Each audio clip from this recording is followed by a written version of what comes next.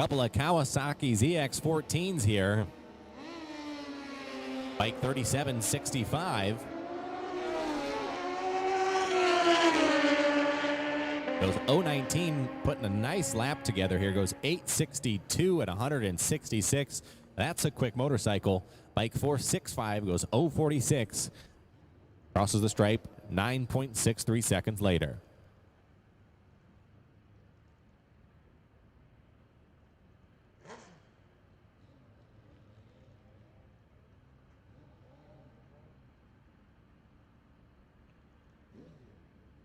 Big man Stanley Russell.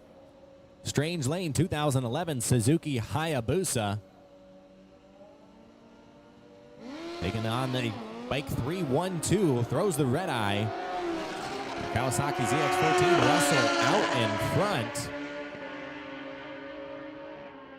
Goes 943 at 144 miles per hour.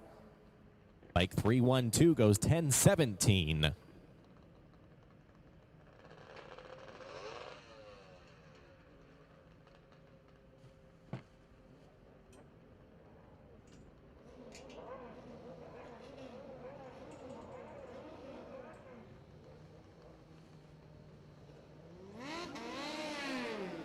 Liska Racing Street ET, Ed Ruffin on his 2000 Kawasaki ZRX 1100.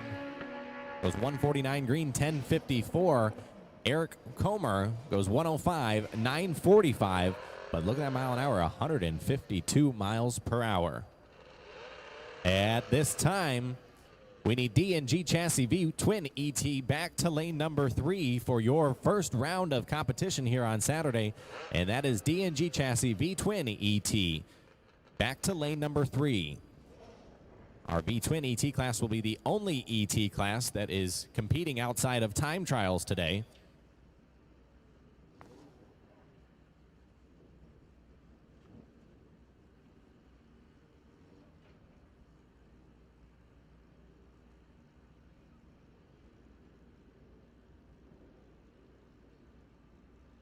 A new generation Hayabusa, Pablo Gonzalez, 2022 model year, Summit Racing side.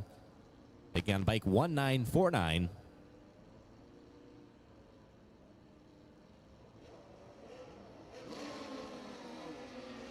Both bikes are away smooth. Pretty stock Hayabusa for Gonzalez goes 960 at almost 150 miles per hour. Our entry 1949 goes 1267 at 114.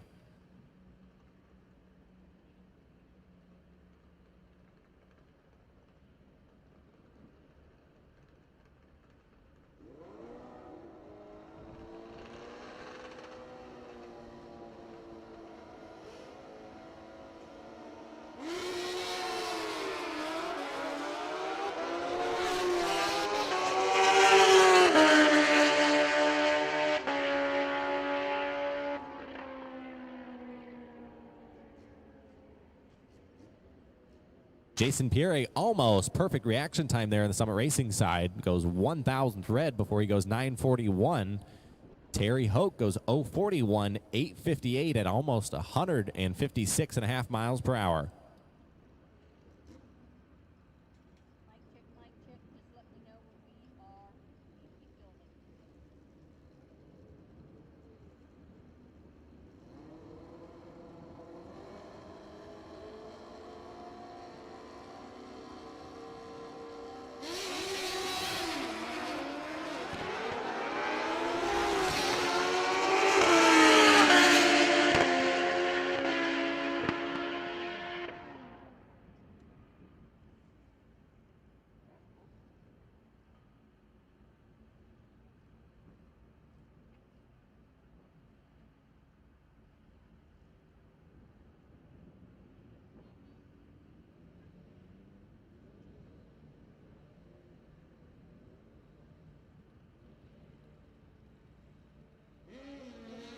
John Angela here from Aruba on another 2022 Suzuki Hayabusa. We'll see if he can go faster than Gonzalez, and he does. He goes 9:28 at 150 miles per hour.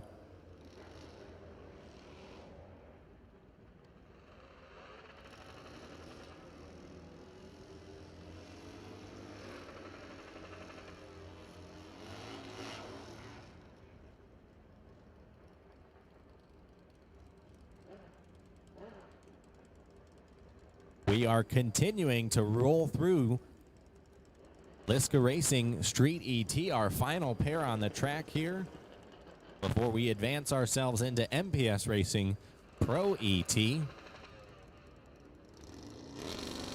We're approaching the 10 o'clock hour. Stacy Smith from Lizella, Georgia, on his Sportster.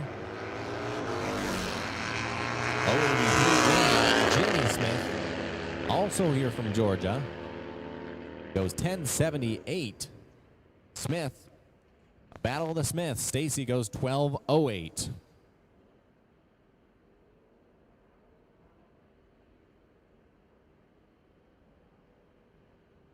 Like to send a special welcome to all the race fans watching our live feed on Motor Mania TV from around the world.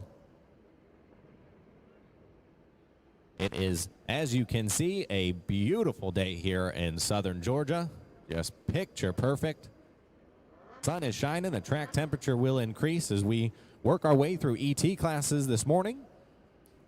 After ET, we will go ahead and jump into our Sportsman qualifier round number 2.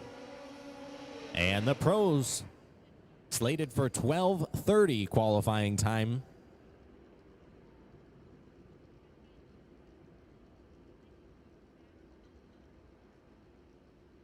Hundreds of bikes on the property here this weekend, moving through at a good pace.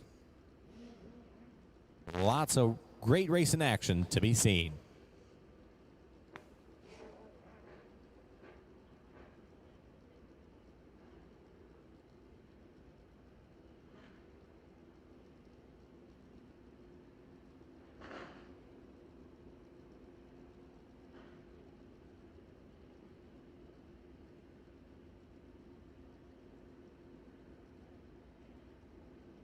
Matthew Nags, our first MPS Pro ET bike in the strange lane, taking on Marie Dangerfield in the summer racing side.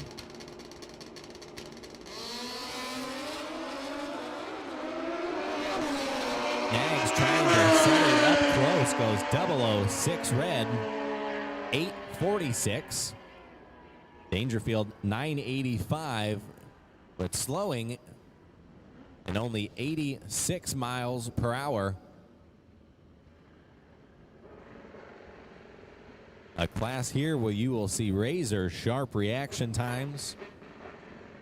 And some of the best motorcycle drag racers from around the world in MPS Racing Pro ET. A certain skill set necessary to really do well in this class.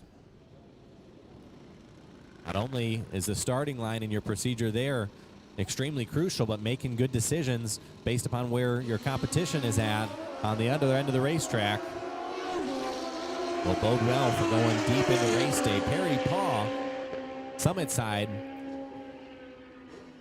seems to spin before the 60-foot mark, goes 923 at 165 miles per hour.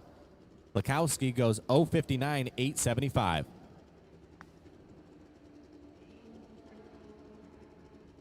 Attention the pits. Gary Russell, you are needed in the Dennis Bradley, Mitch Brown pit area. If you'd like, come on up to the tower. Gary Russell, please come to the tower. Your assistance is needed.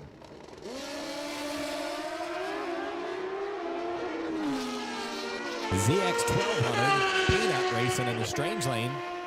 Has issues, going to coast towards the stripe.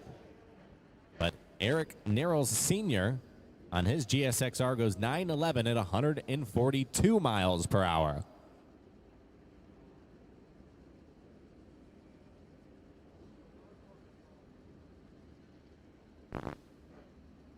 We are In time trial number 2 for MPS Racing Pro ET. After this, we will go into our very first round for Saturday, D&G Chassis V-Twin ET, and that's going to be D&G Chassis V-Twin only for first round. Eric Smith, it was 9:21, while Robert Zaveski goes 8:71.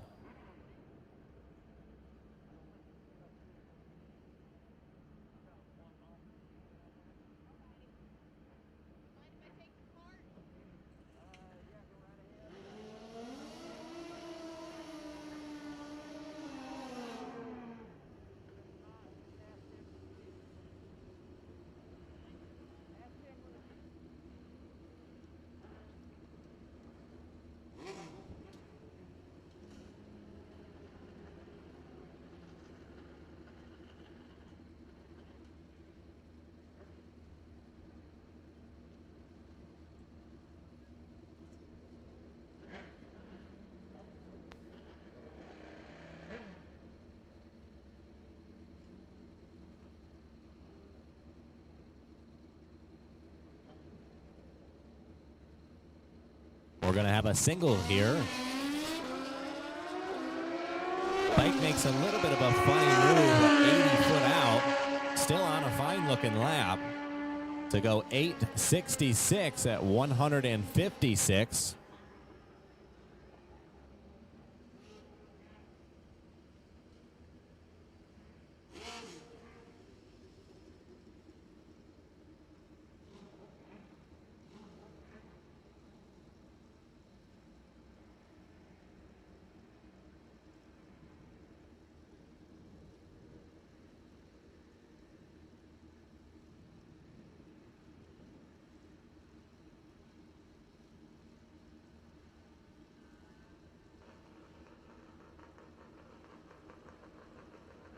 Don Richter, a name you used to hear quite a bit for MPS Racing Pro ET.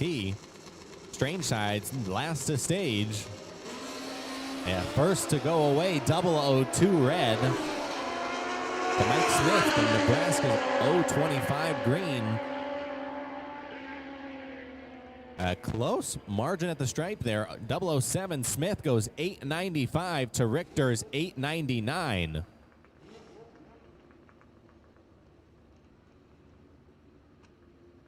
D&G Chassis V-Twin ET, you should be in lane number 3 for your first round of competition.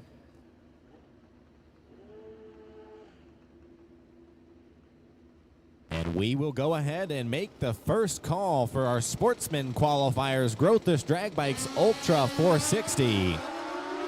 Please make your way to lane number 1. Growthist Drag Bikes Ultra 460 to lane 1. David Griffith goes 020 red on the Strange Side, but a nice 889 at 142 miles per hour from Fontanelle, Iowa. Bike 2979 on the Summit Racing side went 920.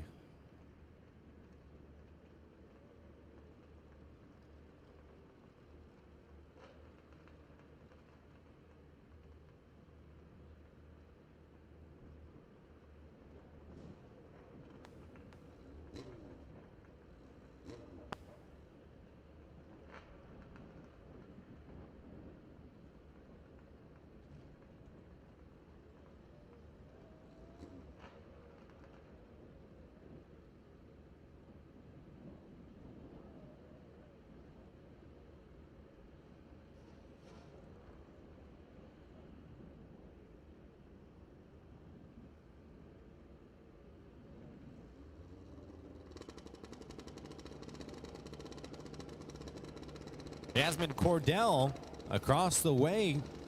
Our entry from the UK goes 2:45 on the reaction time with Sean Bizet's 079. Cordell, the Summit Racing side, 885. Bizet goes 864.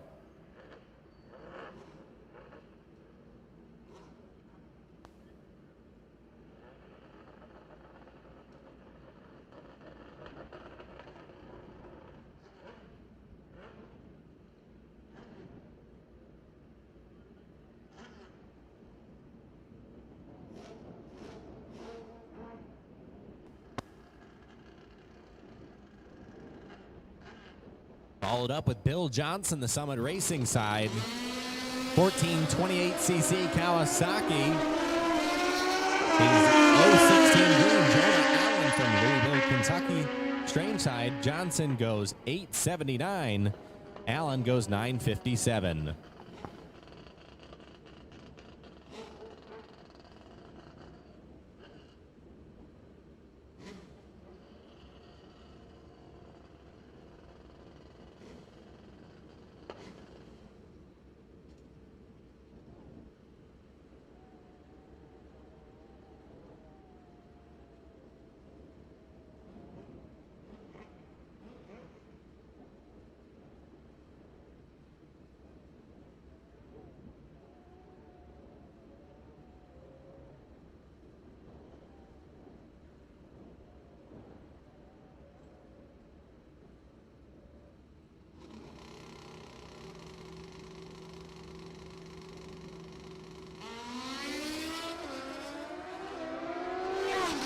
Derek Gross heads towards the wall, brings the bike back in the strange lane. While Ron Raymond has issues. Gross goes 834. Nearing top gas type numbers.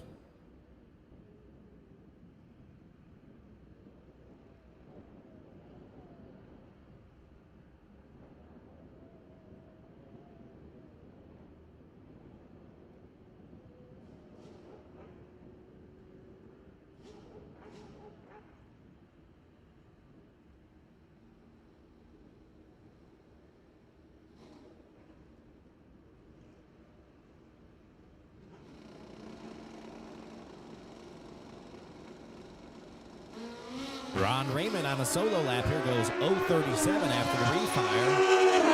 Keeps it in the groove, goes 516 to the middle of the racetrack to go an 839 at 154 miles per hour.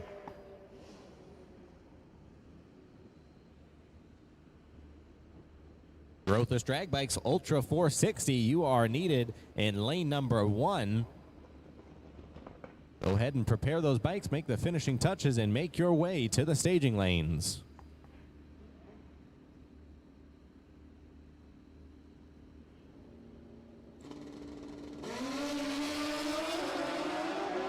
Brings up Joe Clevey in the strange lane on his 73 Kawasaki. A nice 021 reaction time, 885 at 142 miles per hour for Clemmie. Michael Matthews, 020 reaction time, 874. Good looking race there.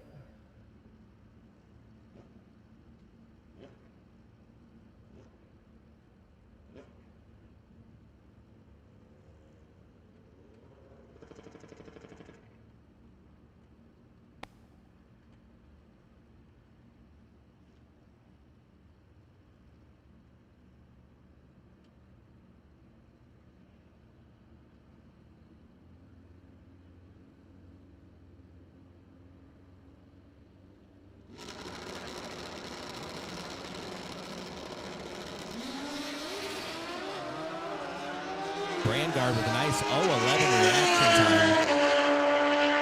Seth Buccieri, 022, but bike has issues. Brandgard a little fast for top gas, 817. But nonetheless, a good-looking lap. If he can repeat it, he'll be doing well in MPS Racing Pro ET.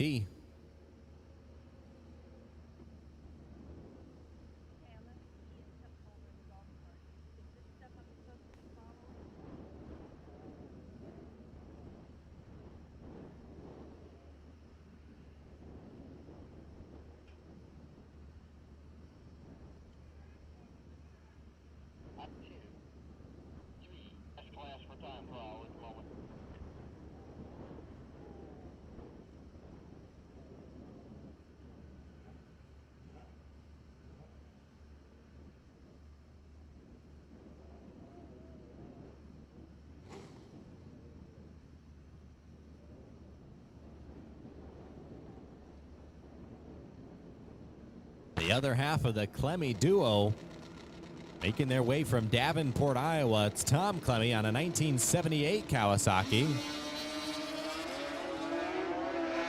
Bike 9797, 568 reaction time. Goes 875 at 148 miles per hour.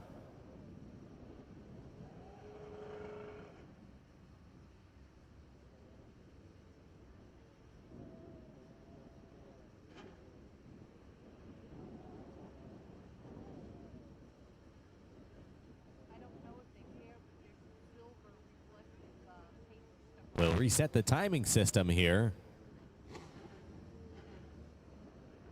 It'll be a solo for Clemmy.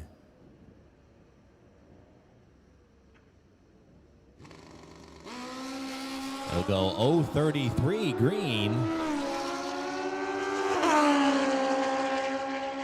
549 to the middle of the racetrack to go 879 at 145.5 miles an hour.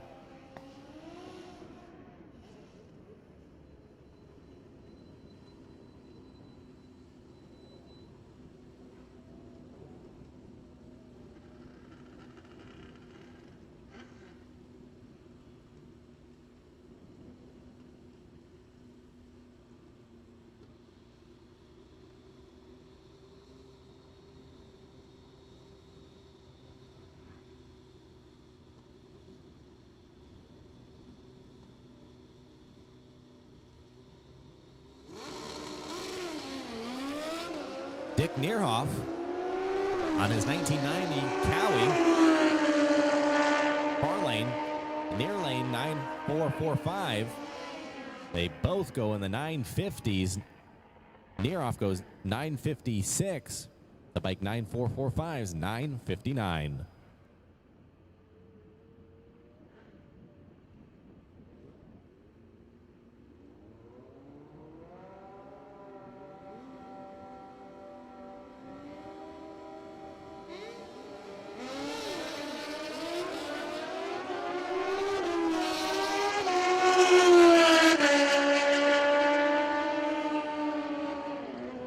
Dusty Brazo goes 065, 877.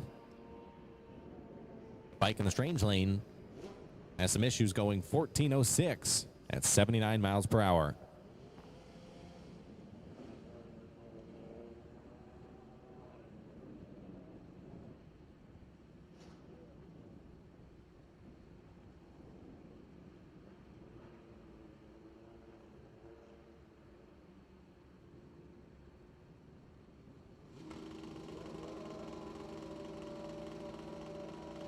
Ed Hughes making the pole all the way from Massachusetts.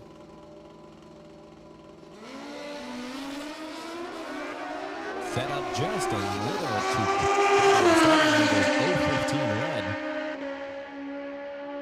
for an 887 at 149 miles per hour. Ash goes 046 at 861 at 153 miles an hour. We continue with our MPS Racing Pro ET bikes. Lanes are chock full.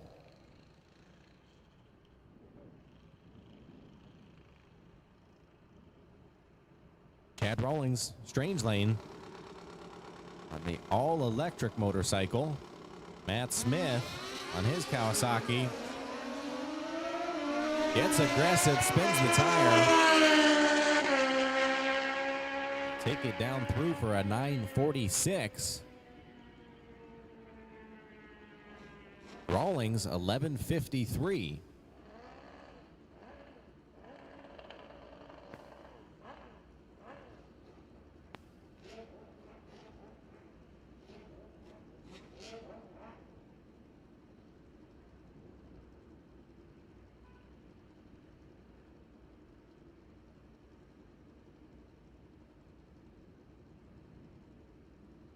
Brings up Braden Davis, part of the Davis family. Multi-generation racing family there. Goes 9,000th red. Tim Hunt goes 11th red. Davis stops the clocks at 896. Hunt 887. They're glued together nearly the whole racetrack.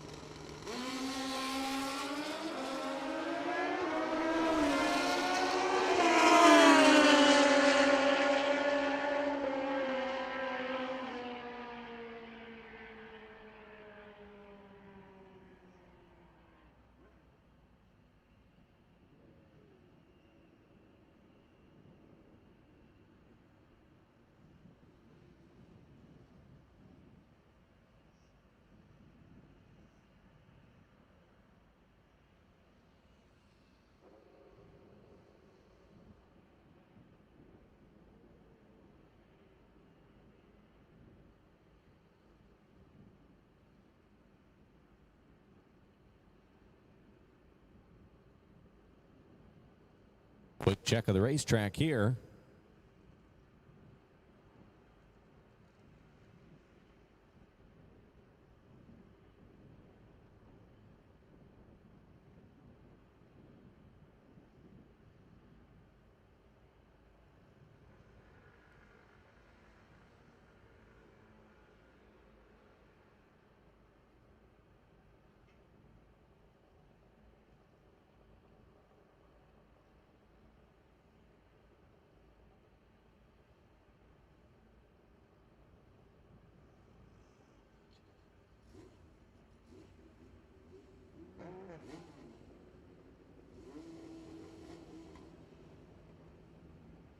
We are clear to keep racing.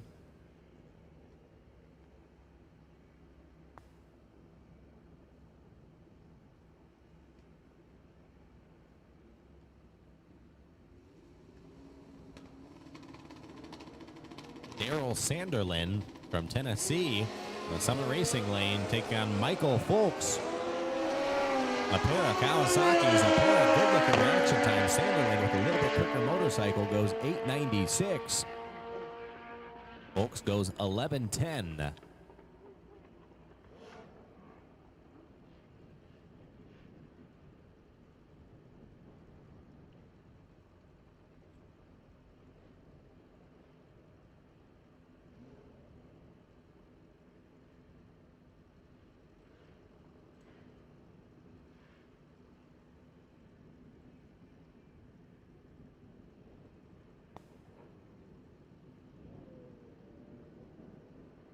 Brings up another female racer. There's a handful of them here this weekend. This one from Aruba. On the Summit Racing side, it's Mienka Franken with a pretty good-looking reaction time. It's red, but it's only red by one. Shane Cunningham is 007 green, and the strange side goes 818 at almost 160 miles per hour for Cunningham. A very competitive setup there. Franken goes 844.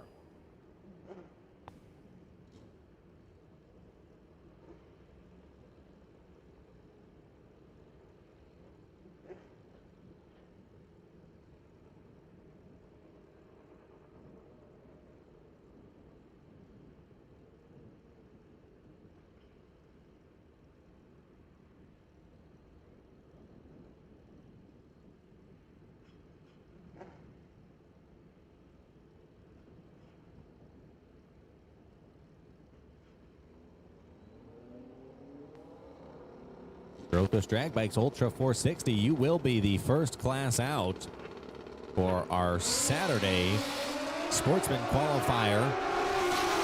That will be qualifier number 2, and you can make your way to lane 1 if you would like to.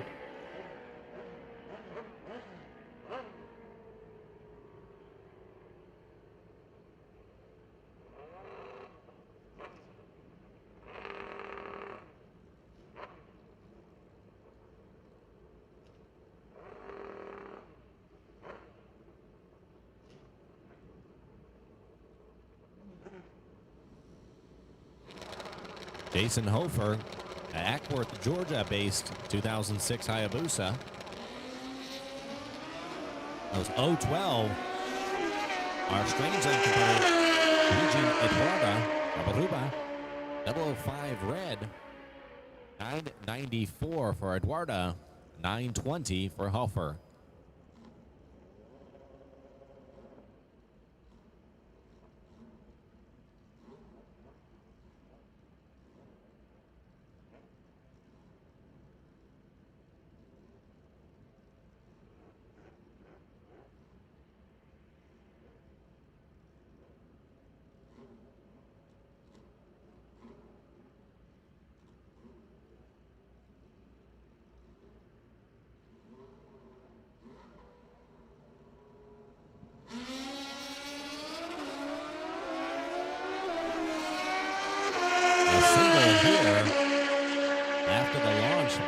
A hard move to the right. Has to make big corrections to go 9 flat.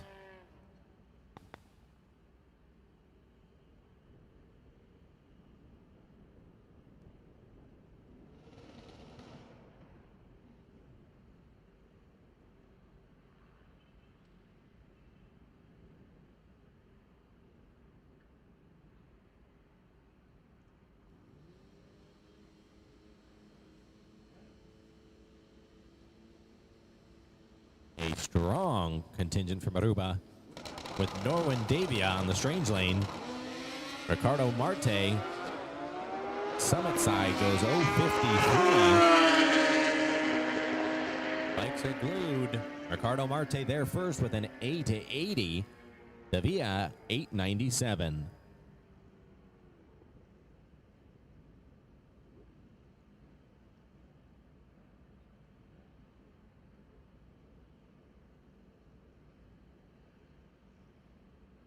A pair of Arubans here. Tower side, Elgin Donata. Left lane, Yard Wester. Yard 013 red. Both on Hayabusas. Wester to the stripe first, 870 at almost 158 miles an hour. Donata, 879.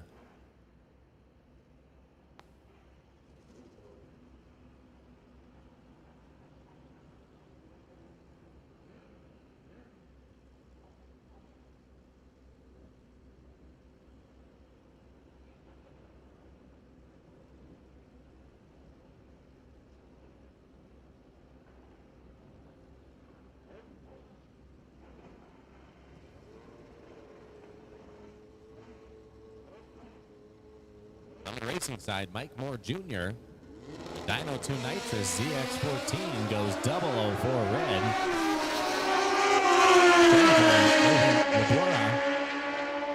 It was 073 green. We'll get to the stripe first. 807, 162 miles an hour.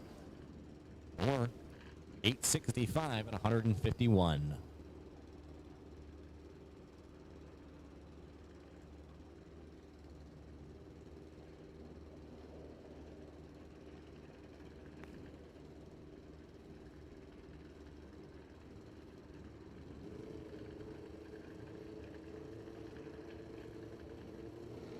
Another Florida-based racer here on the Summit Racing side, Kevin Peterson. And yet another Ruba bike in the strange side, Cedric Madu. Peterson's away first, but Madu pulls around him. Madu 816, Peterson 881.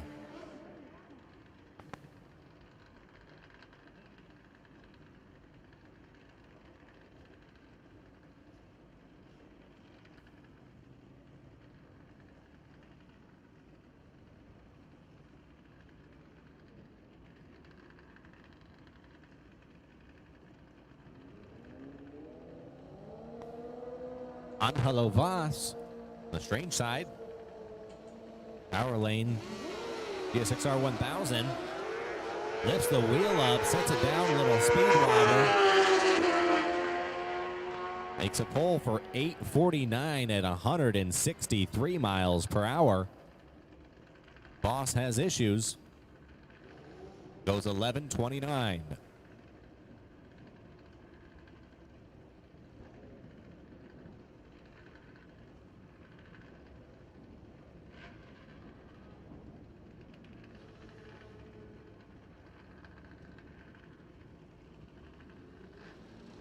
Robin Procopio down from North Carolina in the Tower lane.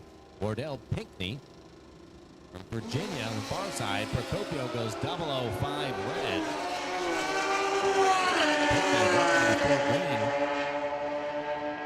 Good looking lap here from Procopio though. 823 at 157. They're going to want to pick up a few for Top Gas qualifying here in just a little bit.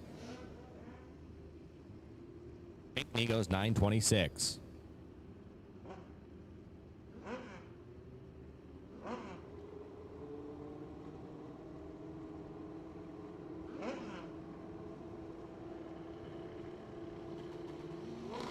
Brian DeCuba on the Turbo Hayabusa yellow bike in the straight side. Gets it back in the groove to go 936. Willie Herbert Jr. from Louisiana goes 10:08.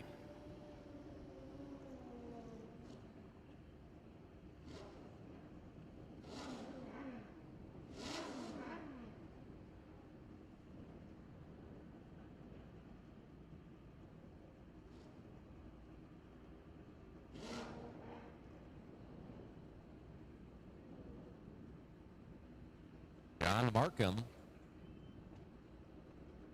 on his Kawasaki.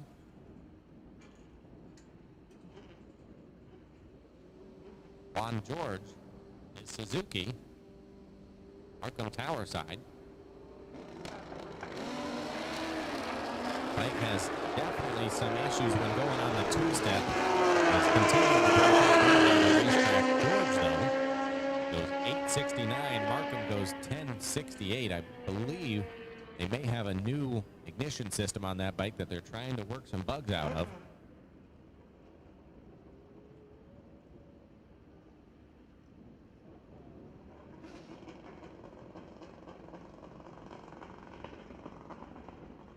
Fortunately, he'll have another look at the racetrack later on today.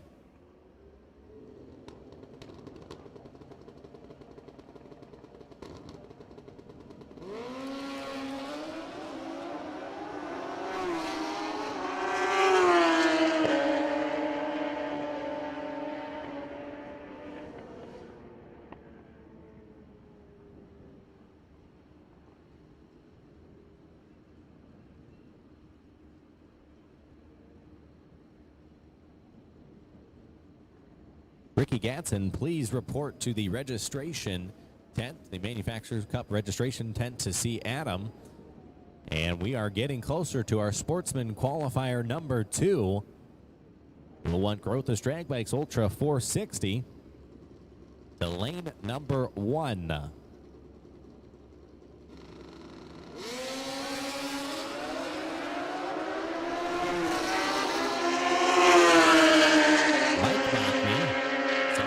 Side 021 green 901.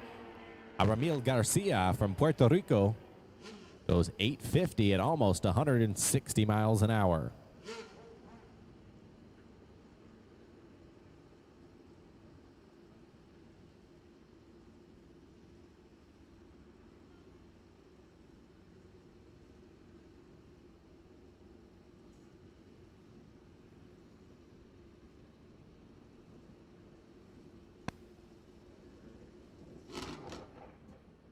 Gary Russell down from Vermont on his 2004 Kawasaki.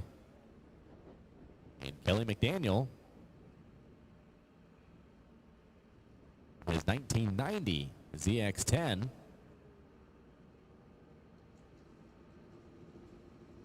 Russell in the RV repair business. Recently retired, headed south.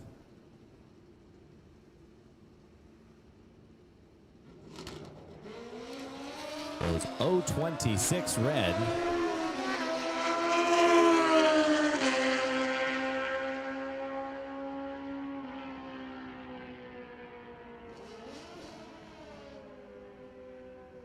Russell goes 889 at 144. Lights up a lot of 4s on the scoreboard.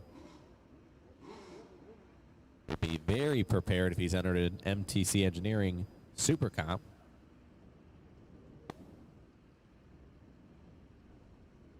We are drawing closer to a close here for MPS Racing Pro ET. We will then quickly move into D&G Chassis V-Twin ET Saturday. Round number 1. V-Twin ET will only be the class that contests its first round today as far as ET classes go, and we'll go right into Sportsman qualifier number 2.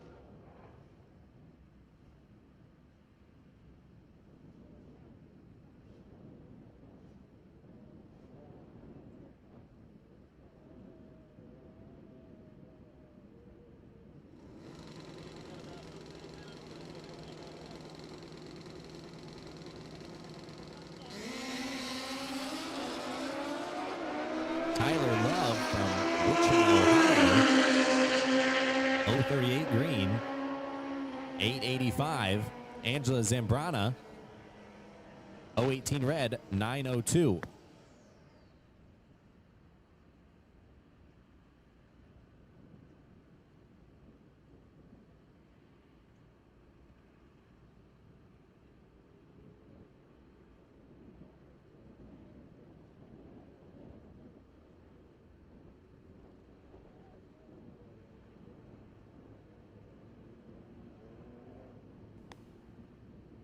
Courtney Wanters, Maruba goes 253 green, slow to start.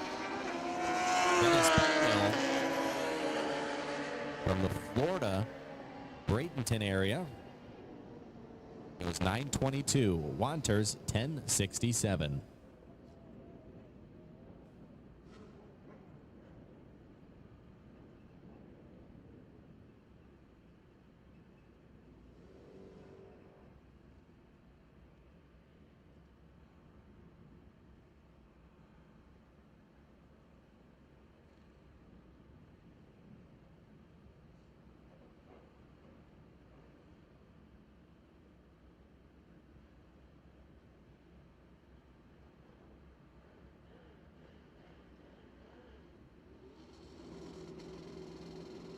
All the way from Puerto Rico, Pablo Gonzalez. 2005 Hayabusa. Pablo, an on-track incident yesterday, but back here racing with us again today. Tommy Guzin goes 008 green on the Summit Racing side to go 886. Gonzalez goes 933.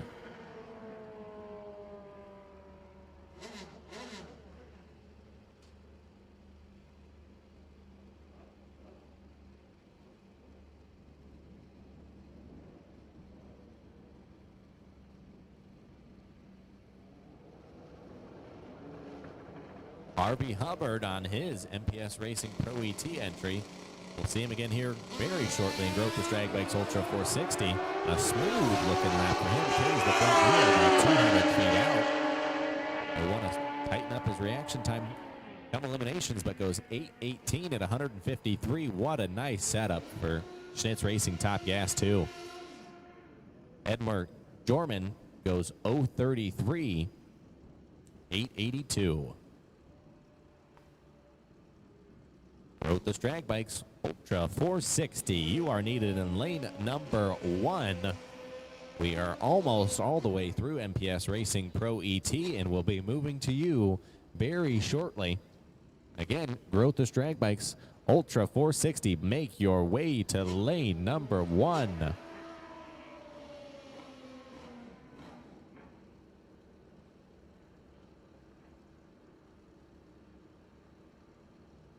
Brings up Brunson Grothus, strange side of the racetrack.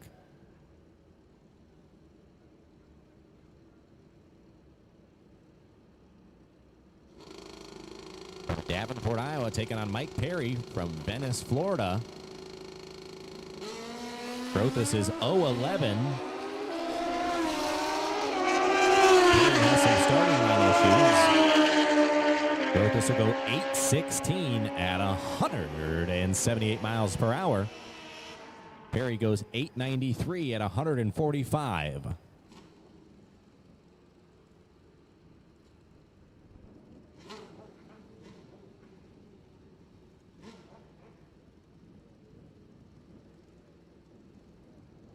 Next up in the Summit Racing side, another Growth Drag Bikes entry, this time Showboat Shane Epperjesse on a bike prepared by Jeff Rosser. The tree comes down. Showboat's 0:53. The bike is headed hard right though. Wisely gets out of it. Bike 619X is 0:45 and goes 9:36. Epperjesse for the record books, 9:98.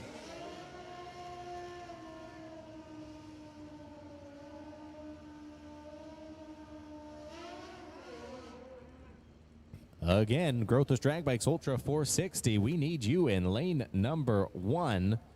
The shootout bikes get paired up and will push all the way to the front. couple more pairs here in MPS Racing Pro ET.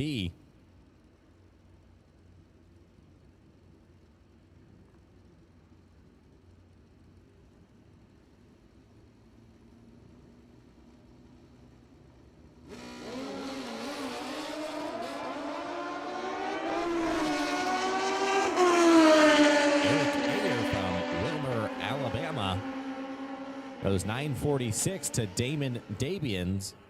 031 red, but goes 893.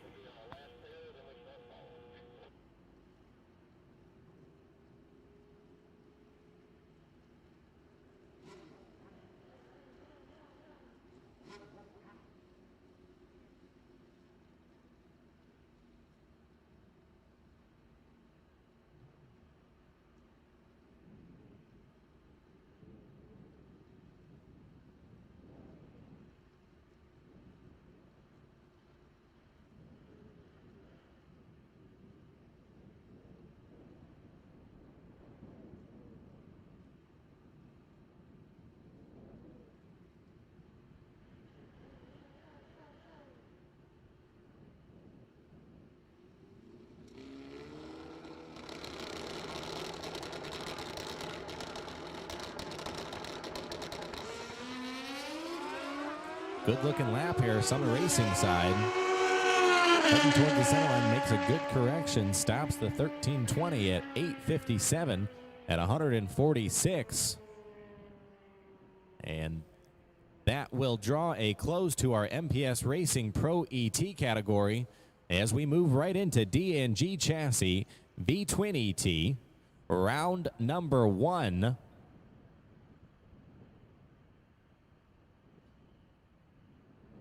This is our only ET class of the day that will see competition. Otherwise, we will take Grotthus Drag Bikes Ultra 460 to lane number 1.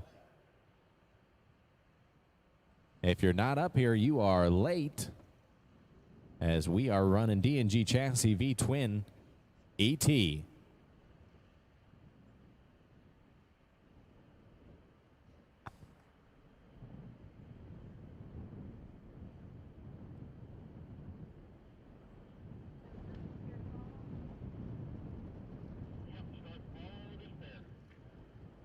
It's time for MTC Engineering Supercomp to lane number 2. MTC Engineering Supercomp, make your way to lane 2.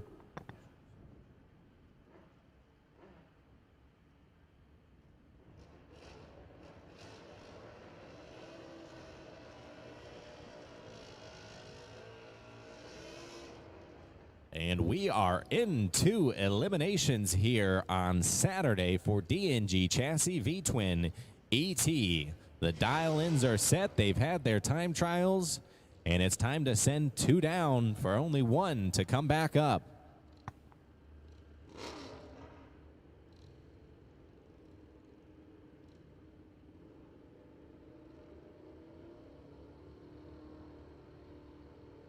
Vance Howdy Shell. Summit Racing side, 975 dial-in's going to have to wait a little bit. He's away, and they're both green. Howdy Shell will make his 2014 ADR charge on the other end. Howdy Shell, their number 2 points. And he's going to get the win light there. Goes 10-15 on the 975 dial.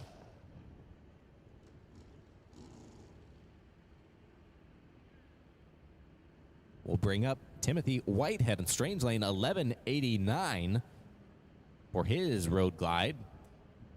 Jeremy Justice on a 2004 Harley, dials 1410, will have a large starting line sequence. He's away and he's green. So is Whitehead. A couple of Harley Davidsons pounding down the 1320. Whitehead is around him, goes 891 on the goes 1191 on the 1189 for the win. A really good matchup here. John Ard sitting number 4 in points to Perry Paw, your points leader 4 versus 1. We got a 1485 dial in. Yards away. Perry Paul going to make a great charge. 2 pretty good looking reaction times here. Reaction time advantage goes to Paul. And he converts it into a win light. There's a reason why he's sitting number 1 in points. 009 on the tree. 1174 for the win.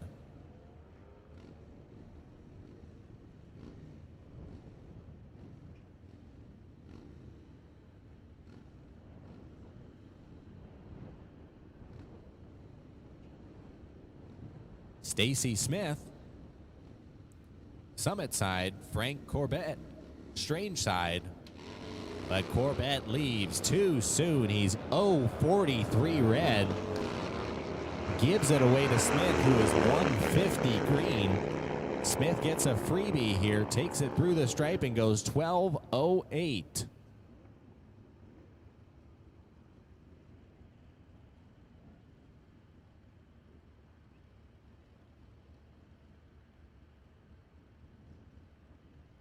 Again, MTC Engineering Super Comp racers, make your way to the lanes. You'll be coming out of lane number 2.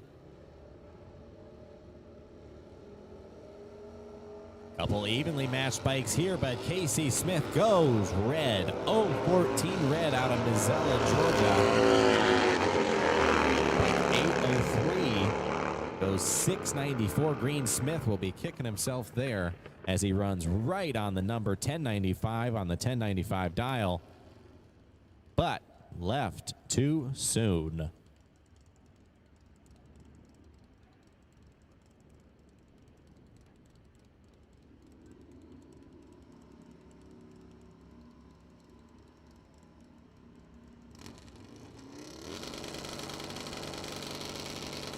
Jimmy Smith up on the Strange side this go around, predicting 1060 to Denny Nigrin's 1140. Nigrin has a starting line advantage, looking over down at the stripe, going to try to tighten it up and does a great job. Goes 1146 on the 1140 dial in, forcing Smith to break out. Smith goes 1054 on his 1060.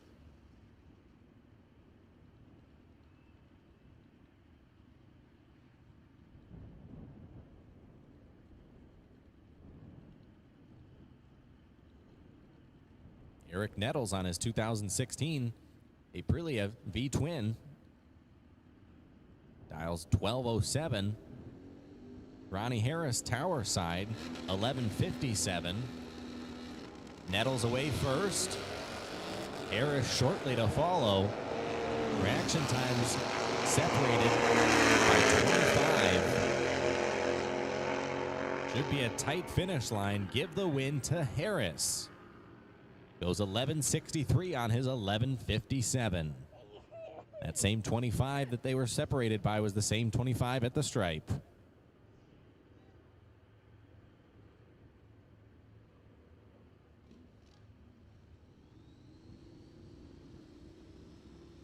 When you think of a touring bike, you think of the bike here and the Summit Racing side that Barry Pryor's on. Bikes only separated by 0.02 of a second on the starting line, but Pryor is out in front right now. You'll see him take a peek over, take another peek over, and he does a great job down there, going 1275 on the further end on his 1258 dial in for the win light.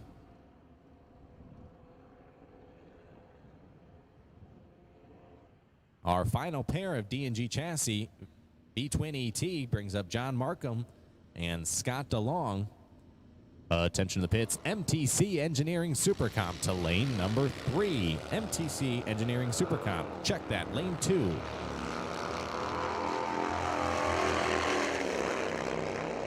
Scott DeLong goes 017 red, handing the win over to Markham, who will go 1478 on his 1475 dial in.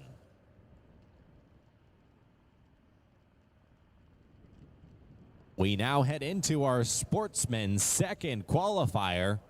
We've got Grothis Drag Bikes Ultra 460. In the lanes, we need MTC Engineering Super Comp. to lane number 2.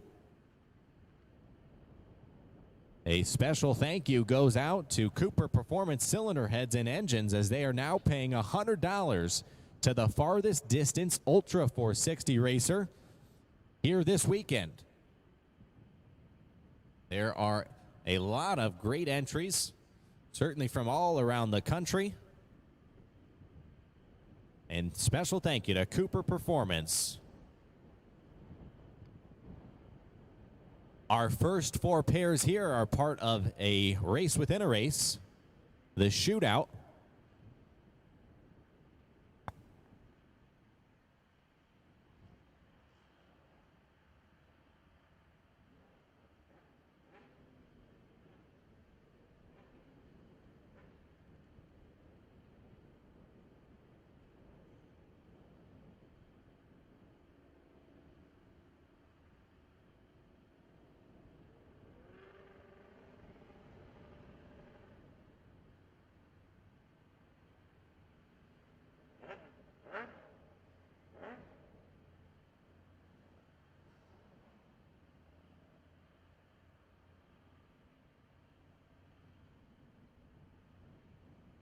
Our race within a race will actually be at the end of this grouping. So we are right into qualifying round number 2. A couple of fast by gas type bikes here. Jeff House, Summit Racing side. 1985 GS 1150. And we talked about the farthest pole. 4 entries here. He'll definitely be in the running, making the drive from Keller, Texas. Matt Smith, Strange Side, on the other hand, will not be in the running for that. A short jaunt down from Tennessee.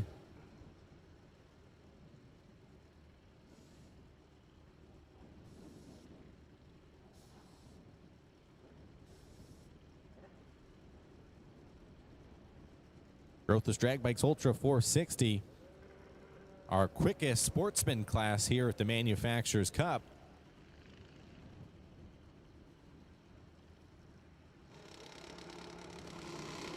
Most of these bikes nitrous assisted. House is in first, but away second. And he is going to be very happy with that qualifying effort. Jeff House goes 460 with a 9. Matt Smith gonna need to find some performance, goes 488 at 137. House was qualified 14th, but that's certainly gonna move him on up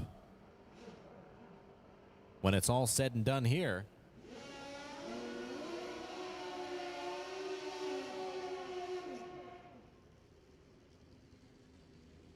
Brings up our next pair. Bill Tomrak, based out of Ohio, gets assistance from the Chongris boys. And Warren Eldria.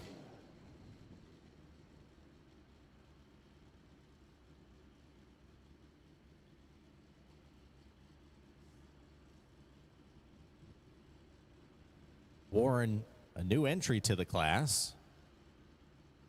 Bill has been racing with the Manufacturers Cup Growth's Drag Bikes Ultra 460 plenty times before.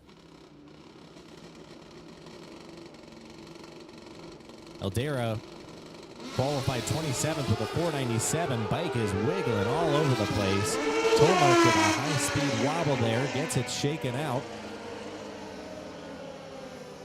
Neither racer going to be happy with that performance, and certainly not going to improve upon their qualifying position either.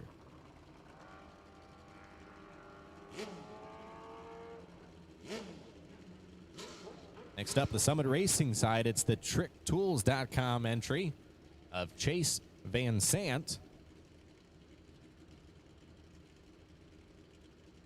High performance tools for both the racer and fabricator.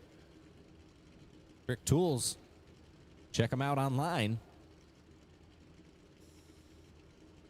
Taking on Spencer Allen.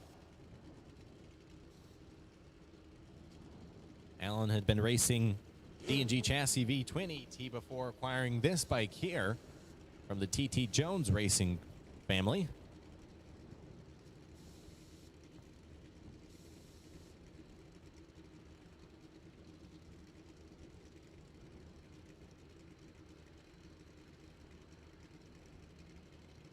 Van Sant, although quite youthful compared to most folks in this class, extremely competitive. Last year's season points champion. His dad, Bruce, behind the bike.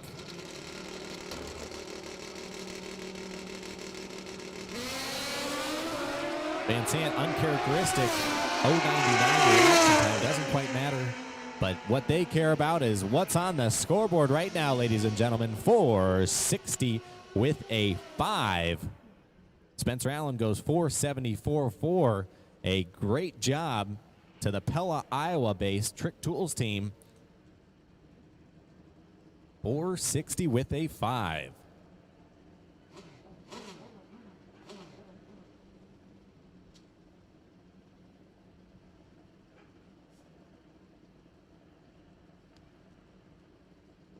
Brings up Ohio-based Joey Braingard and Alabama-based Tony Stinnett. Braingard in the tower lane.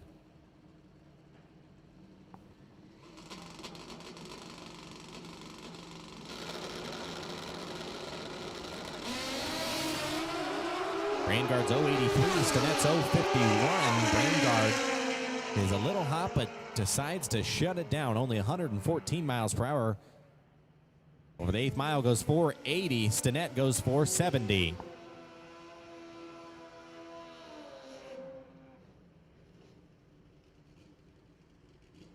Destiny Spurlock, during her qualifying effort yesterday, had some issues, needed to shut the bike off, pull it back. Currently sitting in the number 41st qualifying spot. Taking on Big Mike Murphy from Lewisburg, Tennessee. Murphy on an X-Pro Mod bike.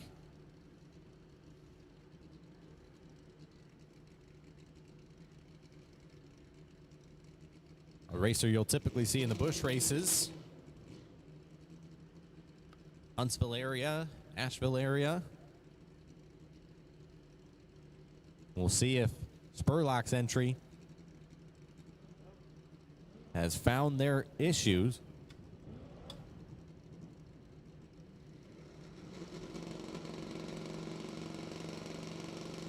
Both bikes are staged. And it's Spurlock away first. 012 having to really navigate that bike there. Goes 466 with an 8. It'll definitely take him out of the 31st qualifying spot to a spot they'll be much happier in. Mike Murphy just misses the number, goes 459.9 at 148 miles per hour. It was already qualified in the 5th spot with a 461. That bike there is set up. Murphy with a great reaction time too. Stiff competition. Brings up yet another old Pro Mod bike. We saw Murphy on a Pro Mod bike, and now we see Curtis Griggs on his 2018 Hayabusa.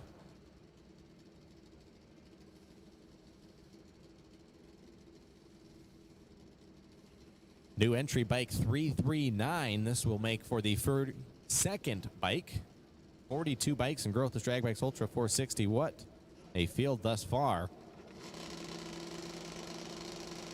Curtis Griggs lights that top bulb, goes deep, and it shows on his reaction time as he goes 002. That heads towards the cones and just narrowly misses him. It's after the 8th of a mile, so the pass will stand, but goes 472. Not better than his qualifying effort yesterday. And bike 339 goes 491.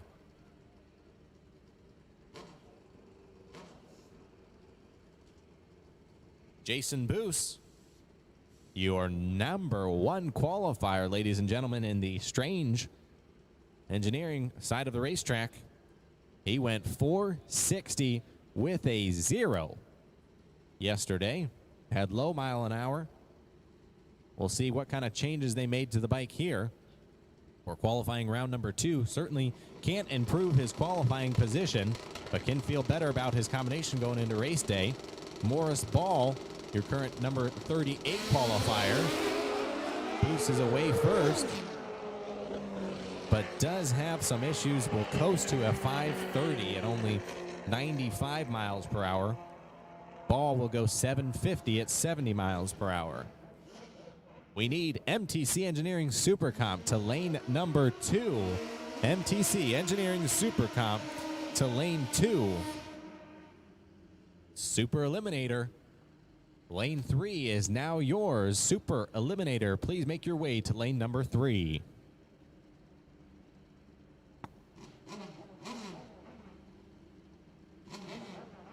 Brevin Bond, second-generation racer coming down from Peoria, Illinois.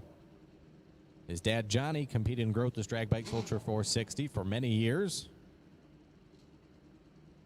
Now proudly behind the bike, supporting his son, Chester Lee, opposing him on his Suzuki in the other lane.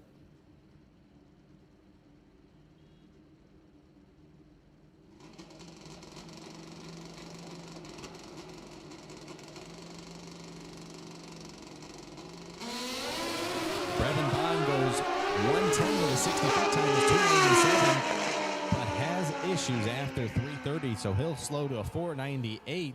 Chester Lee, a pretty good bike right there. Nice lap. It's obviously faster than 460, but he has got a bike that he'll be happy to take to first round tomorrow. Fortunately, he gets one more crack at it. He's gone below the number both qualifying efforts thus far.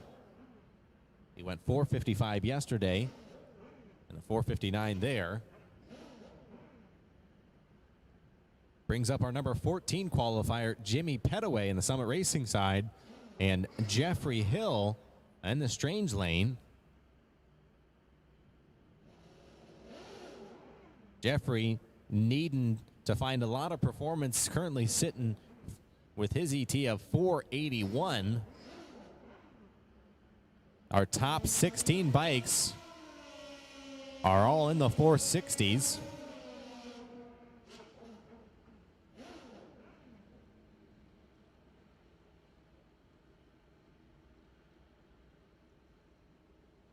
We'll give Jimmy Petaway a clean single look at the racetrack here in second round of qualifying.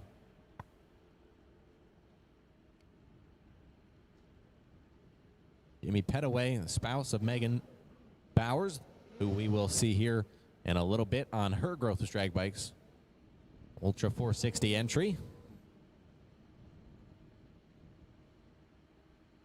Petaway is pre-staged.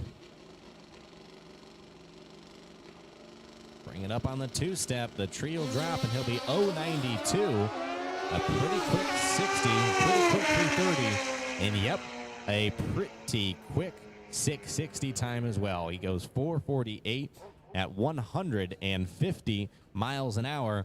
They're going to need to take some power out of that bike, and they're going to need to take the power out from the get-go.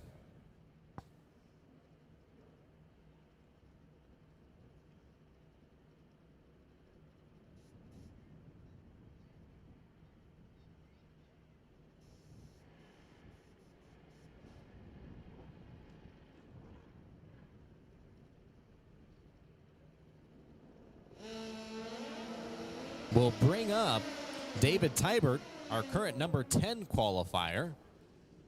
They've got a fuel tech on this bike, a big stroker motor, 1,755 cc's, tuned by Ray Mancini. And opposing, it's going to be Wade Cherry down from Fayetteville, North Carolina on a 2012 Kawasaki.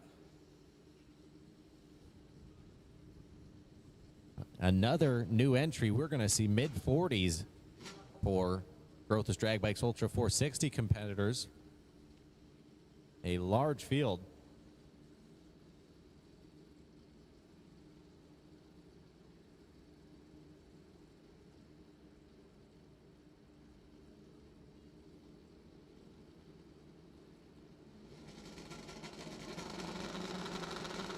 Tybert looking to go a little quicker than 462.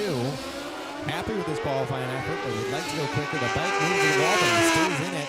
But because he took the long route, he goes 469 at 146 miles per hour. Wade Cherry with issues real early and is going to coast with hopefully enough momentum to take it to the far end of the racetrack.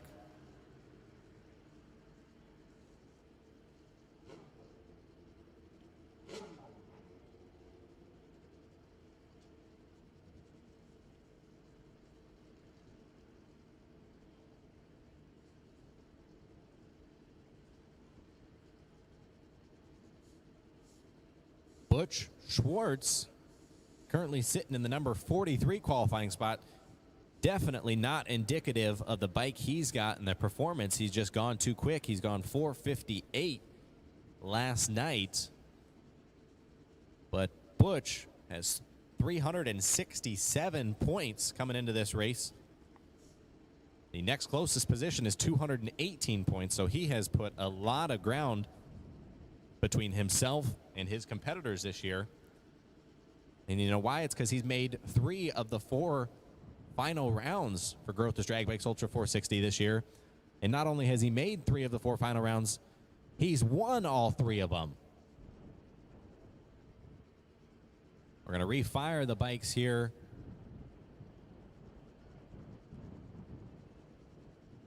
As we've got a bike still on the racetrack.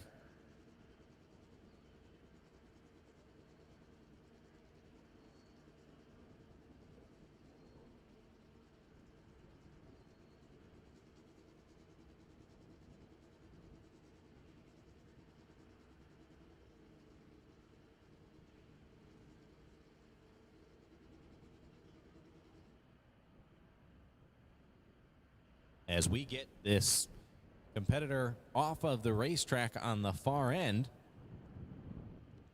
and we take a look at the current point standings, it's Butch Schwartz with a sizable lead, Curtis Griggs in second, Jeff House in third, Joey Brangard in fourth, and Chad Otts sitting in the number 5 spot. Butch with a good qualifying effort here. You expect to see him try to slow the bike down just so that they can qualify on the right side of the racetrack. It wouldn't surprise me to see him go out here till about the 8th mile per hour cone and chop it. And Charlie Farrar, the Suzuki in the strange lane, the ex-NHRA Pro Stock motorcycle, full fairing bike, short wheelbase, very different from the combination that Butch Schwartz.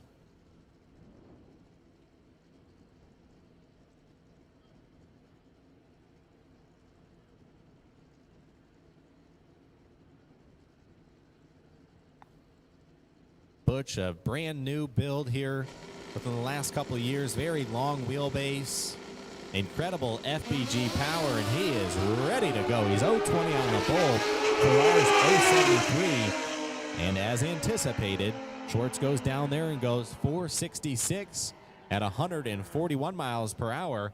Charlie Farrar, they just need to find more ET out of that bike. Goes 478.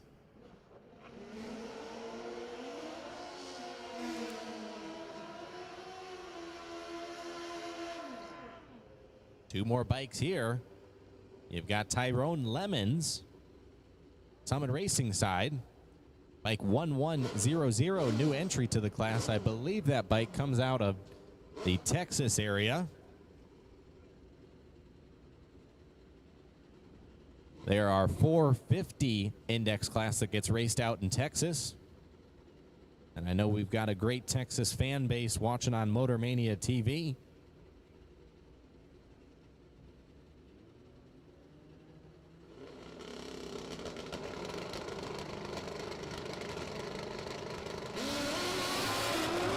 Lemons away first. Bike in the strange lane, headed to the wall, but is able to keep it off. Lemons goes just a little too quick. 457 at 157.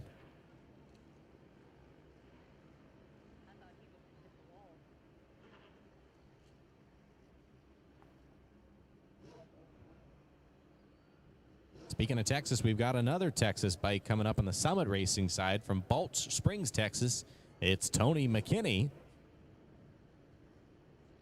And from Sealy, Virginia, it's Harvey Hubbard on the strange side. McKinney wearing out the valve springs in that motor on that roasty burnout. Hubbard on an old Groth's Drag Bikes Pro Mod bike that he has made his own.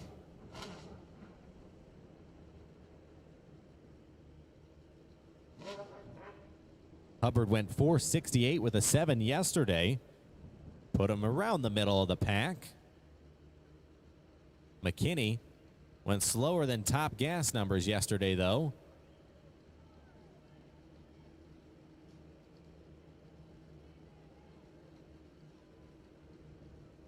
He went 5:19 yesterday, but definitely had issues.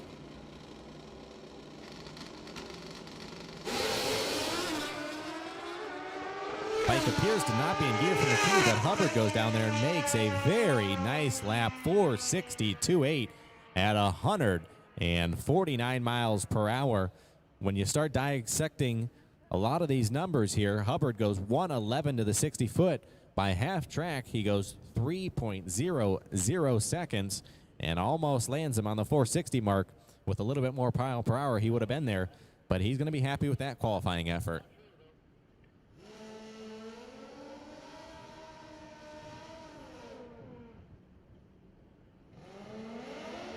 Papa Freeman coming up with a beautiful burnout and a beautiful full fairing. Duncanville, Texas entry. Durwood Rawlings sitting in the number 12 spot, went 4:63.9 yesterday. Going to need to tickle it just a little bit more if he wants to improve in his qualifying position.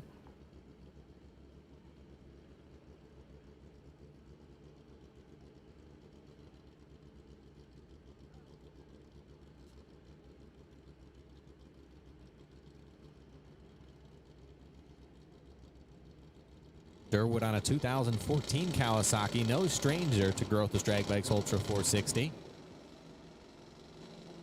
Papa Freeman has issues.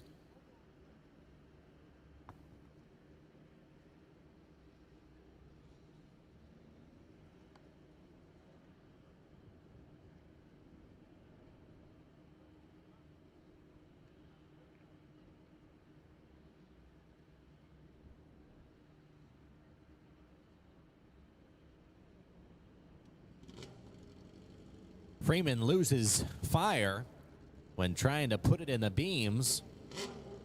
Rawlings decides to wait for him and backs out of the beams.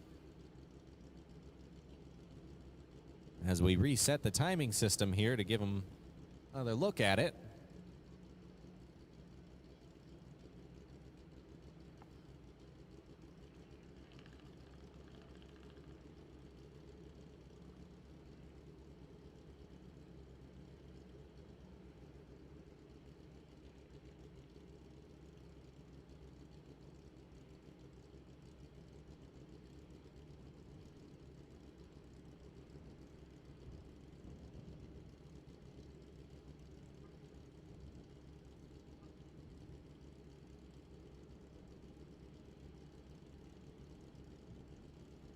We are cleared to get back to racing action here in Growth Drag Bikes Ultra 460. Up to 45 entries, ever growing, with more entries from last night. Durwood Rawlings back in. Freeman trying to follow, takes a second, gets in there. And Freeman extremely late, goes 299 on the reaction timer. Puts the bike on the frame rails and goes 5:41. Rawlings just goes too quick, though. Goes 4:55 at 151 miles per hour. He'll maintain his number 12 qualifying position.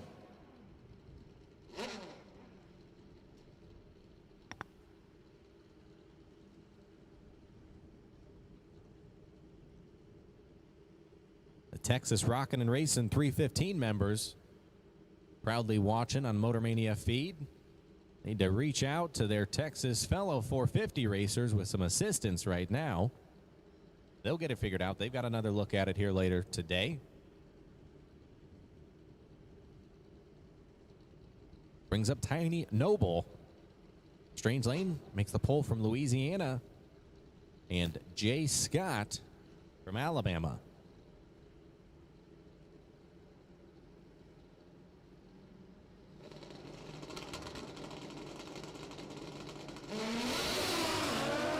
Scott goes 108 to the 60, 295. If he doesn't slow down, he's going to go way too fast. And would you look at that?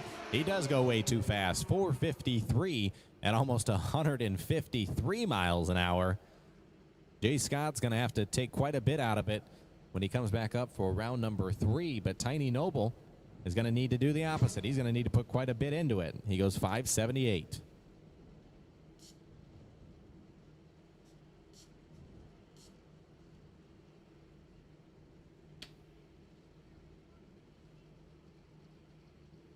We saw Terry Hoke racing in ET a little bit earlier. Takes this bike that could compete in Pro Mod and racing in 460. Terrence Washington out of Wildwood, Missouri. Another new entry to 460. See if he's got enough in it. He definitely appears to. Yes, he does. He goes 457 at 148 miles an hour. Hoke needs to pick up the pace, though. Goes 497 at 134. It's 2 slower than his effort yesterday of 477.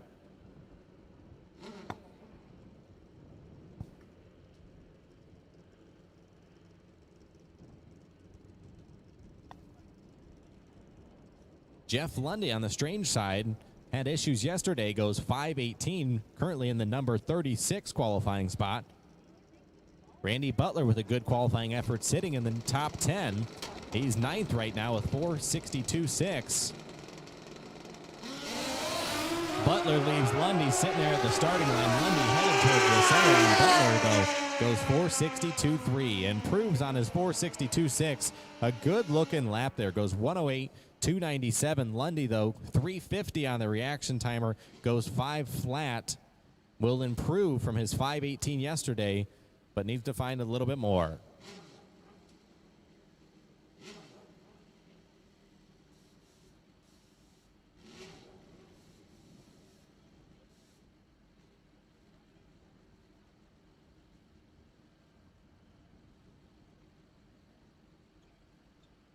Brings up Larry Epperjesse.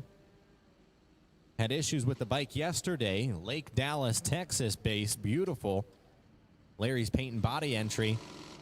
Got Grothus drag bikes, wheel set, front end, grips.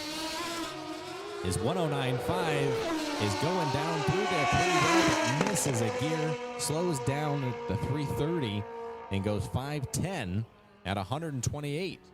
His early numbers looked good. 109.5 was on pace for probably around a 3-second 330, but got to figure out that transmission.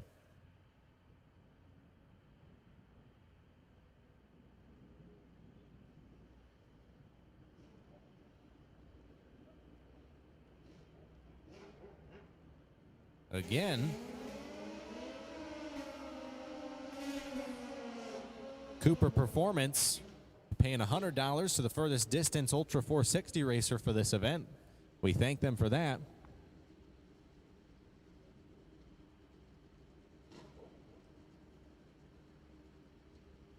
In our race within a race, it's right here, folks. We've got 4 pairs at the end of Grothus Drag Bikes Ultra 460. And Shootout Style put some extra money in the pot and looking to take some extra cash home at the end of the weekend. It's Megan Petaway. Strange side, we saw her husband Jimmy a little bit earlier, and Warren Eldria on the Summit Racing side.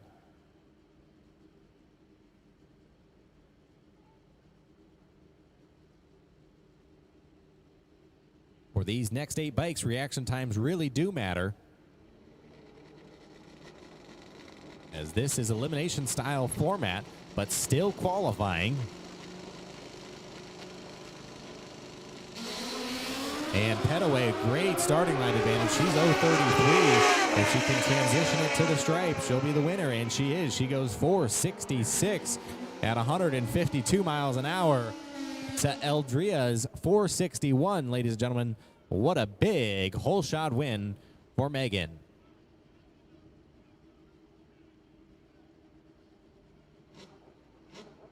Next, it's Ronnie Procopio on his 2010 Suzuki Max ECU DTM Performance motorcycle. Taking on Brandon Elliott from Louisville, Kentucky.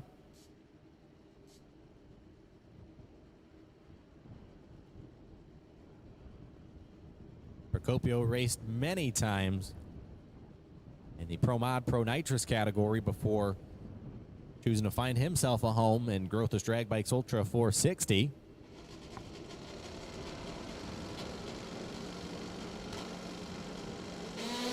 Procopio drills Elliott. He's 009 to Elliott's 034. Procopio out in front and handedly takes the win light. 462.7 to Elliott's 476. Procopio left him sitting still on the starting line and does his job on the other end.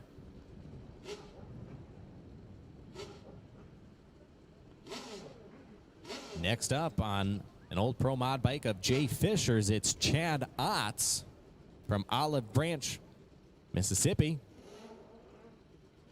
taking on Jeff Jones.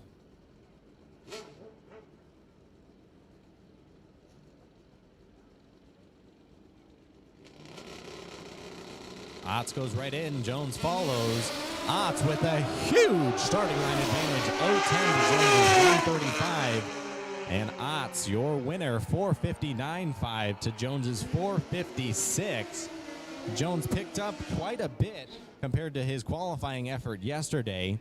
He goes 461.9, sits in the number 6 qualifying spot, but got left standing still on the starting line for Otts to take the win.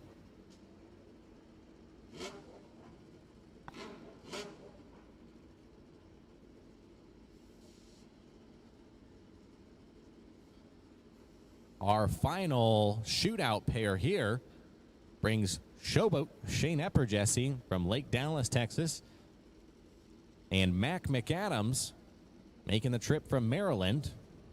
Mac on a Hayabusa powered bike now. Epperjesse on a Kawasaki bike.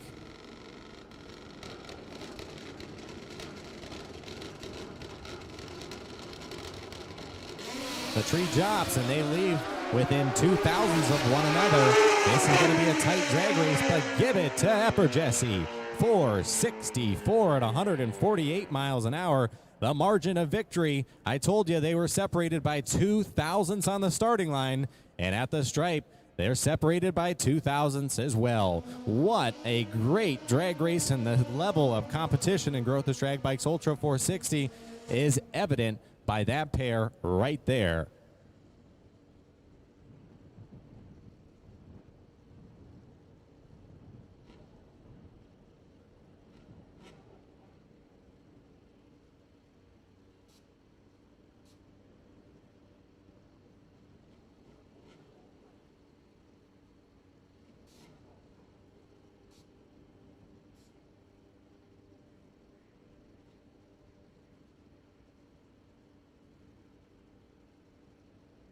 A couple more laps here for the true qualifying effort for Grothus Drag Bikes Ultra 460. It's Lance Hines on a no-bar bike and Curtis Winston. Hines 094, going to need to pick up some power. Goes 468, better than his 481 yesterday. Winston goes 463, much better than his 471 yesterday, to improve on his qualifying effort.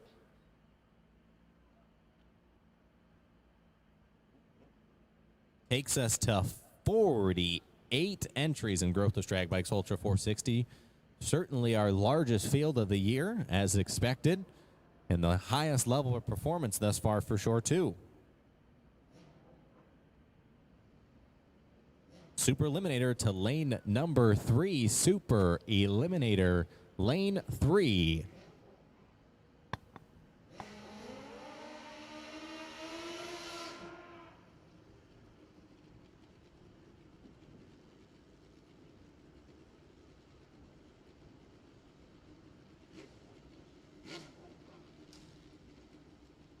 David Biddle from Waxahachie, Texas, our 39th qualifier. Off by a little less than a second yesterday.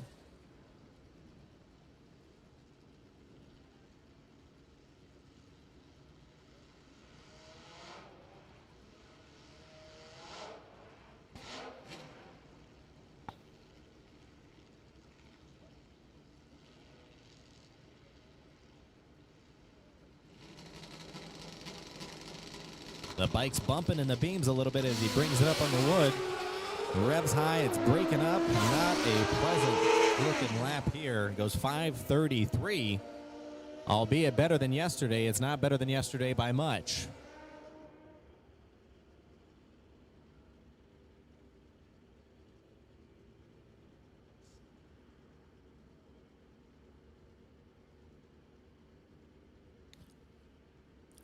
We switch gears to MTC Engineering Super Comp. Super Comp runs off the 890 fixed index, 890. And MTC Super Comp.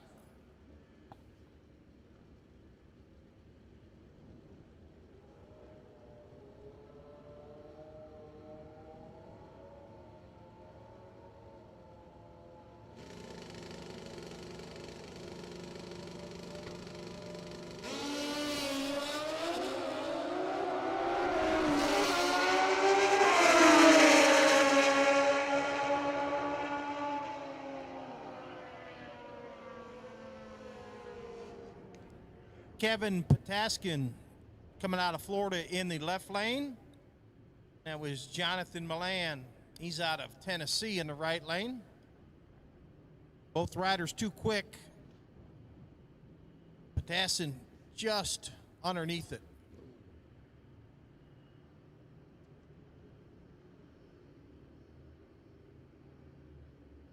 Next pair, we got Robert Brandt coming down from Hawaii. He's in the left lane, and Randy Kane out of Alabama, right lane, rolling down through there. 896 in the right lane, 902 in the left lane, both to the positive side. Getting on down through there.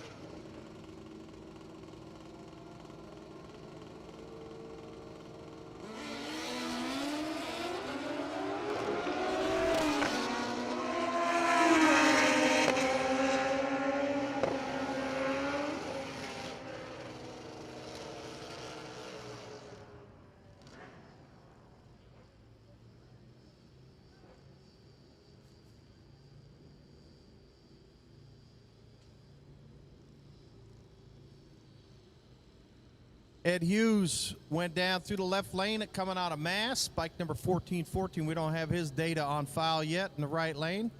Again, both riders good to the over, so they've qualified. Hughes' running partner, John Civitarese, also out of Massachusetts in the strange lane. Bike number 2455 in the right lane. Civi powers through too quick. Conditions in the SGMP surface just too much for him. He's way under at 884. 901 to the positive in the right lane. And it's getting to be lunchtime, guys. South Georgia Motorsports Park concession stand is open for business at the base of the tower. Get your lunch on. They got cold drinks and hot food. Stop by right here at the base of the tower. Joe Clemmy, Iowa runner. In the left lane, bike 1301, right lane. Clemmy, 897 to the good. That will improve his position in the field.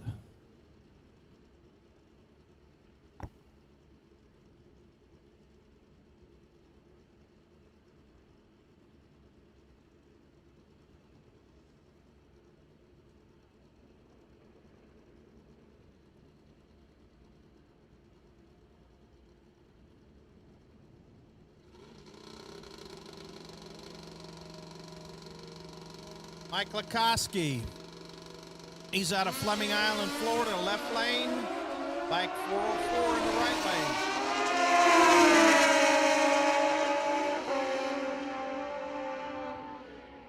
Lakoski, 9 flat.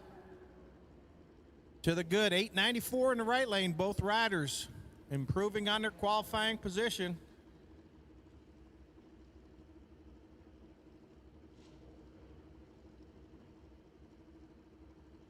Jasmine Cordeal coming all the way over from England, running a week's performance entry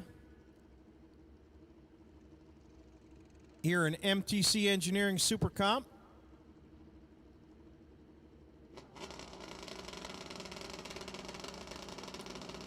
Tim Hunt moving it in deep. He's out of Citra, Florida. Jasmine away clean. Both riders out there and going. 892 in the left lane. That is an improvement for Tim Hunt. Jasmine, 928 gets her a legal run on the field, so she's qualified at this point. This is an all-run field off that fixed 890 index. 4/10 Pro Tree. Next pair is already up there. Tom Clemmy, left lane. This is all Iowa. David Griffith. Great reaction times. These guys have done this more than once, I can assure you. Clemmy under. Just under with an 889. David Griffith, 890. That improves him up the field. Excellent pass by David Griffith. Tom Clemmy. Clemmy performance just under the number in the left lane.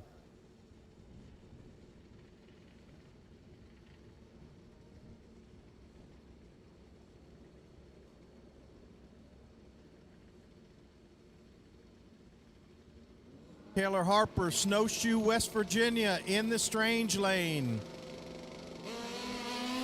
Lavery Hand coming out of Tennessee in the right-hand lane. Both riders away and going. 894 left lane. That is an improvement for Taylor. 899. Also an improvement for Lavery. Both riders improving in the field.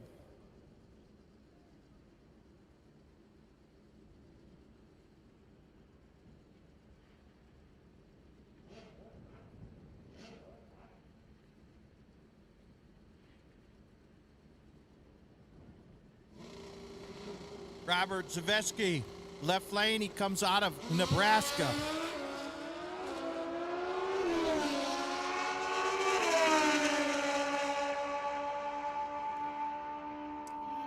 .873, a bit too quick.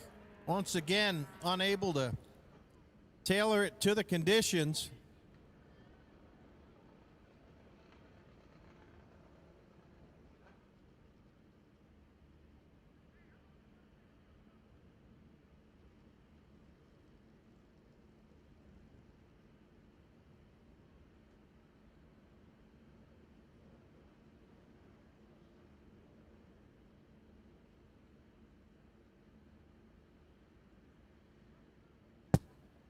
Attention in the pit area, attention in the pit area. There's a four-wheeler blocking the K&B Photos trailer. A four-wheeler blocking the K&B Photo trailer. Will you please move that four-wheeler immediately? Blocking the photo trailer, K&B Photos.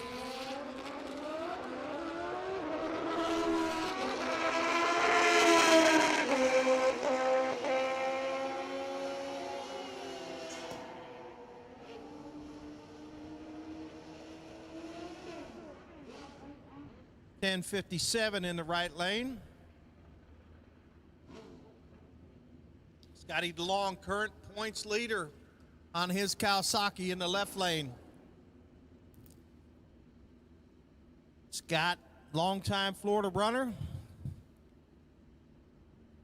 He's up in Citra, Florida now. Like 3XMC in the right lane. They're both away clean. Great drag race here.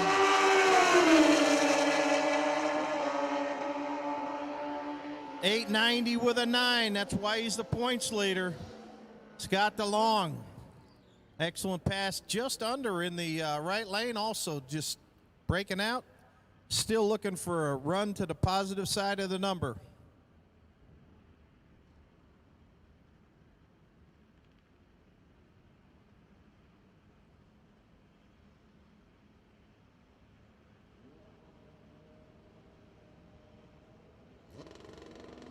Eric Connor, Augusta, Georgia in the left lane. Ryan Johnson out of St. Pete, Florida in the Summit lane. They're both away, moving through there. 9:13 and 9:20. Not what they were looking for based on the Super Comp index of 890, but nonetheless, they get a legal qualifying time. MTC Engineering Super Comp is rolling on.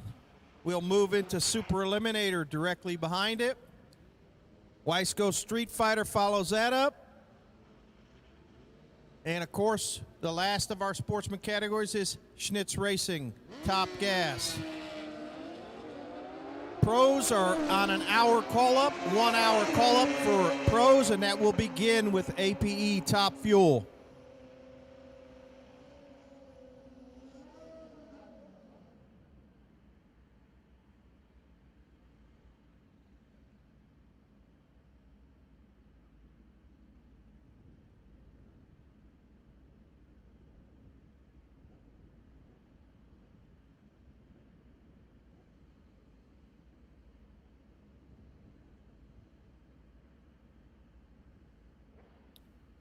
Got one of our Aruban racers here in the house, in the right lane. It's Gilevard Wester out of Aruba. Leo Pena out of St. Cloud, Florida in the left-hand lane. Both riders away clean.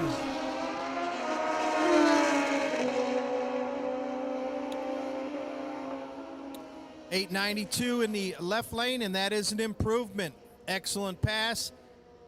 Another great run in the right lane, 902, and that is also an improvement for Gilevard. A strong contingent of racers and fans making the trip from Aruba. 2 shipping containers full of motorcycles.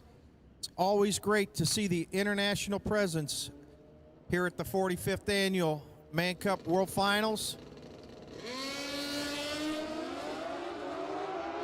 A great event, Barry Pryor, Strange Lane. Another one of our Aruban entries in the right lane, and that is Edmer Jureen. 902, great pass for Edmer. Barry Harvey, too quick.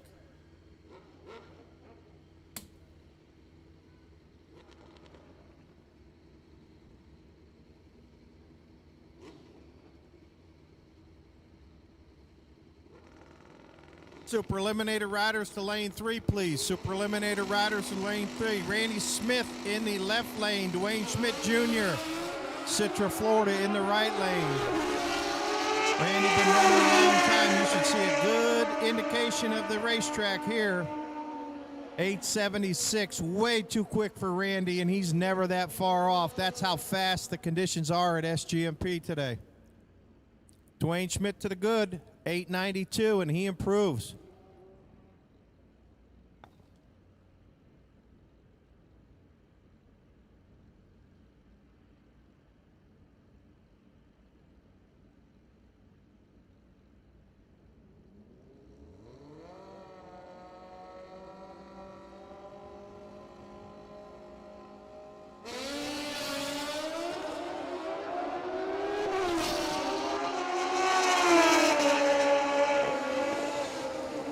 Dusty Brazel, Norman Park, Georgia, left lane. He goes an 890 with a 1. Excellent run. 890 with a 1. Rafi Santos out of Kissimmee, Florida. 901, but that is actually an improvement for him. 890 with a 1 in the left-hand lane. May take the pole.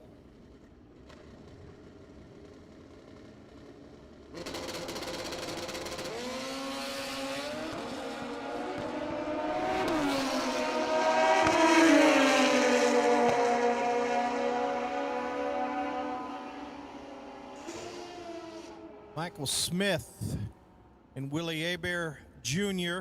just went down there. Michael Smith, 888, too quick. 896 for Willie. That's an improvement. Willie coming out of Luling, Louisiana.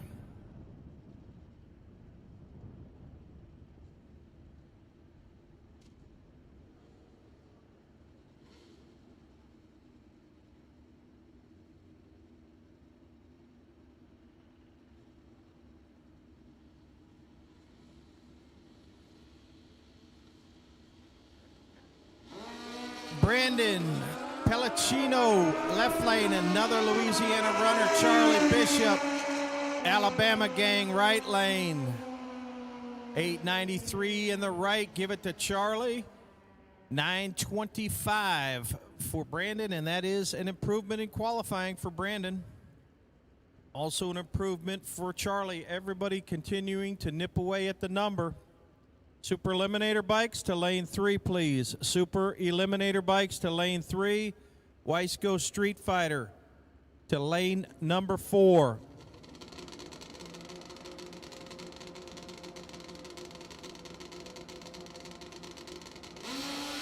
Blair Field out of Denver, North Carolina in the left lane. Sean Bazette, another Louisiana runner coming out of Ventress, Louisiana in the right lane. Too quick for Field, does not improve. Bazette, 896, that is an improvement for him. Moving up the ladder. Some of the crew got to be careful out there. The adhesion level on the starting line is high. You'll lose a shoe.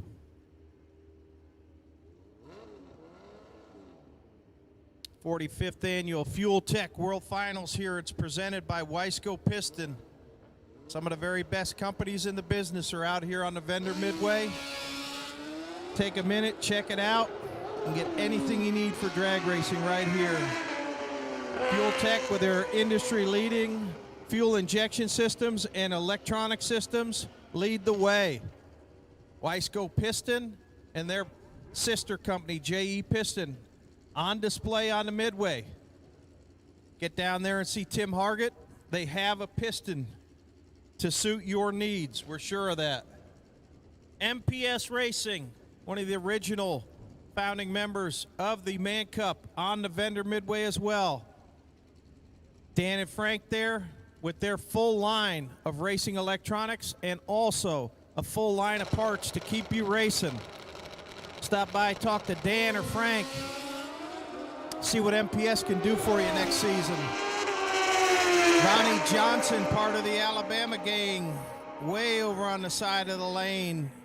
Gets through it, 9 flat. Jason Hoffer out of Georgia in the right lane, just a bit too quick. Does not improve. That's Ronnie's first lap, and he makes it down clean.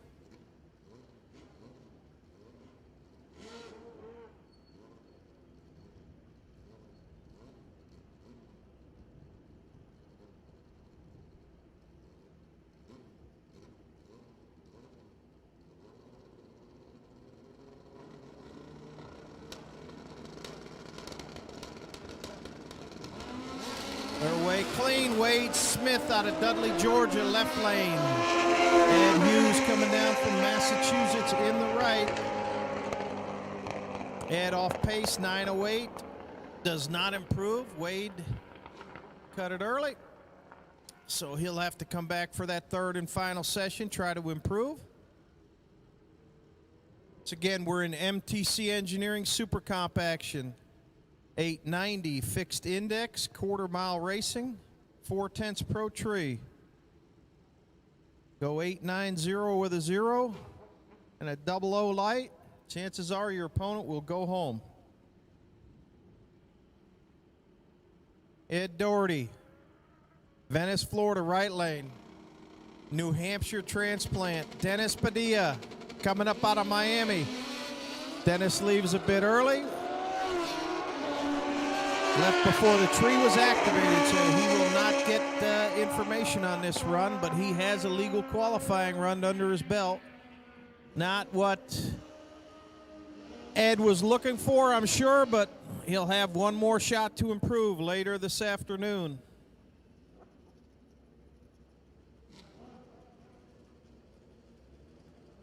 Class sponsor MTC Engineering also on the vendor midway. MTC Engineering, proudly one of the founding members of ManCup, and is always out there on the vendor midway. Every race, everywhere. MTC Engineering with their full line of high-performance pistons and a variety of clutch options to really put your package out in front. Eric and Kevin are over there to answer any questions you've got. You got plans for an off-season upgrade? Now's the time to talk to them. Big Rodney Gant out of Augusta, Georgia in that right lane. Rumbling through. Always a chance to be #1 qualifier. Look at that. 890 with a 2. Rodney does not play. Slim Bradley in the left lane out of Deltona, Florida.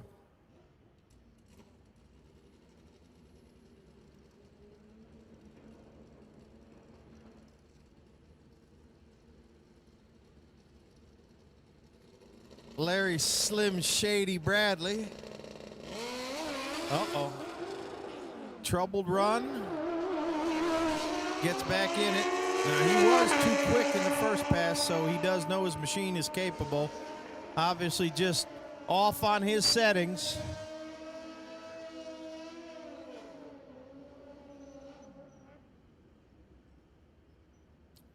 Putting the finishing touches, getting close to it on this massive MTC Engineering Super Comp field.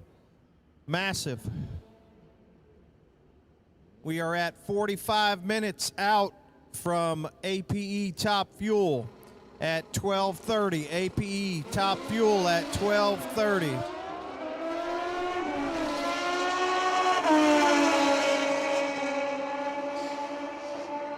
Rodney McFarland left lane and Bill Tamarick right lane. Bill coming down from Ohio. Rodney out of Pensacola, Florida. 905 for Rodney. Too quick for Bill. 882 does not improve. Rodney actually does improve with that pass.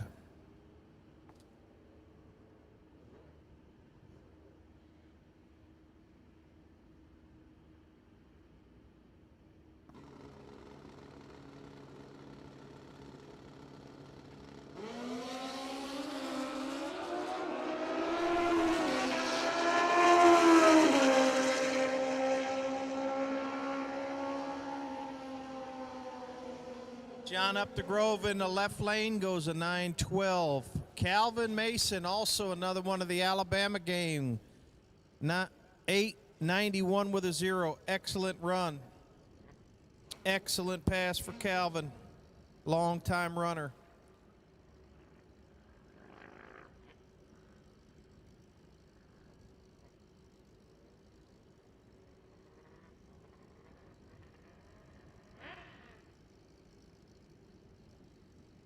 We got Smith and Smith here, two different flavors of Smith. Mike Smith in the right lane out of Omaha, Nebraska.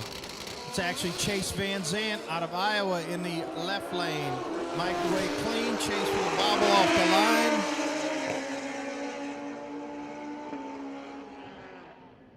the line. Early shutoff for the right lane, and Chase, that is actually an improvement for him. He was one of the many riders going under in last night's stellar conditions.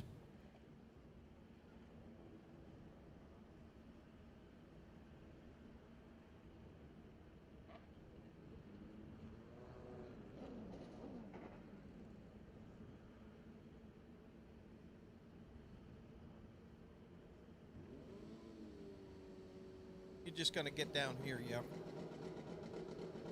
Gary Russell, Vermont runner, right lane, and Juan George out of Kissimmee, Florida in the left lane. Juan too quick. Gary Russell, 890 with a 2 all over that number. Give that one to Gary Russell. Outstanding pass.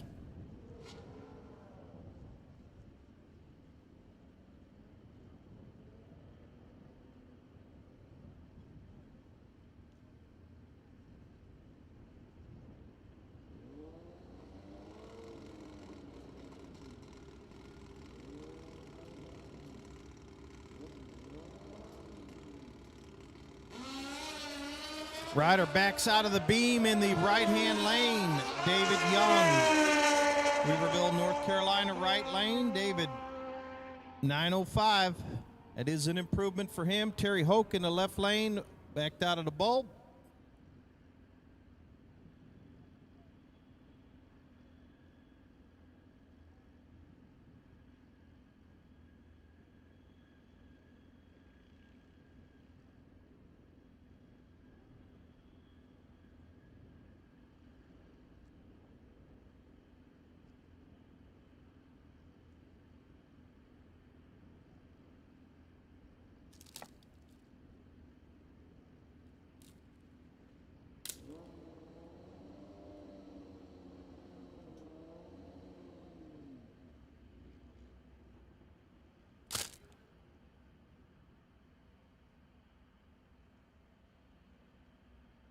Left lane being backed off. We'll move on to the next pair.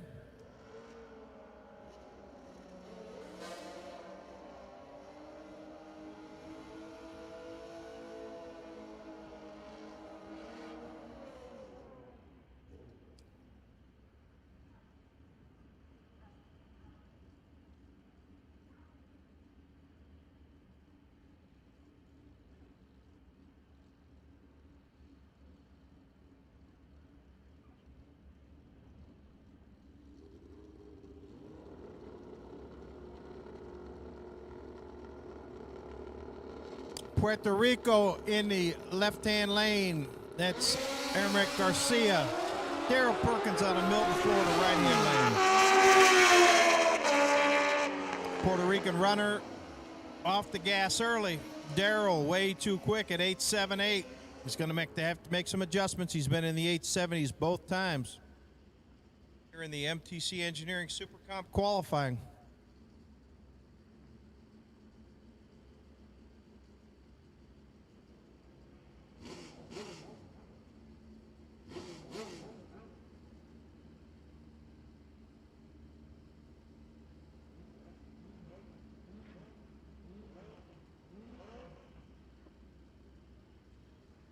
Guys are battling these stellar conditions and a stellar racetrack, trying to make the adjustments to hit the 890 index. Once again, this 45th running of the Fuel Tech World Finals presented by Wiseco Piston is being broadcast via MotorMania TV worldwide. Huge shout out to our sponsors for that. McKinney Motorsports, Platinum General Services, Ryan Schnitz Racing, Rob Bush Motorsports, and as well as Schnitz Racing. Without the support of these very generous individuals, the live feed would not be possible. So if you get a minute after the broadcast, send them an email, some type of message. Thank them for keeping it going. Tyler Lowe just went down the left lane too quick, 8.75. Ricardo Marte, 8.76. Both riders too quick.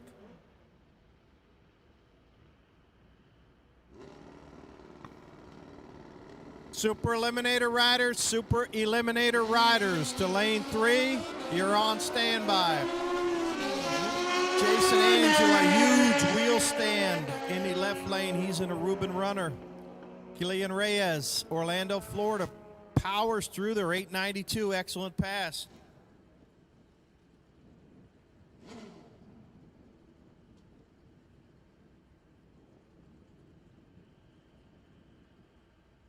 And if you have been holding out on getting your official event t-shirt here for this 45th running of the Fuel Tech World Finals presented by Wiseco Piston, you're going to wait too long.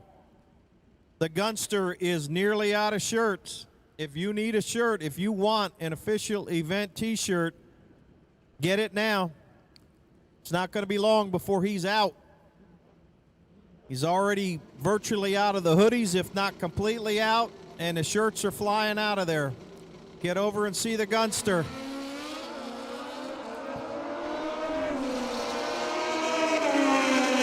Tommy Guzan from Missouri, Ohio, left lane, 887, just too quick. Braden Davis coming down from Douglas, Georgia. Braden, a third-generation racer, 892, excellent pass for Braden Davis. Mom, Dad, and Grandpa going to be happy with that one. Braden Davis, 892. He was just a bit quick in the first round, so he's tuned it on, zeroing in on that 890. Attention in the pits, attention in the pits. Schnitz Racing Top Gas, do not present them to lane 5. Schnitz Top Gas, do not present to lane 5. We will be running you after the pros. Schnitz Racing Top Gas, you are on standby until after the pros. Mike Perry of the Perry Brothers Flying Circus, left lane, Venice, Florida. Rider with no data yet in the right lane. Mike Perry way too quick, 878.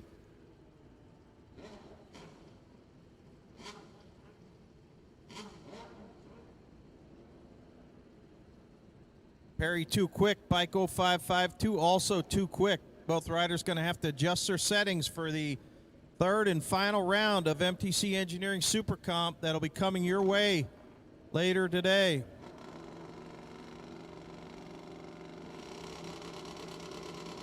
Matt Smith, Cordova, Tennessee, left lane.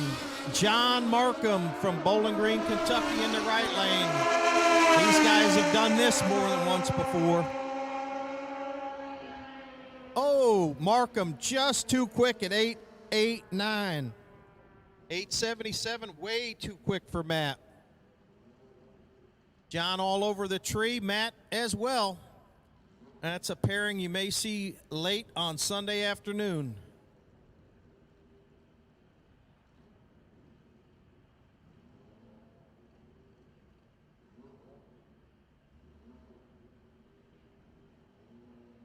Angela Zambrana, Orlando, Florida. Barbie Busa, left lane, and that's Jason Rarick. Right lane, shut it off early.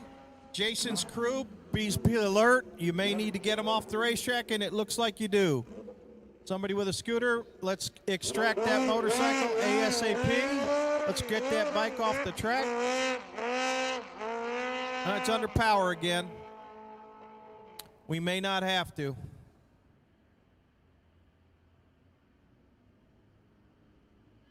All right, Super Eliminator is on deck as we are putting a wrap on MTC Engineering Super Comp. Once again, Schnitz Racing Top Gas, do not present it to the lanes. You will be running immediately after the pros.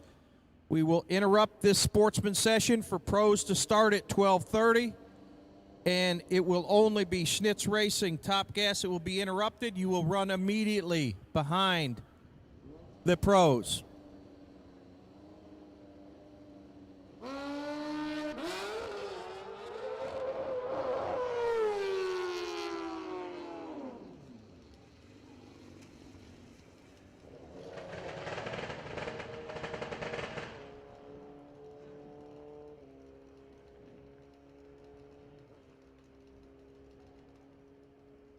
With MTC Engineering Super Comp completed, we move our way into Super Eliminator.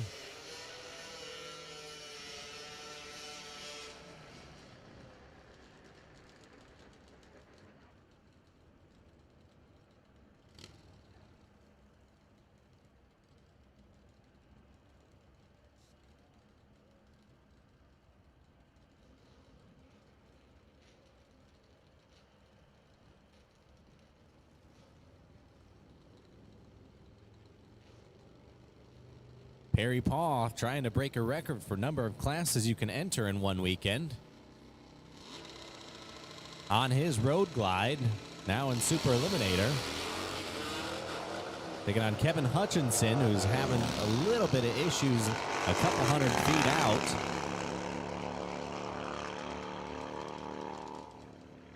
The Hog goes 11.67 as Hutchinson slow rolls. Hopefully with enough momentum to get to the first turnoff. We'll take an eye on him. Hutchinson's crew, stand ready.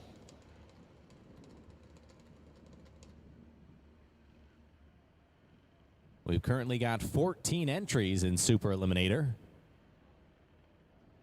We need someone to get Kevin Hutchinson. If you're on a moped here, we're going to need you to go retrieve that rider. He's off the bike pushing right now, a member of Kevin Hutchinson's crew. Please retrieve him.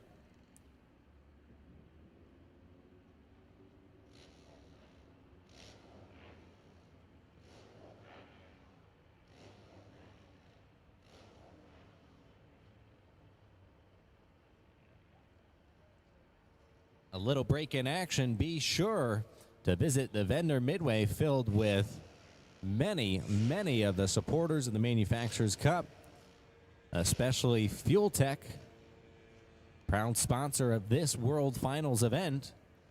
As technology continues to progress, so too does their fuel injection systems. Stop by and talk to them about how you may be able to improve the performance of your bike and consistency too.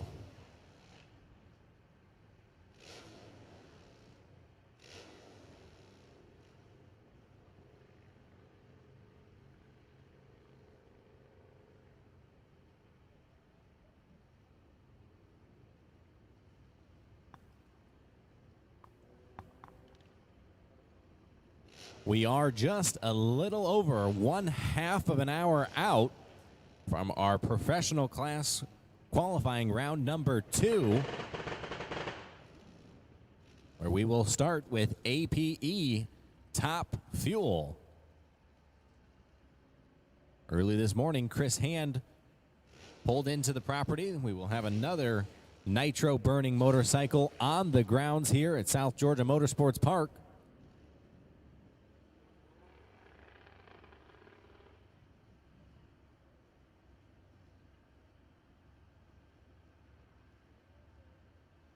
Hutchinson going to have to do a little bit of repair work to his bike before they come back up later today.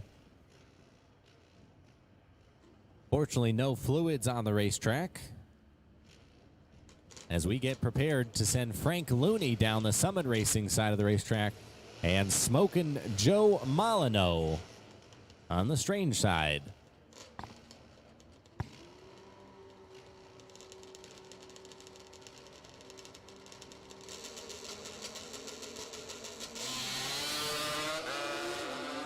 I ring that Kawasaki.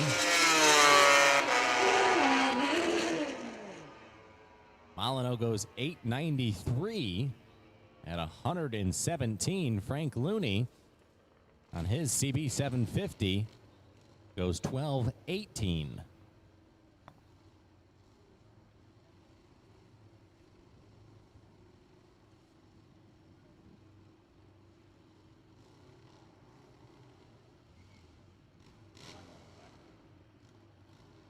Chris Fastlane Raziel down from North Carolina on his 2021 model Harley. And David Caudill, a bike that's over 50 years older than that Harley in the Strange Lane, a 1970 Triumph. A very unique thunderous sound. Goes 1115 at 116. That Harley goes 1163.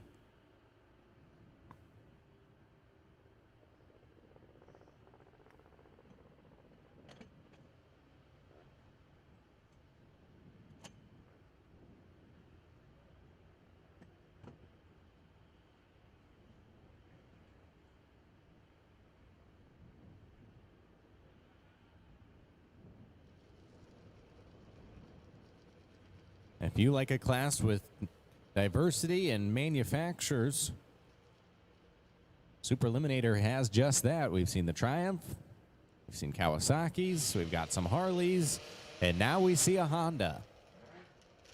Dana Delk from South Carolina has got a 1983 Honda.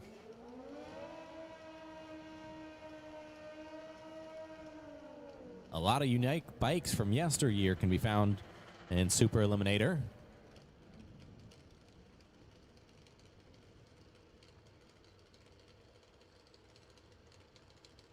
Expect Chandler in the Strange Lane to go mid 9 seconds here. And Delk is shooting for that 9-second zone. Went 10-13 yesterday.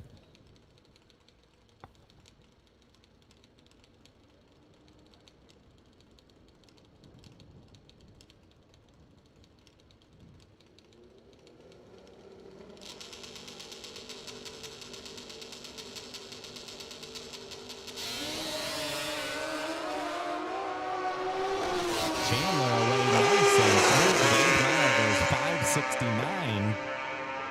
And holy cow, goes 9:11. Much better laps, great improvements for these bikes. Dana Delk goes 8:60 at 152.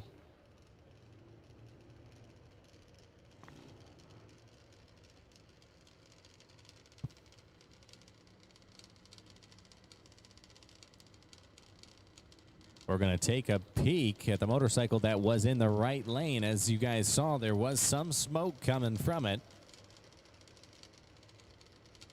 But we are getting the all clear from the South Georgia Motorsports Park staff to send the next two. John Leffert, Texas-based Kawasaki H2. And the strange lane in the Summit side, it's Casey Smith. Casey on a 2001 Harley.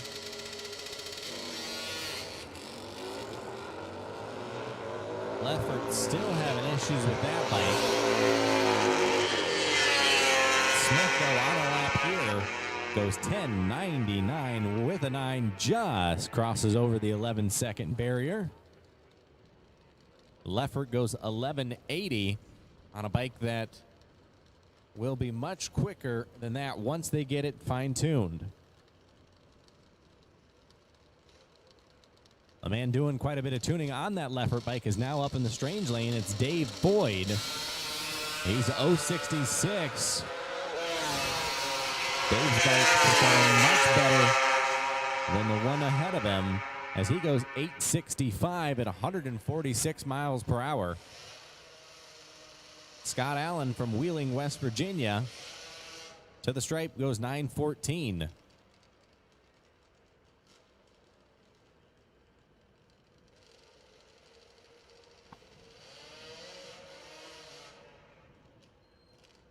Mark Seeley and Aaron Cunningham, two bikes that did not make laps yesterday.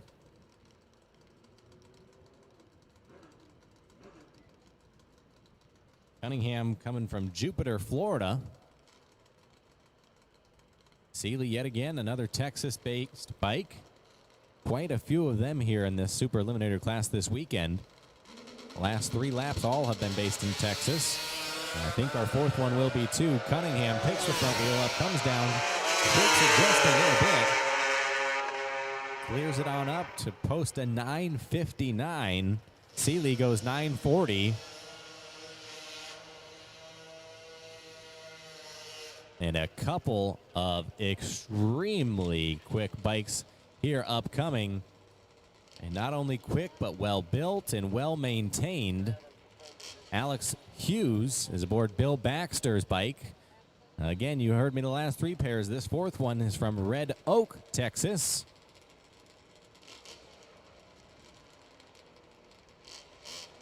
Jimmy Chongris yesterday made a nearly record-setting run. He went 7:78. Alex Hughes went 8:01. Look for Alex to jump over in the 8s and look for Jimmy to try to go faster than 7:77. Jimmy is away first. We take a look at the scoreboard. Does he do it? No, he slows to a 7:97. Alex Hughes goes 7:85, and wow, would you look at that mile an hour. 159 miles per hour, a lap that they're going to be quite happy with.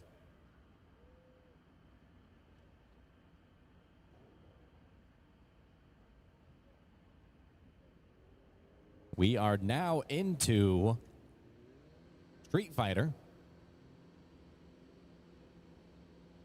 Wiseco Street Fighter, to be exact. Running over the 9.5 index with a quarter mile.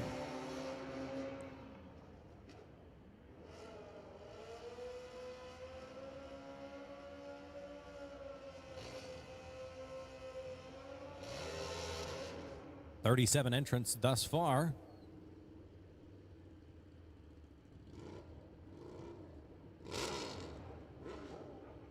Vance Howdyshell on his Buell.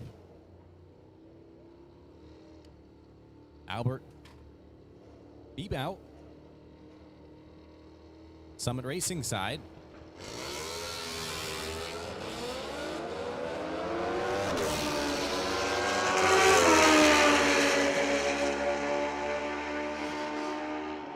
Vance slows to a 962. We've seen that bike go in the 950s today. Albert, though, goes 975 with a little bit higher mile an hour. You got to think that Vance may have let out of it as he thought he may have been going a little too fast.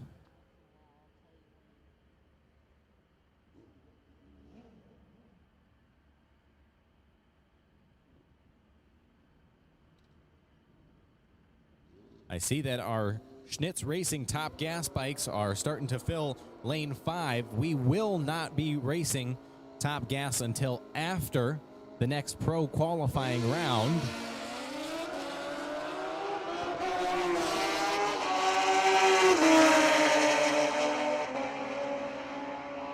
Wardell Tintman in the strange side goes 939, quite a bit too quick. And Brian Dale goes 944.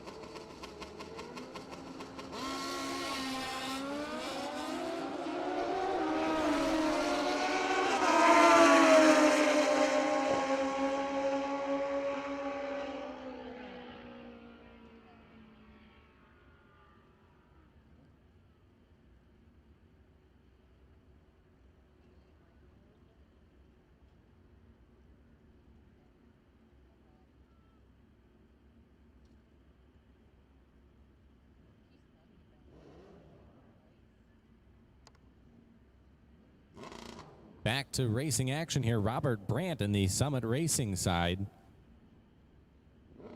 The suicide awareness mission he's following from Cleveland, Ohio, and Kevin Cooper down from Kentucky. Just under 4 seconds. The 330. Would you look at this? And that's 2 good-looking laps here for Wiseco Street Fighter. Brandt goes 958. Cooper goes 956. To bring up Iowa-based Teague Clinton. Tower lane. On a bike the Van Sant team has put together and raced.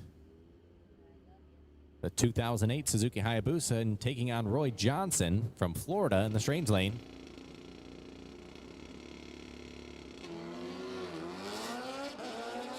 Teague sends it skyward for just a little bit of a ride.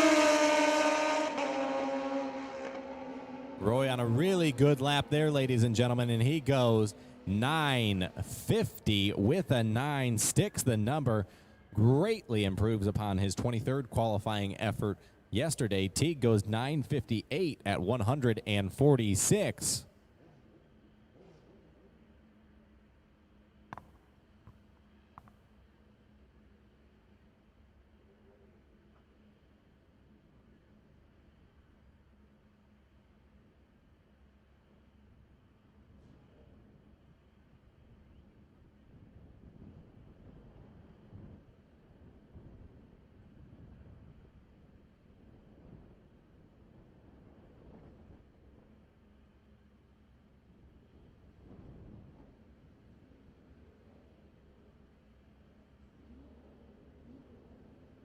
We've got Joshua Lemons from Pembroke, Georgia.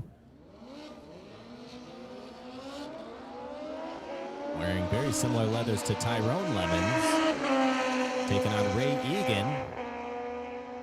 Neither rider in too much of a hurry to leave the starting line, and apparently not in too much of a hurry to try to hit the 950 index either. Ray goes 984, while Lemons goes 1006.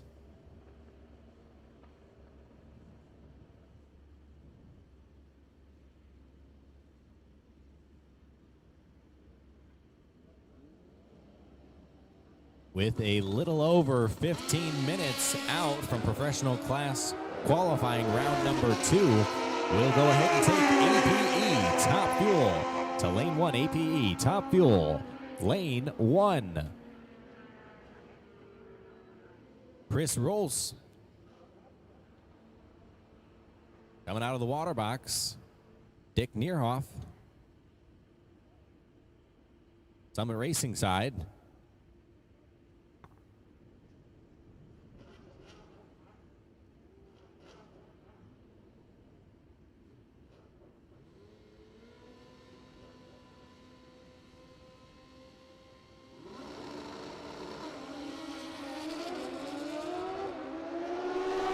Dick with a great reaction to 021.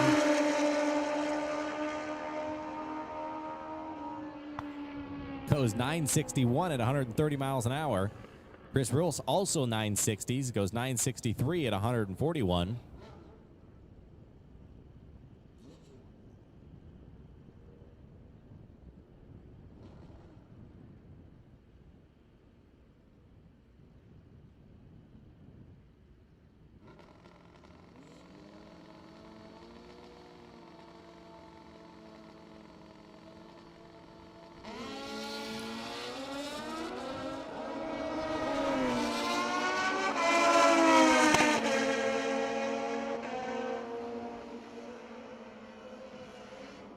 Scott DeLong goes just a little too quick, 947.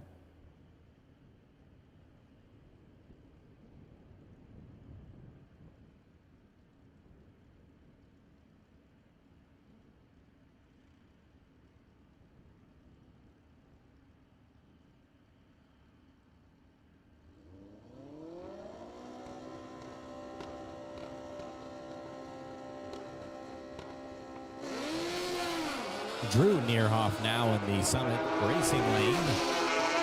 And Gordon Davis, far lane.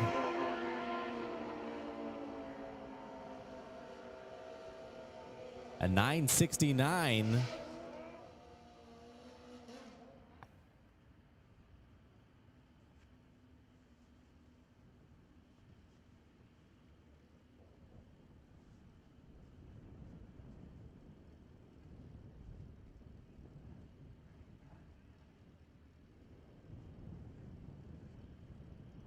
Jonathan Milan, Tennessee-based, 2007 Busa, Summit lane. And Timmy Davis out of Douglas, Georgia, also on a Busa, 2 years newer than Milan's.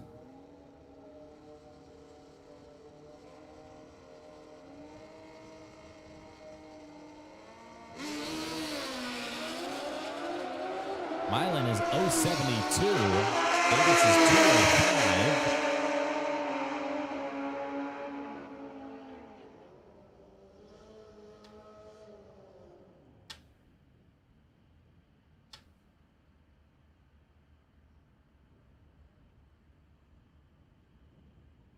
Walter Hutelig.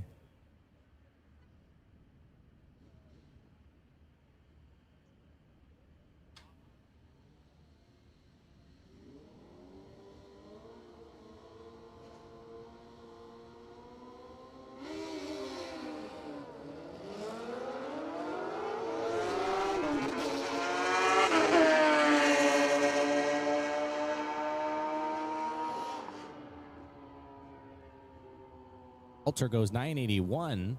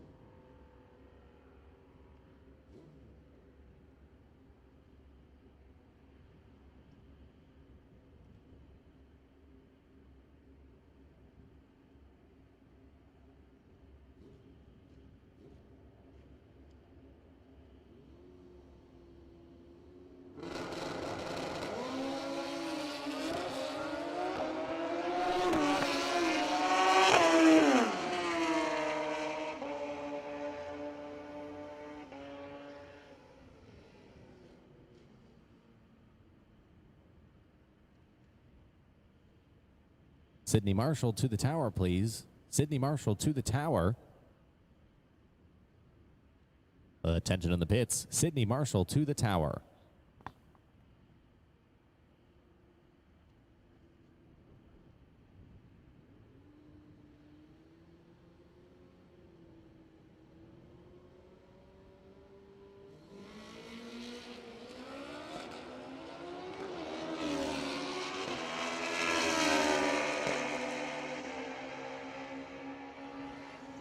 Couple of good-looking laps there. 9:54 out of the Strange Engineering side. A little too fast, 9:43 Summit Racing side.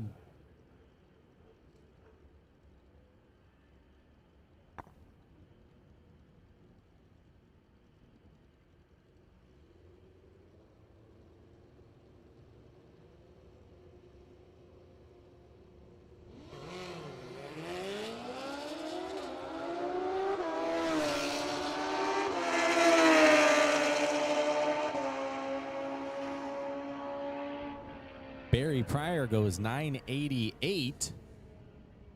Competitor on the Summit Racing side goes 986.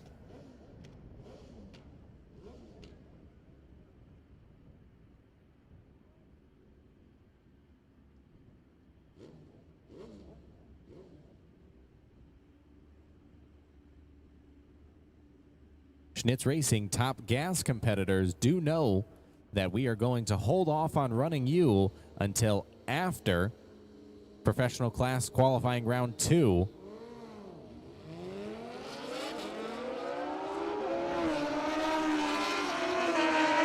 Angel Onar and Terry T-Bone Singleton. Singleton goes 9:51 at 137 miles per hour. A good looking lap there. Will definitely improve his qualifying position.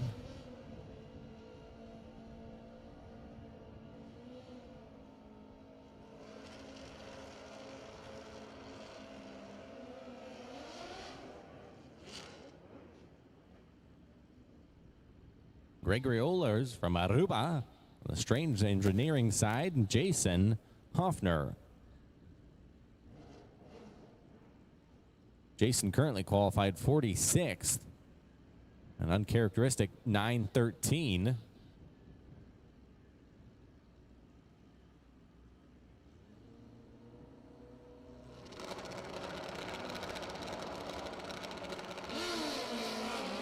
Hoffer still seem to have some issues launching, practicing taking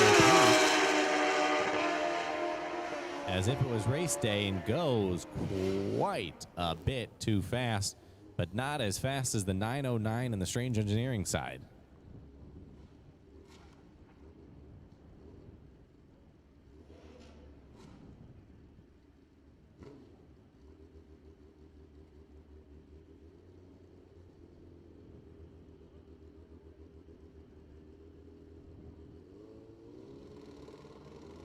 Dave Young, Summit Racing. Jeffrey Hill, who was looking to make a pass in Growth the Drag Bikes Ultra 460, but seemed to have some transmission issues. Doesn't have any transmission issues here as he goes down and goes 9:47.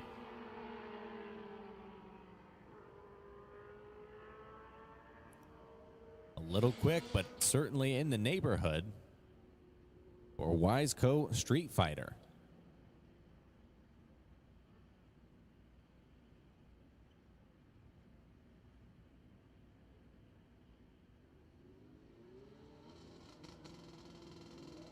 Brings up Damian Solis and Pablo Gonzalez.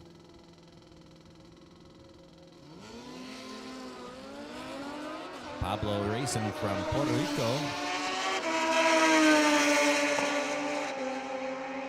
Respectable 053 goes 971. Still not quite where he would want that bike to be.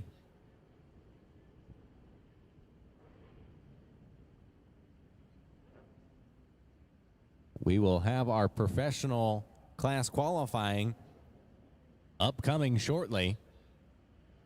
We will interrupt Schnitz Racing Top Gas. You are not going to run just yet. After pros, you will run. No need to push them up, though. We'll get you guys taken care of after the pros.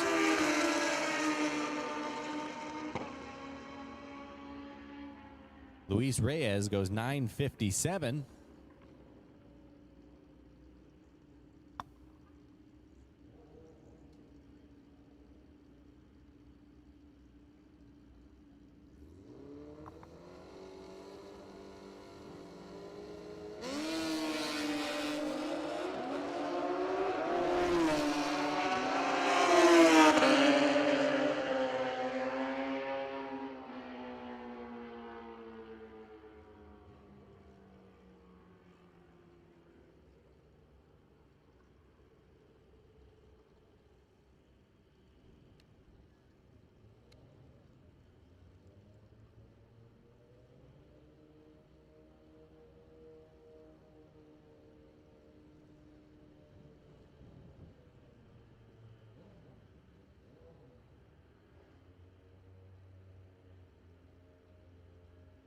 We have our last pair of Wiseco Street Fighter running now.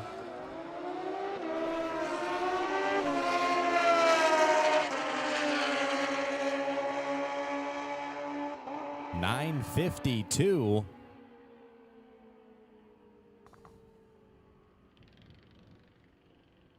At this time, we need all professional categories to the staging lanes for our second round of qualifying, including APE Top Fuel, JE Pistons, Pro Mod, Nitrous Express Pro Open, APE Pro Street, Shinko WPS Real Street, and APE Grudge. We will resume Sportsman qualifying after this round of professional class qualifying.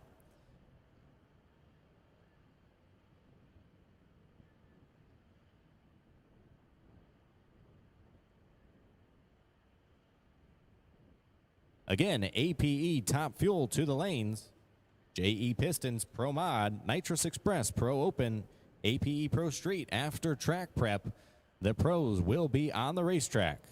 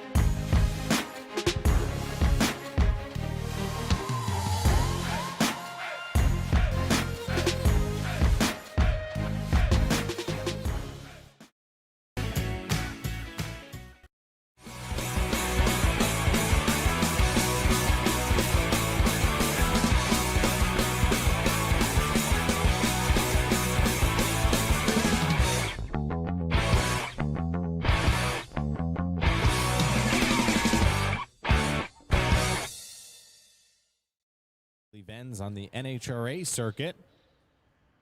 A variety of shirts, hoodies, hats. We've also got Moreland Hookup here, Mr. Larry Wallace. Right here, right behind the first set of grandstands near the tower. A fixture at a lot of different grudge races, bush races, and certainly the Manufacturer Cup races. Plenty of apparel options. I see sweatshirts hanging here. When that sun goes away and you're not quite prepared, visit Moreland Hookup.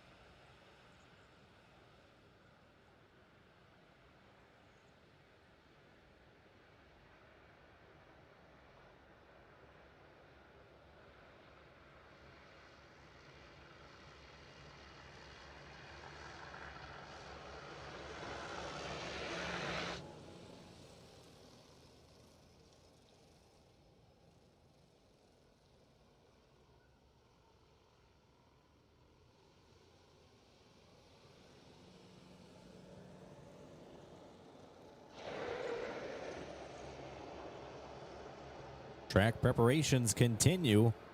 We've got Nitro bikes for APE Top Fuel in lane 1, JE Pistons Pro Mod. Start making your way to lane number 2. Nitrous Express Pro Open. You're going to be in lane number 3. Go ahead and make your way up here. Those will be our first 3 classes before we move into our street tire classes of APE Pro Street and Shinko WPS Real Street.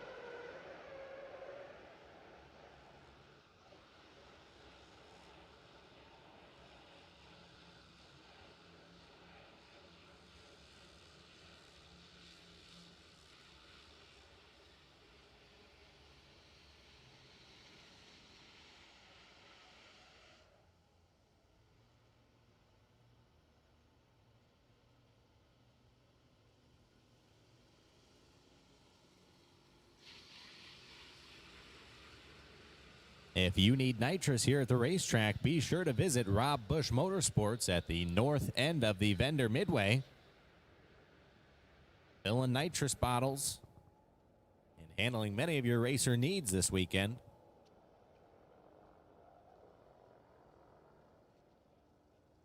Team Aruba is in need of some help. If you have a Gen 2 Hayabusa motor,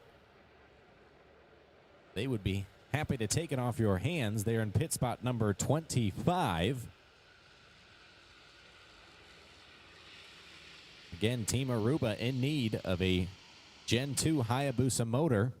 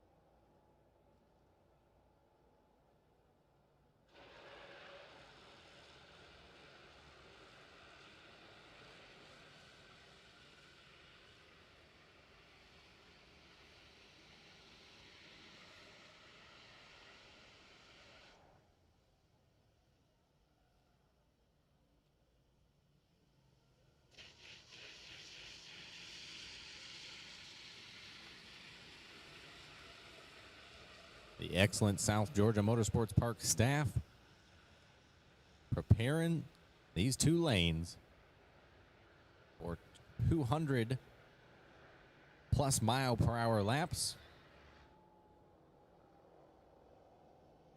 Perfect crisp, 63 degrees out right now.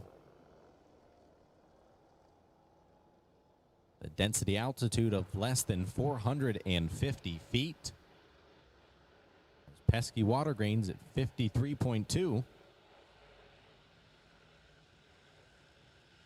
Should produce some great elapse times and great speeds here in APE Top Fuel.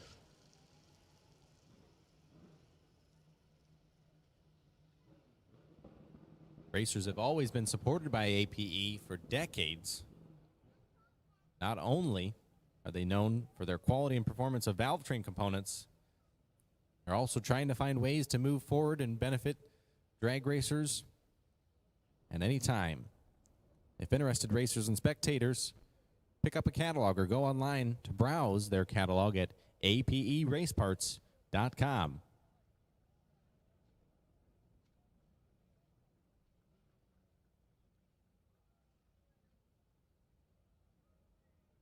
We are moments away from Mitch Brown, who celebrated a birthday already earlier this weekend, from firing up his four-cylinder, four-square group, Top Fuel Harley, inline four Top Fuel bike. He has ridden Top Fuel Harleys in the past, has experience on both two cylinders and four cylinders. As you can see, he has got that gold number 1 right on the side of that bike, and for good reason. The 2020 Manufacturers Cup reigning Top Fuel champion will be coming out in the strange lane.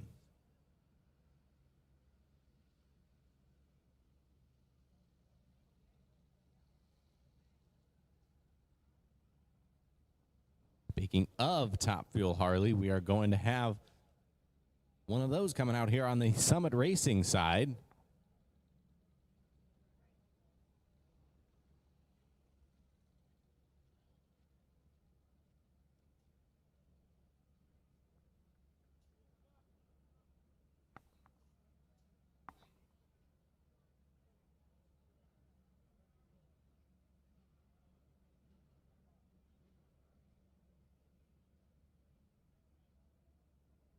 We've got 5 competitors thus far.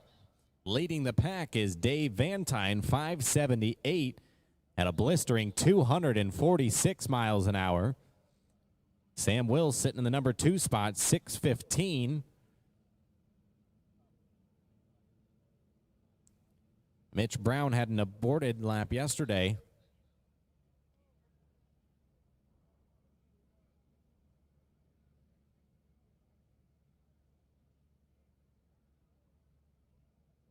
Quickest and fastest, quite honestly, loudest bikes in the world are now here this weekend at South Georgia Motorsports Park.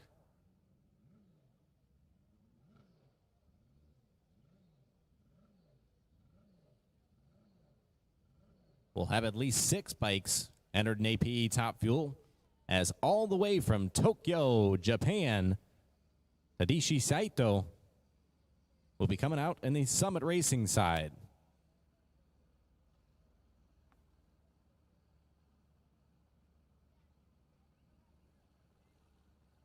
Attention in the pits. JE Pistons Pro Mod, you're needed in lane number 2. JE Pistons Pro Mod, lane 2. Once you hear nitro in the air, you are late if you're competing in this weekend's JE Pistons Pro Mod category. We need you now in lane 2. Nitrous Express Pro Open lane 3. You can follow them shortly.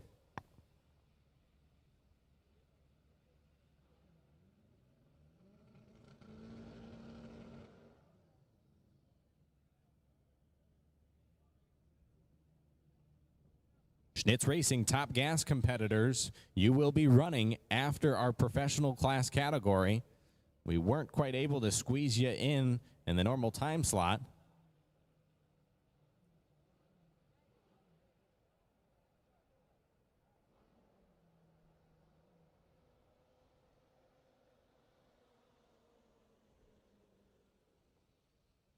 If you're looking to commemorate your attendance here this weekend at the 45th annual Fuel Tech World Finals presented by Wiseco, it would be a wise decision to head over to the Manufacturers Cup Souvenirs trailer and get your official event t-shirt.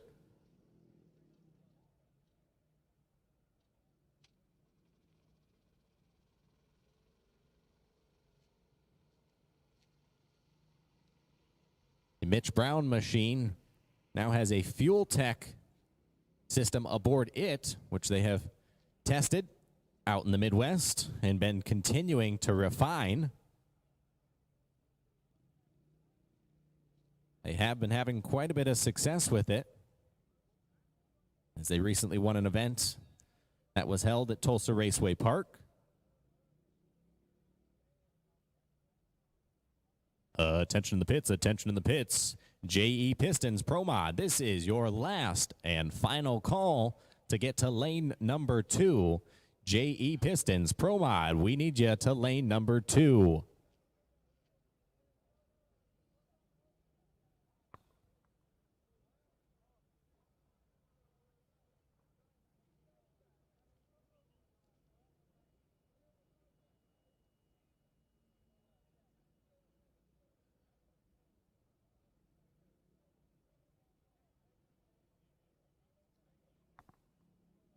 Ensuring some final checks on this SGMP race surface.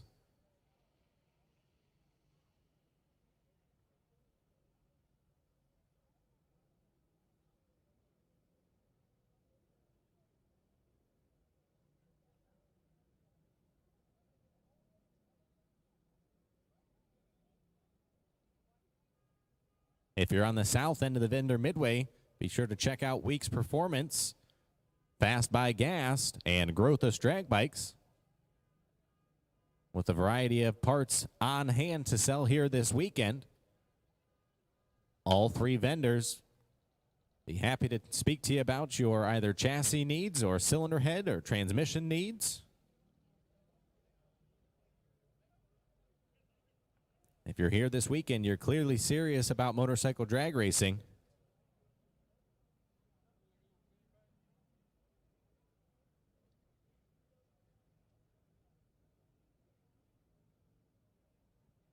Schnitz Racing Top Gas. Again, you will be running after the pros. We would have liked to get you completely in that Sportsman qualifying, but to maintain our schedule, Top Gas will come out after our professionals.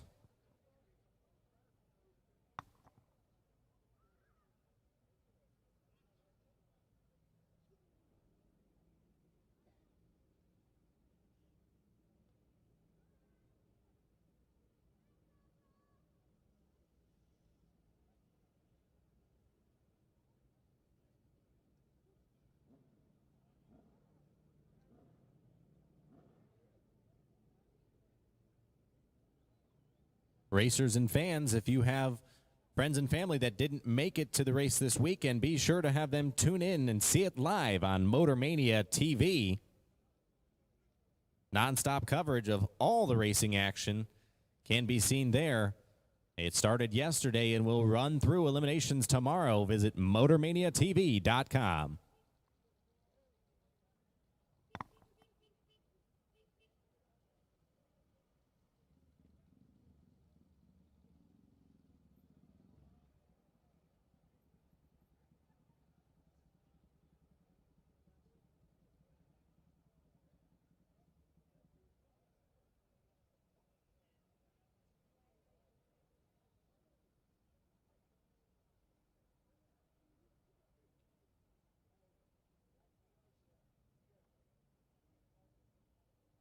We're ensuring that all timing cones are in place and timing system is ready to go.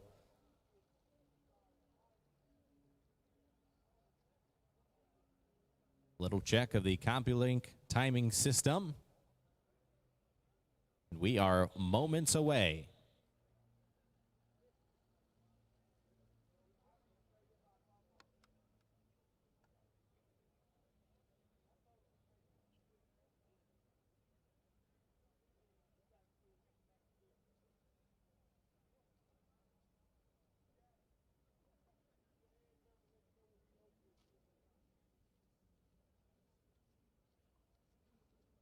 It's never too early to start planning your next race season. The Manufacturers Cup will have 5 more events again next year. March, April, July, October, and happily back here in November.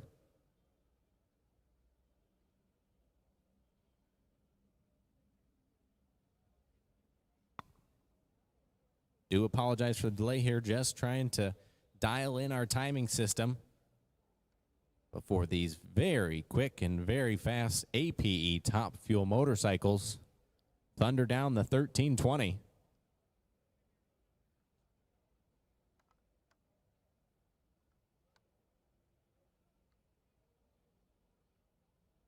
After Top Fuel, We'll shorten the racetrack down by half and move into our JE Pistons Pro Mod category.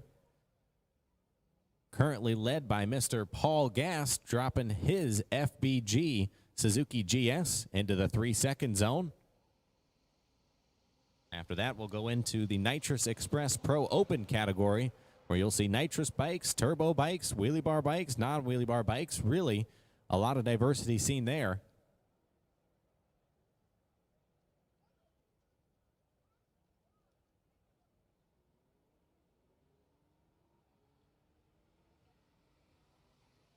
Very proud and pleased that APE stepped up as the class sponsor for our Top Fuel class this weekend.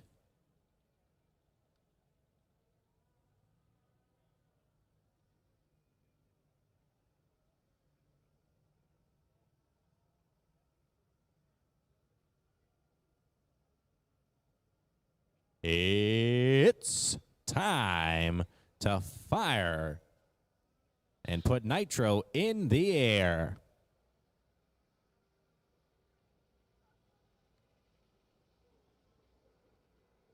Not only do we have great Top Fuel competitors here this weekend racing, but we've got ex-Top Fuel racers Roland Stewart and Ron Webb on the fence, watching very intently to see what Mitch Brown is going to be able to lay down for us here.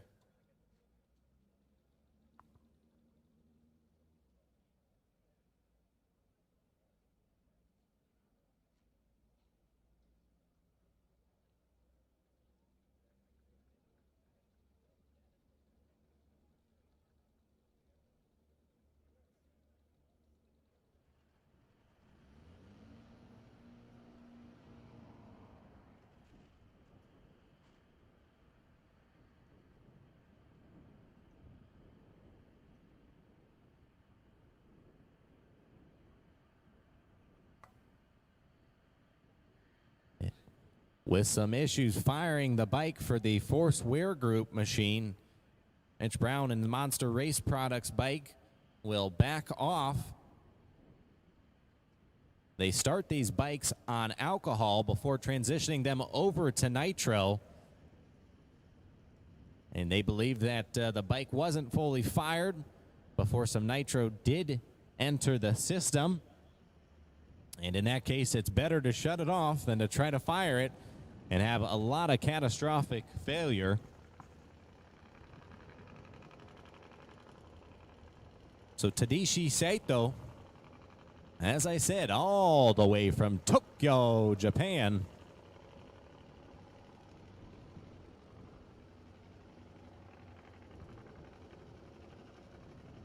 will be our first APE Top Fuel competitor. He may have half the cylinders of these inline fours, but he doesn't lack power as he heats up that large rear tire.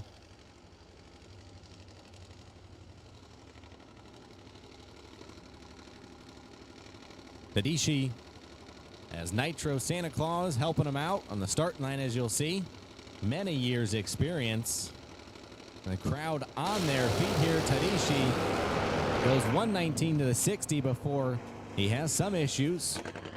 Closes the throttle, will promptly place him within the qualifying field. For official record, he'll go 10:29 at less than 85 miles an hour. Bringing up our next two. Perennial Top Fuel runner out of Edmond, Oklahoma, Sam Wills. Summit Racing side. And a man who is making great strides with the Pollards at the knobs and Nitro Joe, Mr. Dave Vantine in the strange lane.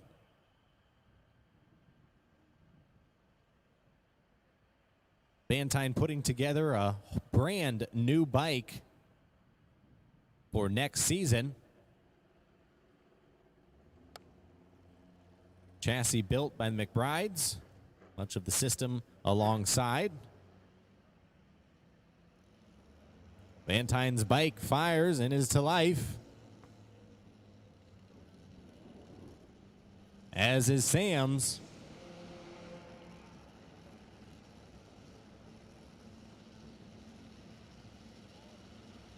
Two bikes here that can definitely find their way well into the 5-second zone. Vantine already has, going 5:78 yesterday.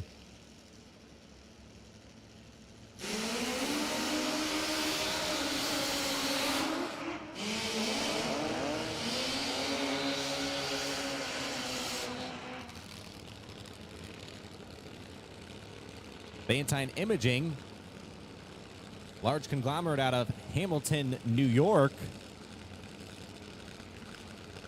sporting his freshly painted Indocile Art helmet.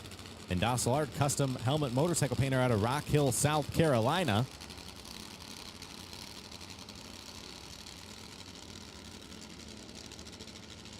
Paints helmets for many of racing's best, including Dave Vantine, Kyle Larson, just to name a couple. But Vantine, will he go quicker than 5:78 is the question. They did during testing. Conditions seem like they could definitely do it here. Sam Wills looking to improve upon his 6:15. Shutoff pass went 195 miles per hour yesterday.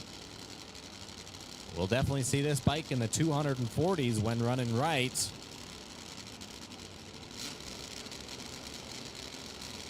Additional fuel turned on. Idles rev up. They're both in. They're both away. Wills heading towards the wall. Down low, Sam goes 103 to the 60-foot. Vantine goes 104. But neither will improve upon their qualifying effort from yesterday. They'll go back, review the data they've got on board, try to figure out maybe what just went wrong there, and come back up better prepared when we see them later this evening.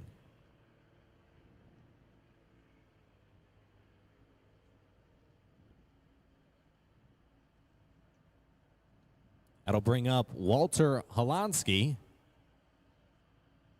currently sitting in the number 4 qualifying position with his 799 effort. This bike is certainly more capable than that. You'll see Walter typically racing in Pro Fuel. Stepping up this weekend to Top Fuel.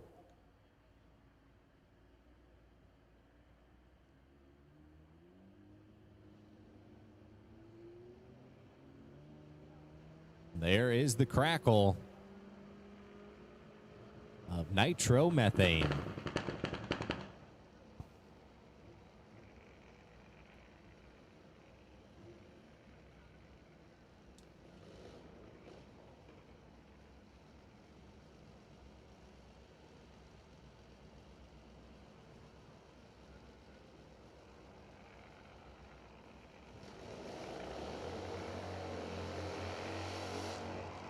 This is not a bike that we anticipate to be quite as quick as, say, Vantine or Wills' bike of the last lap. But a bike, when tuned proper, may be able to take on one of the giants.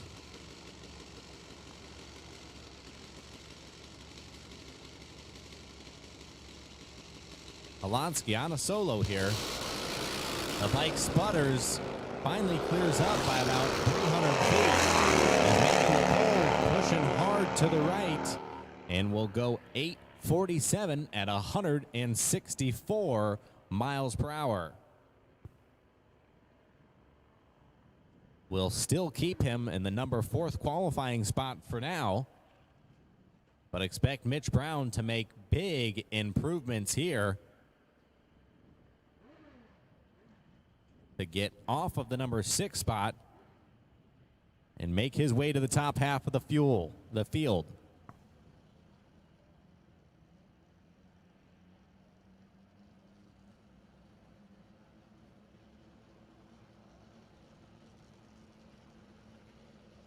Clean the systems here in his bike.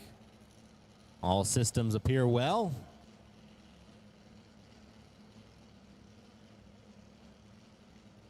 Mitch Brown and Mr. George Bryce, proprietors of the Monster Cylinder Head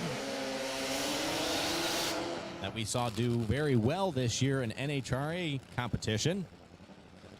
Steve Johnson, who is in the house this weekend.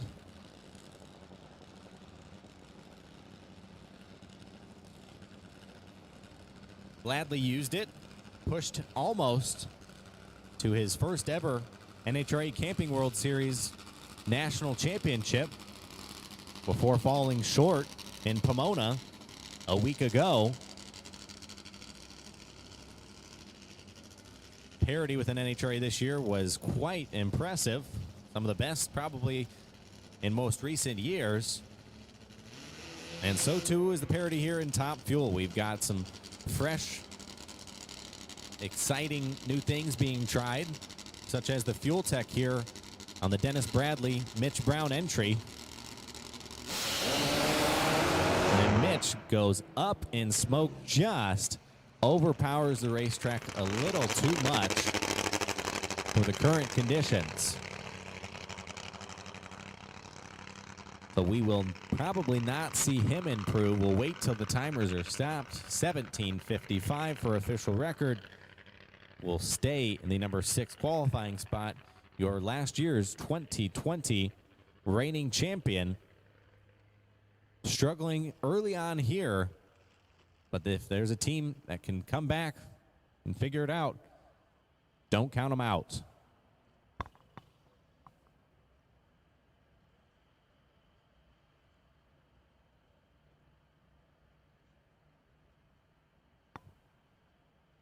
Ladies and gentlemen, please clear the water box area unless you have entries here upcoming. And JE Pistons Pro Mod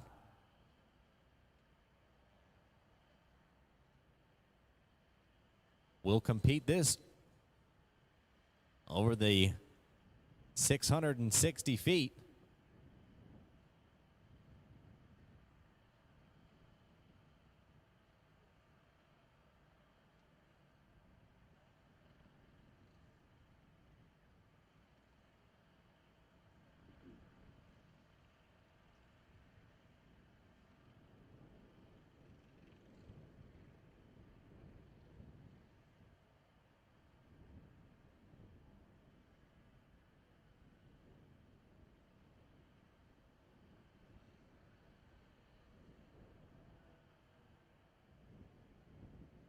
JE Pistons Pro Mod, please push to the water. JE Pistons Pro Mod. We are going to continue this full round of professional qualifying before we circle back to our Sportsman qualifiers. We are going to complete this professional class qualifying round through fruition and circle back to complete it. So continuing on, we will see JE Pistons Pro Mod over the 660 feet. Typical Suzuki GSs, you will see at least one Kawasaki here in this class. Brother Khan.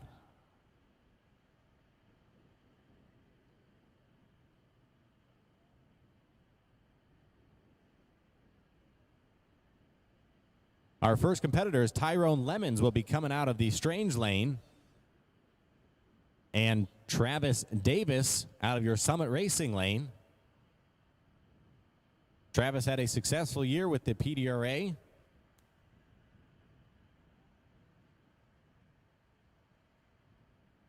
Son Braden racing here this weekend on his Super Comp and ET bike.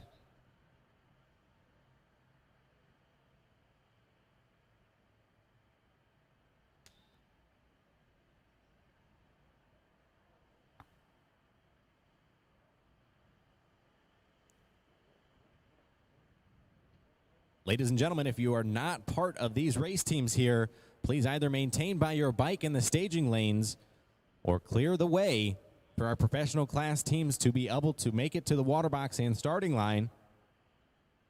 We also need some visibility up here in the tower.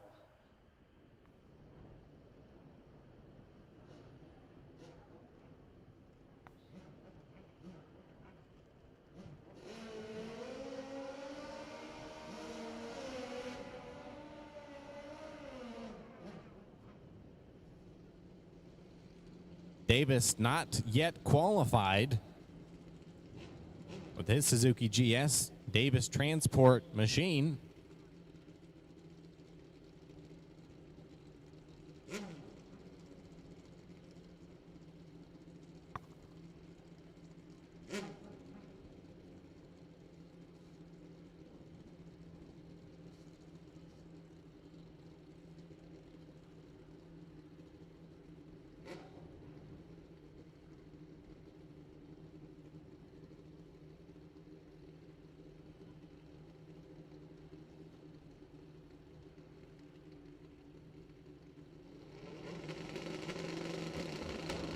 Davis is last to stage.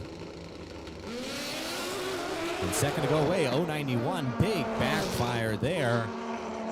Laps that neither team's going to be thrilled with. 6:13 for Davis as he coasts towards the quarter-mile clocks.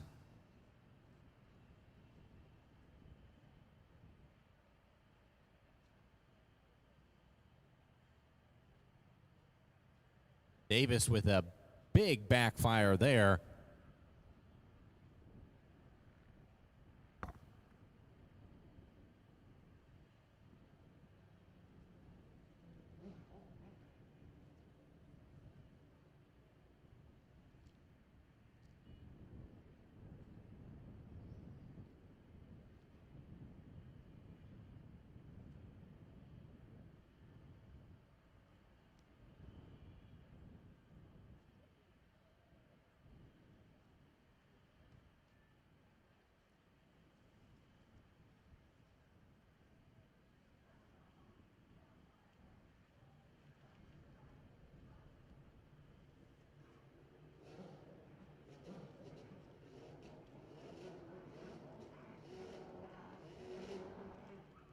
When we were talking Kawasaki's, here it is, Brother Khan. And new entry, Blake Harvey.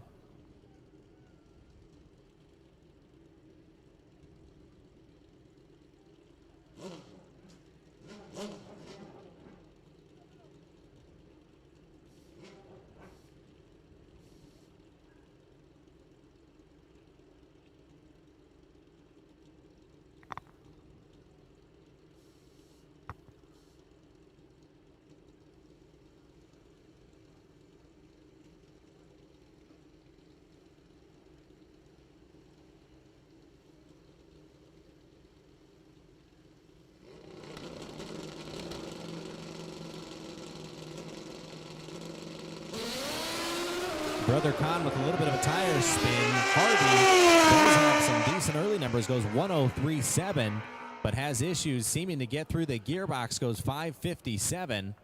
Connell Smith, 422. Again, Harvey goes 103 to the 60-foot time. Improvement there, but not necessarily improvement over the 660. Ladies and gentlemen, on the strange state of the racetrack, if you are not part of the photography, I need you to move out of the way of the MotorMania TV camera.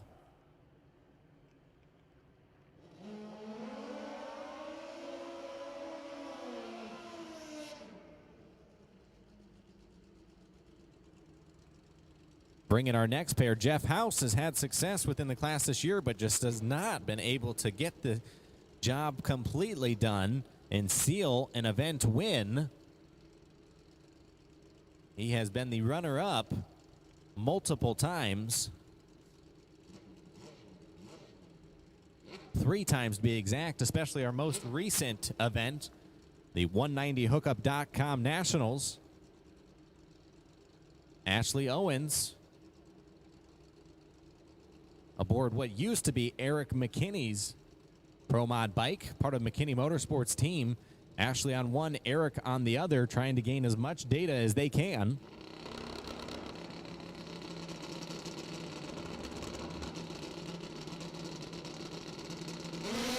Jeff House, 094, goes 101 to the 60, and on the scoreboards goes 407 at 172 miles an hour. A nice looking lap there for Jeff. out 60s in competitor and beats him to the finish line as well.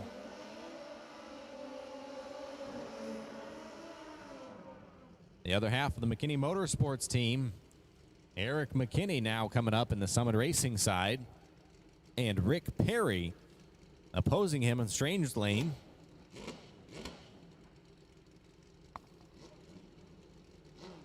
George Babor at the knobs and assembling motors for Rick Perry.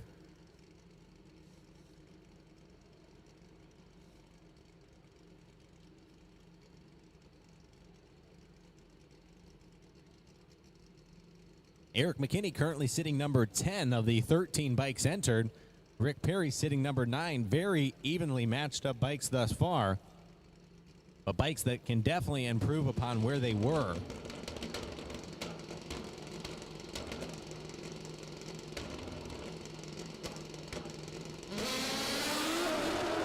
McKinney goes 110, Rick Perry goes 104, and the problems for McKinney Motorsports continue to ail them. They'll have one more look at the racetrack here just a little bit later today. Bringing up Terry Wynn and Brad McCoy.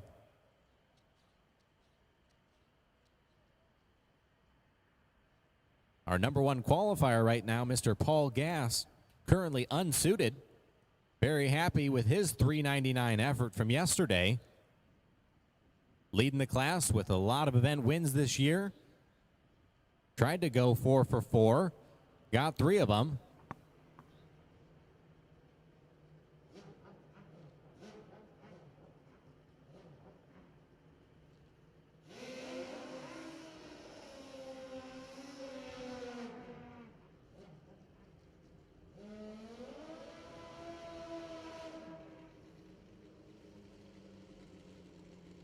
Terry Wynn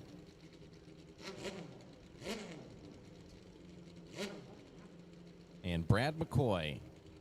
McCoy racing for Q80. Calls North Carolina home.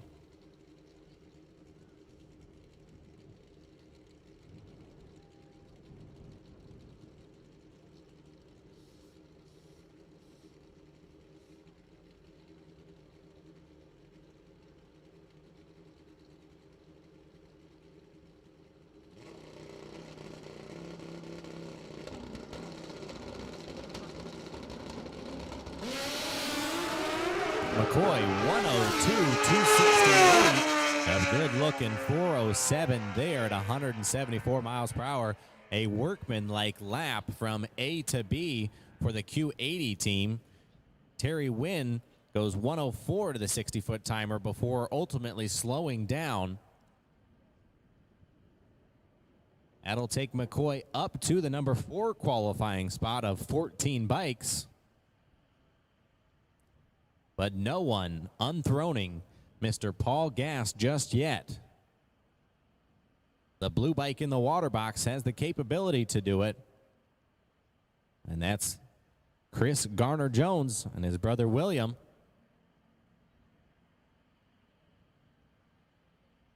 And Gerald Smith in the Strange Lane.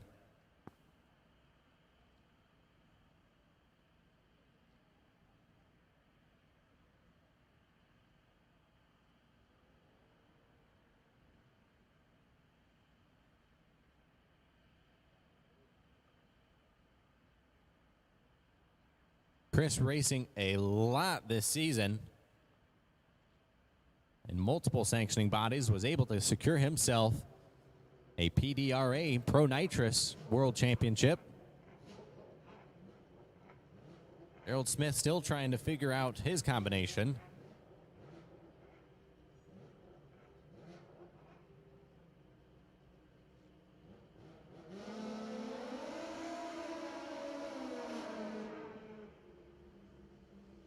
Short and sweet burnout there for Garner-Jones.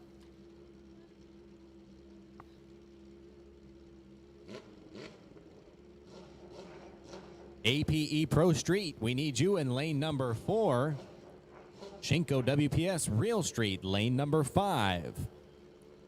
APE Pro Street, lane 4. Shinko WPS Real Street, lane 5. With Nitrous Express Pro Open coming up shortly.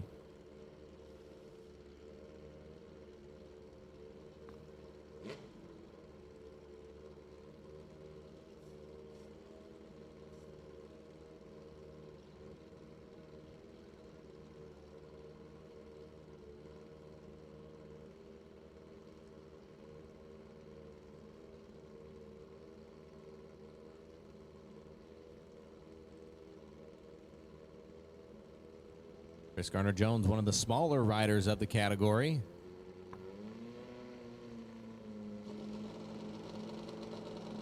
We'll see him get tucked in extremely well behind this bike. Away green, 105 to the 60, and a 408 at 176 miles an hour. I think that's a fine lap for current conditions, and certainly based upon what his competitors have been running this round. Gerald Smith still seeming to have issues with that bike. He does take the tree, though, and will be officially noted as having a qualified attempt.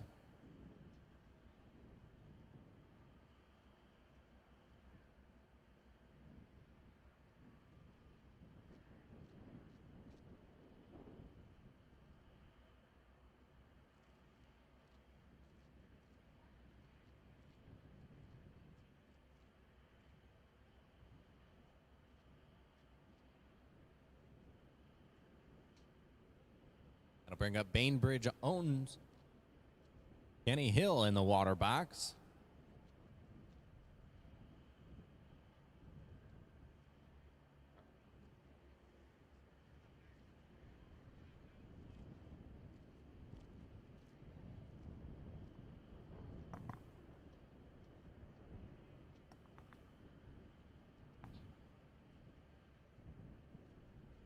Gerald Smith's qualifying attempt will be noted there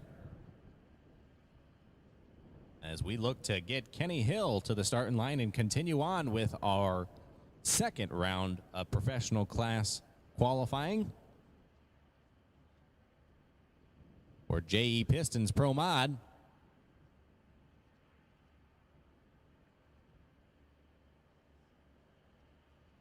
Our last entrant here, Mr. Kenny Hill.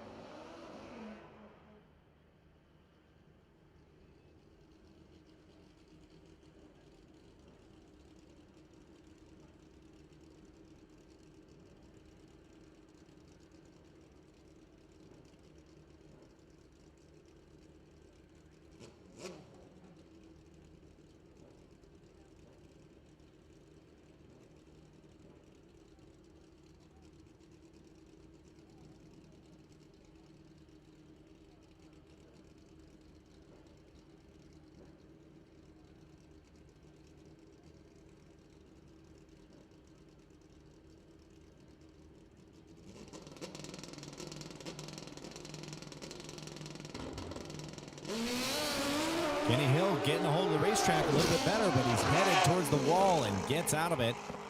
Good movement down low, 105.60, but goes 450 with a 0.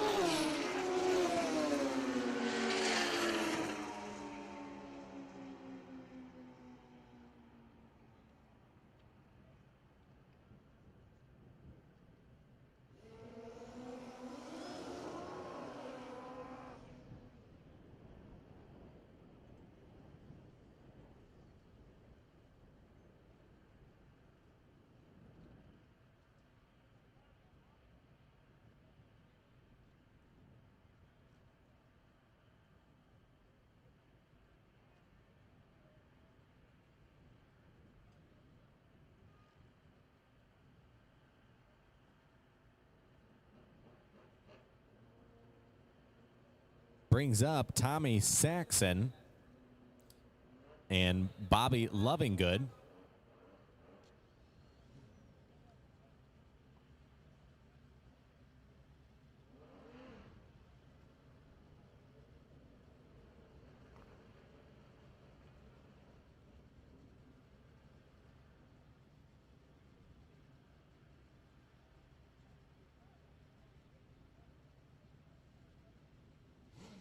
TJ is going to jump on the dragger, and he will be right on it.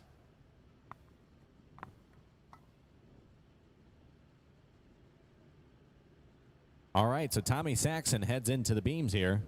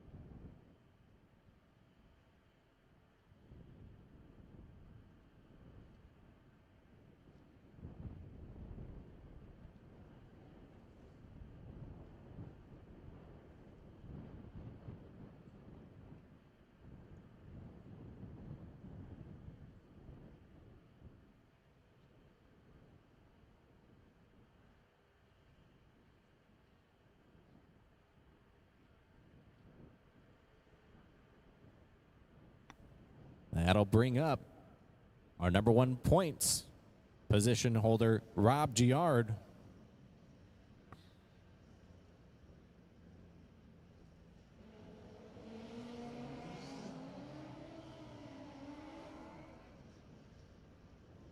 We do need to take a peek at the racetrack.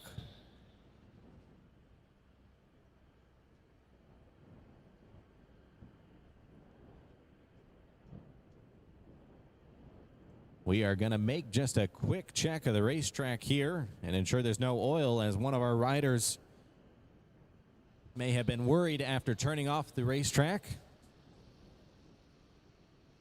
But this pairing here brings up the number 1 points holder, Rob Giard, and Travis Davis.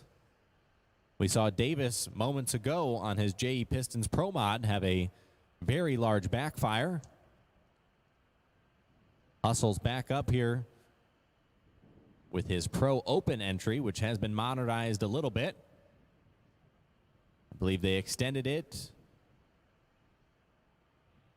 All right, ladies and gentlemen, we do need to pull the tractors out. So those of you in the water box and starting line area, we are going to need you to make way. Again, those of you standing on the starting line area,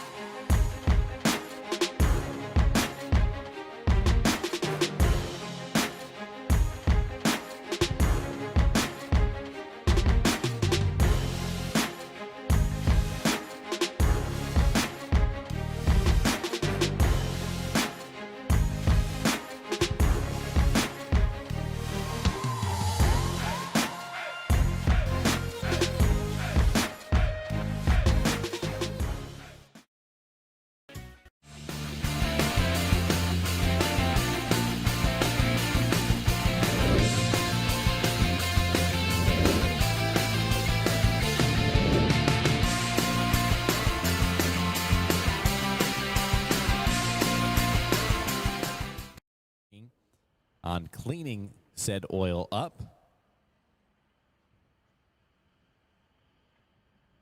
If you're getting hungry, you missed lunch, well, don't wait any longer, as we've got a break in action here to visit the concession stand at the base of the tower.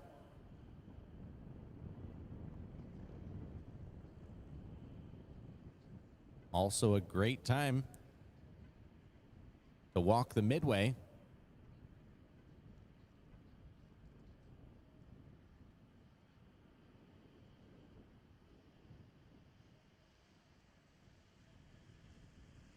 There's something you're after for your next build or even your current bike. There's great chances that our wonderful vendors here have what you need or can point you in the right direction. Especially with our overseas contingent. Folks flying in, wanting to take parts back with them.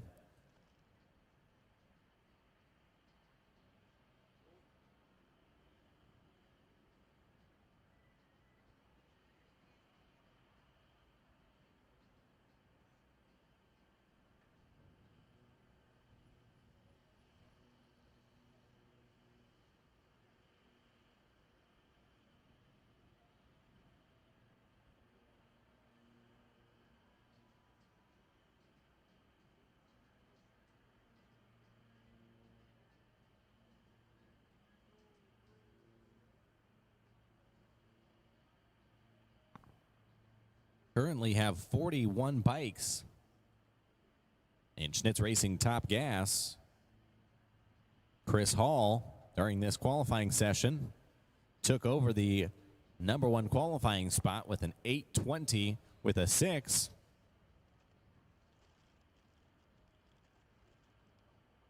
Bumped Tom Clemmy from the top spot. Tom is now sitting #2 with an 8:21.4.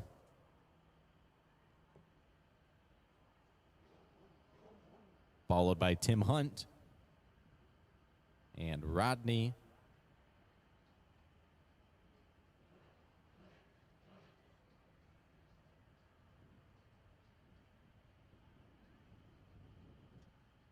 Cleanup efforts are well underway. Within 3 minutes, we are looking to be back racing. So don't go too far.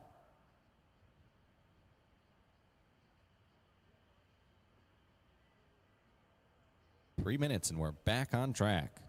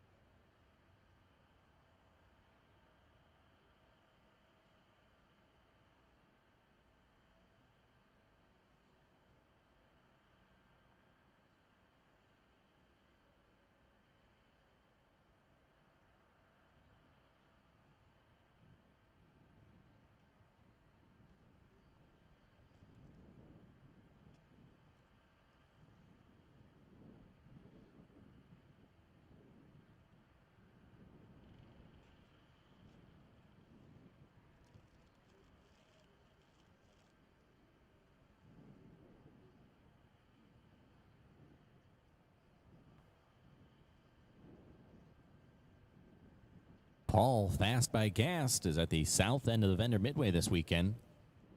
And FBG is a company certainly dedicated to performance excellence. Paul's our #1 qualifier currently for JE Pistons Pro Mod. Be sure to stop by the FBG display to see featured products like FBG clutch plates, Mickey Thompson tires, billet cylinder blocks, and a variety of more. FBG shop services include cylinder head modifications and prep, as well as transmission work used by most racers. Remember, if you're going drag racing, it's Fast by Gast.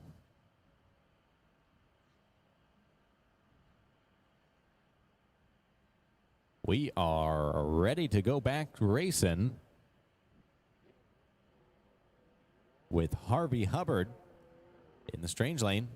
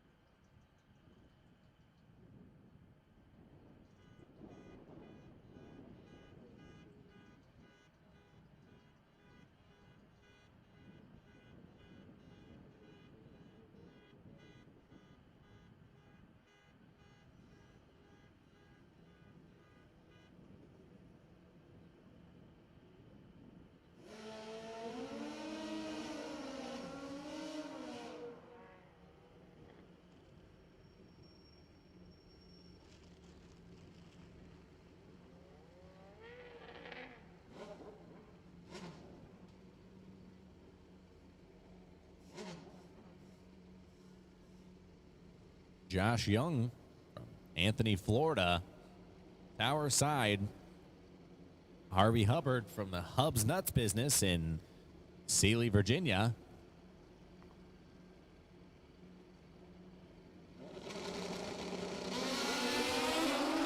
Harvey with an 0.22 reaction time after going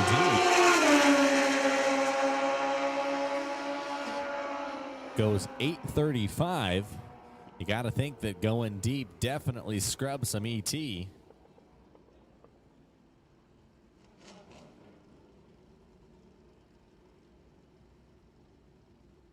Brings up a couple of green bikes. Both Cowies. Juan Citron, tower side. Lowry Callahan, far side.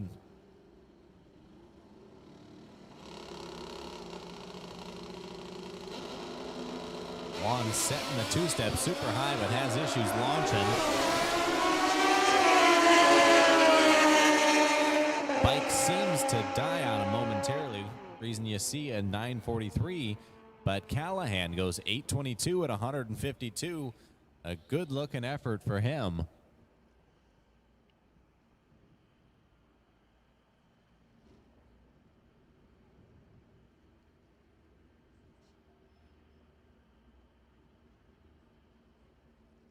Tim Hunt, Summit Racing Lane.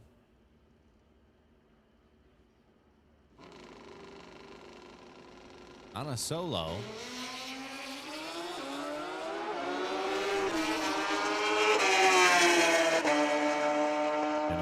Hear that bike get to work at about 80 feet. Clutch locks up and he goes 8:30 at 161. Good mile an hour.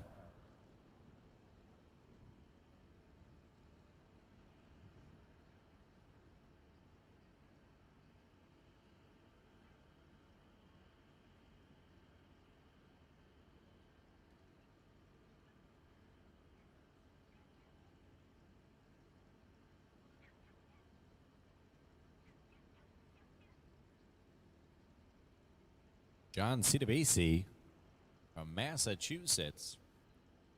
Summit Lane. Bike 89X, ZX14.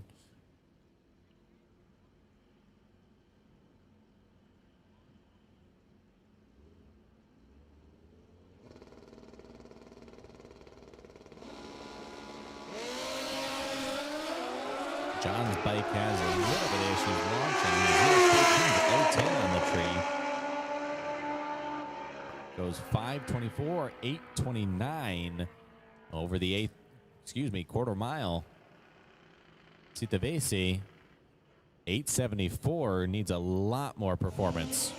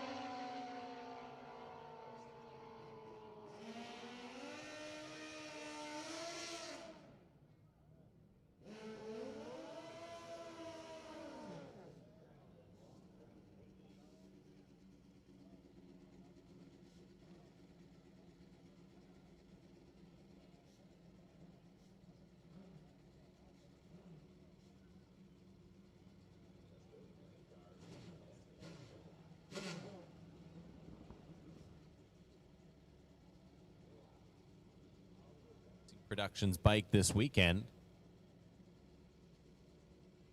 Brandguard on his Testa Racing engines entry.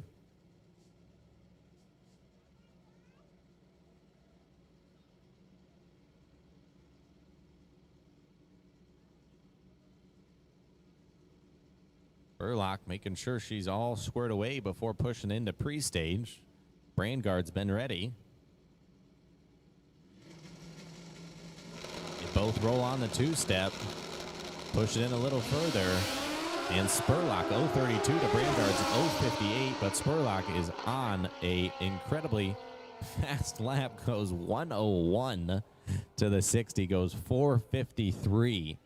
At 146 miles per hour. Bike is set up extremely fast. Incredible what you can do with a very lightweight combination. And Joey Brandguard goes 4.56. A little fast, both below the number. Brandguard will probably stay in his 31 qualifying position for now.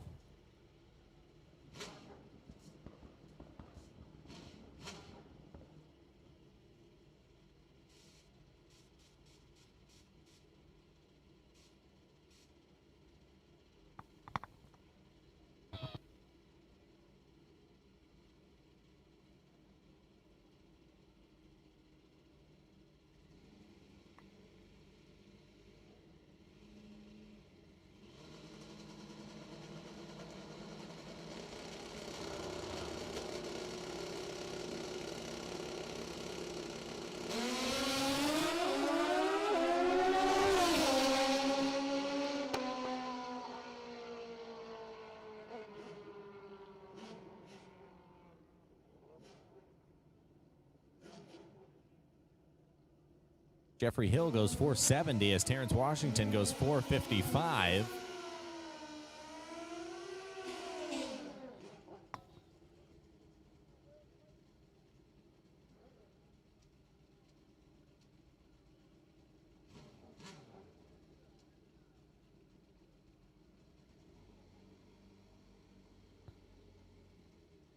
Brings up Chester Lee on the Summit Racing side.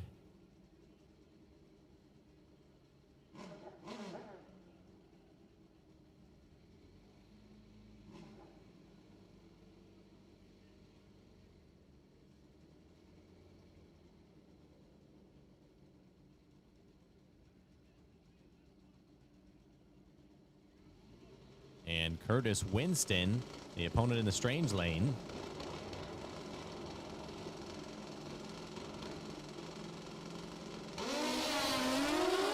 Chester Lee 110 to the 60, 302. This is going to be a good race, but they both go down on mile an hour on the opposite side of the racetrack. Don't pick full poles all the way through. Chester Lee goes 468, while Curtis Winston goes 465. And now we have our current points leader, Butch Schwartz, carrying the FBG flag. And Bill Tomrick out of Ohio, Tower Lane.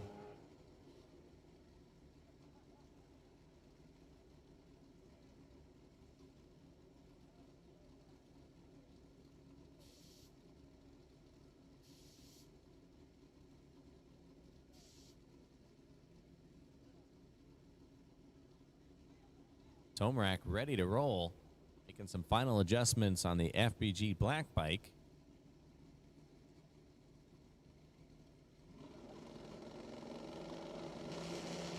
Tomrak currently qualified 16th. Schwartz qualified 19th.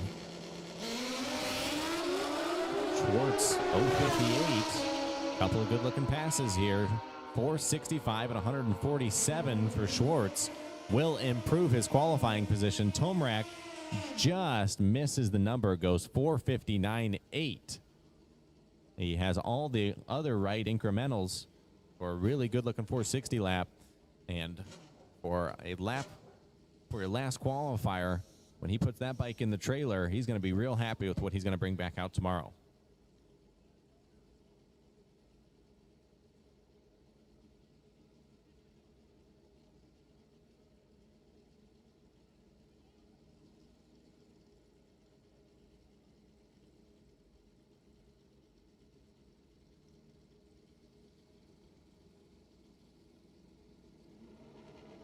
Brings up Wade Cherry and Kevin Hill. Hill in the tower lane.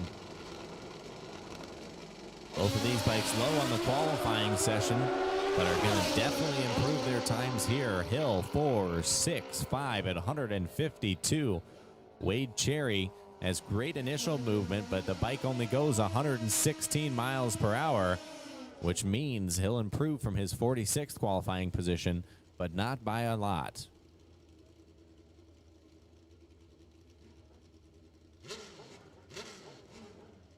Our reigning 2020 Manufacturers Cup Rothus Drag Bikes Ultra 460 champion Chase Van Sant from Pella, Iowa. Van Sant Enterprises and TrickTools.com.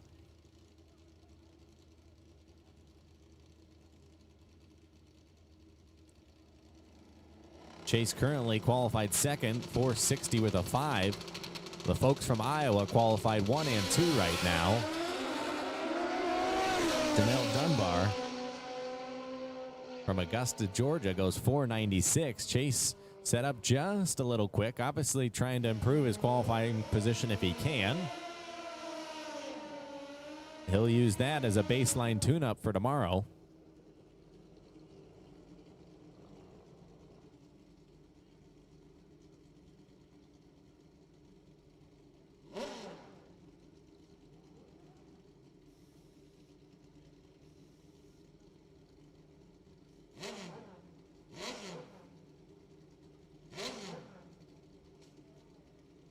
Brevin Bond from Peoria, Illinois.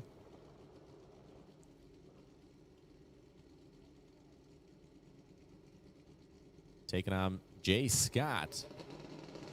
One Suzuki, one Kawasaki. Both looking to improve. Scott's been fast. He needs to slow down. Bond has been slow. He needs to pick up, and Bond's just headed to the wall. Not going to pick up here. Scott will qualify on the right side of the ladder now, though. He was 49th.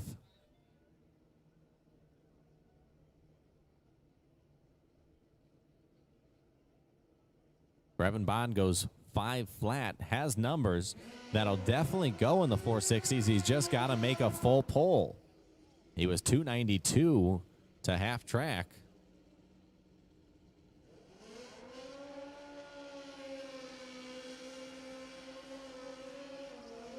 Randy Butler here, far lane, and Lance Hines on the no bar shootout grudge style bike.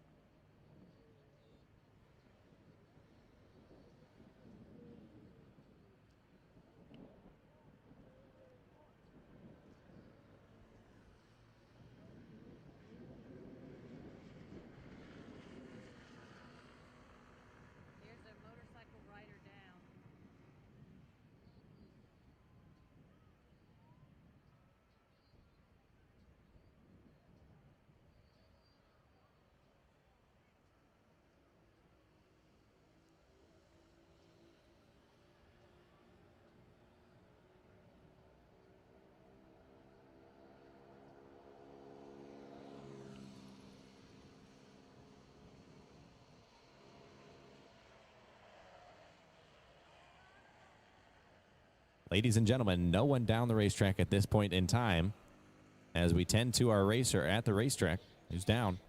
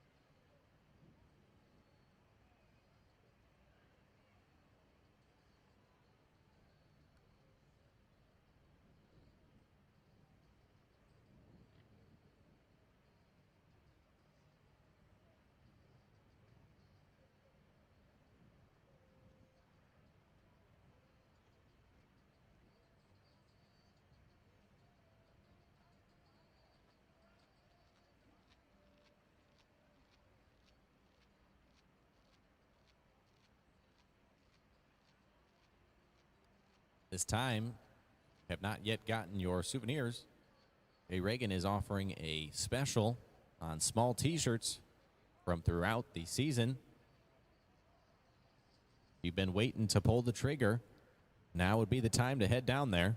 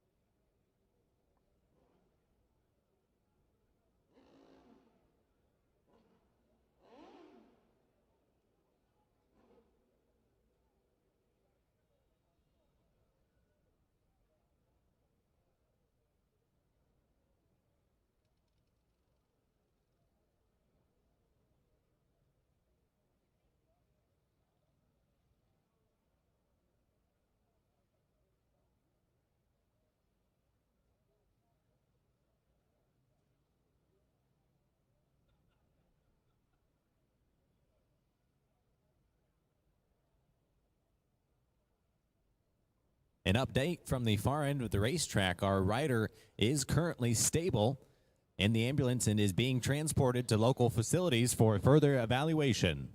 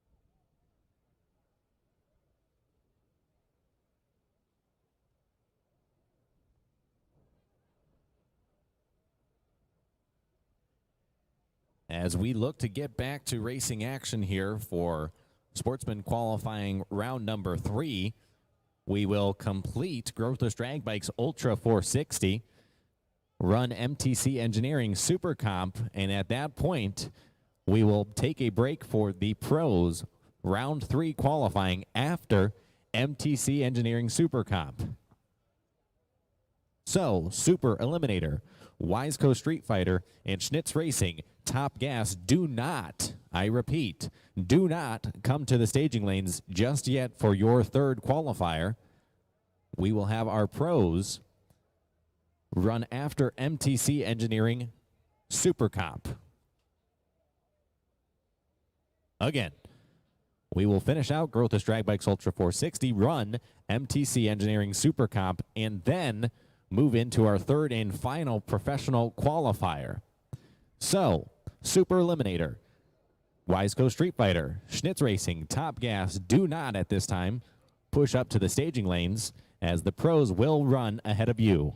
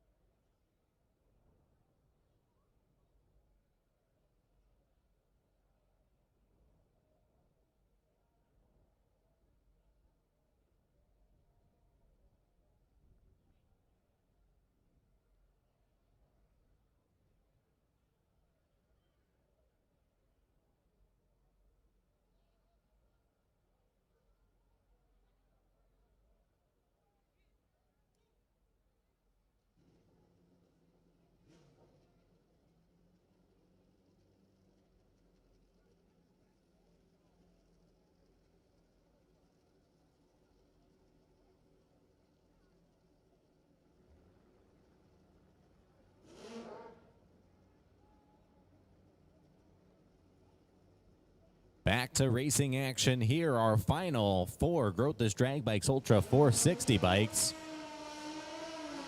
And they are the final 4 for a race within a race, the shootout. It's Showboat Shane Epperjesse, currently in the number 5 qualifying position, taking on Ronnie Procopio, currently in the number 13 qualifying position.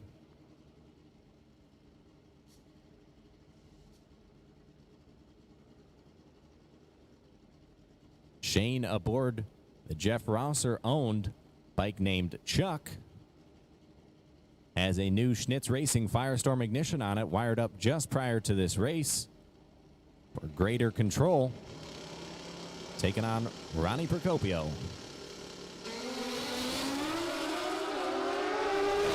Starting line advantage Procopio, win light Procopio, and as you see, it's a whole shot win. Showboat Shane Epperjesse goes 460 with a 9. Procopio goes 461.6. A solid bike ready for race day for both teams.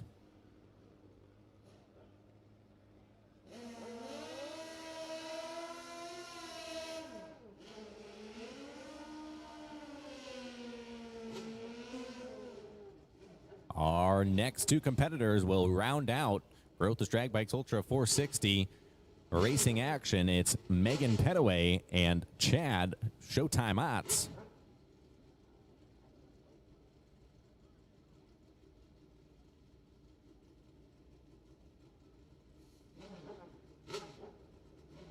Two very similar bikes here as far as wheelbase and body style, even down to paint color, I tell you.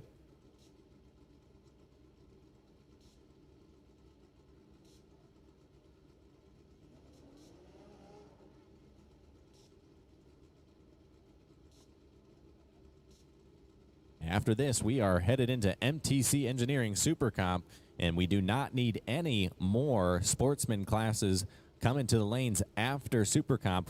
Your third qualifier will be later this evening.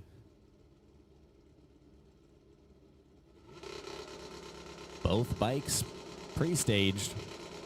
This is competition action here within qualifying. Megan's 047, Otts' 030. Otts is way out on her, and he gets the win. 464.9 to Megan's 465. In the final of the shootout, it'll be Otts and Procopio.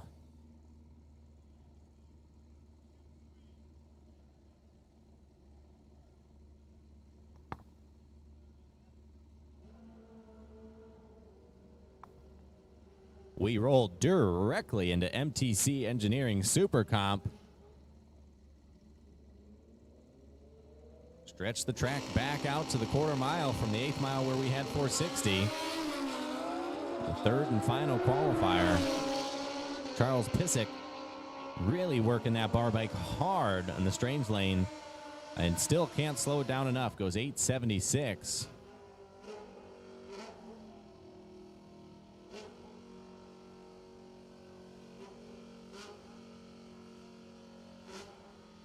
Mike Smith, Tower Lane, part of the multiple Smith group coming from Nebraska.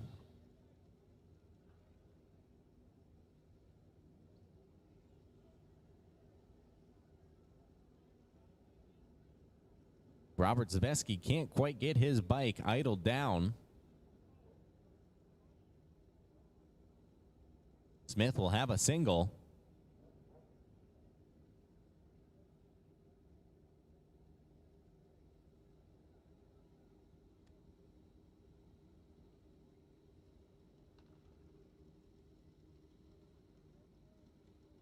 $64 bikes in MTC Engineering Super Comp.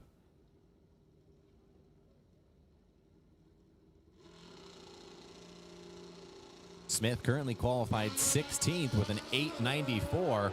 There's a little bit of room for improvement, as there is with his reaction time. He's 095 right now.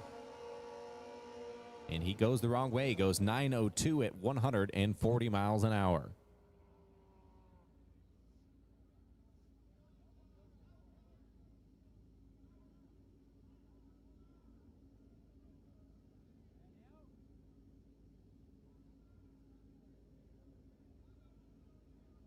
Brings up Randy Kane in the Summit Racing Lane from Jasper, Alabama.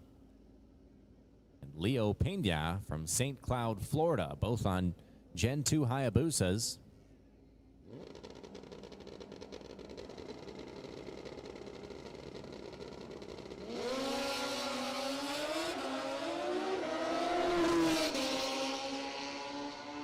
Kane waiting for his dinner to be delivered before he launches. Goes 894.6 at 147.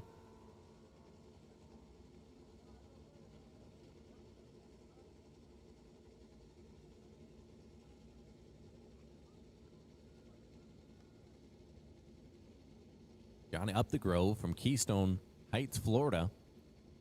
Our 39th qualifier. Hasn't broke into the 8-second zone just yet. Taking on Taylor Harper in the Strange Lane from West Virginia, our 14th qualifier.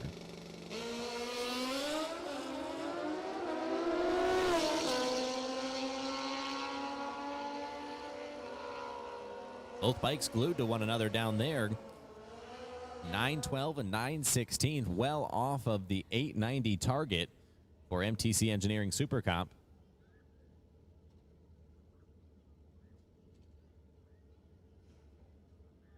Brings up Dusty Brazel from Norman Park, Georgia. Tower Lane. And Colin Nash from Orlando, Florida.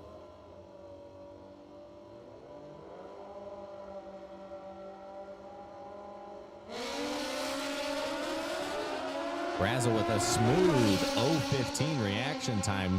Looking to put a tight package together here. Goes 9:07, but Nash, look at him go. 8:90 with a 2. What a lap.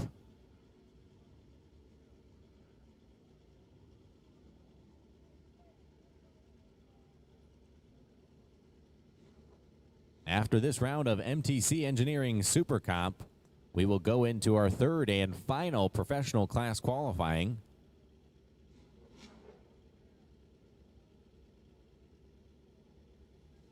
Christopher Somerville from Alabama here, Summit Racing Lane, taking on Kevin Peterson out of Florida. Peterson on the small tire and is going to get a single. As issues with Somerville's bike.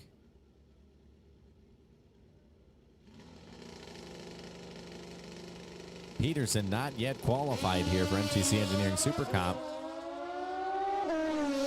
Fairly smooth gear shifts right there. Spins just a little bit, maybe hit a bump in the track. Goes 898 at 132 in the 8s, but definitely wanting to drop that a little bit lower come race day.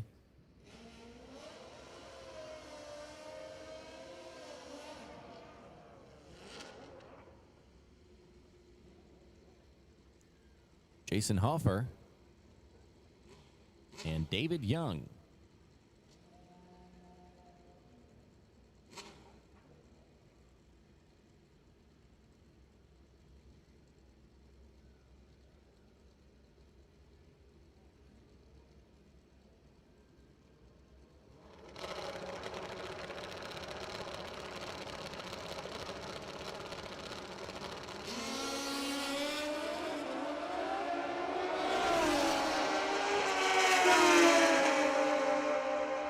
Hofer goes 895.5.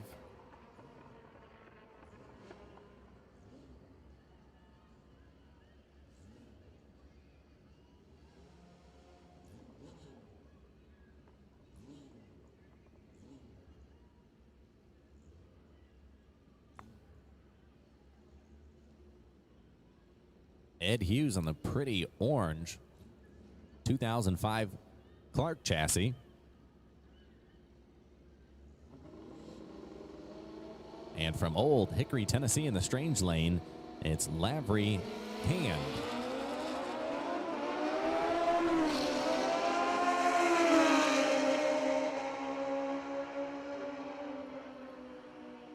All over the number there. Hand 891 with a 7. Clark 887.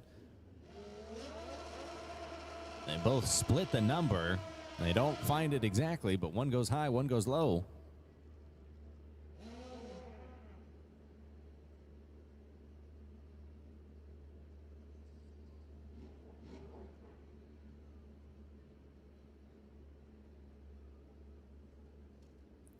Brings up Dale Cranford. His GSXR 1000 alongside Edmer Gearman from Aruba. Gearman leaves too soon.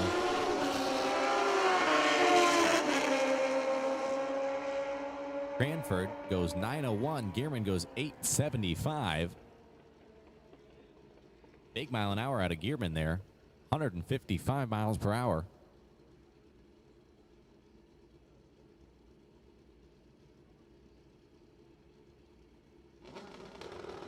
Mike Lukowski on a super clean blue Suzuki. Tim Hunt takes the tree. Not going to get an ET, as has issues with the bike.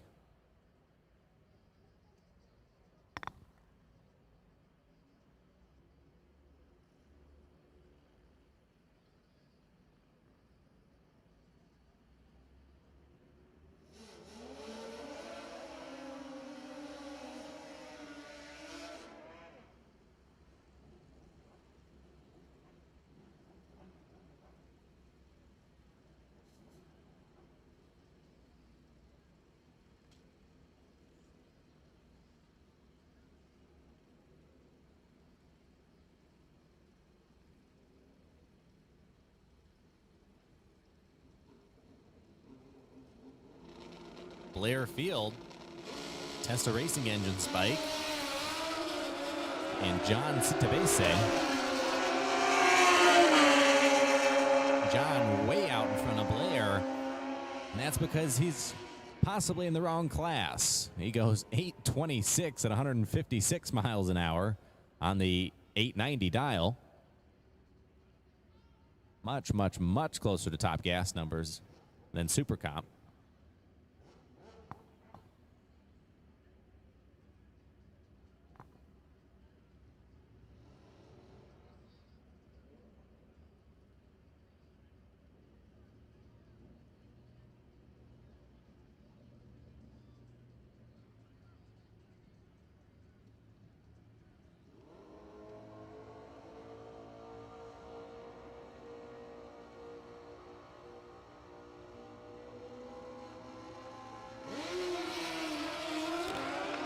Purple Ghost in the Summer Racing lane.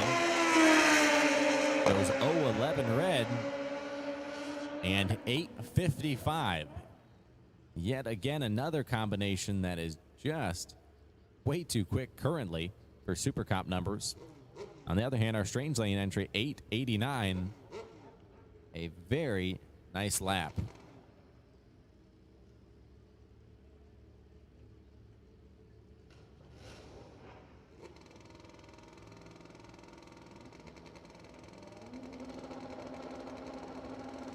Evard Wester from Aruba. Overpowering the track there in the Summer Racing side. From the Strange Lane sign, Dwayne Schmidt Jr. clicking through the gears. Goes 896 at 145.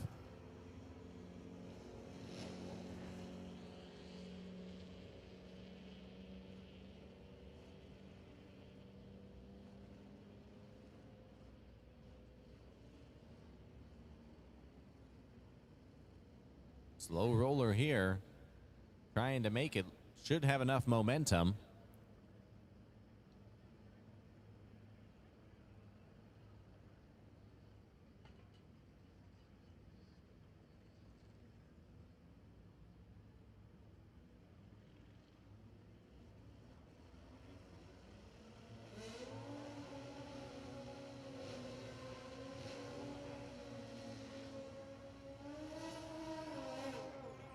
One boosted Hayabusa here.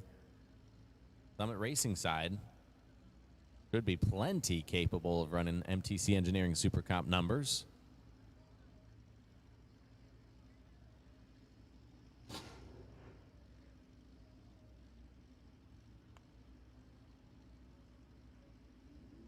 New entrant to the class. Don't quite have all his information on file. It's bike number 910.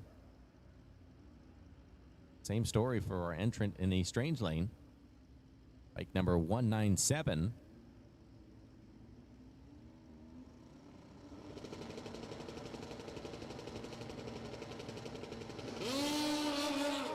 Launches hard, both of them do. Our entrant in the Strange Lane takes a look up into the sky for a minute.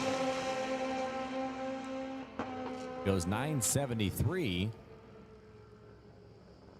Put him in the qualified field. 16, 86 on the Summit Racing side.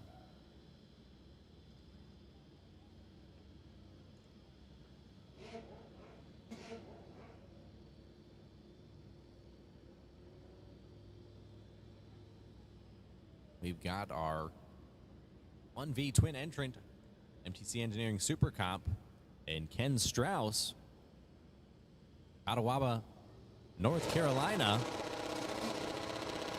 It's a noisy V-Rod. Headed towards the center and brings it back. Puts it back in the groove and goes 886 with a 9.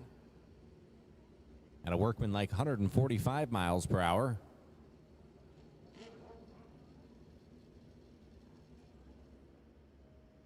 Strauss did leave a little bit of fluid at least on the starting line, and let's hope it's only there. MTC Engineering Super Comp, we will run you out here for your third and final qualifier.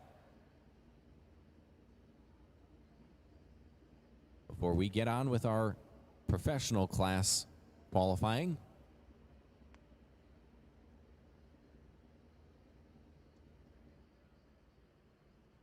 Scott DeLong and Stanley Russell, Gary Russell, patiently wait for a clear racetrack.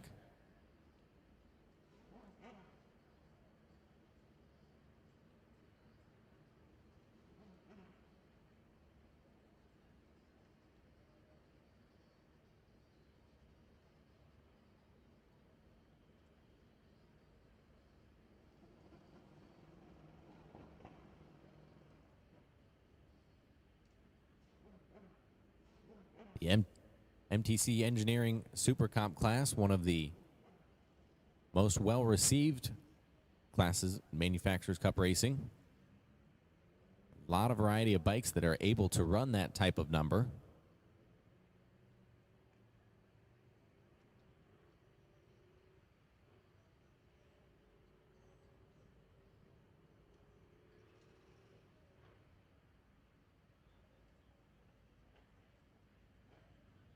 MTC offers cylinder re-sleeving services, cylinder boring and honing, even repairing of your stock block. Be sure to stop by their space on the vendor midway and see a sample of their products or buy the item you need to improve your race program. MTC Engineering has been a proud sponsor of the ManCup Series and supports each and every event.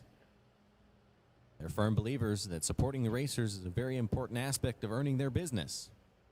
They will be traveling to a total of 15 different racing events in 2022 as a demonstration of their support. If there's anything they can do for you, give them a call at 1-800-827-9210.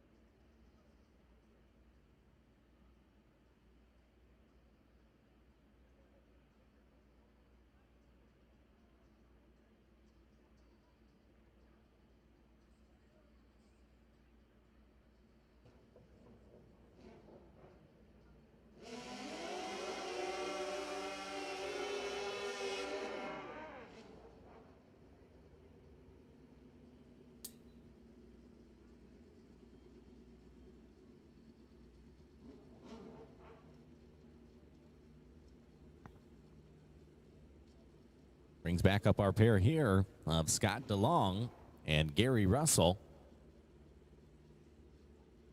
Two racers with a lot of experience in this class. I have been quite impressed with DeLong's consistency over the weekend. He's 0-11 here to Russell's 0-25. Two laps that are more than acceptable come race day. And Russell goes 8.92 at 145 to DeLong's off-pace 9.11.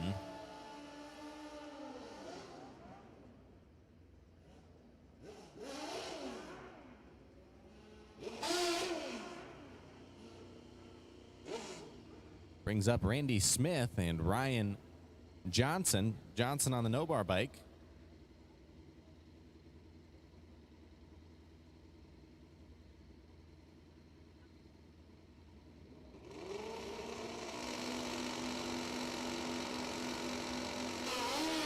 Smith, high two-step RPMs. Making a pretty good charge, goes 8.78, too quick. Bringing up Joe Clemmy and David Griffith. David from Western Iowa, Fontanelle, Iowa. Clemmy from Eastern Iowa and Davenport. David Griffith going for the light, and he goes 004, but on the red side. We'll see what they post on the scoreboard, a pair of 894s.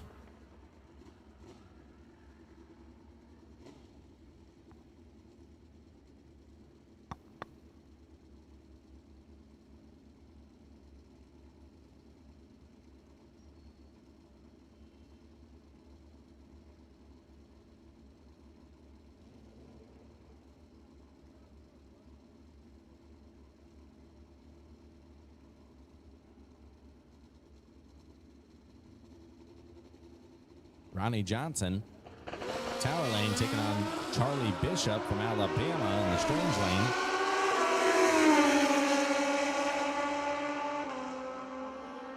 Johnson really close to the number, goes 8.89 with a 2 at 138 miles per hour.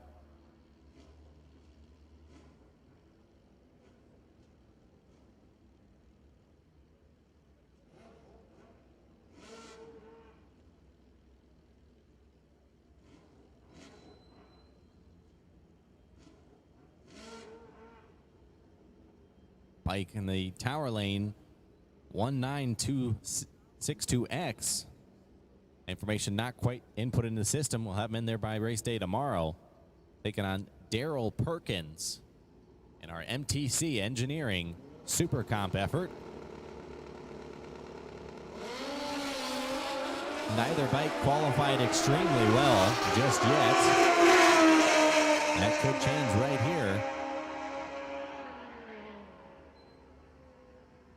And it will for Perkins. Improves to an 897.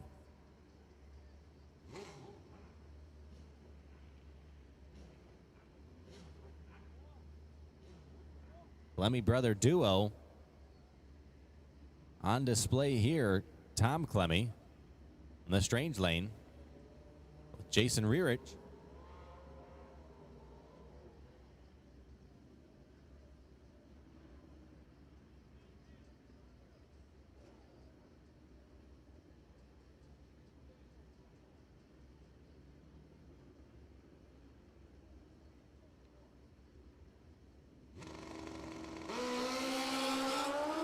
Tom getting a clear look at the racetrack.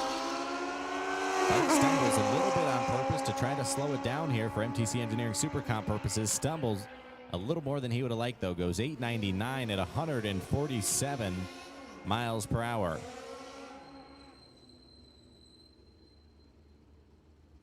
That's twice that he's had a set of circumstances on the starting line outside of the usual.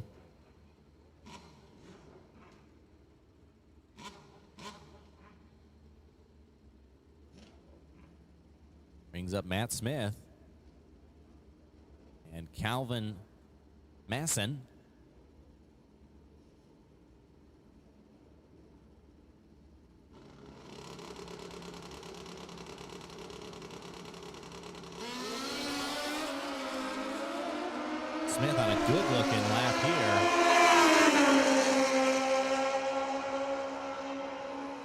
but it is too good. He goes 874 with a 9.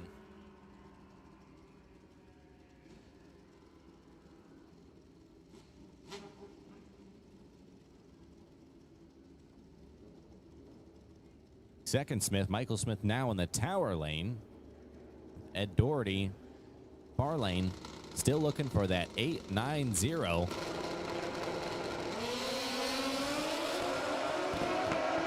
We'll see a few backfires here. Fuel in the exhaust, still getting burnt. And Smith, 896. Doherty, too quick, 882.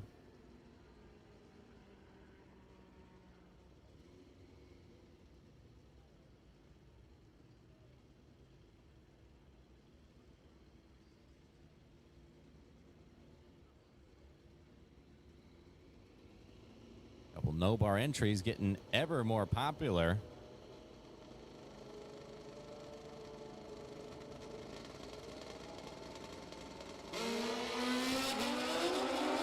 They leave together. Jumps out in front and gets there first, going 877. It's too fast, though, for the 890 number.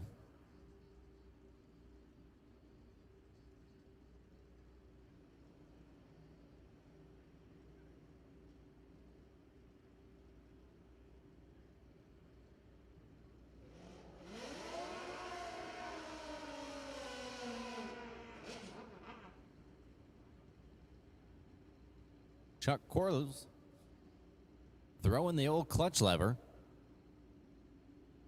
Not a slider in this bike.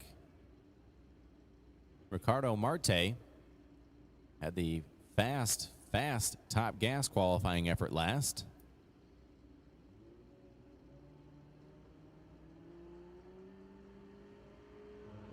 Ricardo sitting pretty in this MTC Engineering Super Comp, though. He's qualified second.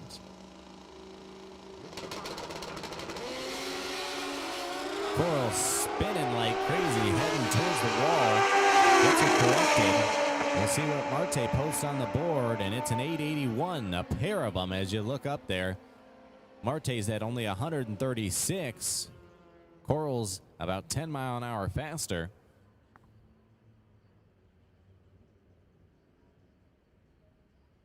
Attention to the pits. APE Top Fuel to lane number 1.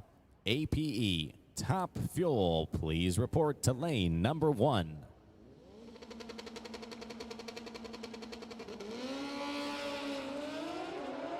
Dennis Padilla creeping on the tree a little bit, turns on the red eye. Norandenia from Aruba goes 895.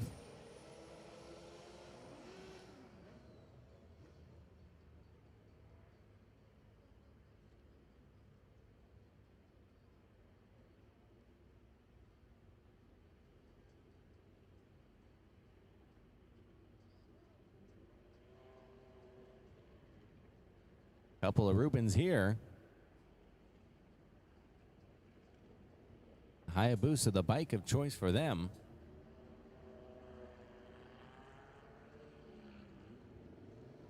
Courtney Woutz, the tower lane.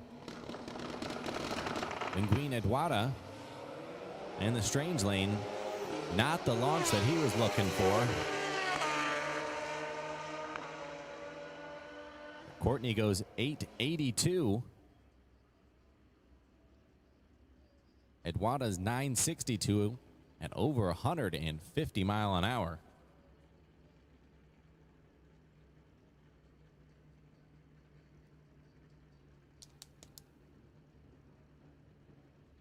Robert Brandt making the pull from Arizona. Be with us here this weekend. Sitting in the middle of the field, qualified 31st right now. Tower side, Sean Bizet, the strange side, qualified 23rd.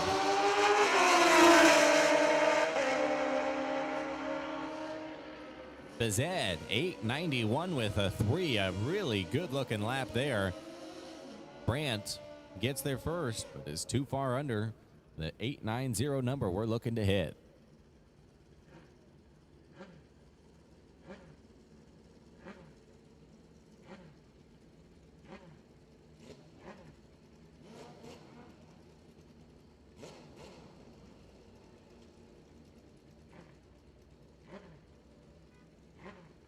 Larry Slim Bradley. An old school Kawasaki. The far lane as the sun is starting to set. And the track will start cooling off. Bernard, Summer Racing side, picking up the wheel, tilting it, teasing the center line, makes the proper adjustment. And goes 898 with a 7.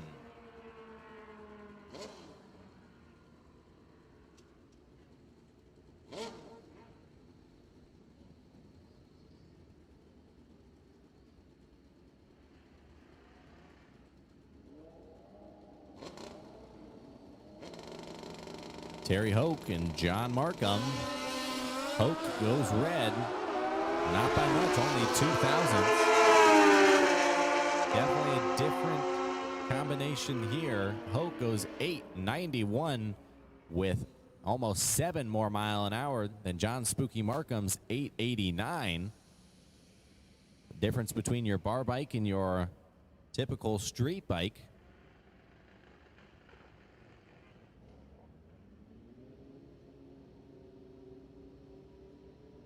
Jason Angela from Aruba. Tower side, Rodney McFarlane from Pensacola, Florida.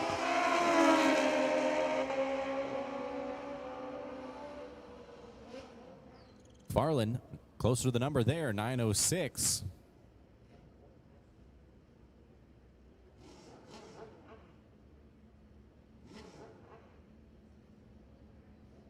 J.R. Pellicino now in the power lane. Angela Zambrana.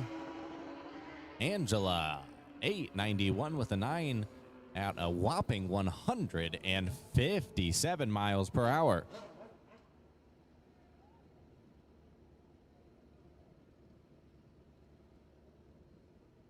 Barry Pryor. Dalton Markham. We saw the Pryor Markham matchup earlier. It was just with Spooky.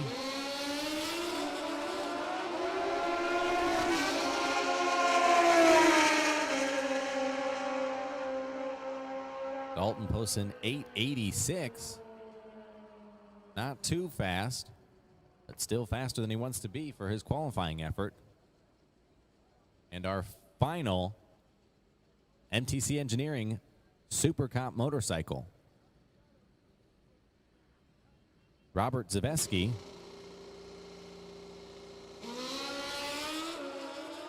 Good acceleration down low.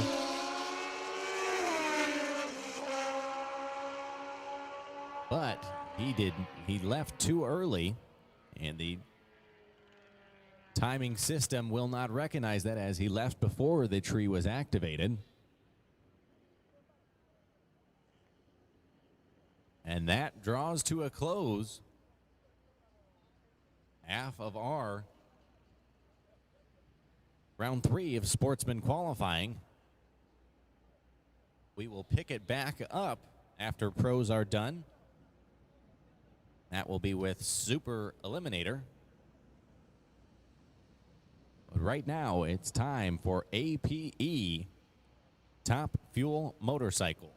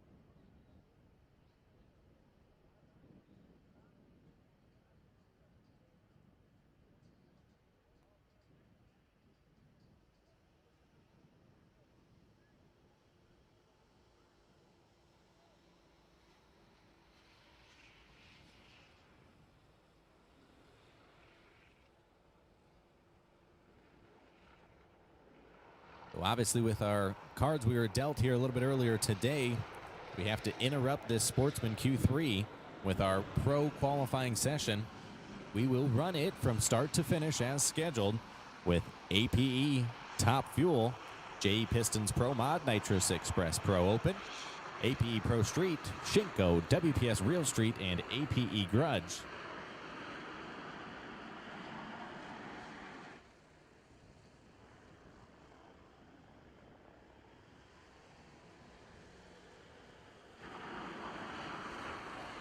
APE Top Fuel. Chris Hand, you are needed in lane number 1. Chris Hand for APE Top Fuel. You're needed in lane 1 for this final qualifier.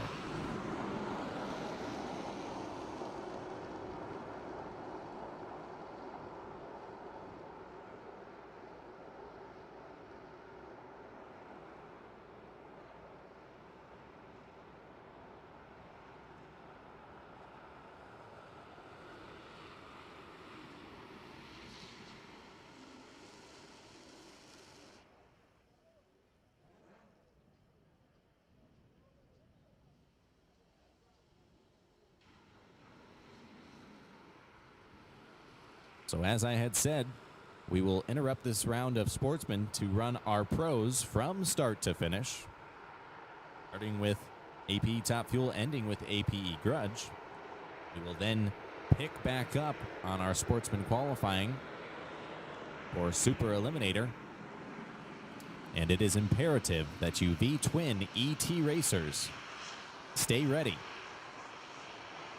We need you to be flexible as we continue on here. I know there is not a ton of you left, especially as we continue on with eliminations. But V-Twin ET racers, stay ready for your call after pros.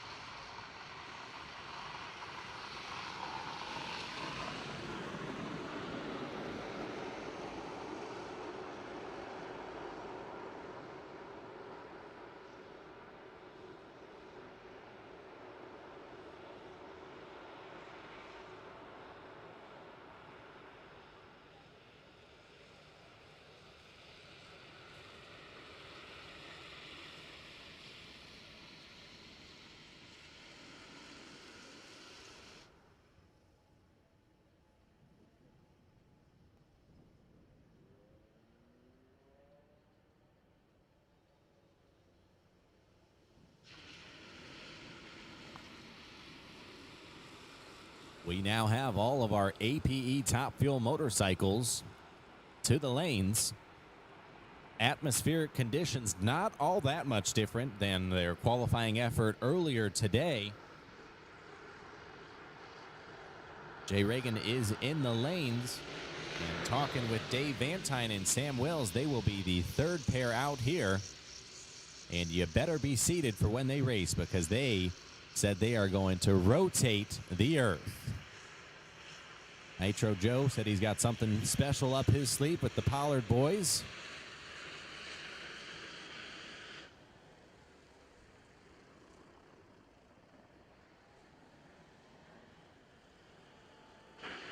If you don't have a spot to watch from, whether that's in the grandstands or the far end of the racetrack, I would highly suggest making your way towards the racetrack, as we will have ground pounding Top Fuel motorcycles going down the 1320 real shortly.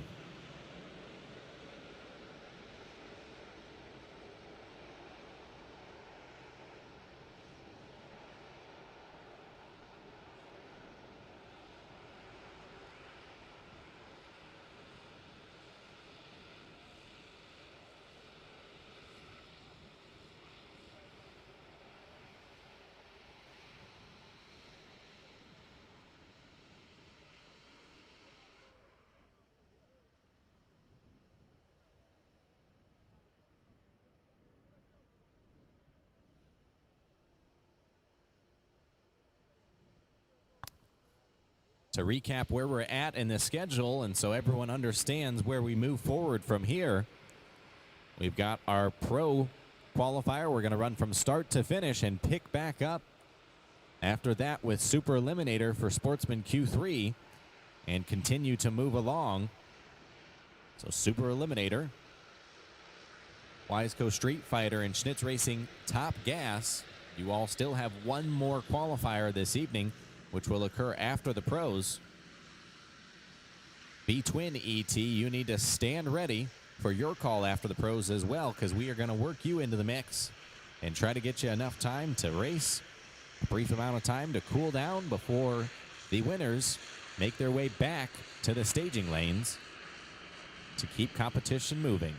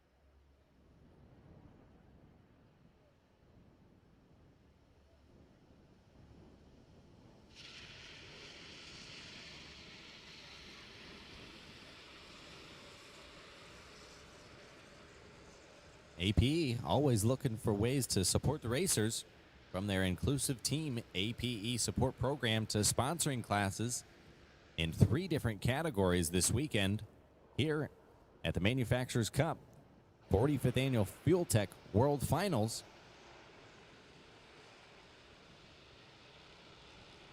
APE obviously known for their valve train components, starter nuts, many engine-related components. You can find out more about them at aperaceparts.com.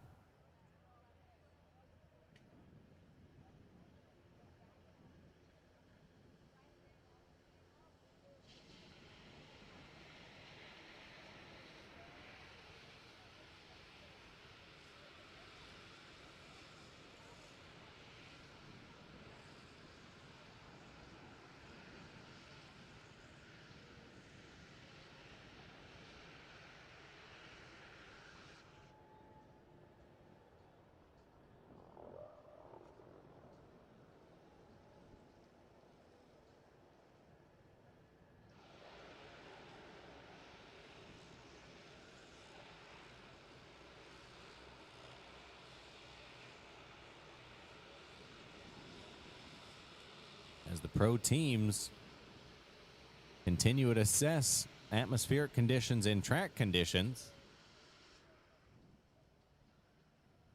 Mr. Paul Gass making his way to the starting line. Their current #1 qualifier for JE Pistons Pro Mod. Has it pretty well locked up this year with the performances he's been putting on. Top Fuel has not been contested, so going off of results from last year, top 3 points positions, Mitch Brown, our champion. Our runner-up, Larry Spider-Man McBride. #3 plate holder, Sam Wills from Edmond, Oklahoma.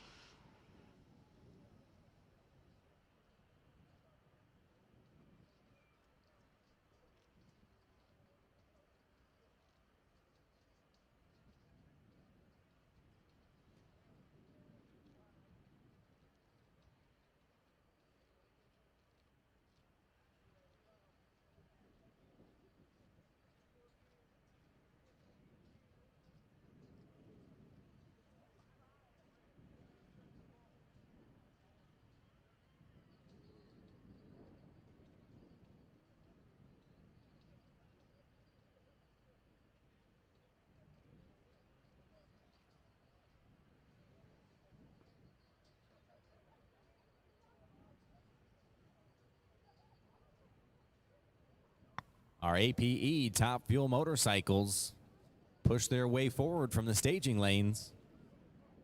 Behind the water box, ready to fire up.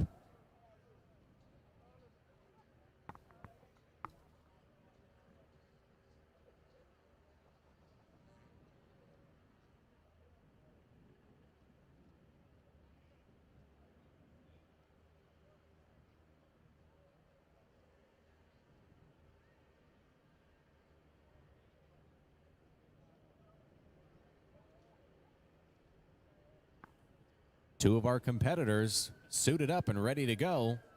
In the strange lane, we have Tadashi Saito and Mitch Brown in the Summit Racing lane. Mitch, as we've said, has had a great performance earlier this year. Very contrary to his performance here this weekend. Not indicative of the capability of this bike. Tadashi on a bike tuned by Nitro Santa, all the way in from Japan. A bike that I believe Tak Shigematsu has ran before. Tadashi currently in our 5th qualifying spot with an ET of 10:29. Mitch Brown in the rear of the pack with a 17:55. Expect that to change here, though, ladies and gentlemen.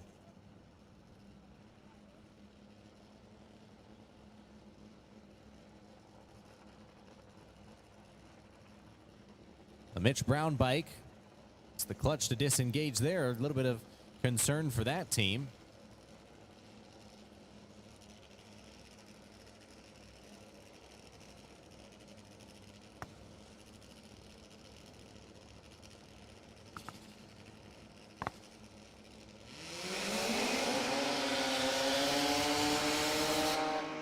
Mitch Brown laying down a strip of rubber well past the 60-foot mark. 4-cylinder machine. During the week, he works on monster cylinder heads and billet blocks, shift forks, and other related transmission components.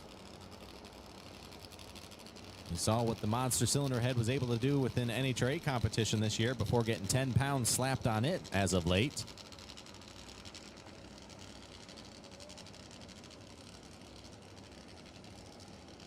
Mitch's team really working hard on trying to become a top-tier performer here in APE Top Fuel.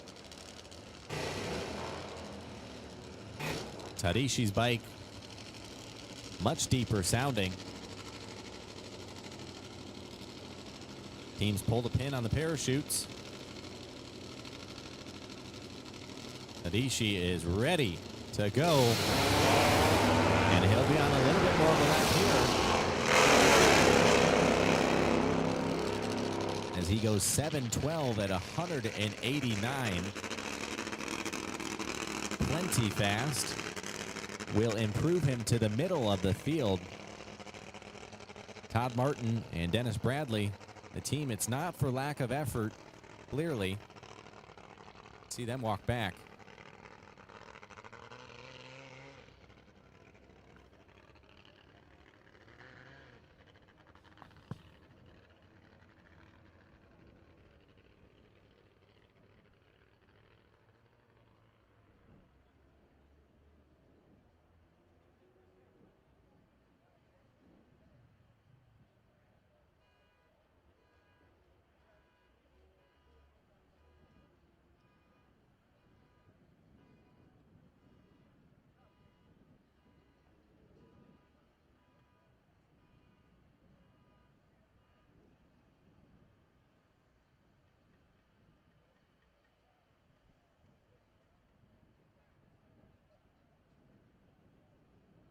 Chris Hand arrived earlier today, was not a part of the qualifying round yesterday. Will be in the strange lane and will fire first. Up second will be Walter Holonsky in the Summit Racing lane from High Springs, Florida. Walter, again on a V-Twin bike. We now have 2 of them entered in this category.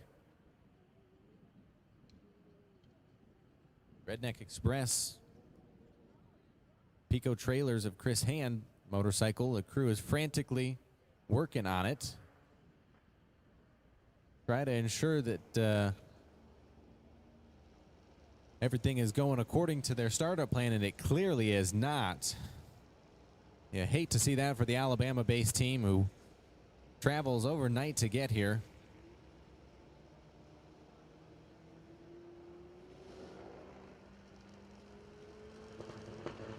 So Walter Holonsky will have a single.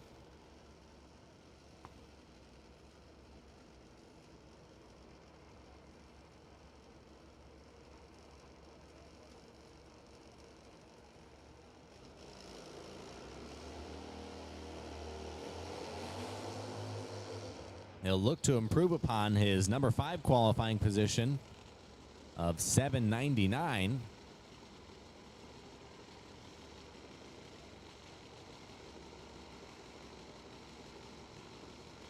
Walter typically running the Pro Fuel category in the LSR racing team.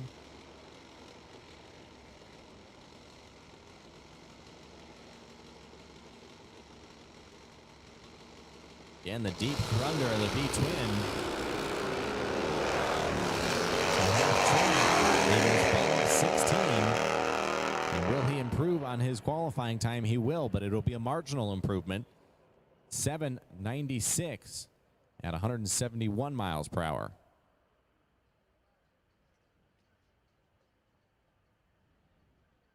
So not quite the performances I think that these teams have totally been targeting with this qualifying section. Hopefully, that will change here with this pair.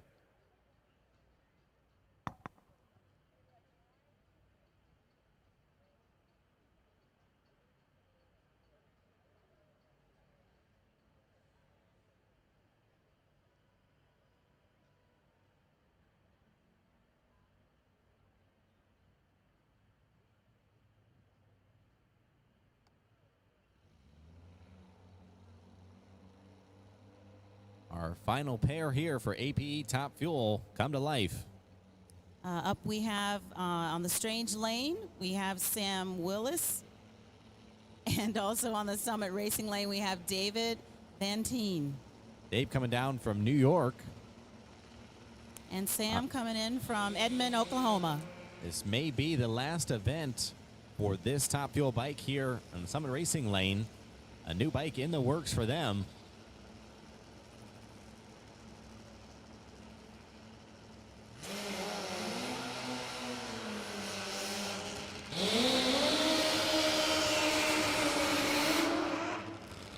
Sam, motorcycle shop owner out in Oklahoma, has built his fair share of not only Top Fuel motorcycles, but motorcycle drag bikes from ET to the pinnacle of the sport. What you're watching here.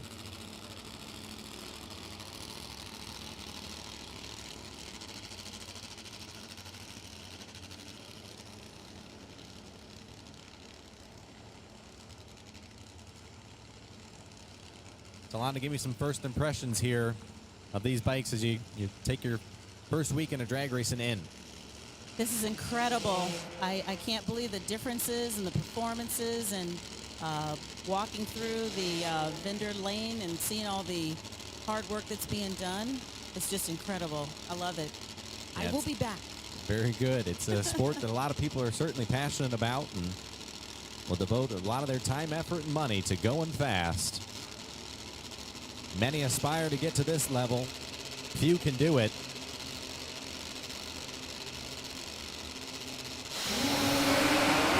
They're away. Sam has issues. And Van Tine is going to cross the center line just before the 1,000-foot cone. Without a doubt, both teams trying to get after it. Just don't quite have the setups perfected for track conditions that are out there. Van Tine Nitro Sports team looking deep down track, ensuring their rider got stopped. That qualifying pass will be a DQ. Obviously not allowed, doesn't get a quarter-mile time on the right-hand side of the racetrack. And the time for Sam Wills is inadvertently clock stopped down there on the quarter mile. Drawing to a close there for APE Top Fuel. More exciting racing coming from that class tomorrow as we transition to the nitrous bikes. A couple of fast by gassed entries for our first pair for JE Pistons Pro Modified.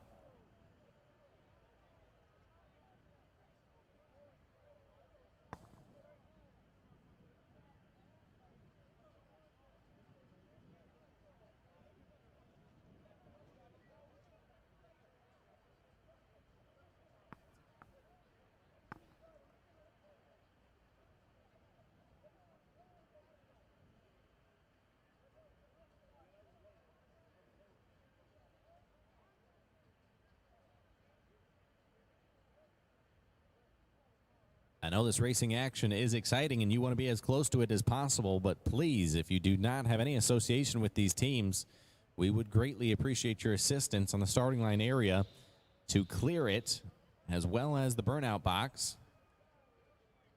There are a lot of great vantage points here at the racetrack.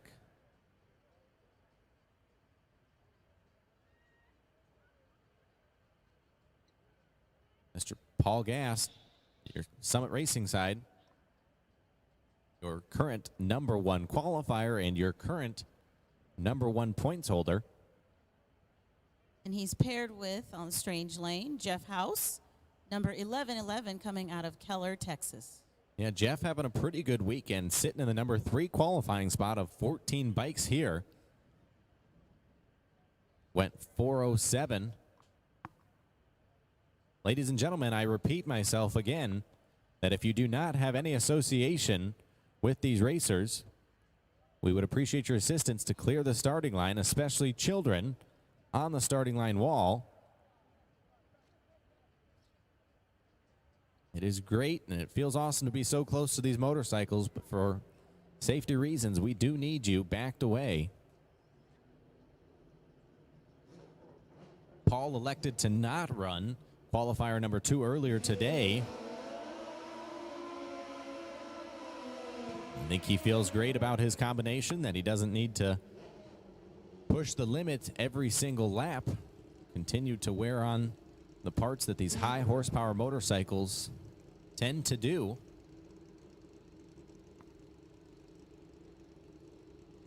If I had to guess, Paul's shooting for about a 397 or 396 to come up on the scoreboard. House probably looking for a low 4.0.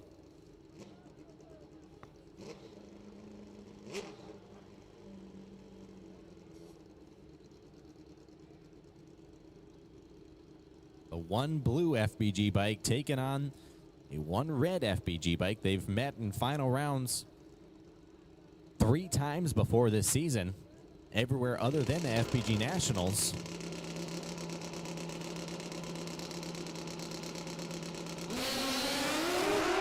Paul's away, 101. Jeff House 101, equal there, but Paul starts gaining some room and goes 3.98.7 at 177 miles per hour. Very nice. A good-looking lap. Rinse and repeat for the 70-plus-year-old Paul Gass.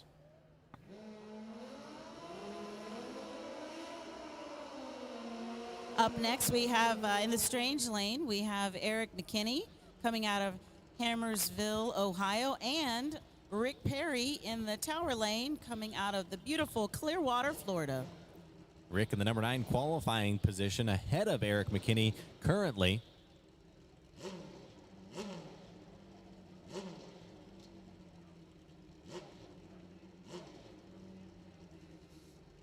Attention in the pits, attention in the pits. D&G Chassis V-Twin, your 9 remaining riders. You're needed at the rear of the staging lanes currently, as you will run after the pros and after Super Eliminator.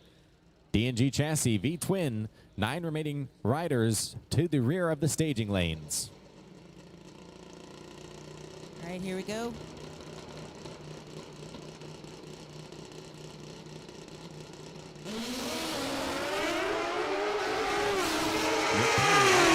Eric McKinney, but Eric McKinney comes right on around him to go 405 at 174.9 miles per hour. A stark improvement for McKinney as he slides all the way up to the number 2 qualifying position with that run.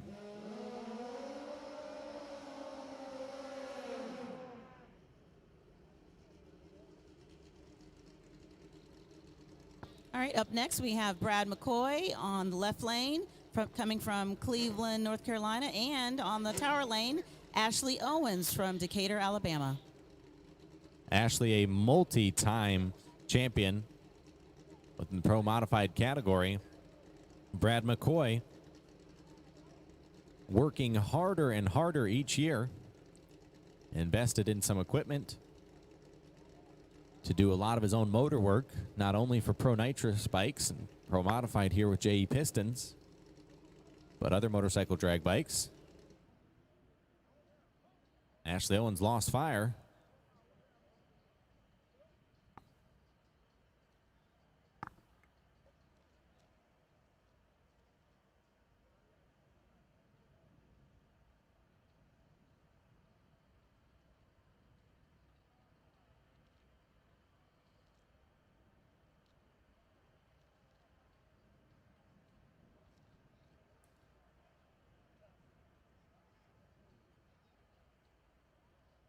D&G Chassis V-Twin ET riders, the 9 of you that remain, you're needed in the back of the staging lanes. You will run after Super Eliminator.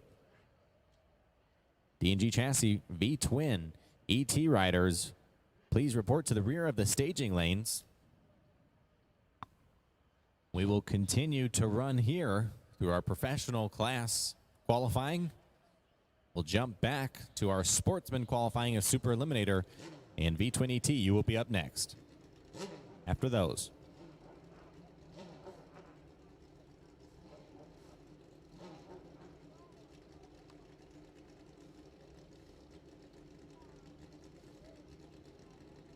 Our bikes refire. We saw Eric McKinney go 405 and climb his way up the ladder. If they've got anything similar to that combination here for Ashley, expect him to do something of the same. Ashley on a fuel-injected bike as they try to learn that. Goes 103. Brad McCoy also 103. And Owens makes improvement, goes 408 at almost 175 miles an hour. McCoy has issues even before half track. That'll place Ashley in the number 6 qualifying spot.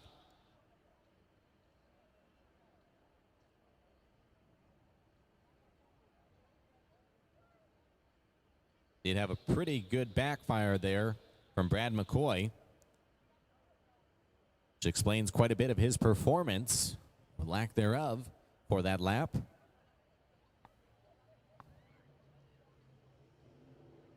Our next 2 come to life. Upcoming in the strange lane is Chris Garner-Jones out of Harvest, Alabama, and Tyrone Lemons out of Atlanta, Georgia. Both bikes here, Suzuki GS's. Chris racing with a heavy heart this year. Yes, he's racing in memory of his late father, T.T. Jones.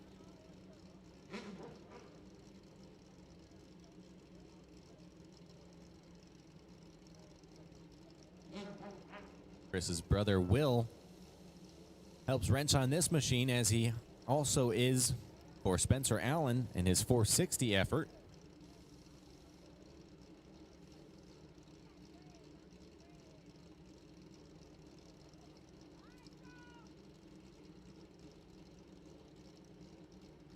Tyrone near the bottom of the ladder right now, currently sitting 12th. Chris Garner-Jones was second, got bumped by Eric McKinney's performance. If Chris can go faster than a 405.2, he'll return the favor to McKinney. having to hang off the bike a little bit. And it shows. He goes 4:11 at 174 miles per hour. Tyrone Lemons goes 4:25.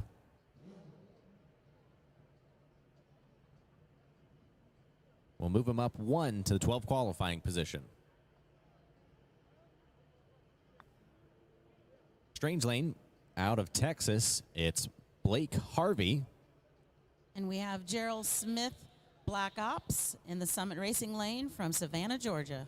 Gerald Smith tried making a lap earlier, took the tree, bike shut off, and was not able to go down the racetrack. They pushed it back, and we will certainly see whether or not they figured anything out with it.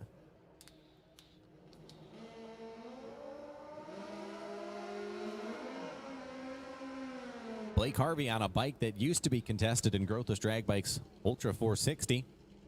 They've decided to take the lunge into JE Pistons Pro Mod.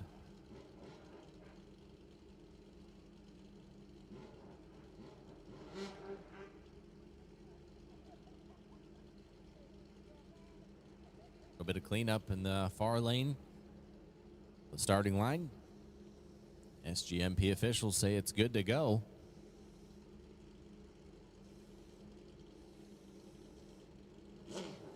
Harvey doing their best with the new endeavor. Had good numbers down low. They just weren't numbers that transitioned all the way across the racetrack. Currently qualified with a 5:57. Bike certainly has more than that in it.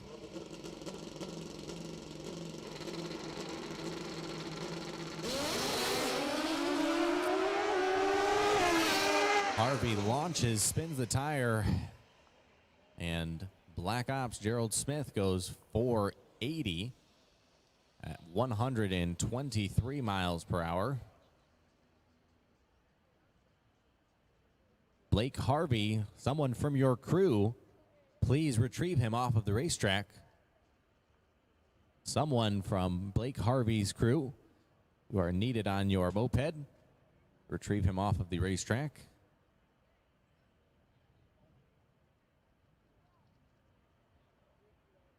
They will have at least one more round tomorrow to come back on up here and see if they can get it figured out. They've gone quick in 460 racing. They have the combination. It's a matter of putting all the right pieces of the puzzle together. And I've got a feeling Bob Harvey's going to be able to do just that.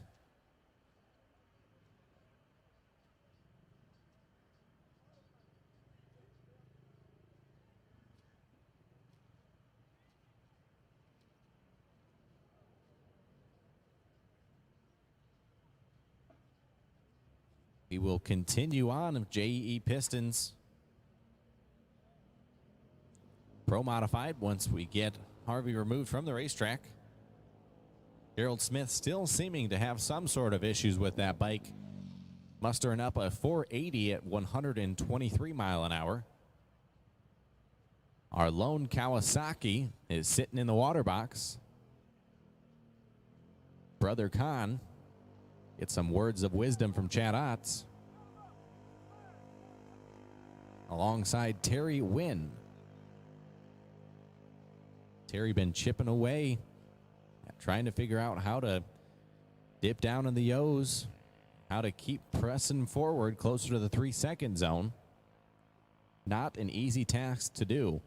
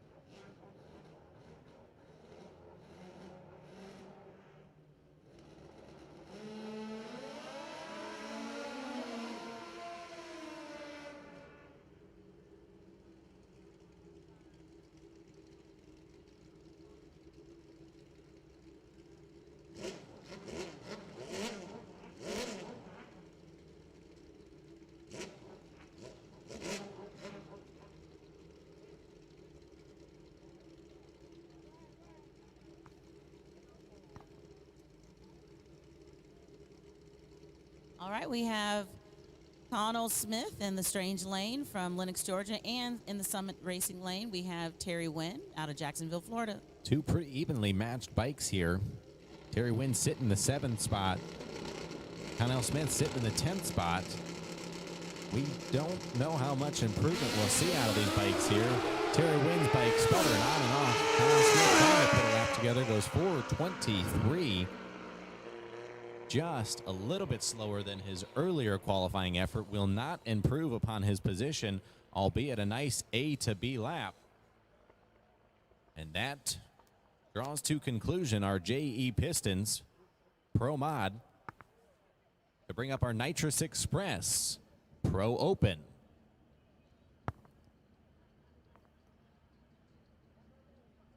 Our next pair is Terry Schweigert on the far lane out of Abbotsford, British Columbia, and Travis Davis out of Douglas, Georgia. Bikes with pretty similar technology here as far as wheelbase, tires, wheelie bars, things of that nature, chassis related. Definitely a little different technology when it comes to an engine combination. Schweigert with the DTM Performance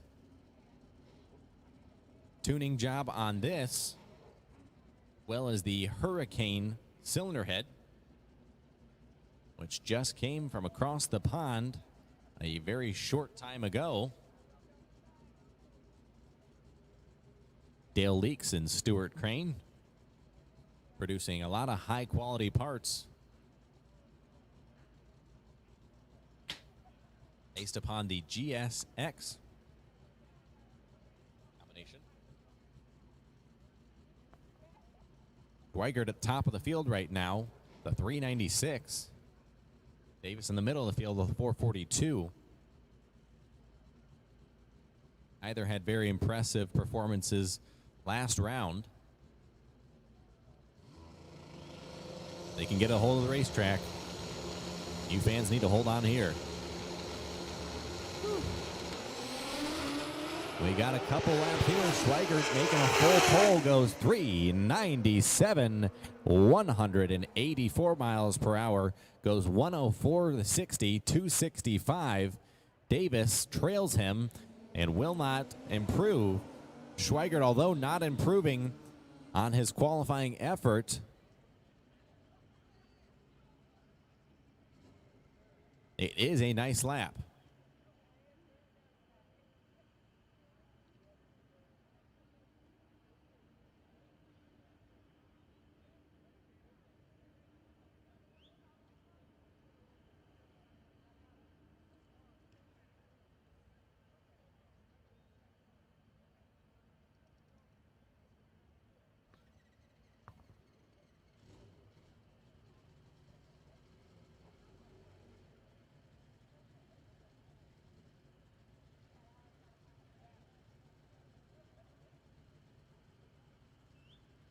Couple of bikes here that will get into the system at race day tomorrow. Tommy Saxon, our entrant in the far lane. And number 24 is going to be in the Summit Racing Lane. As stated a couple times before this class, you'll see a variety of combinations.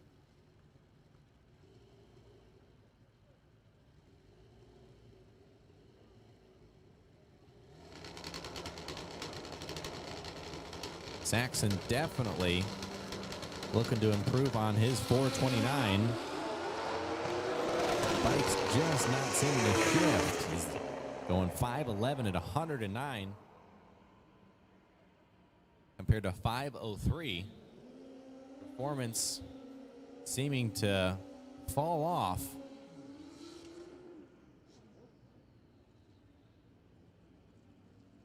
And up next, we have Chuck Cunningham out of Baytown, Texas, in the far lane, and Perry Poe in the Summit Racing Lane from Brook Park, Florida. Perry on a plethora of bikes this weekend.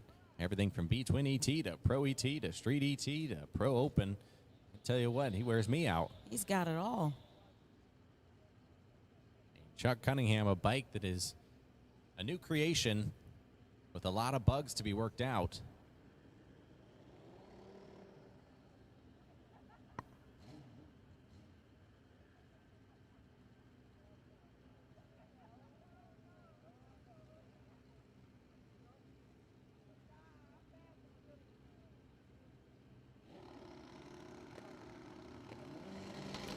Perry goes deep. Cunningham, good movement down low. This might be a career best for him. Putting it on the frame rail to the right, though, goes 439 at 151 miles per hour. Perry goes 556. Not an ET or speed out of Perry. That is going to seemingly win a lot of rounds on Sunday, unless he does a tremendous job on the starting line and the other bike has issues.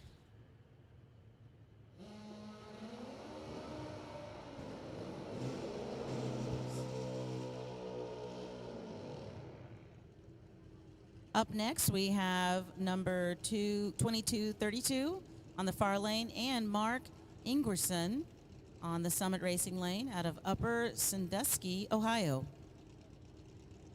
Mark on an all-motor combination, so we've got all-motor, we've got nitrous-assisted, we've got boosted.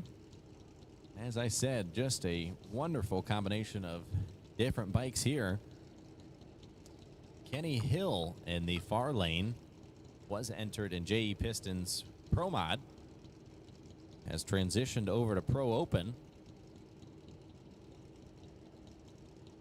A typical kind of pro nitrous bike.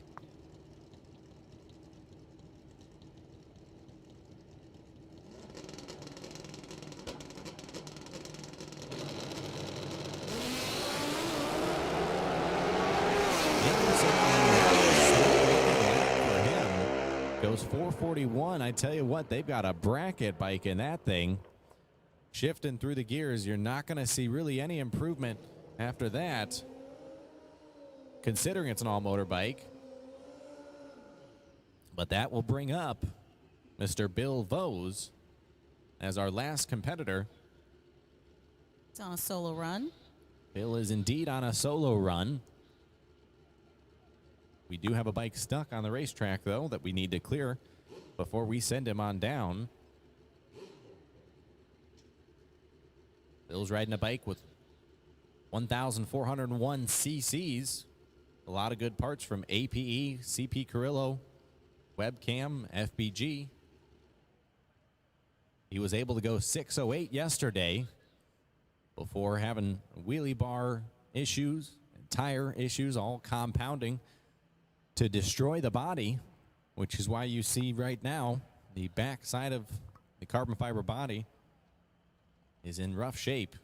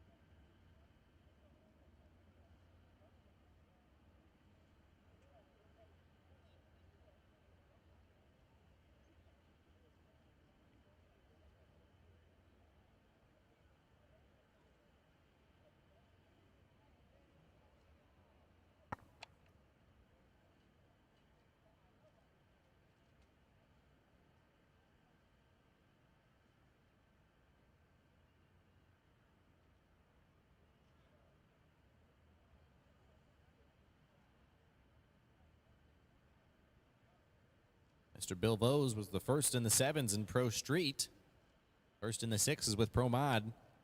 A man that has ridden a lot of different combinations, has experience from no bar bikes to bar bikes.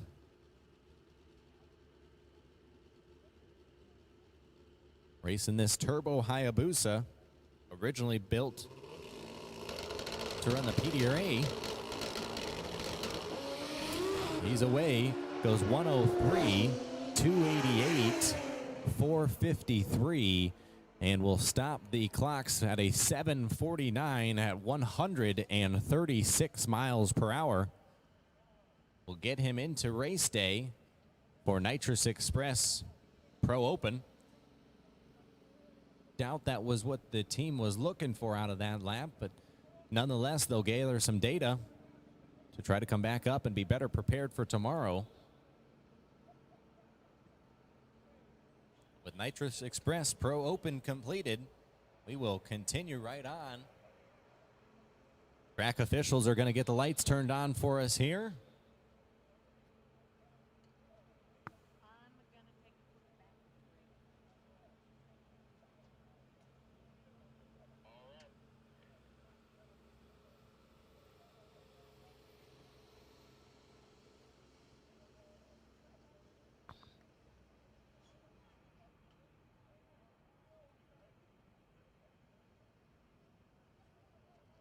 So we will do a little bit of track prep for our APE Pro Street competitors. Ensure we give them the best racing surface possible.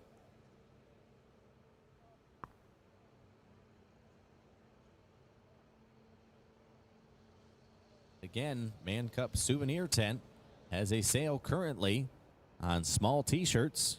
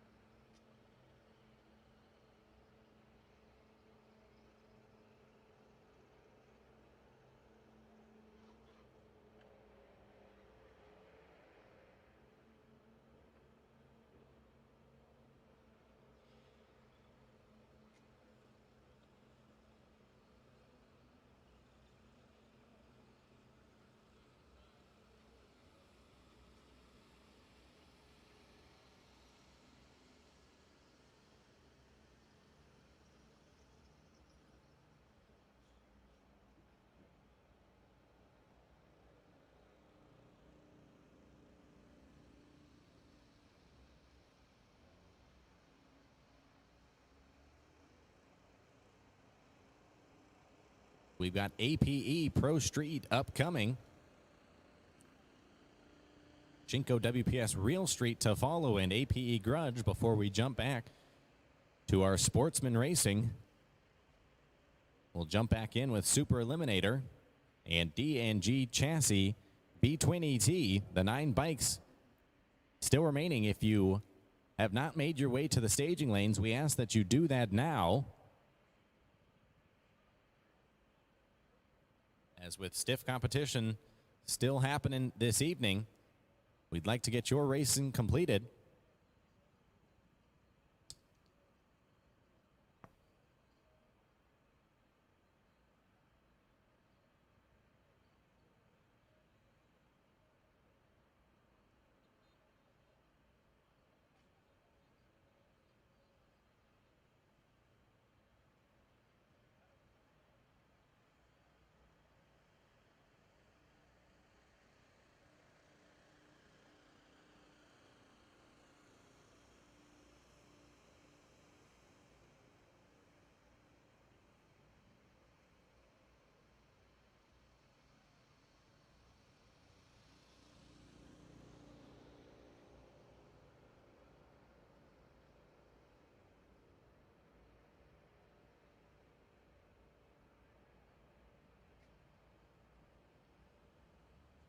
So final preparations here for APE Pro Street, and I'm now joined with the 1,000th winner for the NHRA Camping World Series Pro Stock Motorcycle, Mr. Steve Johnson. It's great to have you up here.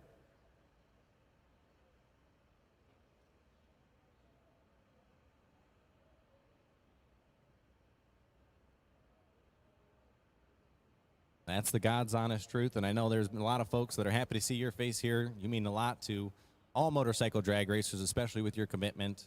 I know people say that Dave Schultz was the ultimate professional. I was born in 1994 and can't say that I really have any memories of him. But for folks who have really been paying attention to Pro Stock Motorcycle as of late, I say that you're the ultimate professional and really an ambassador for the class. What keeps you constantly motivated to be that ambassador, Steve?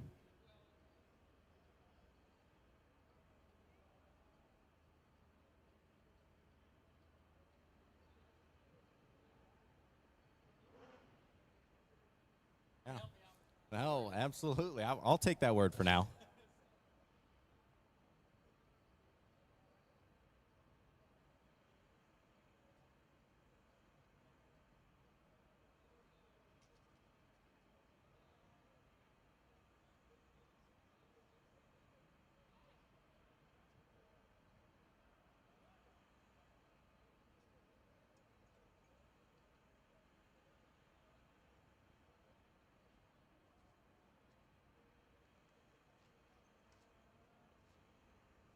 Yeah, something like fuel injection. I don't know about that either, though.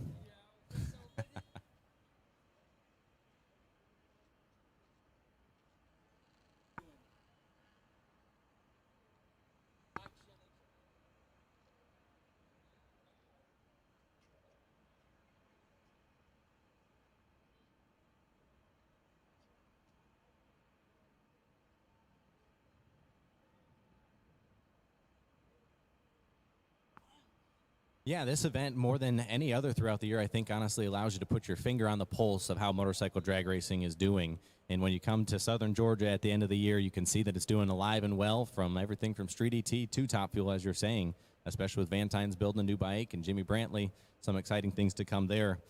Throughout the countdown, few racers get to experience maybe a reset in points and the pressures that come along with that. What did you do during the countdown that helped your kind of mental stability and to stay as focused as you could?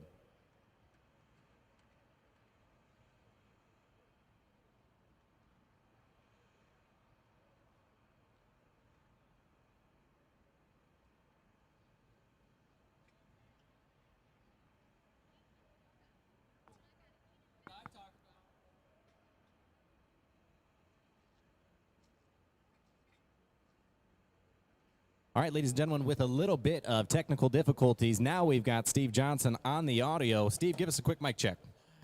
Hello, hello, hello. What a view up here, man. There we go. You said so many great things that they missed out on, but that's all right. I think they're all style locked up in there.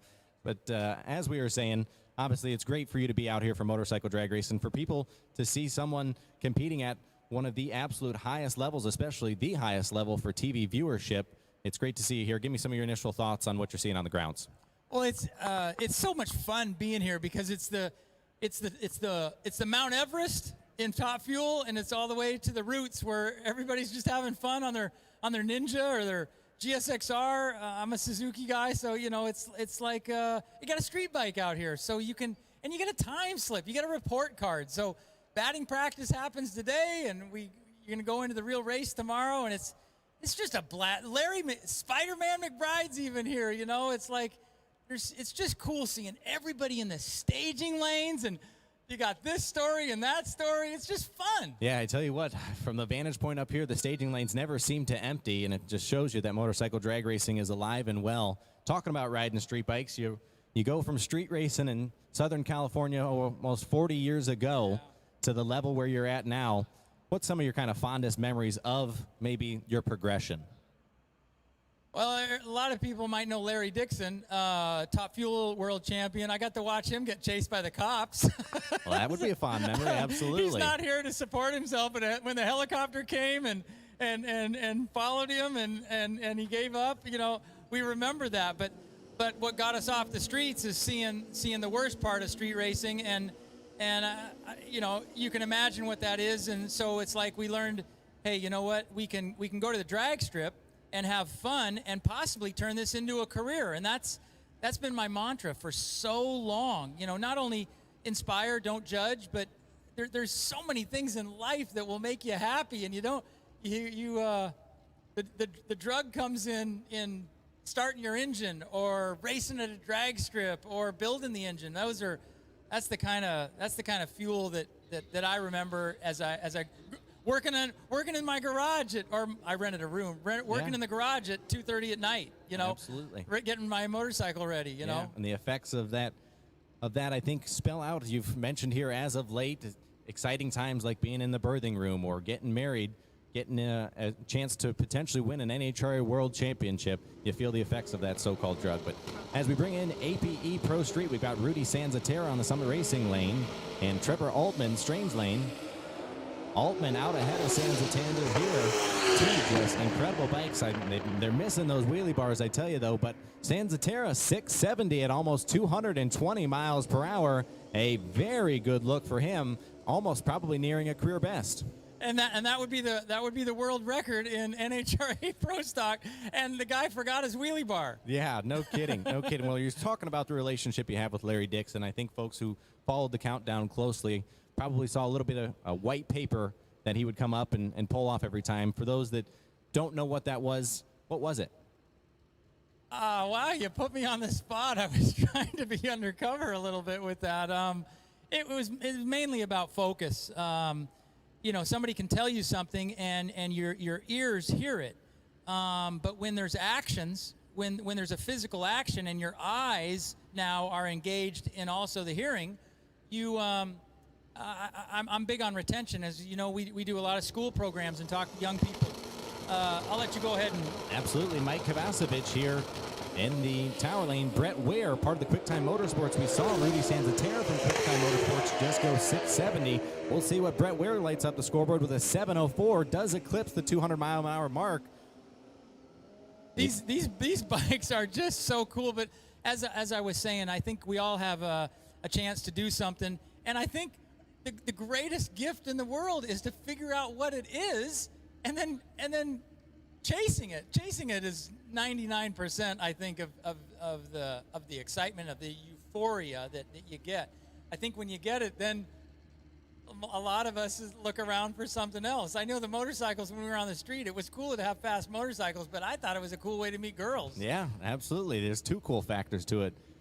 Both equal in their coolness. Bringing up Robert Bond in the Strange lane and Herman Myers Jr. Herman, our #1 points qualifier right now. Coming up from Orlando, Florida, on a pretty good pull here over the 8th mile, goes 463. Just eclipsed the 7-second zone. Herman Myers 698. And the Peoria-based bike goes 770s. Yeah, you're a big proponent of the skilled trades. I do know that. Where did that passion come from? Well, I didn't go to college, you know, so I don't think everybody has to go to college to be successful, and I think success is obviously an opinion, perspective, but, you know, gosh, our society needs plumbers and welders and electricians and roofers and all kinds of things, and then when you really boil down to it, we need to fix our transportation industry. The diesel industry and the automotive industry is just... If you know how to work on those vehicles or you've been to school, and you're thinking about changing career paths, wow, you can kind of command what you want to get paid and really do some negotiating there at the table. So it's a good time to have a skilled trade background, and Mike Rowe really promotes a lot of that. I need to do a little bit more, but NHRA helps me and gives me a platform to do it. Yeah, that's great. Cameron Teasley here, brother of Jeremy Teasley in the tower lane. Ramon Collins from Liberty Hill, Texas in the Strange lane. Teasley looking pretty good here as he approaches the 1320. Slow on mile an hour, 198 ain't slow, but it's not fast for this class. But that'll put him solidly in the qualified field in number 10 position. Yeah. 198 miles an hour. Everybody goes 200 miles an hour, it seems like, at the NHRA races, except us. You know, Jock and I. Jock's out here, so y'all, if you see Jock, give him some love. He has had just quite a couple of years here from losing mom to going through COVID, and then you know, he's got married and he's gonna have a baby, and his gal's going through all the morning sickness stuff, and then, you know, he had a gun discharge. I mean, he was in a championship chase, and his knucklehead driver forgot to let the clutch go. So it's like, but tomorrow we've got a really, well, I'll let you finish here. Yeah, Daniel Lentz all the way over from Hungary on a brand new build from DME. It's a 2021 Suzuki Hayabusa in the strange lane with Sydney Marshall. Tower lane coming up from Florida. The Hungry bike out a little bit slower than normal, but they're just getting Lentz acquainted to that bike. Lentz goes 788, Marshall goes 739.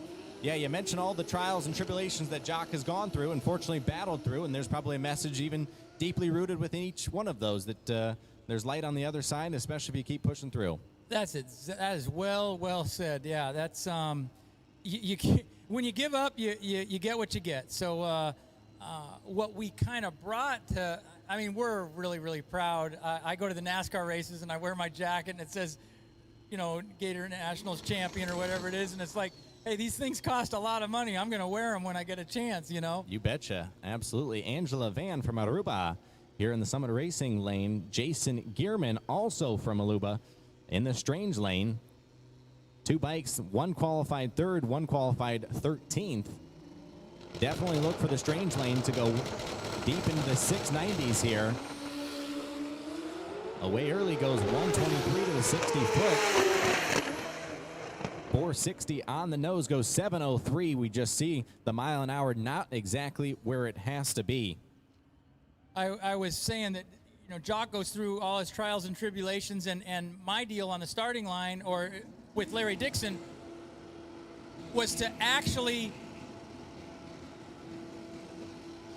get my eyes to look at something. So we brought the 1,000th trophy that NHRA has given out.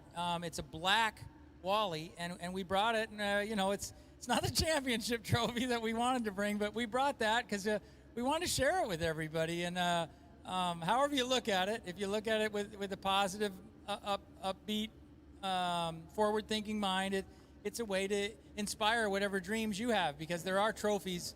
And sometimes they're not a black trophy that say NHRA. They're sometimes different. Like I said, a diploma or a child. You know, so it's we just want to help symbolize and let people know that there are trophies in life, and you just got to keep pushing for them. That's great. I think the motorcycle drag racing conglomerate appreciates your willingness to share that alongside everyone. Ryan Habel from Wisconsin, the strange lane. Number 2 qualifier went 677 at 218 miles an hour. Rob Aston from Calgary, Alberta, British Columbia. Habel on a lap here. 664 at 224 miles an hour.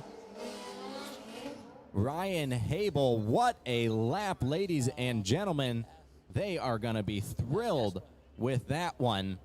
Well deserved there. That was, you could just tell, you know, it was just, there's Jack with cycle drag, and look how happy, obviously a team member of that 660 run. That's so darn impressive. Yeah, and you talk about proponents for the sport and try to advance it to its continued growth. Jack Corpella of Cycle Drag continues to try to do just that. As we bring up Barry Weber from New Orleans, Louisiana, and Bud Heron from Americus, Georgia. Yeah, you definitely could see that Habel right from the launch just started really pulling. The bike's a little slow to the 50 here compared to the rest of the class. As we go into, we may have an oil down there at this point. We're gonna cut the bikes.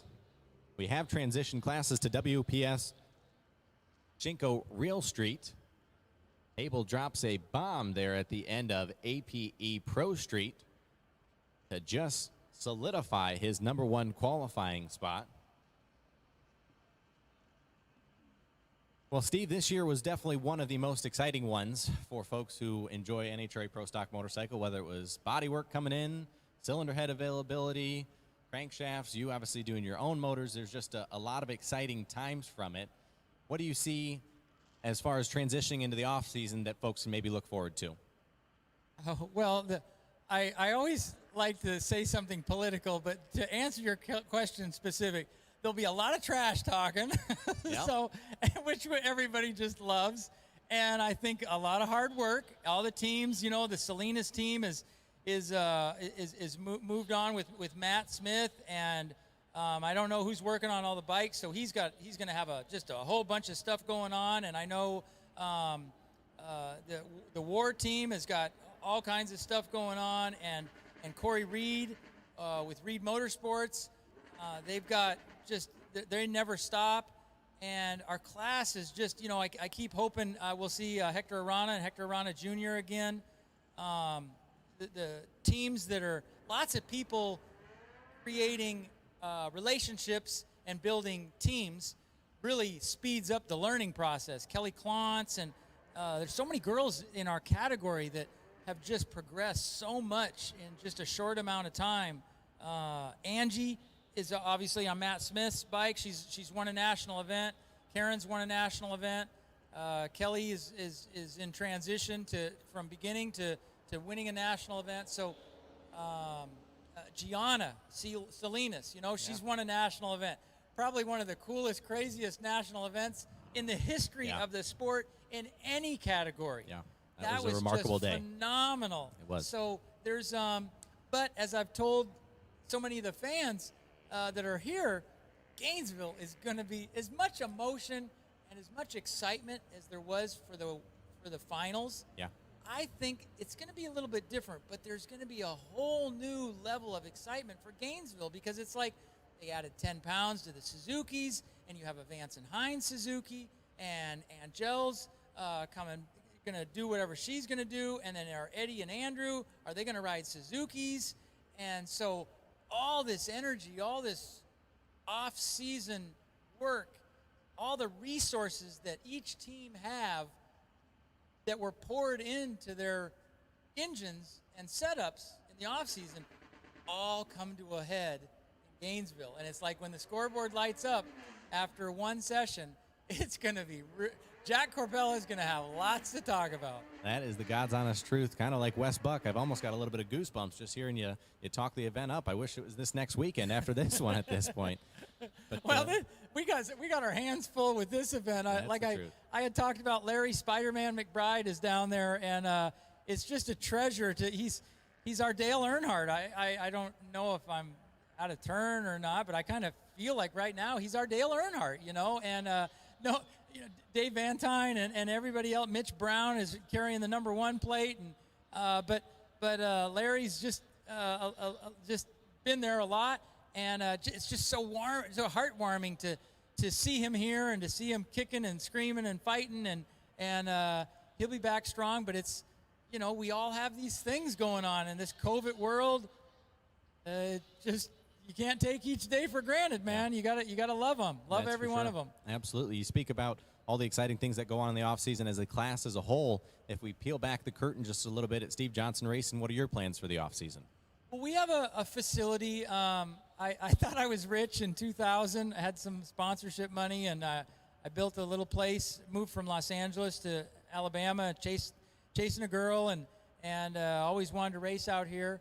So built a facility, and we have a dyno cell, so we have an engine building room. We have 2,500 square feet of administration space. So in our heyday, we had 2 what we call brand managers. So when we had Wyotech and Snap-on, we had a person that was dedicated to managing that sponsorship, from pictures to interaction with their dealers, interaction with the students, and then compiling all the data that we had to a report. And then we give the report to the sponsor to let them, put a value on that quarter, and 4 quarters make a year, and then all of a sudden, you either get re-signed or you don't. Wow, that is an incredible look into folks who, it's very clearly not trying, you have to build the relationship first, but you can't just go around asking for money, and that's, I think you've probably got a lot of experience trying to build those relationships. You mentioned Slick 50 and MacRack, very along the lines, and I assume because of your good relationships with them, they stick by with you throughout the time. Yeah, it's like you said, it's one of those things. It's relationships. You know, everybody remembers high school, and you see the guy or the girl. You know, the girl looks at the guy, vice versa, whatever it is, and you know, it's a high, or you know, they answer to number 3, and then it's where you eating for lunch, and then you know, they're going to the prom or whatever. So it's relationships, and I'll tell you, sponsorships right now, they don't have to be based on business or a B2B. A business-to-business relationship. They just need to be based upon you as a person. And it's amazing. We have some sponsors right now where people just like supporting our initiative. You know, skilled trades is a value. We talk about being a fantastic person, and there are people that like that and people that don't. So identify your brand, convey it. You have social media, and then ring the bell as much as you can when you're around people that have the same like kind of thoughts. And that's it's such an easy way to try to generate fuel money to get to the races. You know, I'm hustling my T-shirts. You know, $25 T-shirts. I carry them around my shoulder. You know, because it all matters. And I'm so happy with our sport that we're racing. Jay puts on the class and goes through all the headaches it takes to get everybody here. But everybody, when they come here, they need to smile, but they need to think about how they can come here again. Yeah, absolutely. And certainly social media can be very beneficial for promoting good things. There's a kind of a nasty side to it when there's so much controversy, and it can go equal and opposite the same way. But I do feel like at least this weekend for the motorcycle drag racing community, everyone's pulling the same way on the same rope. Yeah, it's fun, and kind of the epitome of that is Jack. You know, seeing Jack, and then the other one is Eat My Ink. So we have, and then you have your own platform, your own wall to post stuff on. So it's what I think I'd love to hear is instead of me, I'd love to hear somebody up here like a social media expert to talk about the people. You know, if there's 1,000 people here and 10% of them want to do something more with their social media page, in a sense, to help them with sponsorship, I'd love a social media expert to come up here and say, you know what, you interact hashtags with NASCAR, or interact it with some local firehouse, or a local restaurant that you have in your area, and engage them and show them, hey man, all of a sudden I had nobody, now I have 75 people here, and they've all eaten at your store. That's a value that you could say, you know what, those 75 people learned about you from my site. So if I can bring you another 75 and they all spend $100 each, that's $7,500. If you're making 10% on each one as a profit, then I could get half of that, 5%, and now all of a sudden, you know, I just sitting here doing the math, 750, half of that, $375 that you could get. Those are all numbers that I've just made up, but the point is that could really happen.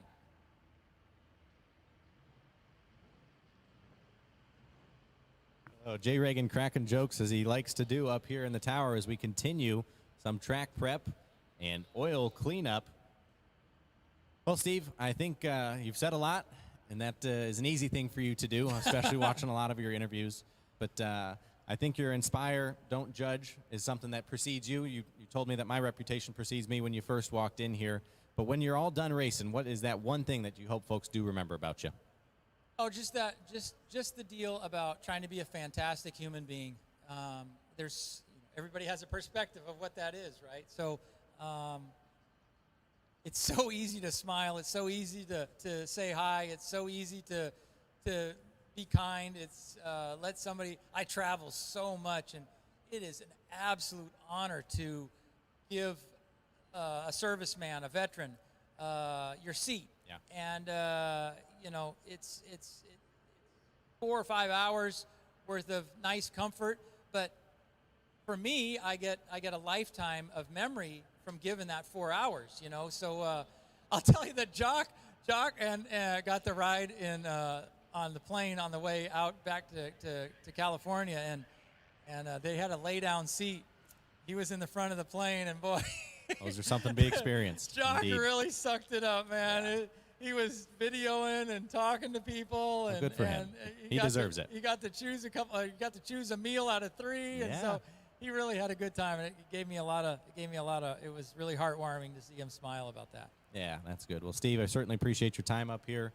best of luck in the 2022 season. I know you got a lot of fans on grounds here and collectively for motorcycle drag racing. We certainly wish you the best of luck. I really, really appreciate it. I'm going to bring that trophy tomorrow. We'll let you and Jay figure out where you want to put it. If people want to see it, take pictures, do whatever they want with it. It's obviously leave it there, but it is a really, really cool trophy if you're involved or know anything about NHRA drag racing.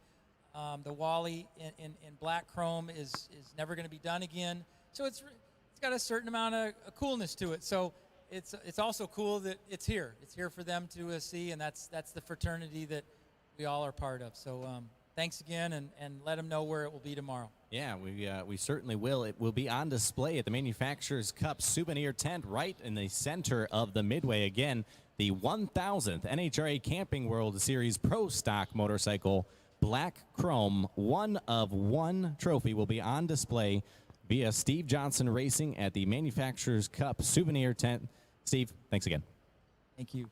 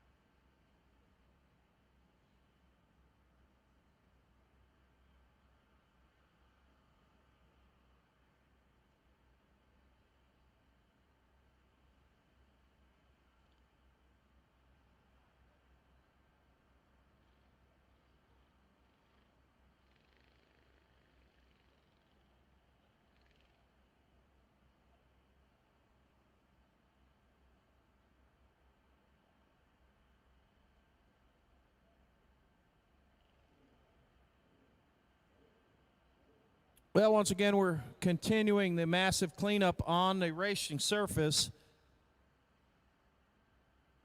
The SGMP staff will obviously not turn the track hot until they know it's perfect. So apologize for the delay, but that's what happens when we've got oil. We've got to make sure it's all up before we can send another motorcycle down there. Great day of action here today at the 45th Annual Fuel Tech World Finals presented by Wisco Piston. And if you have if you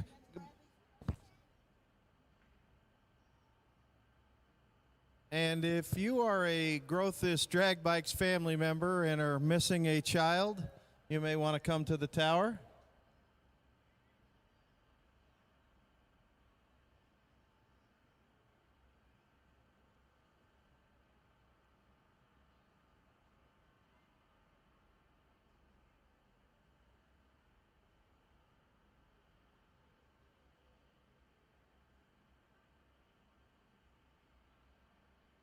And we've got to call out to Brunson Grothis to the tower, please. Brunson Grothis.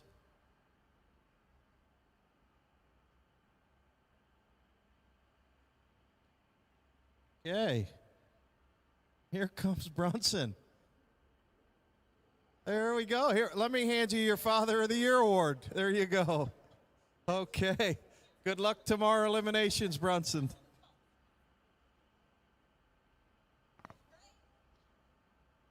All right. Sunday's elimination schedule. Looking forward to tomorrow. We'll start that out with round 2 of ET. Round 1 of ET categories will be done tonight. Round 2 will kick off tomorrow in our MPS Racing Pro ET and our Liska Racing Street ET. Pro categories can expect to be on the racetrack by 11 o'clock in the morning. That'll be E1, and we'll send 2 down and only 1 come back. Start the tournament series of eliminations, letting them go down, and only half of them come back, tournament style.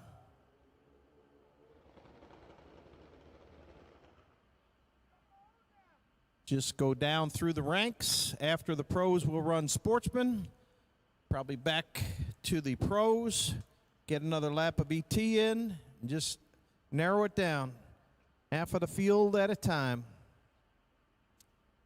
Tomorrow's weather forecast is outstanding as well. We've enjoyed a great weather event for the duration of this World Finals.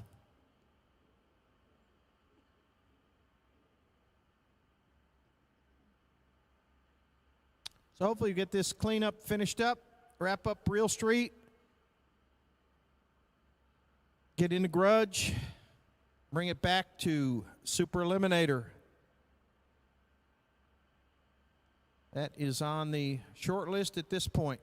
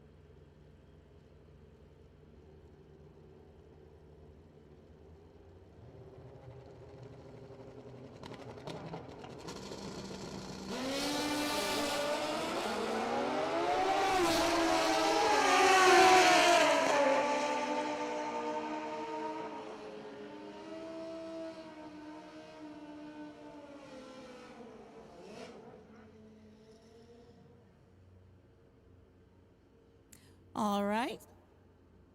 The next pair we have coming up is Ricky Gatson in the far lane and Spencer Claycomb from Rockford, Tennessee in the Summit Racing lane.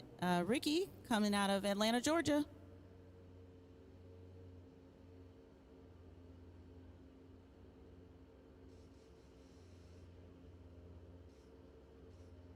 Ricky is currently in the lead at number 1, and Spencer is number 3.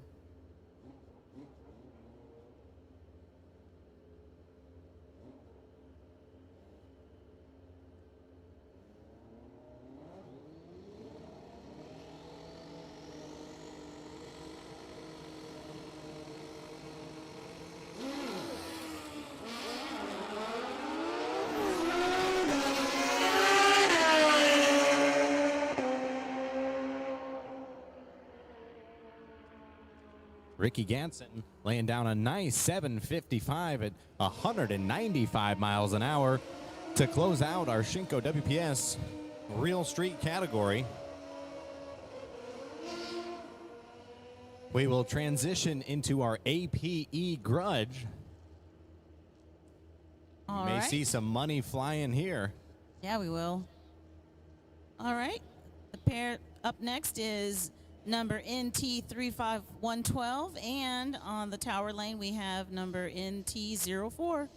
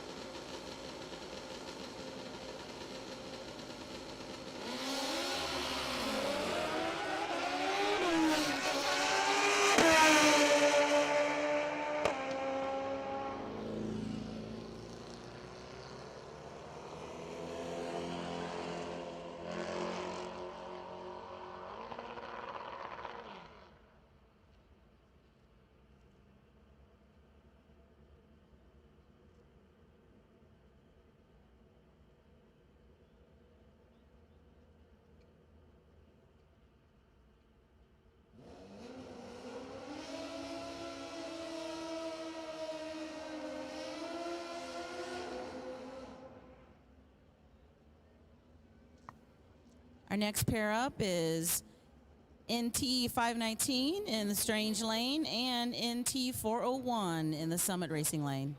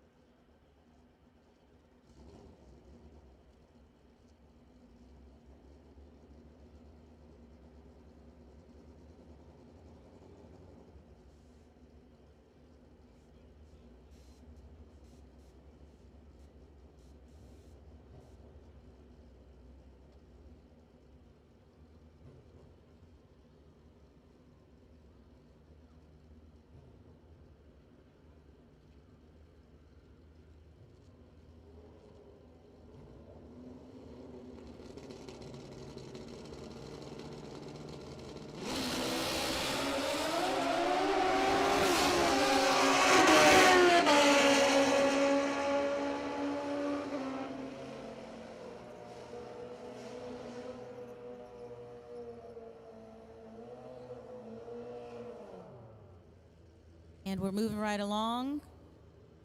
Next pair is number NT 2011 and also number NT 520.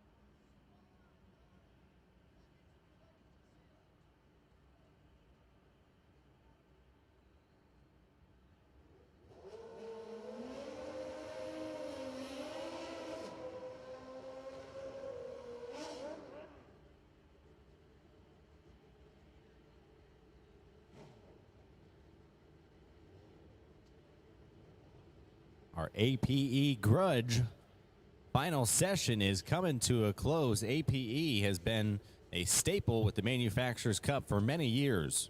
That's right. APE always looking for ways to support the racers, from their inclusive team APE sport program to sponsoring classes in different categories, with many racing organizations here and around the world, has graciously decided to sponsor 3 categories at the 2021 ManCup World Finals.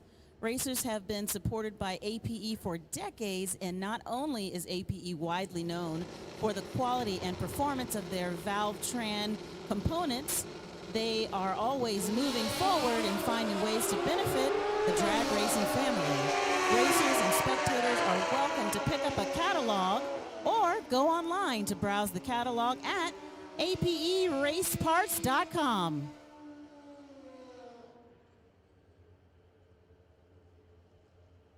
After this final APE Grudge bike makes its hit on the Summit Racing side of the racetrack, we will move into Super Eliminator as we continue to push, try to get this event in as quickly as we can with the temperatures dropping.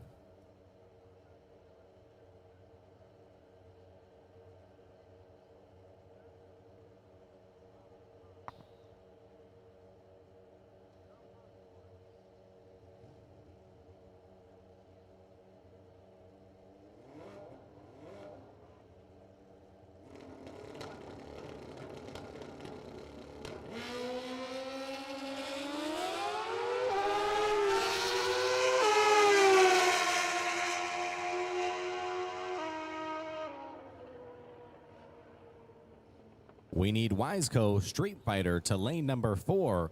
Wiseco Street Fighter to lane number 4.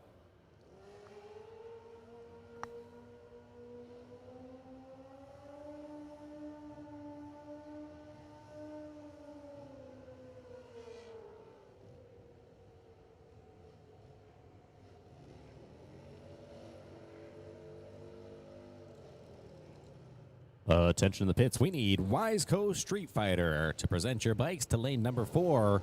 Again, Wiseco Street Fighter, lane 4. right, coming up next in the strange lane, we have Casey Smith from Mosella, Georgia, and Dana Delk on the Summit Racing lane from Ravenel, South Carolina. Dana appearing to have some issues on his 1983 Honda. It's going to be a solo for Smith.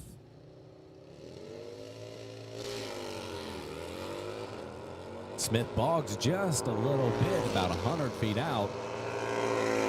Has gone as quick as 1098. And he's right around that neighborhood, going 11 flat.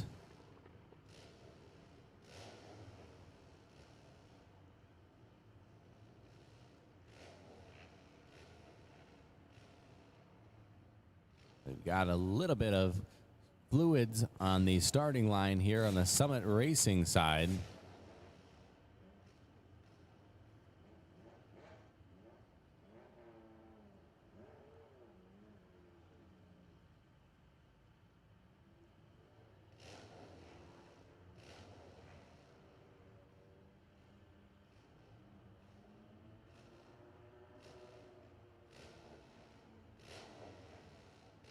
We'll do a little bit of track cleanup here.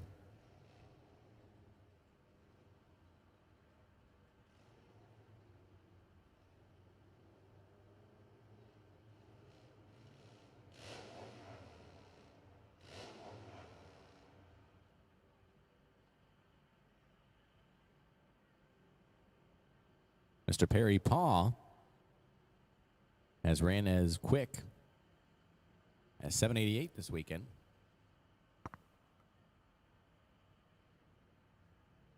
Super Eliminator, a class filled with plenty of vintage type bikes. 1970 Triumph ahead of us here at the tower.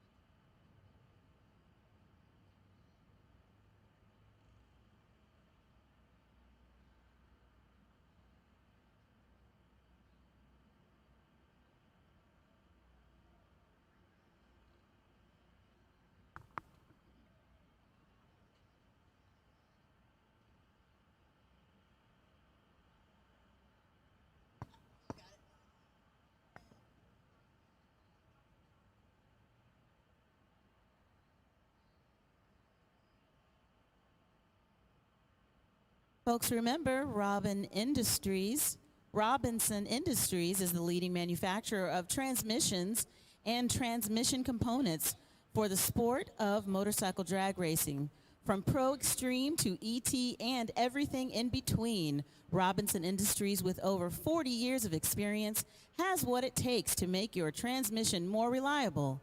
Robinson Industries transmissions have been used by the champions in every class of drag racing and are utilized by all of the leading teams as well as every Pro Extreme motorcycle on the planet. From Pro to Sportsman, there is a Robinson Industries product for you. So remember, when you think of transmissions, think of Robinson Industries. www.robinsonindustries.com.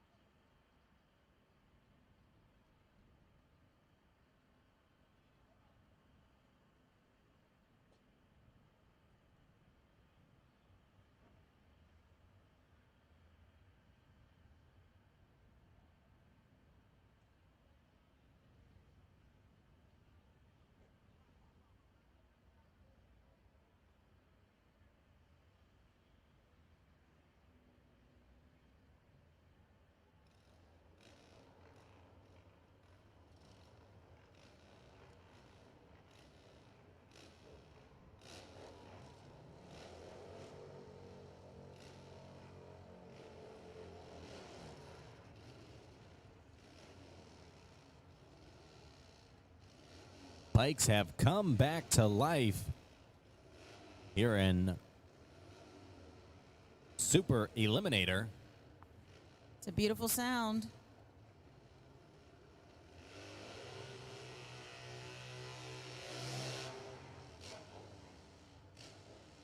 All right, we have Perry Paw in the Strange Lane coming out of Bedford, Ohio. And in the Summit Racing Lane, we have David Codile from Ocala, Florida.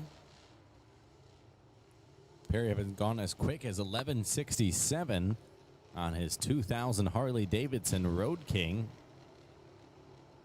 Similar ETs to David, who's gone 11:15. Those bikes obviously looking to go just a little bit quicker. A thunderous sound. Triumph Harley-Davidson. Ringing. Kawasaki's in the water box.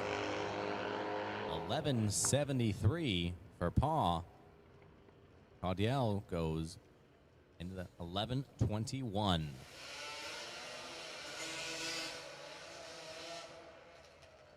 Up next, we have Joe Molyneux from, he's in the Strange Lane. And also we have, in the Summit Racing Lane, we have David Boyd from Georgetown, Texas. David having a pretty successful year on this bike thus far. Talked to him earlier today. He's got high hopes. Running a great set of GDP Legacy Series wheels, and he's got a handle on this combination. He's trailing Molyneux just a little bit. And Molyneux 837, Boyd 877.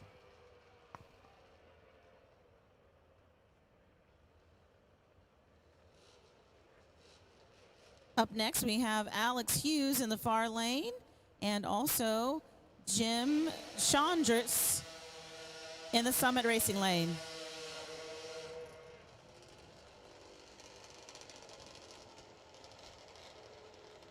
Alex is visiting from Red Oak, Texas, and Jim is here from Mentor, Ohio.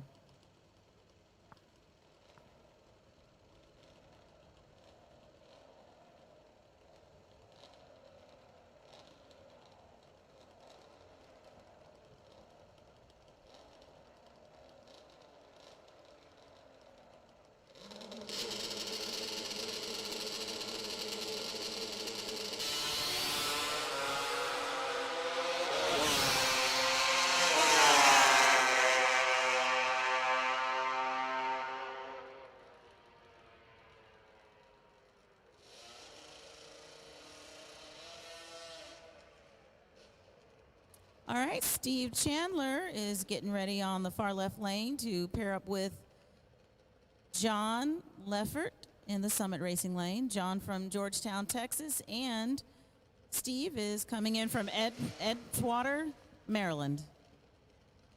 Leffert relationship to David Boyd.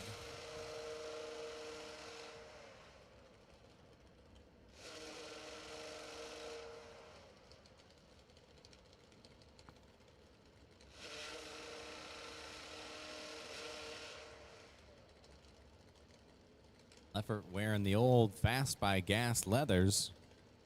Paul Gass.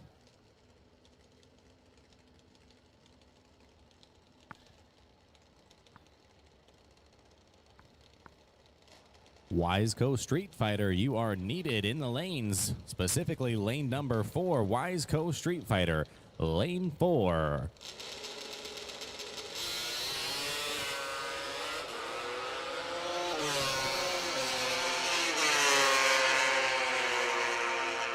High ringing H2s here, 9:02, or Strange Lane 11:11 for Leffert. All right, up next we have Mark Seeley in the Strange Lane and Aaron Cunningham in the Tower Lane. Aaron from Jupiter, Florida, and Mark coming from Austin, Texas. Couple of nice warm climates there. I think there's a golf course or two in Jupiter. Or two. Got a pair of 1972 Kawasaki's.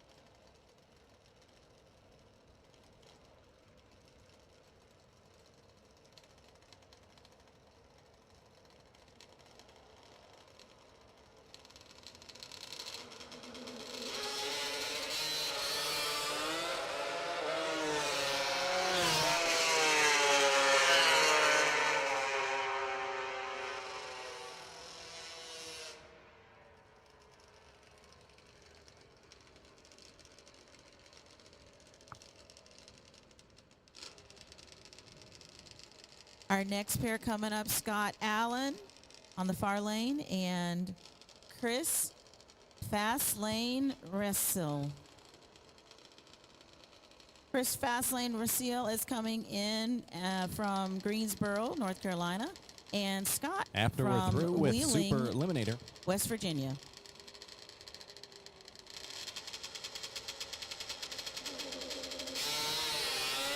After we're through with Super Eliminator here, we are going to enter into D&G Chassis V-Twin ET round competition. As Chris Fastlane Brazil goes 11:48 and Scott Allen goes 9:14. We move into D&G Chassis V-Twin ET. We've got 10 bikes left here in competition with a few more rounds to go.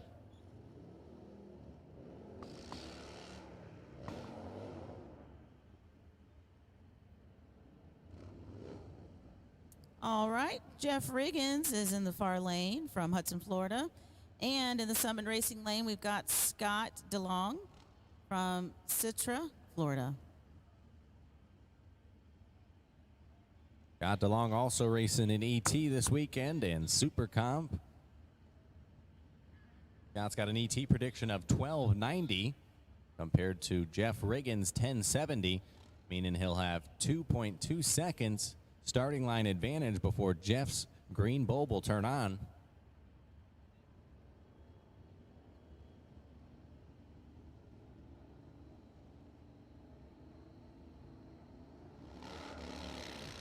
DeLong away green. Here comes Riggins. Riggins not going to get there. Having some transmission issues. Got the right blinker on to boot. DeLong, your winner with an ET of 13:19.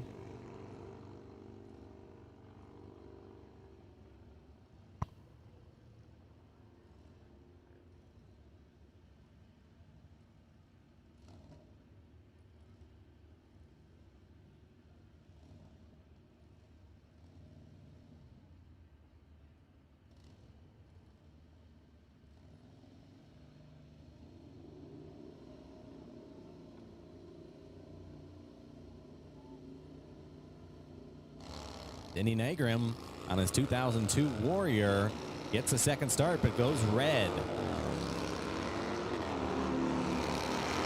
John Markham was the recipient of a red light gift last round, gets another one. His bike picks up though, 1475 dial, and he goes 1469.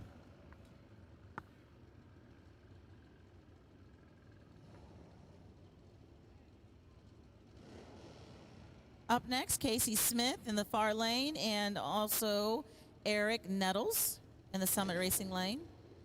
Eric from Tampa, Florida, and Casey coming in from Missoula, Georgia.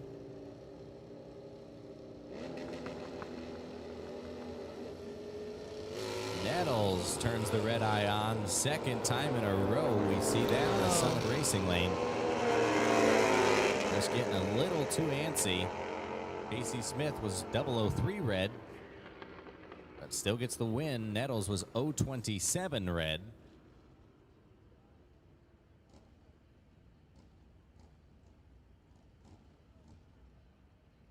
Just a couple more pairs remaining.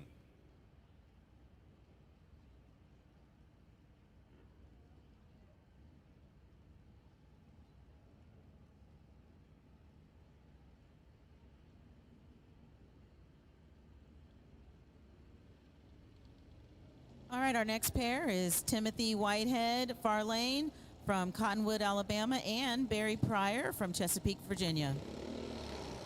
Barry Pryor, the reaction times are pretty much split down the center. No advantage either racer. We'll see if we see any brake lights. We don't, but it is Barry Pryor, 1260 on a 1258. Taking the win. Moving on to the final five. All right, up next, Vance Howdyshell from Vero Beach, Florida, and Perry Paw from Brook Park, Ohio.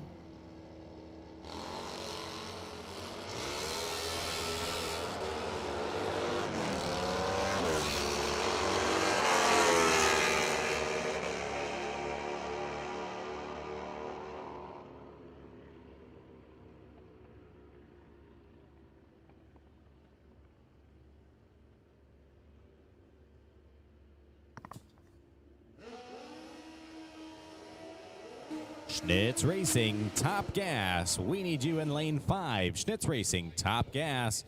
Lane number 5 for your third and final qualifier. Attention to the pits. Schnitz Racing, Top Gas, lane number 5. All right, we have Joe Clemmy in the Tower Lane out of Davenport, Iowa. And also number 2917 in the far lane. Joe Clemmy currently qualified 19th with a 9:59. Has an issue with the button bracket. Launches before the tree is active.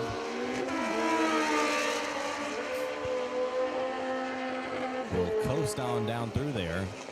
Bike 2917 goes 1075.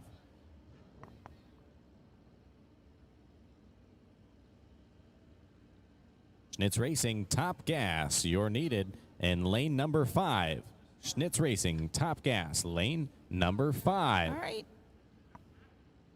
Up next is Gregory Oliers in the far lane and Robert Moore in the Summit Racing lane. Robert is racing on a 2008 ZX14, and Gregory is on a Suzuki K6.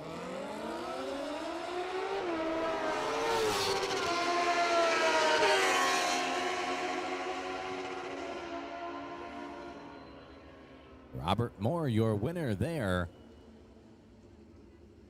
Closer to the index, still under though, 948. We're actually still in qualifying. Moore not going to advance his qualifying effort. Our next pair up is Marshall Hutchinson Jr.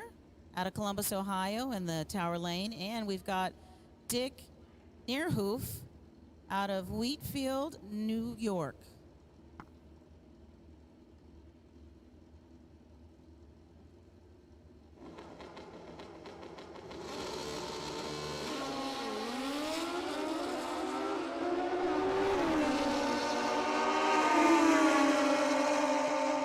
Attention in the pits. Schnitz Racing, Top Gas, you're needed in lane number 5. That's Schnitz Racing, Top Gas. Please report to lane 5. Up next is Brody Davis in the far lane from Douglas, Georgia, and Damian Solis from Hudson, Florida.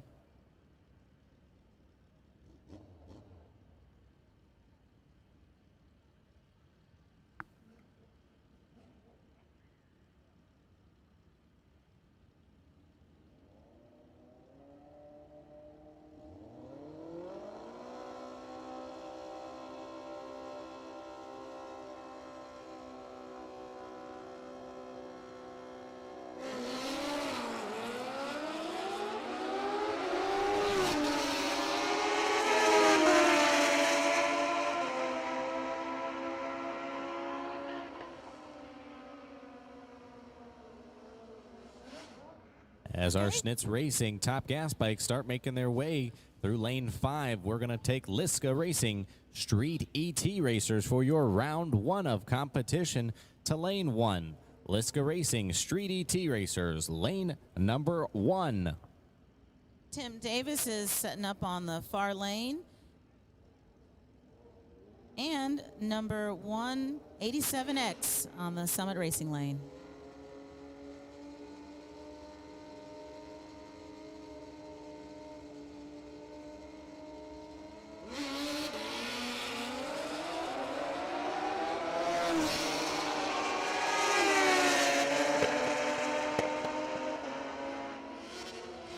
A couple of pretty good efforts there. 9:48 and a 9:40.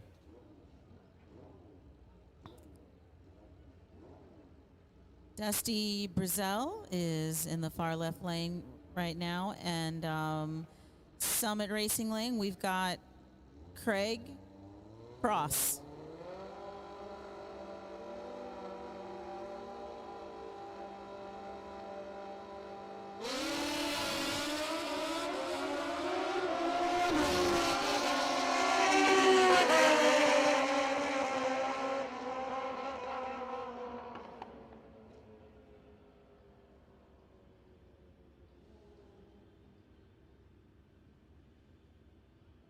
All right, our next pair is Billy Barton in the far lane.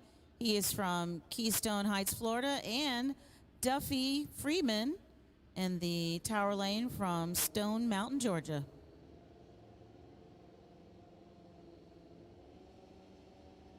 Billy, our number 52 qualifier, just missed the number. Had gone 9:35.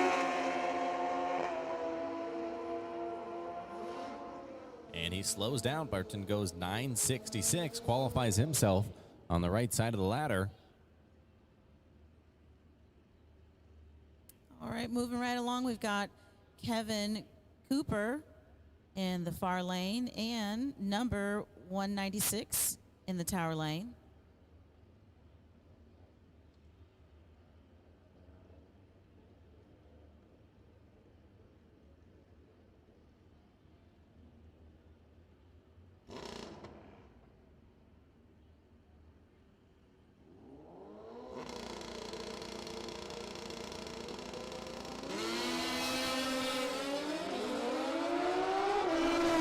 Cooper with a much better lead. The question is, will he go above or under the index? And he goes nicely right above 9:53 with a 9.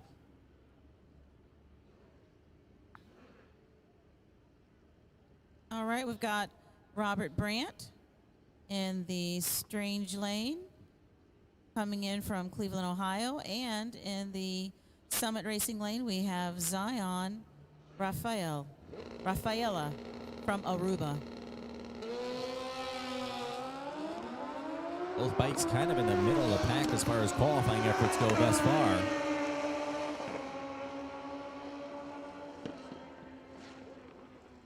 And Brandt won't improve within his 9:58 to 9:62. Pretty good numbers still, though, for that lap there. All right, Dave Young had a really nice burnout there. He's in the far left lane, coming in from Weaverville, North Carolina. And in the tower lane, we have Jason Hoffer from Auckworth, Georgia.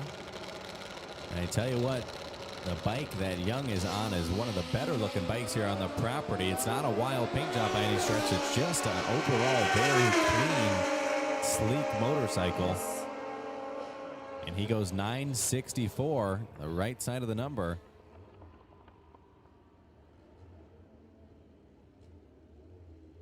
Okay, we have Brian Rootseal from Atlanta, Georgia. Alphia, Georgia, in the far lane. And on the Summit Racing lane, we have Michael Smith from Macon, Georgia.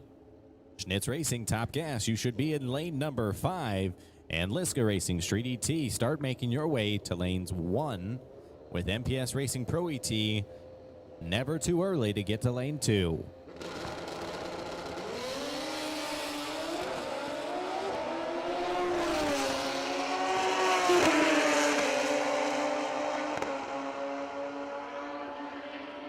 How about Brian Rootseal, 9:51 with a 1. Really nice performance Very there nice. late in the day.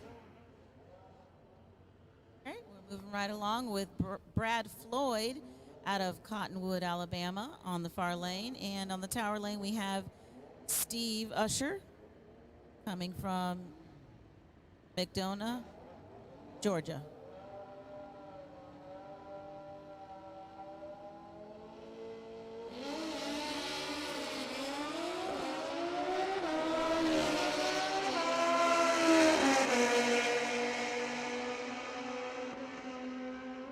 Floyd and Usher. That would have been a great race on race day. Floyd 58, Usher 51. They're in the neighborhood. All righty. Our next pair up is Chris Rolls from Lithia, Florida. And on the Summit Racing Lane, we have number 949.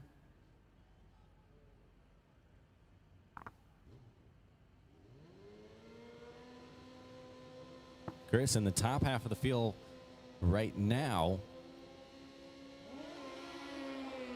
with his 9:58 earlier effort.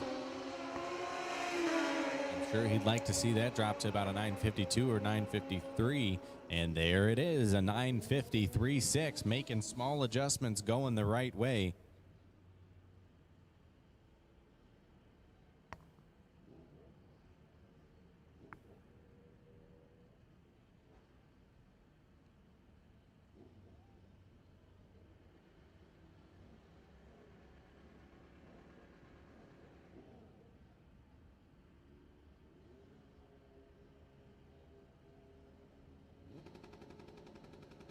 Two very evenly matched bikes here, number 22 and number 26 qualifiers thus far.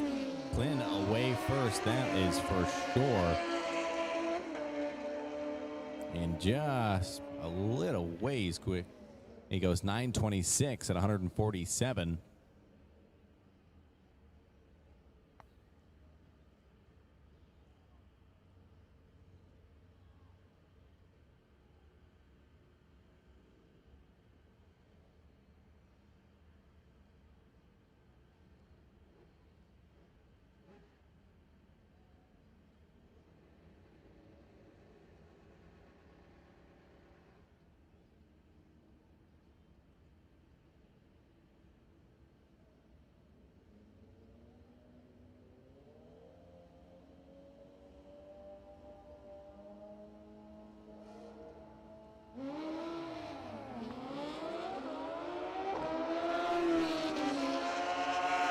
Russell, our 14th qualifier, all over the number earlier, and he stays right around there with a 9:56.6 at 136 miles an hour. Okay, we're moving right along with Albert Bebout from Panama City, Florida, and Joshua Lemons coming from Pembroke, Georgia.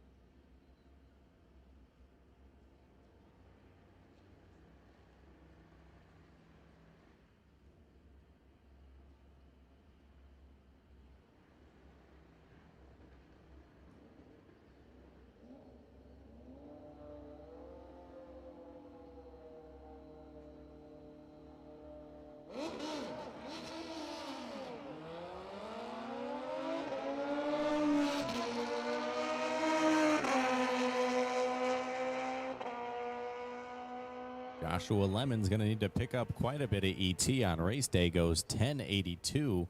Mile an hour is good at 133. ET is just going to need some improvement.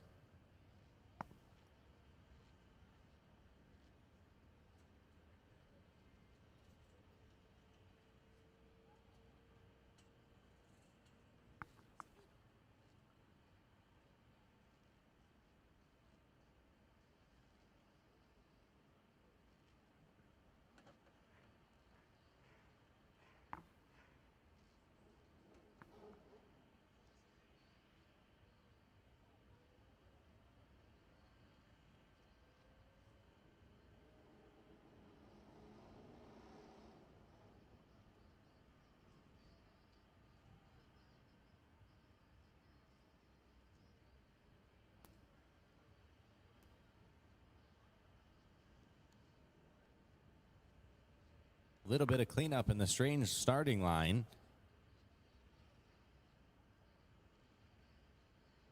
Couldn't take long, as we want to definitely continue to send bikes down these racetracks. Grab the tractor.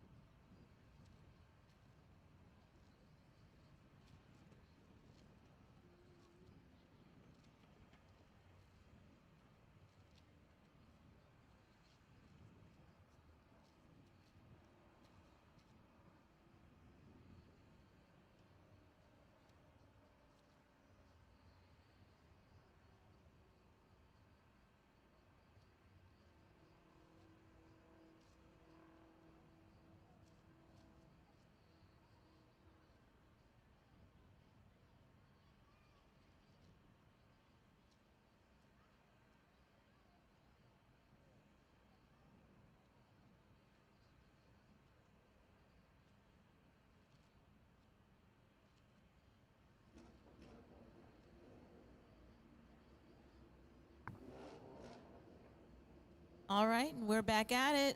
On the strange lane, we have Rajin Donato from Aruba. And on the Summit Racing lane, we have Jeffrey Hill from Brainbridge, Georgia.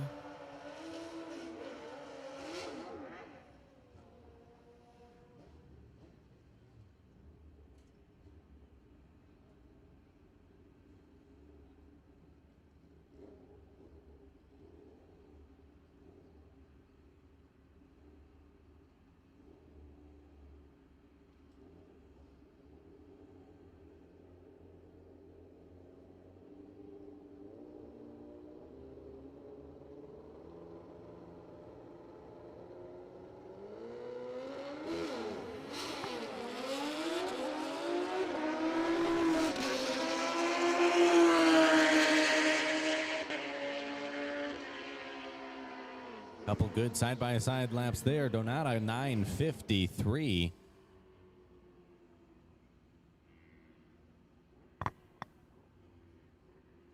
All right, Romaldo Kelly in the far lane. And in the Summit Racing lane, we have Pablo Gonzalez. Pablo comes out of Carolina, Puerto Rico, and Romaldo comes to us from Aruba. Little international flavor here on full display.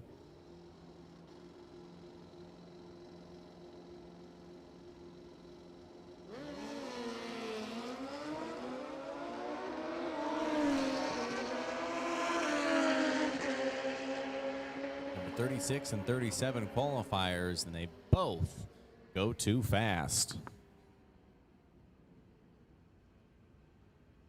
Okay, our next pair is Luis Reyes from San Juan, Puerto Rico, and also Terry T-Bone Singleton from Clarkston, Georgia.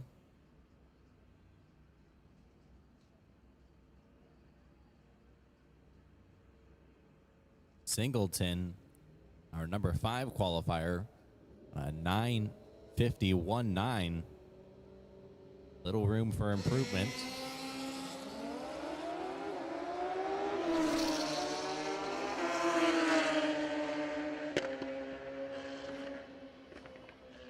Stays right in the 9:50 zone, goes 9:5.55. Next up, we have Purple Ghost in the Summit Racing lane out of Vienna, Georgia, and Nicholas Noble from Zachary, Louisiana.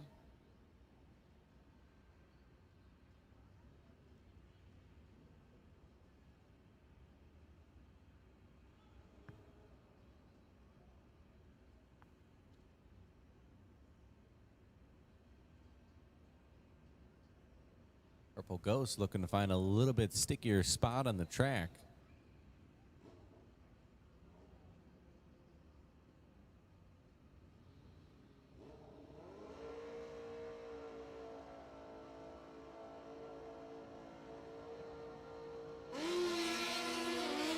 Purple Ghost out extremely fast. Oh my. And he goes one whole second too quick, goes 8:49. Next up, we have Drew Neerhoff from Buffalo, New York, and Bobby Lovingood from Leland, North Carolina. Bobby, a Nitrous Express Pro Open competitor. Hurt the motor a little bit earlier today. Wanting to greatly improve his qualifying position here.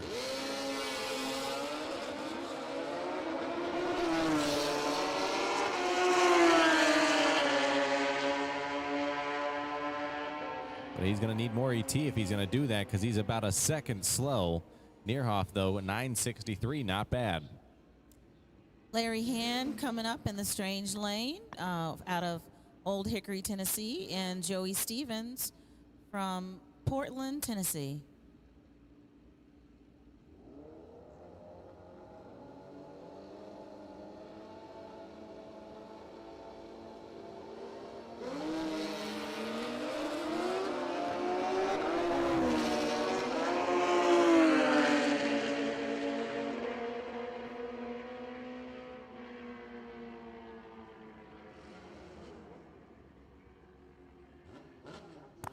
Scott DeLong is in the far left lane now and paired up with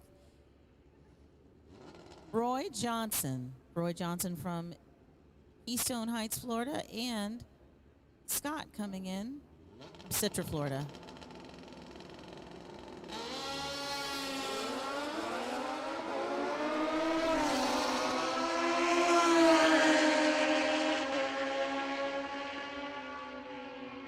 DeLong 942. Johnson, though, good looking 954. DeLong high mile an hour 143, but needs to slow that ET down. Wade Smith is getting ready in the Strange lane.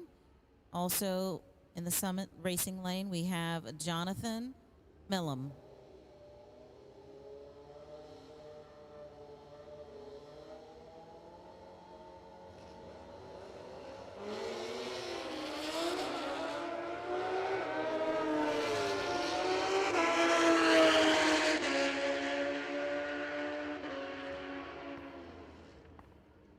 Milan goes 971.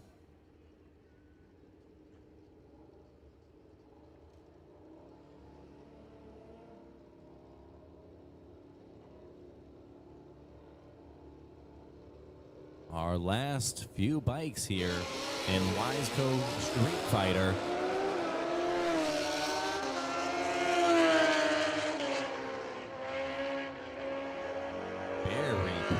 Looking mighty fine, 952 at 132 miles an hour.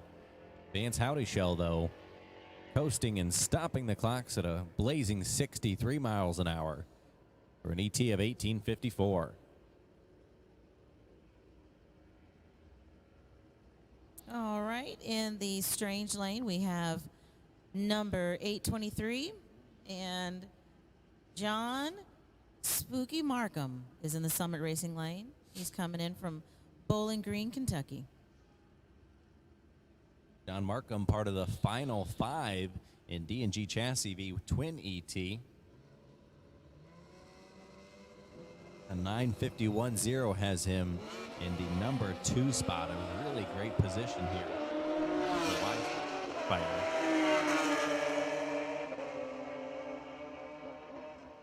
Slows to a 964, but I think he feels good about his race bike for eliminations tomorrow.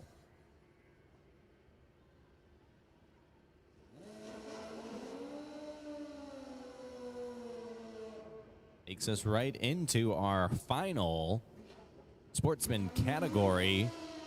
Okay. Round 3 qualifying. It's Nitz Racing Top Gas. Okay, we've got Steve Gurley's in the Summit Racing lane from Covington, Tennessee, and also Josh Youngie from Anthony, Florida.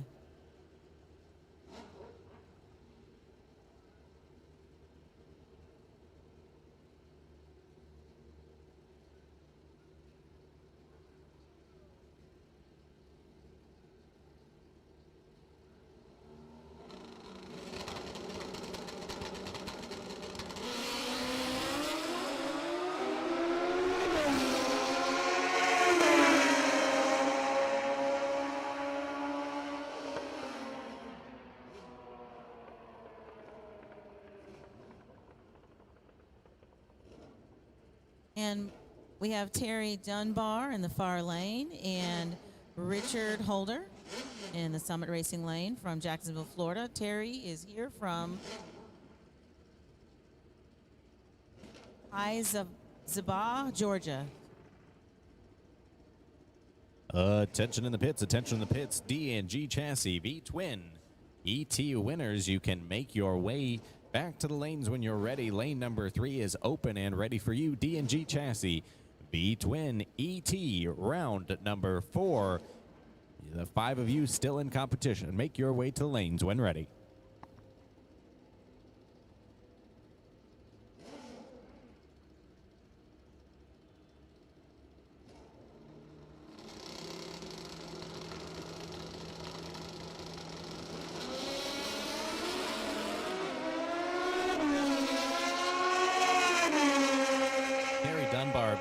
Some issues this weekend. But Richard Holder not necessarily goes down to be 830 at 154 miles per hour. Terry Dunbar, someone from Terry Dunbar's team, please jump on your pit vehicle to retrieve your rider. Terry Dunbar is coming almost to a stop on the racetrack. A pit member, please head on out and get him. We got him taken care of.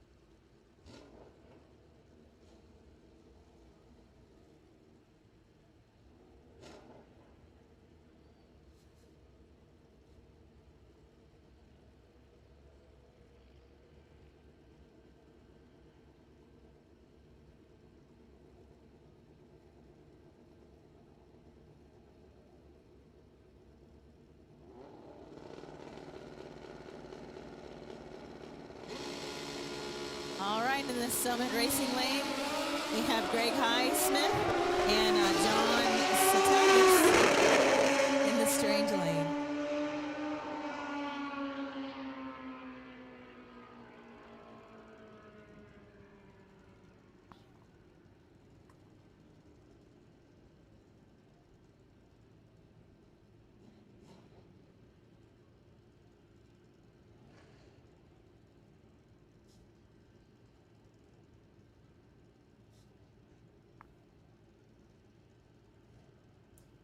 All right, we have Jeff Godfrey in the Strange lane and also Jay Murphy paired with him in the Summit lane. Jay coming out of Lewisburg, Tennessee, and Jeff is here from Bealton, Virginia.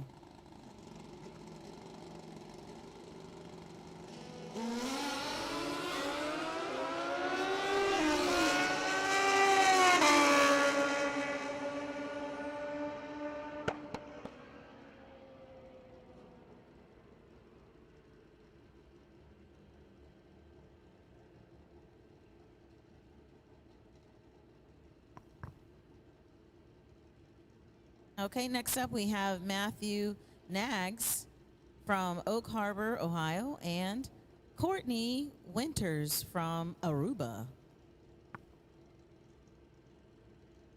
Liska Racing Street ET, you should be in lane 1. MPS Racing Pro ET in lane 2. And D&G Chassis V-Twin ET, the 5 of you heading on to the next round, please report to lane 3.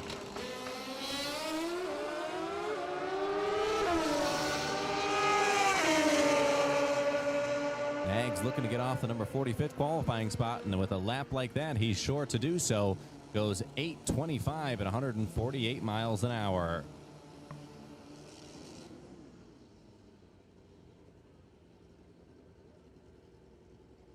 Brian DeCuba from Aruba is in the Summit Racing lane. Also, Mike Puglin is in the far lane from somewhere in New York.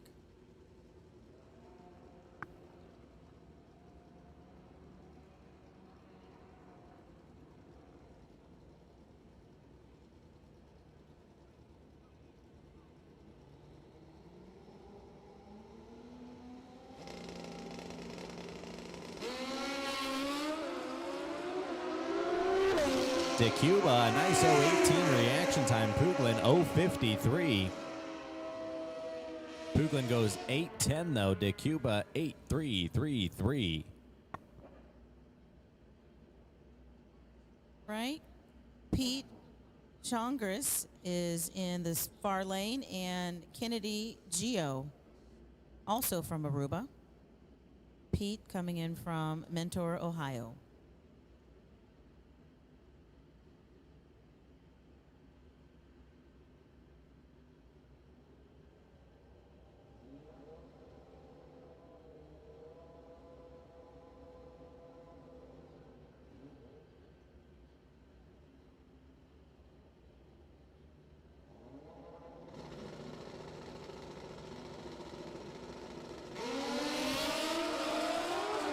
Chongris 046.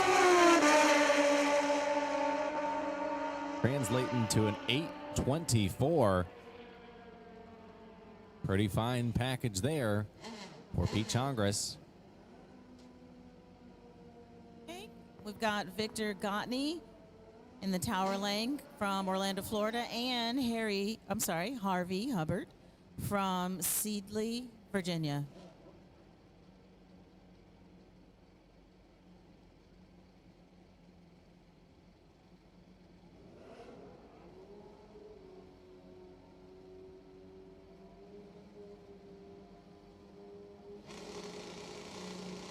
Harvey comes from a peanut family in Virginia.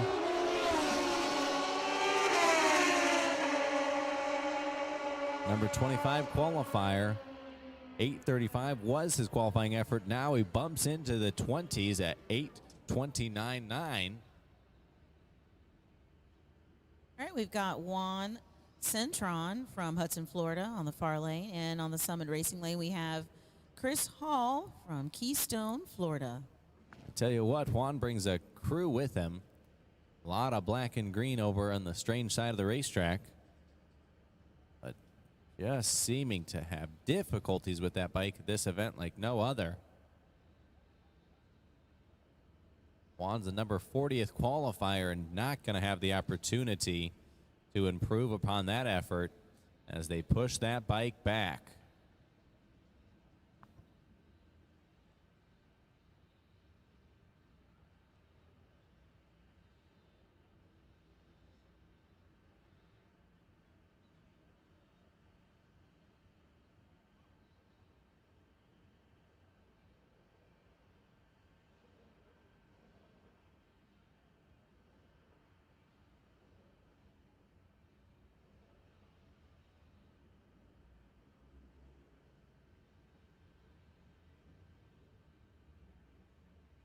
D&G Chassis V-Twin ET to lane number 3.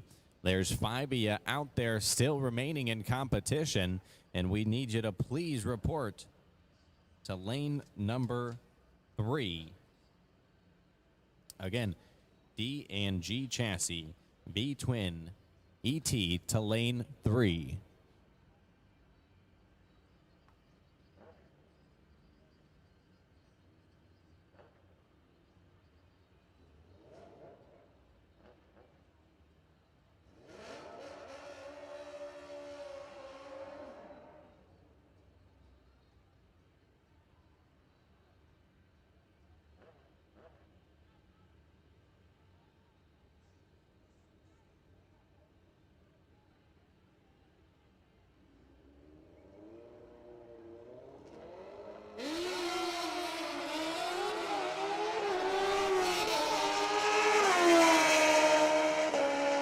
Chris Hall almost nails the number, goes 8:19. Nice mile an hour at 168. Very representative of his number 2 qualifying position of his 8:20 with a 6 already.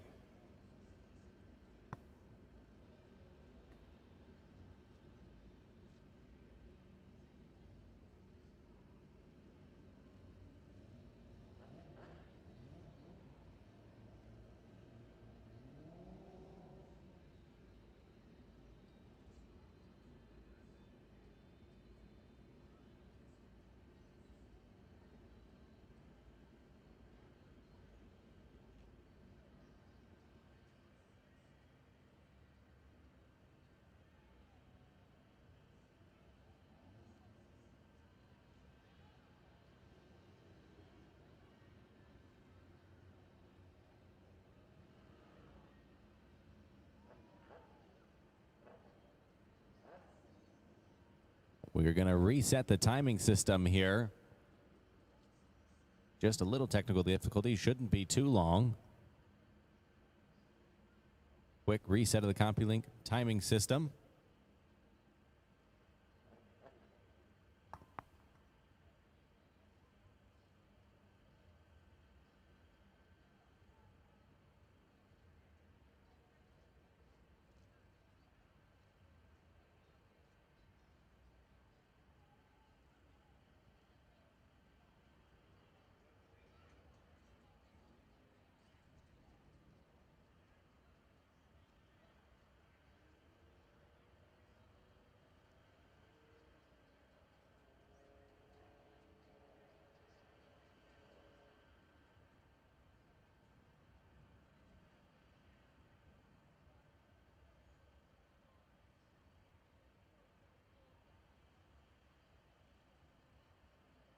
Computer system reset. We are ready to get back to racing action.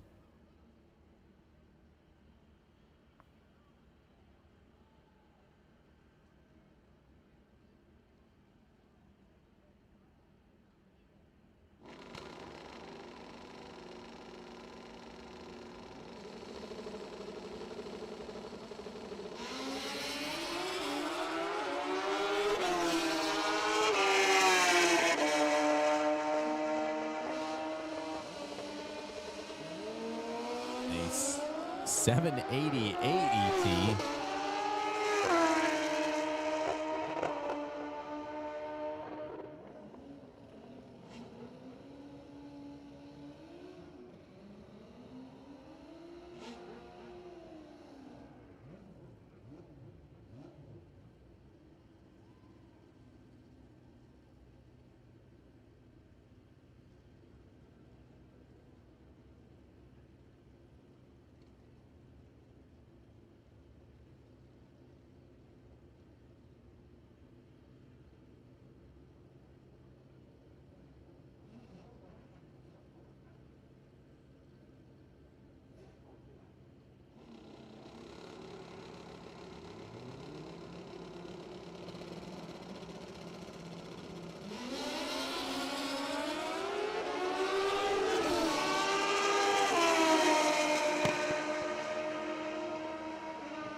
A pair of 813s there. A couple different ways to skin the cat, though. 181 miles per hour compared to 160.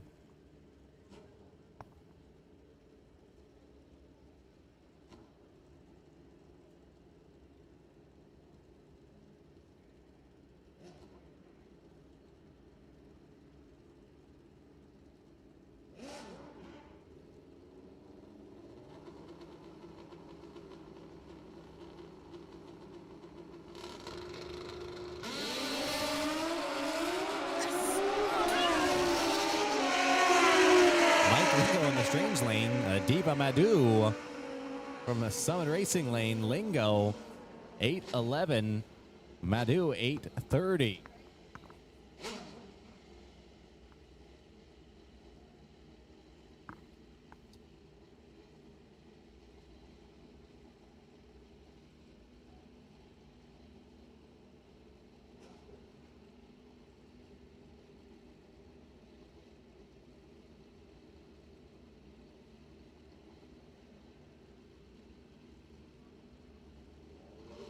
Shane Epertesi coming up on the strange lane from Lake Dallas, Texas, and number 1209 in the Summit Racing lane. Shane, nice new bike called Dixie, prepared by Jeff Rosser.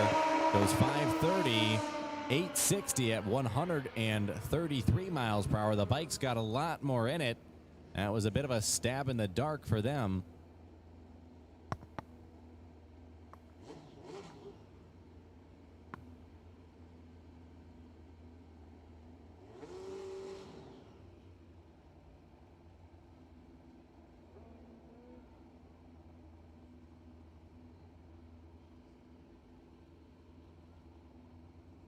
Tom Clemmy in the strange lane from Davenport, Iowa.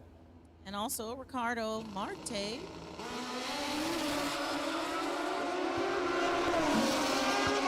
Tom away with a nice 0:30 reaction time. And a pretty good looking 8:17. It's under the 820 index, but he'd rather be there, I think, than above it for the time being because he's all the qualified number 3 with an 821.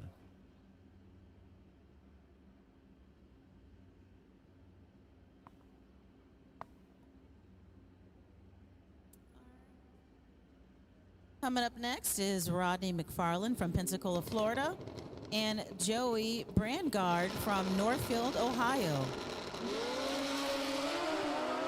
D&G Chassis V-Twin ET, round number 4. We need you 5 competitors to lane number 3.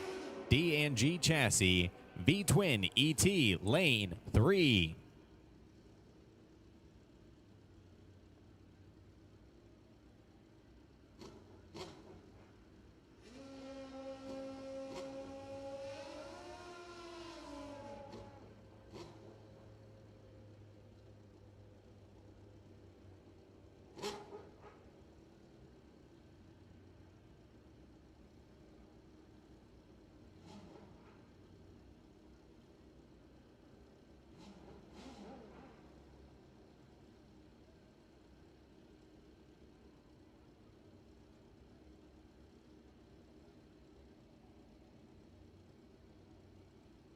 Up in the Summit Racing side, Robert Brandt from Lake Havasu City, Arizona. And on the strange lane, it's Brunson Grothis from Davenport, Iowa. Brunson's 012 having to guide the bike down through there a little bit. It looks to pick up some steam here. Not quite enough, though. Goes 830 at 171. Had to do a little more steering out there. 200-300 feet out than I'm sure he would have liked to. Robert Brandt goes 931.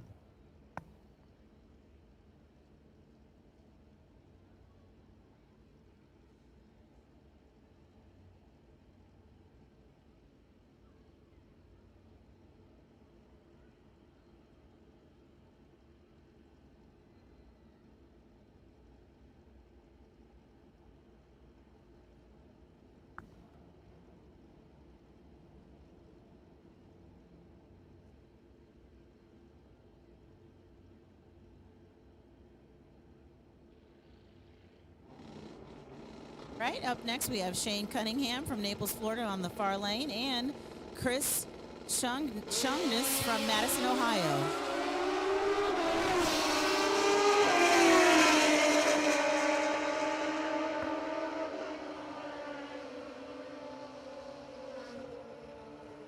Congress goes 810. Cunningham, a nice looking 822 with the 2. He was qualified with an 829. Expect to see him probably in the top 5 of the top gas field with that effort.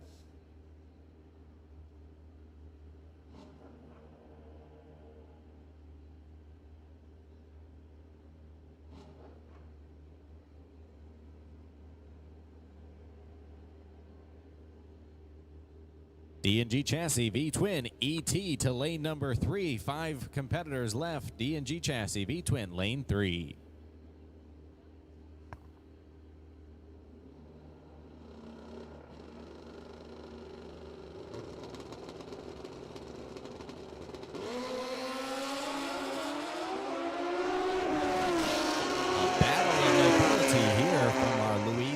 Folks. Right, we've got Landon Noble from Central Louisiana and Nicholas Noble from Zachary, Louisiana in the Summit Racing lane. Nicholas going a little too fast, 810.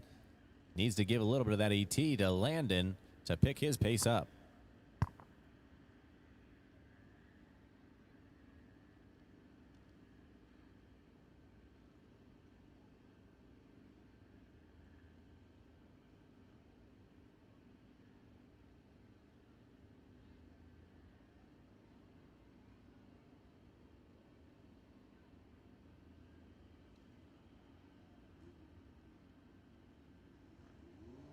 All right. We have Garvey Worldman from Aruba in the strange lane. And also from Aruba, we have Omar El Anoy.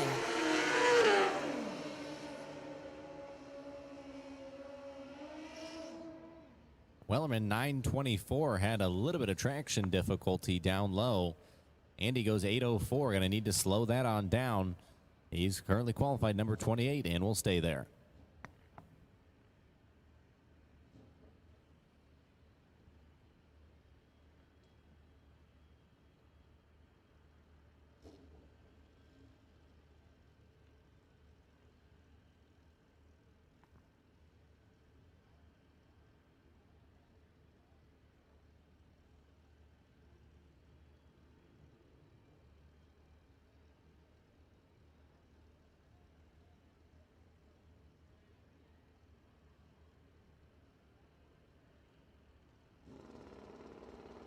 All right, we have Barry Pryor from Chesapeake, Virginia, and Brandon Cunningham from Naples, Florida, on the Summit Racing Lane. Pryor having some backfiring issues, rolls out of the throttle. Cunningham, though, takes it down there to go 837 at 122 miles per hour. Pryor stops the clocks at 850.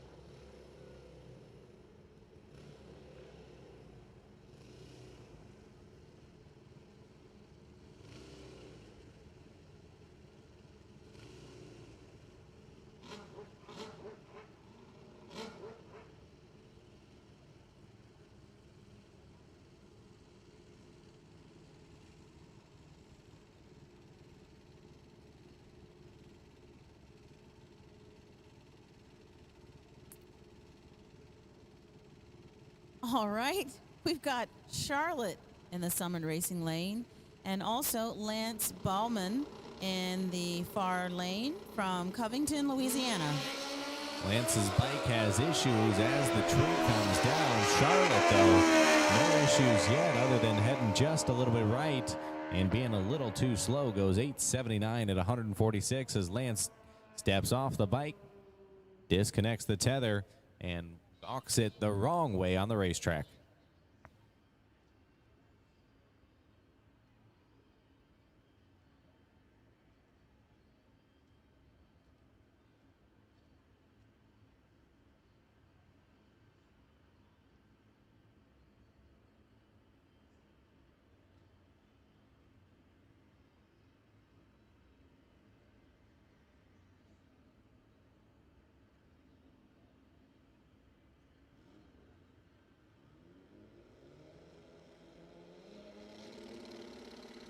Pablo Gonzalez from Puerto Rico in the Summit Racing Lane. Pablo, I think, has made 20-plus laps just today alone, and it goes 8:03 at almost 168 miles an hour. A lot of mile an hour out of that street bike there, the 2008 Suzuki. And that brings an end to Sportsman qualifying. The fields will be set for eliminations to start tomorrow. We will move into V-Twin ET. We've got 5 bikes. It's 2 pair and a bye. Barry Pryor is making his way back from his top gas lap. We will quickly run them before we move into Liska Racing Street ET. Round number 1. Be sure that you got your dials visible for the South Georgia Motorsports Park staff.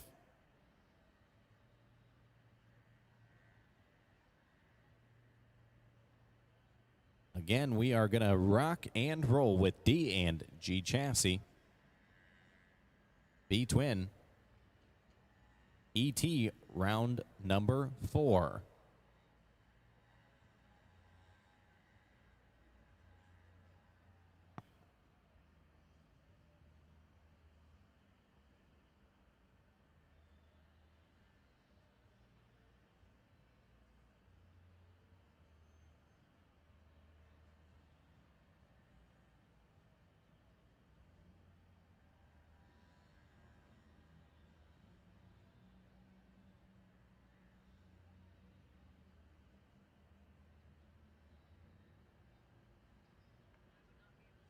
Barry Pryor makes his way to the lanes. We now have our 5 motorcycles left in competition for D&G Chassis V-Twin ET.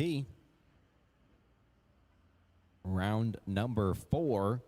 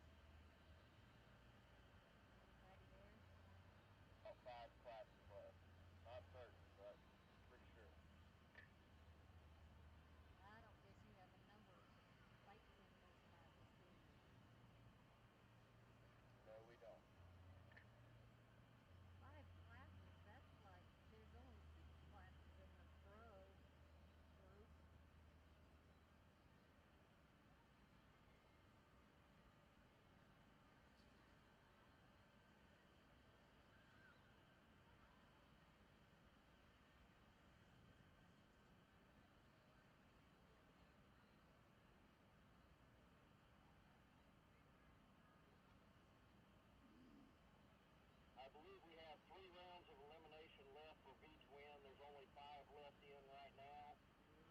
Then we have the Street ET round 1 eliminations, Pro ET round 1 eliminations, and then round 1 eliminations for the V-Twin for Sunday's race. Then we're done. That sounds like a lot of racing tonight.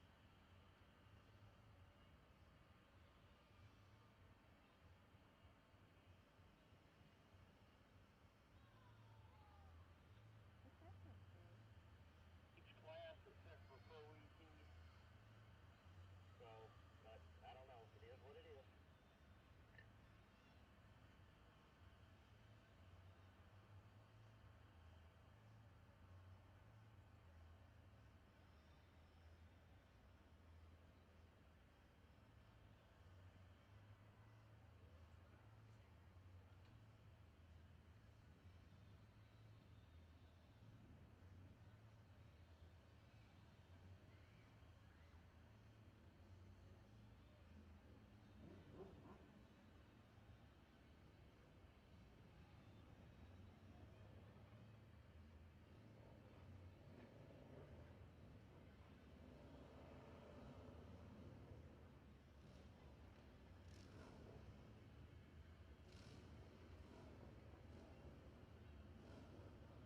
All right, our first pair for D&G Chassis V-Twin ET.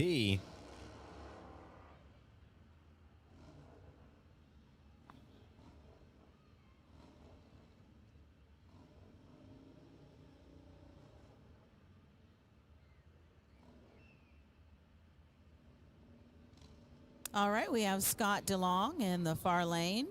And in the Summit Racing lane, we have John Markham.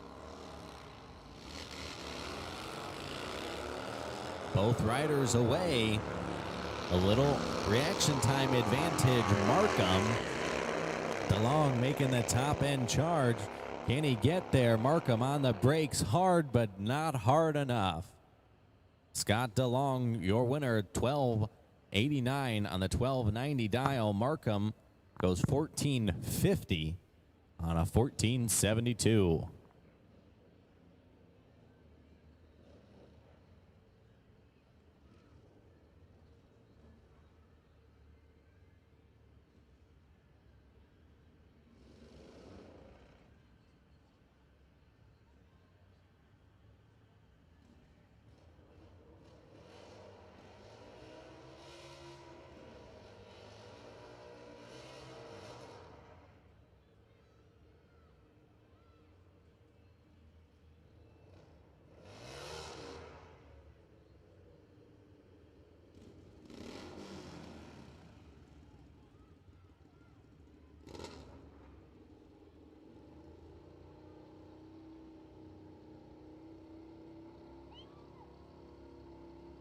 All right, we have Vance Howdy Shell in the far lane from Vero Beach, Florida, and Barry Pryor from Chesapeake, Virginia.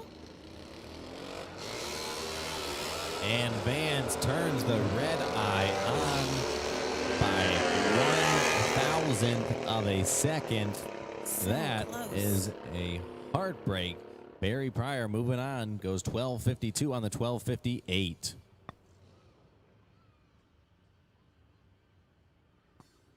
Moving into Liska Racing Street ET, round number 1.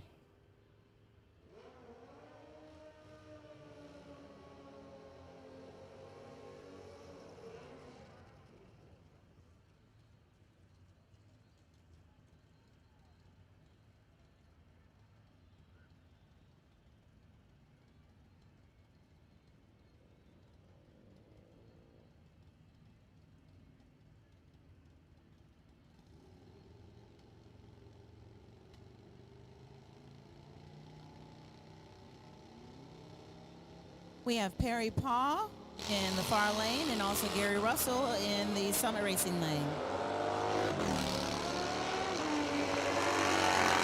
Gary Russell chasing Paw down.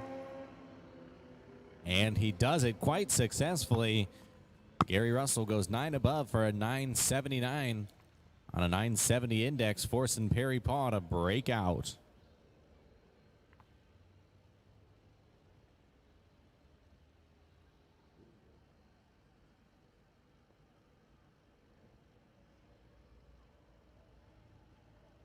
All right, up next we have Warren Eldrin in the far lane and Don Horta, power lane. Don from Braden, Florida, and Warren from South Haven, Missouri.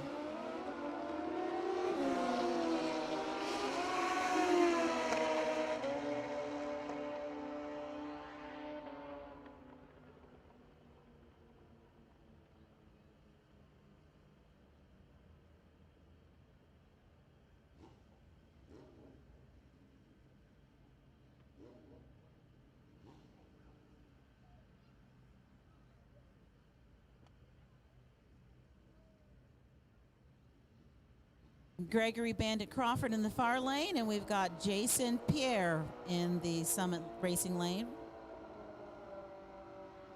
Go. I tell you what, Bandit's riding a Bandit, and he's away green. But Pierre on the charge.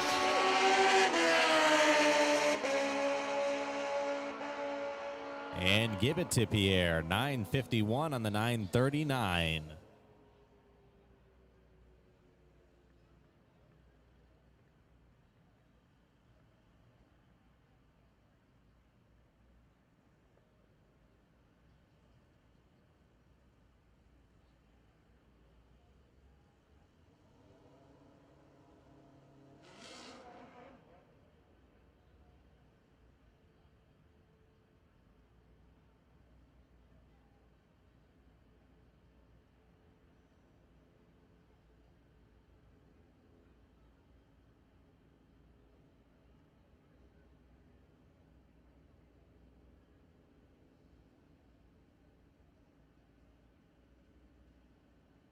Our next pair is Chad Rawlings in the far lane and Barry Pennell, the tower lane from Henderson, North Carolina.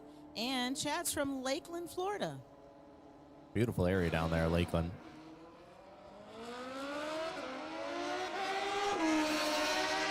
Chad with a really stellar reaction time. Didn't even need it. Pinnell goes 0.74 red. And Chad Rawlings, pretty good package there. 21 thou. He's 0.20 on the reaction time. Goes dead on with a 1.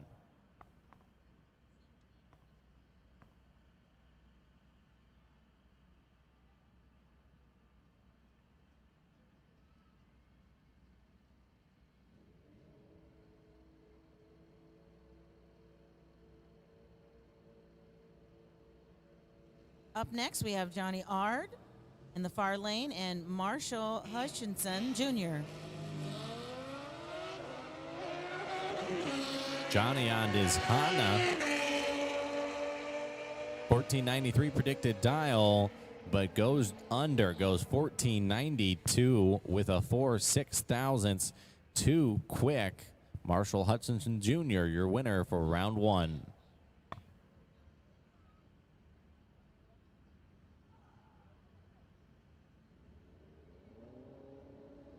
Up next, we have Roscoe Brown Jr. from Columbia, South Carolina in the far lane and number 621 in the tower lane.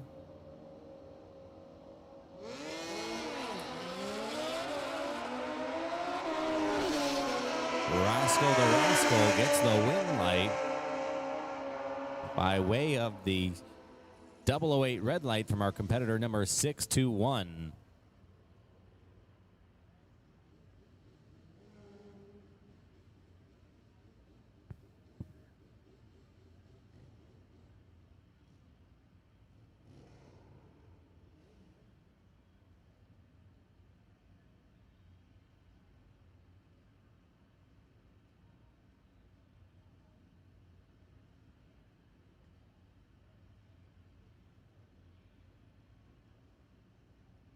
Terry Hoke in the far lane and also Chris Gray in the Summit Racing lane. They're racing heads up. Reaction time advantage, Gray.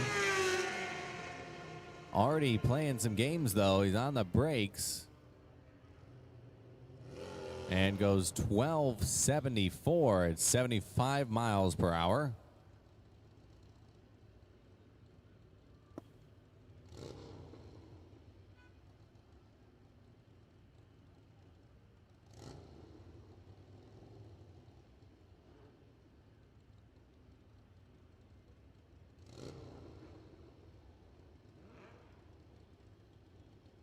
Our next pair up is Casey Smith from Munella, Georgia, and Duffy Freeman from Stone Mountain, Georgia. Casey is in the far lane.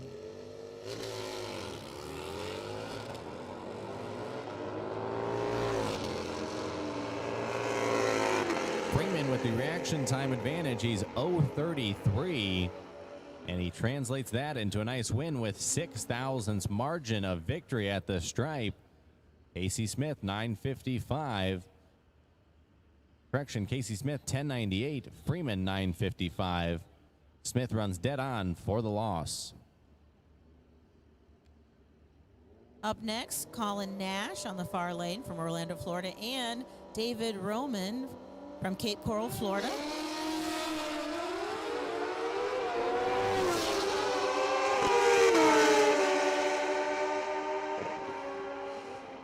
Roman not going to get the job done. Nash's 867 on the 860 dial will be your winner. Roman's reaction time starts with a 2, and that's just not going to get the job done.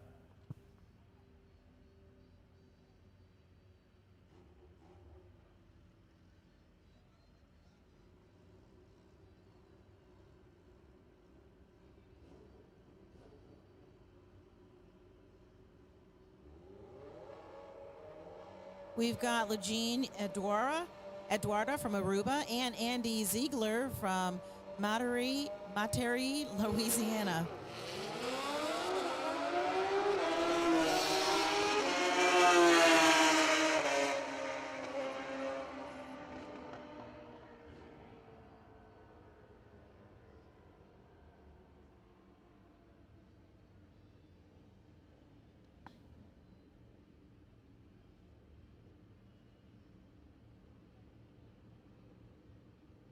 Next pair is Joey Brangard from Northfield, Ohio, and Tony Fisher from Falmouth, Massachusetts.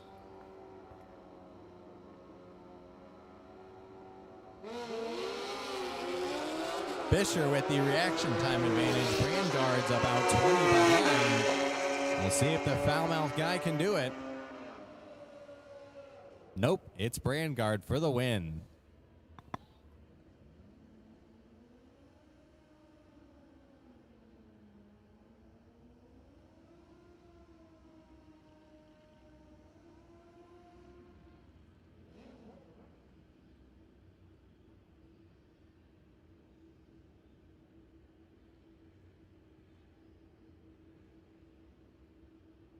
All right, up next we have Dusty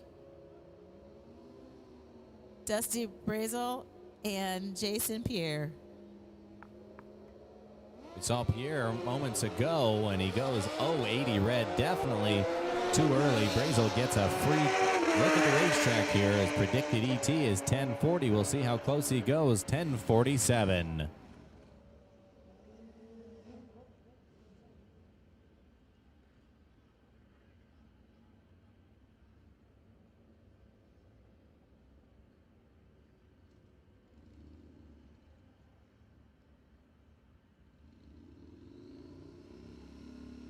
D&G Chassis V-Twin ET, round number 5. We need you guys back to lane number 3. D&G Chassis V-Twin ET. Once your bike is cooled and fueled, bring it on back to lane 3. Denny Nightgrain on the far lane, and we've got Stanley Russell on the Summit Racing lane. Denny's bike just having issue after issue. Stanley Russell making a nice hard look at the race here. 9:54, gets out of it to go 9:68. Nagrin still on the racetrack. Still on the racetrack. Stop the clock's at 20 seconds.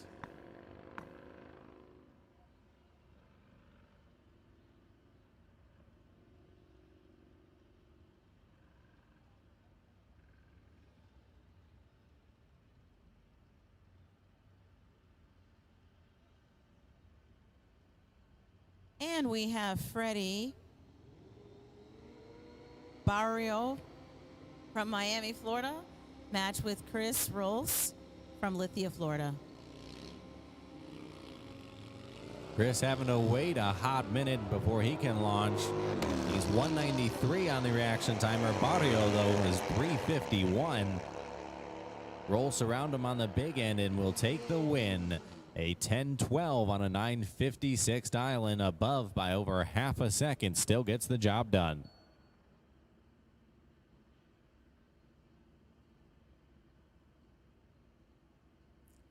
Jack Knapp is on the far lane from Wilmer, Alabama, and Rajan Donata from Aruba in the Summit Racing lane.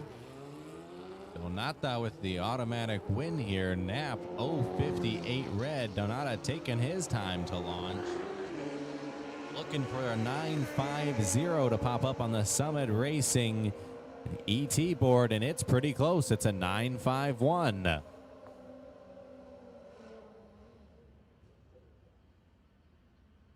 Attention the pits, attention the pits. D&G Chassis V-Twin. 3 remaining competitors for the semifinals. Please report to lane 3. D&G Chassis V-Twin. Semifinalists, please report to lane number 3. We've got Dennis Padella in the far lane and Warden Pinkney Tintman. Reaction time separated by about 100. And Dennis will take that advantage he got on the starting line and translate it into a flashing win light on the strange side of the racetrack.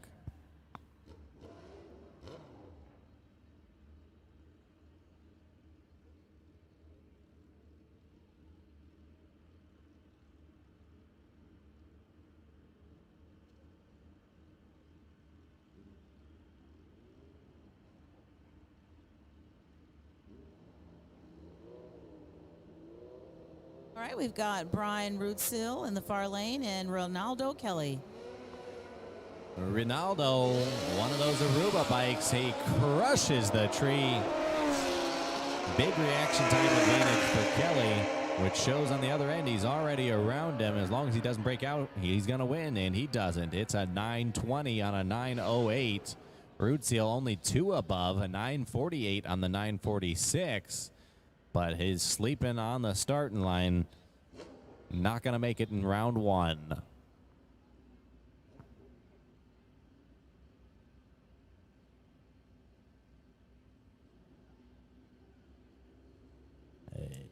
Roy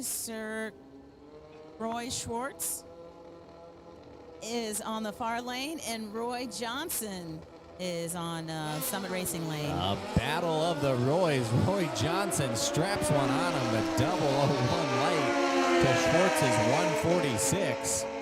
Big advance in Johnson, and you see why. He goes 936 on the 930 for the win. Schwartz goes 1019 on the 1028.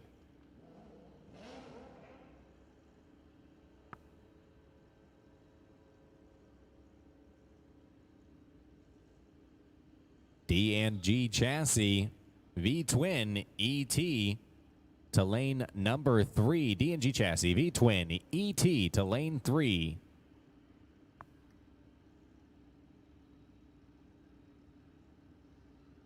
Next to go is the Purple Ghost from Vienna, Georgia, and Joey Stevens from Portland, Tennessee in the Summit Racing Lane. Ghost is second to launch. And we got some big backfires coming out of that megaphone. It looks like Ghost is already around him, but he goes too quick. Joey Stevens 945 to Purple Ghost 887. Stevens said night night to that Ghost.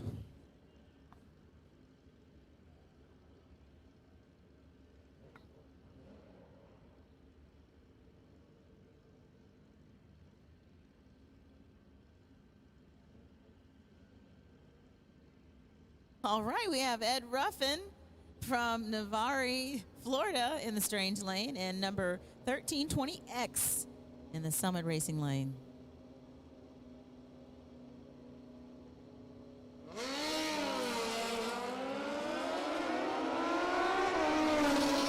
Ruffin with a nice 037 reaction time. He's leading them the whole way, but he's gonna give it back to him at the stripe. Bike 1320X, your winner by 21 thousandths of a second.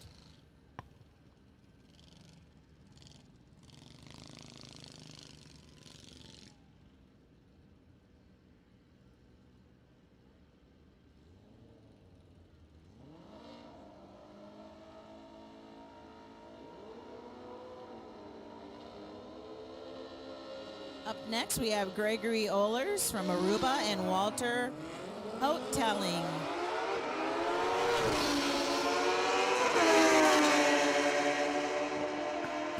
The Mystic, Connecticut.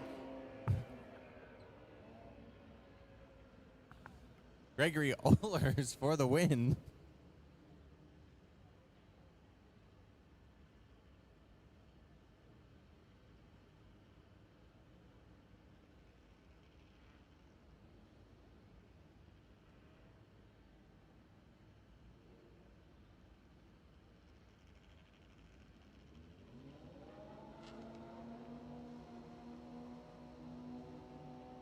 Jeremy Davis on the Strange Lane from Palm Coast, Florida. And Jackie Highsmith from Cincinnati, Ohio. Davis, the starting line advantage. Jackie trying to get there, but just doesn't have the room. Davis, 943 on the 939.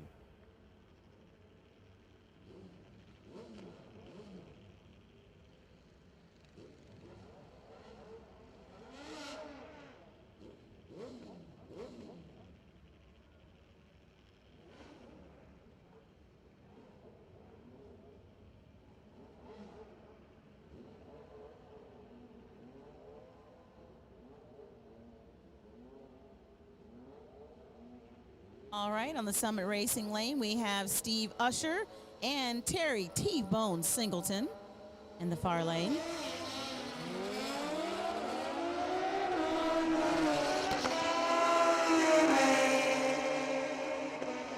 Old T-bone steak for the reaction time advantage, but not enough on the other end. Usher, 946 on the 945. Had that bike dialed in nicely for the win in round number 1.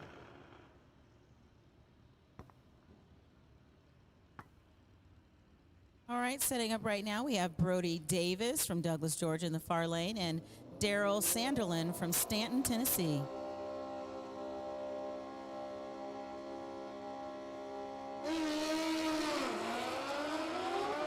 Both bikes maintaining pretty good composure on the starting line, especially Sanderlin, although he gave up a little bit on the reaction time.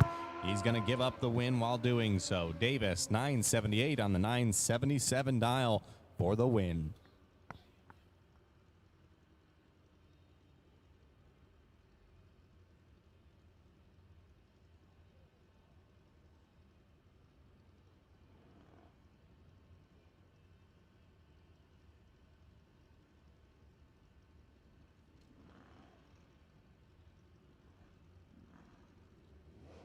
Next pair, Barry Pryor on the far lane and John Angela.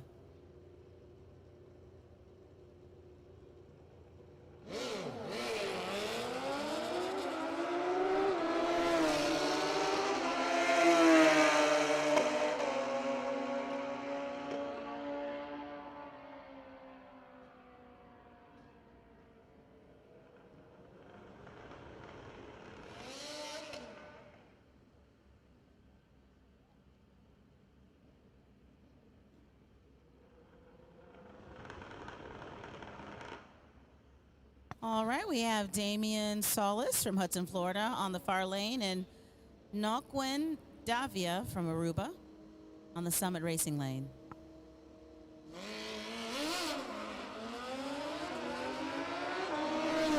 Davia from Aruba, 068 to Solis's 068. And Davia, 905 for the win. Solis goes 993 for the loss, taking 54. Davia advancing to round 2 with the W.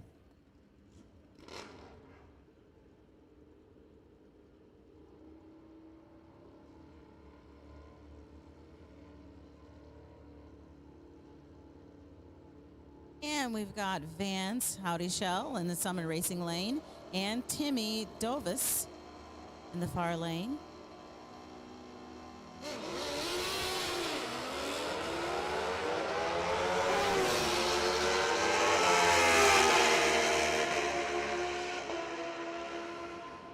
Howdy Shell goes too far above the number, goes 986 on the 970.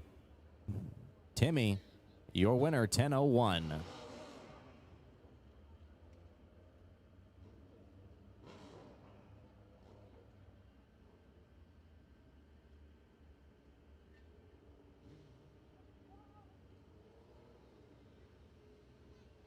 Wade Smith in the far lane from Dudley, Georgia, and Reggie Daniel from Atlanta, Georgia. Reggie gonna leave first here on the tower side. Wade's gonna chase him down. About a half of a second later, he's gone. They're both green, and the reaction times aren't anything stellar, but they're not anything too far apart from one another. This is gonna be a good drag race all the way down to the stripe. Your winner, Wade Smith.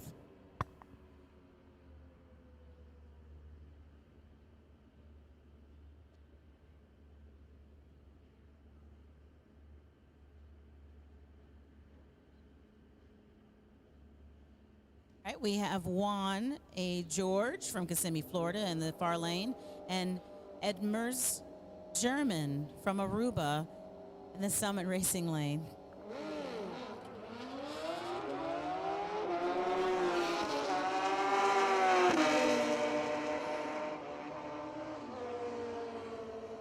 Edmers German, your winner, 884 on the 82 dial.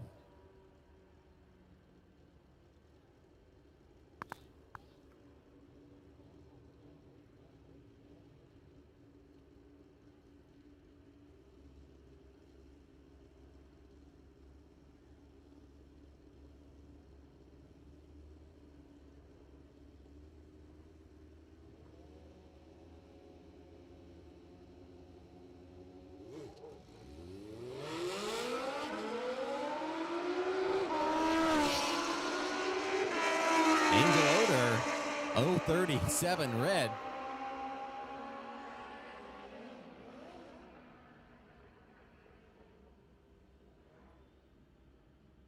Barry Pinnell also red, but leaves second, so he will get the win. First round.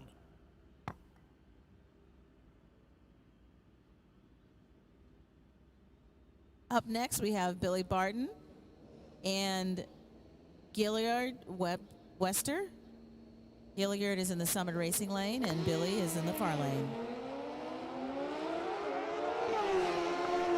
Billy's got your Street Fighter Index 950 pasted on the side of that thing, but it's not going to matter with an 040 red light. Wester goes 875 on the 868. Your round one winner.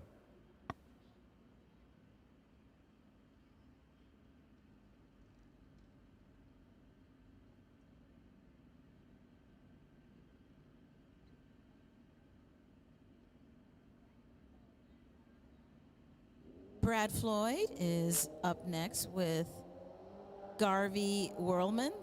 Garvey's in the Summit Racing lane.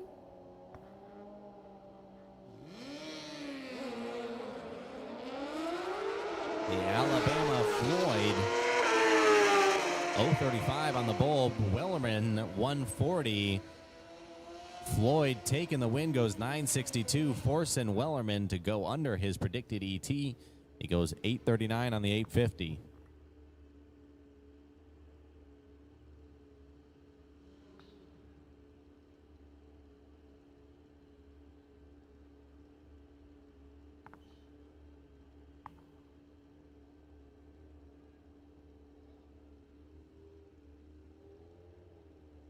We've got 3 bikes remaining here in Liska Racing Street ET. Okay, we've got Junior Pellicero in the far lane and Neil Harris in Summit Racing lane. Junior drops the perfect reaction time. Harris not too far behind, 038, but not good enough. Pellicero goes 921 for the win.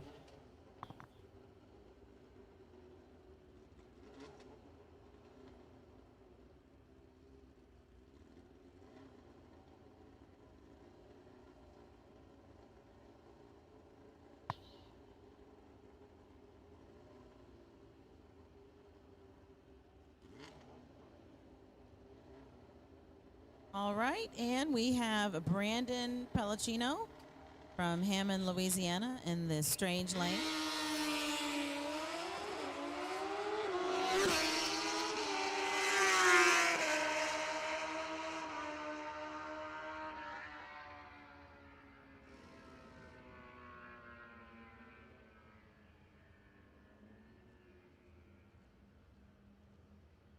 We now move into D&G Chassis V-Twin ET. Round number 5. This is the semifinals. We're down to 3.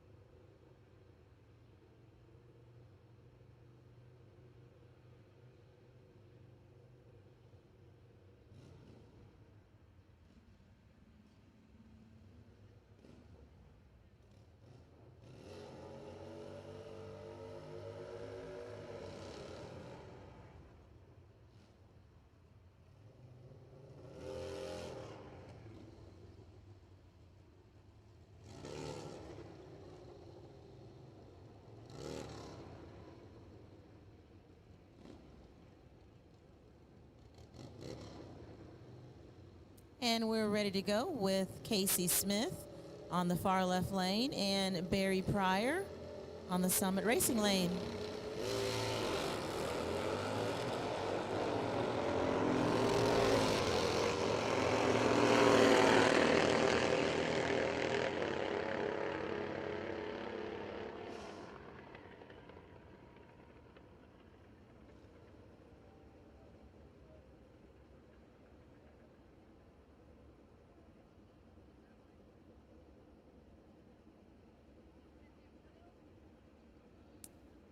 All right, we've got Scott DeLong in the Summit Racing lane.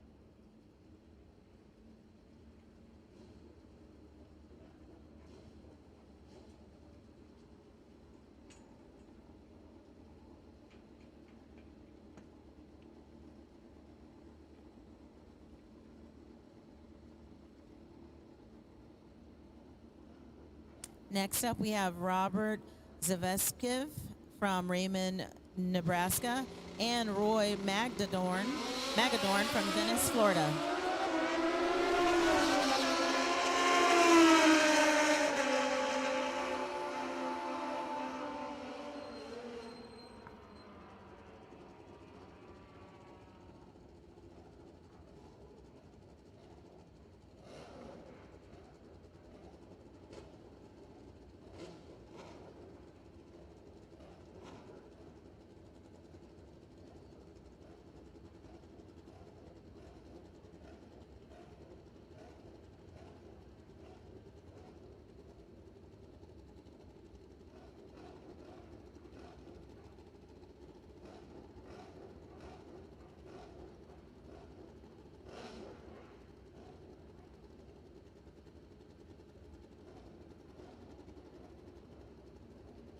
And we've got Peanut on the far lane from Chanchula, Alabama, and Billy Johnson from Nokomis, Florida.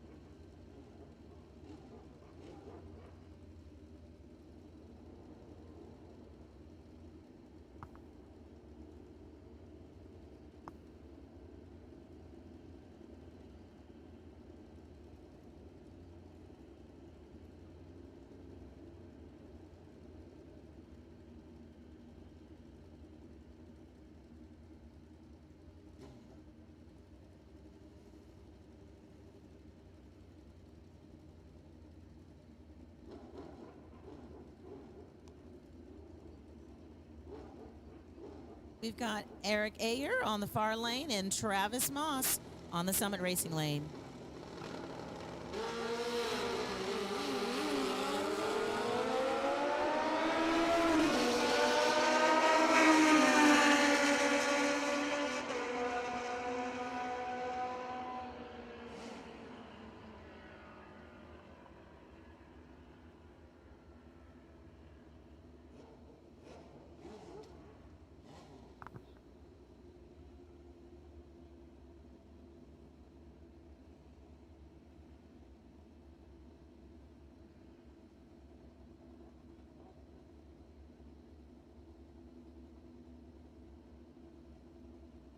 Joe Clemmy on the far lane from Davenport, Iowa, and Nicholas Bowling III from Bradenton Beach, Florida on the Summit Racing lane.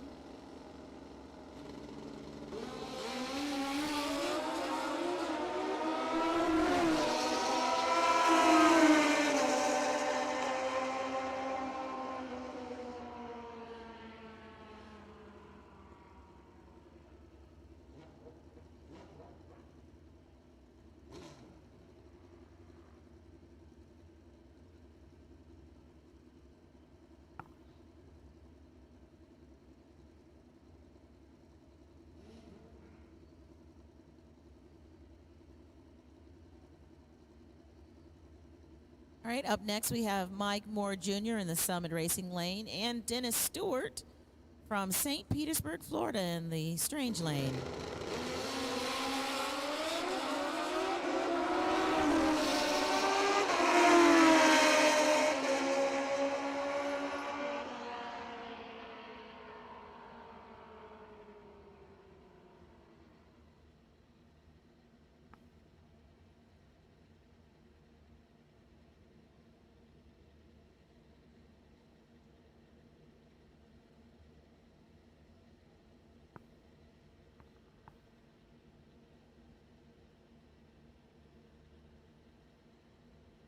Our next pair is Mike Lakowski in the far lane and David Griffith in the Summit Racing Lane.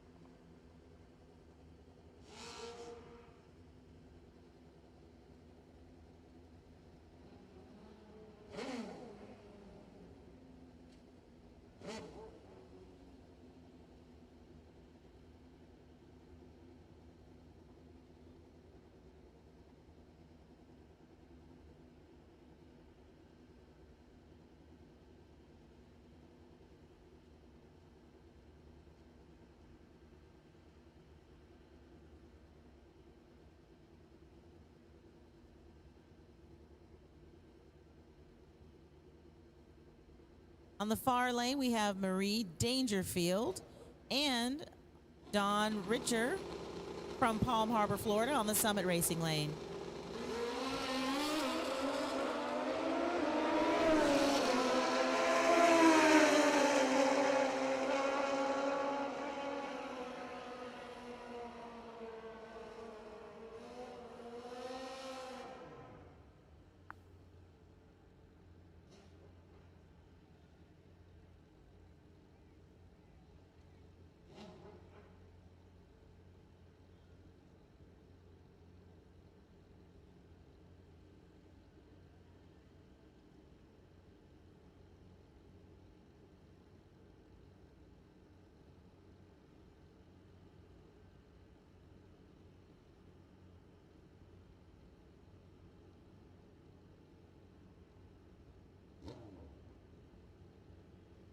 Up next is Mike Smith in the Summit Racing Lane and Dusty Brazel in the Strange Lane.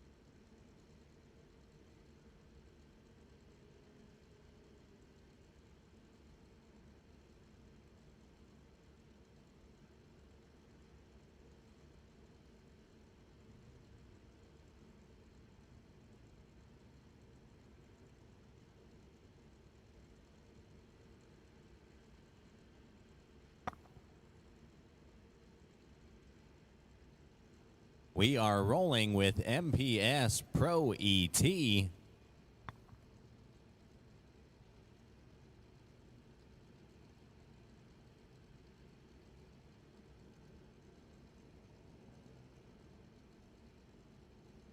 All right, we have Dave Young in the far lane and Kevin Peterson in the Summit Racing Lane.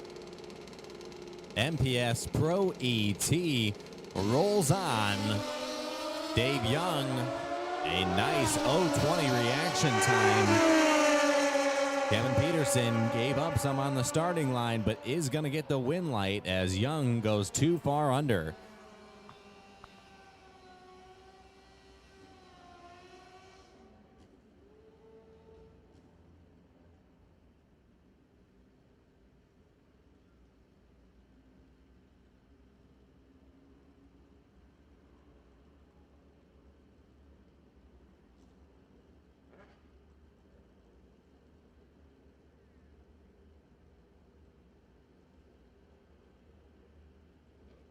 And we have Blair Field from Denver, North Carolina in the far lane. Eric Nerles, Sr. from Tampa, Florida.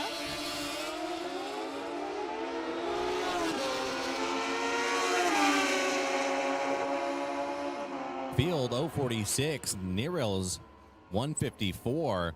Give the win light to Field. Goes 881 on the 877.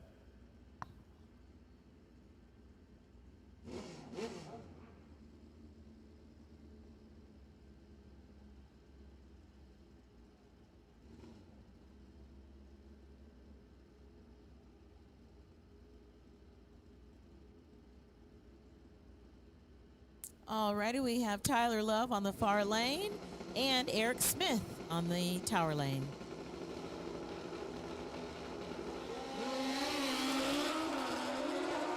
Both riders away clean. Smith's 046 to Love's 107.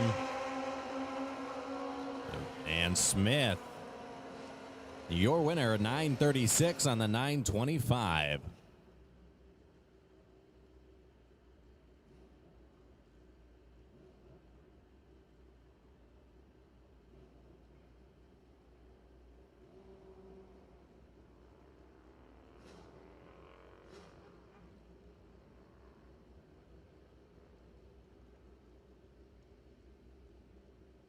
All right, our next set is Carlo Testa in the far lane and Jason Hoffer in the Summit Racing lane.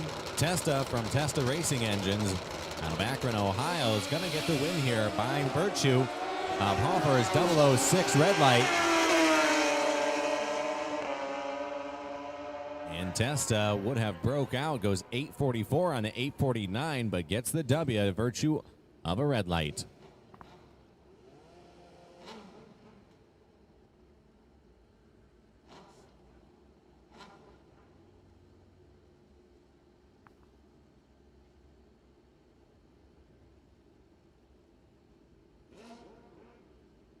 All right, up next we have Ed Hughes in the far lane from Lowell, Massachusetts, and Matt Smith in the Summit Racing lane.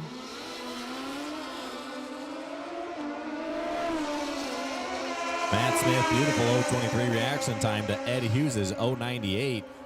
Should be a win for Smith, but it's not going to be. Ed Hughes, 885. He gets the win, going 899.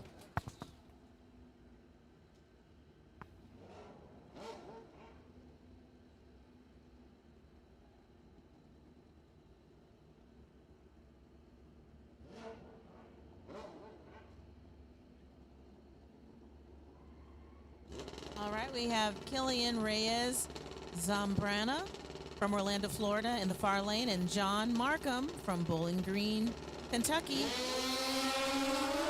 Not much reaction time difference. Give the advantage to Zambrana, though. And give the win light to Zambrana.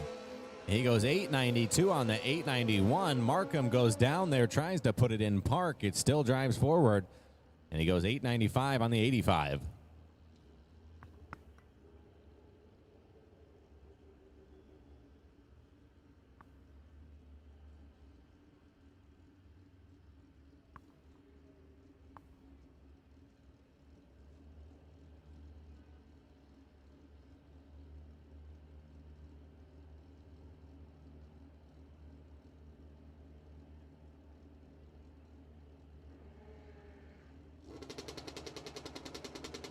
Aramil Garcia from San Juan, Puerto Rico.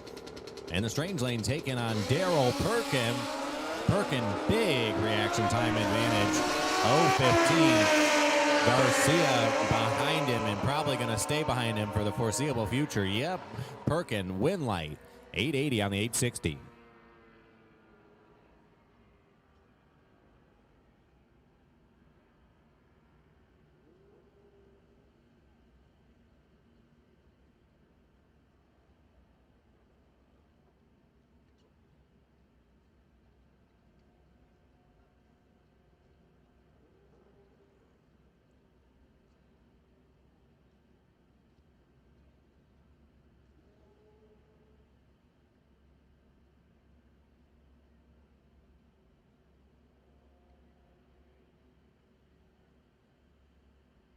Angelo Zambrana from Orlando, Florida in the strange lane.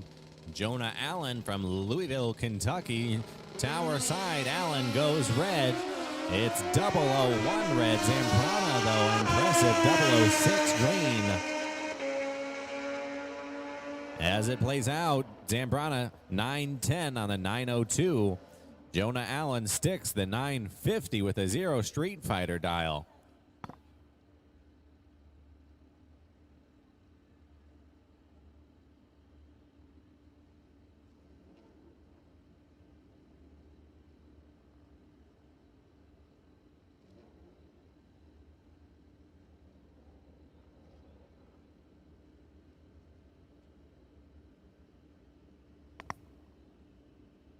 Plenty of bikes still here to come in MPA Racing Pro ET. Denise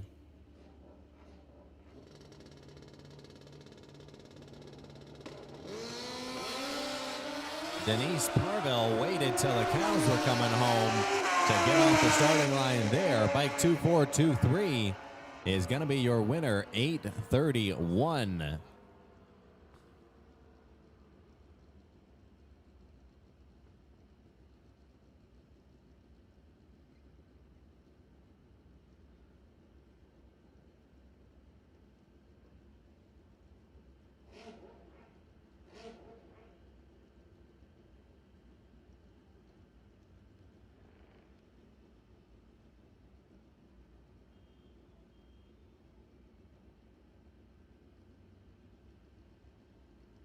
Matthew Nags, Oak Harbor, Ohio. Far lane, Brian Sanders from Houston, Texas. Near lane, only 1,000 separate him on the starting line. Should be a really good drag race. Nags out in front. Your winner, 853 on the 849. Sanders goes under by 7.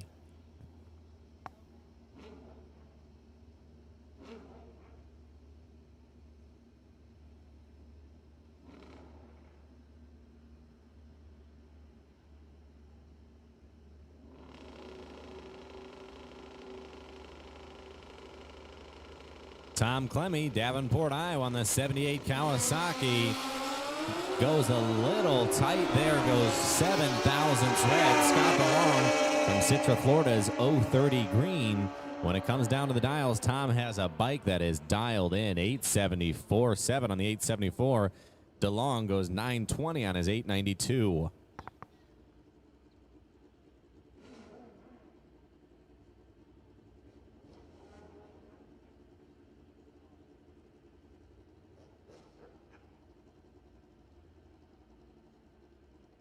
Brings up our next pair.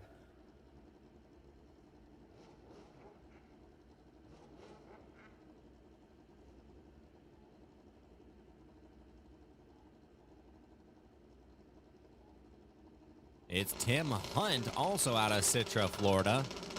In the strange lane, Tommy Guzin, Ohio-based. Hunt throws one down, chopping the tree with a 003. Guzin 024. Is he got room on the other end? He does not. Tim Hunt takes a margin of victory of 8 thou, does a great job, goes 892 on the 884.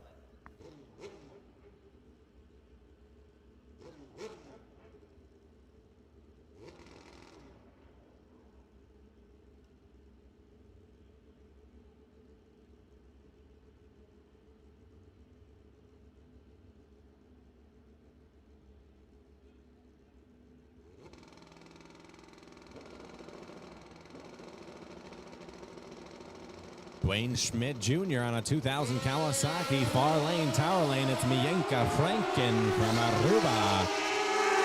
Schmidt, reaction time advantage, 0:59. And takes that reaction time advantage into 892 Winlight Schmidt Jr.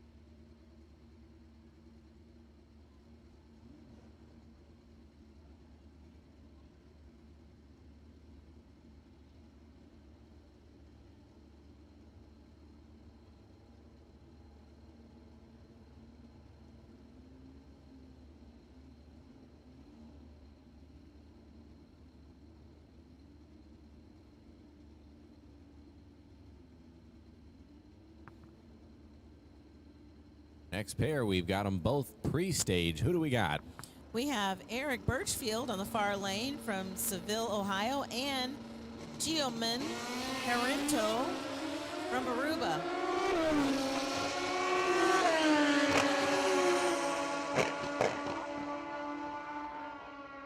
Herentito, your winner.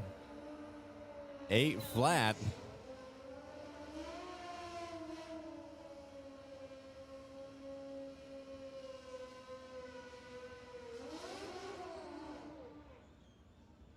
All right, up next we have Shane Cunningham from Naples, Florida on the far lane, and Damon Dabian from Aruba. Cunningham's got the top gas number on his bike. Dabian's got the super comp number on their bike. They'll be separated by 0.7 of a second. Makes it fairly difficult on Cunningham. He's not crossing over.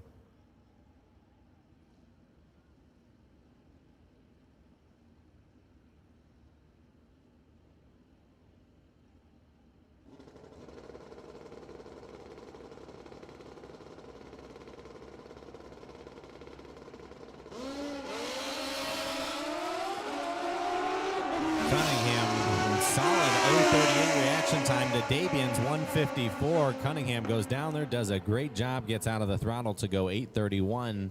Take a nice stripe and advances to round 2 as the winner.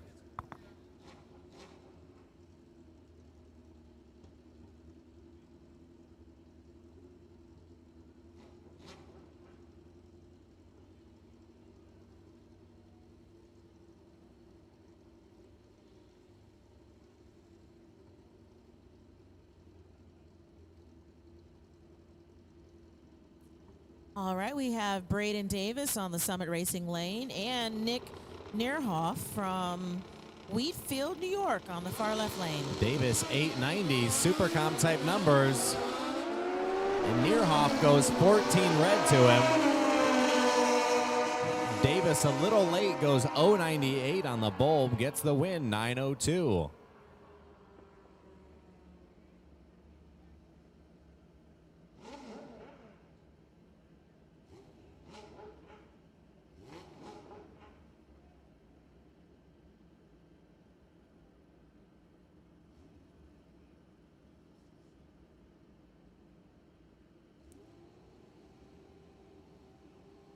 On the far left lane, we have number 2250 and Ron Raymond on the Summit Racing lane. Ron Raymond, your winner, virtue of 2250's 009 red light. Raymond seems to lose fire, though. We've got a slow roller on the right-hand side of the racetrack. Ron Raymond still looking to try to get to the scoreboards. 24 seconds later, he's there.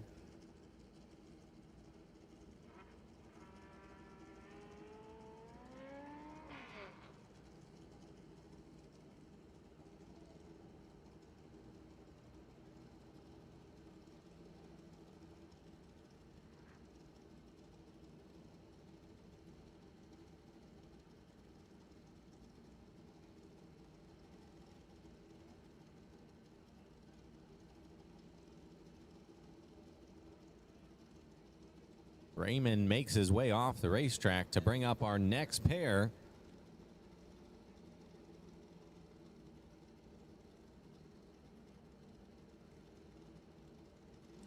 Ed Doherty on the far left lane from Venice, Florida, and Gary Russell from Bataborlo, Vermont.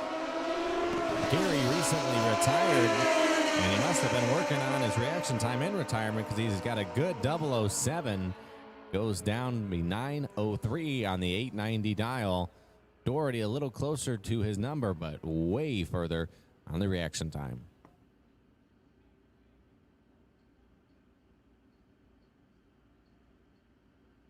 All right, on the far lane, we have Michael Carpenter from St. Petersburg, Florida, and Ricardo Marte from Orlando, Florida on the Summit Racing lane. Ricardo on his no bar Suzuki Hayabusa entry goes 018 red. Carpenter, your winner there.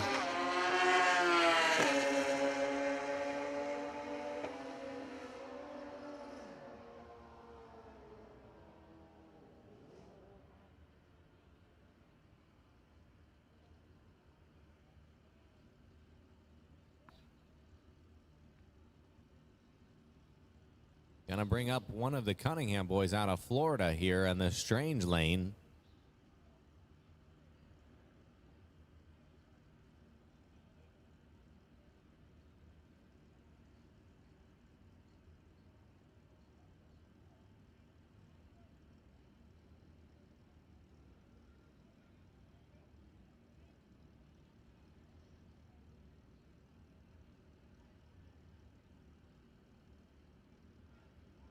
He is paired with Wardell Pinkney from Sterling, Virginia.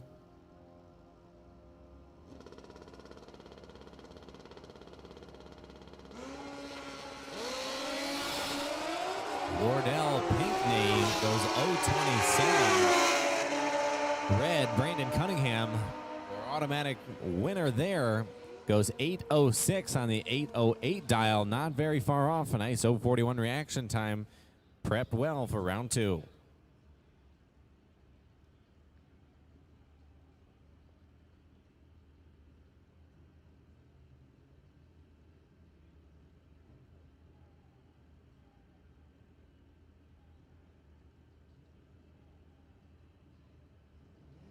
All right, in the far left lane coming up, we have Sean Bizet from Ventless, Louisiana, and Angelo Voss from Aruba in the Summit Racing lane. Voss first to leave.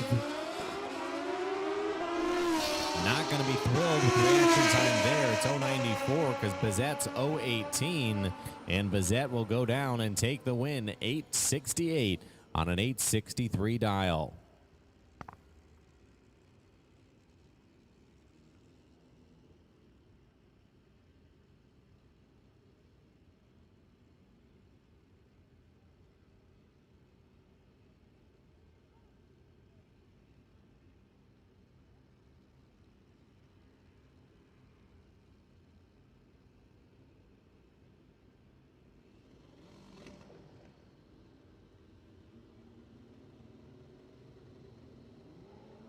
All right, on the far lane, we have Perry Paw. And so on the Summit Racing lane, we have Courtney Wanters.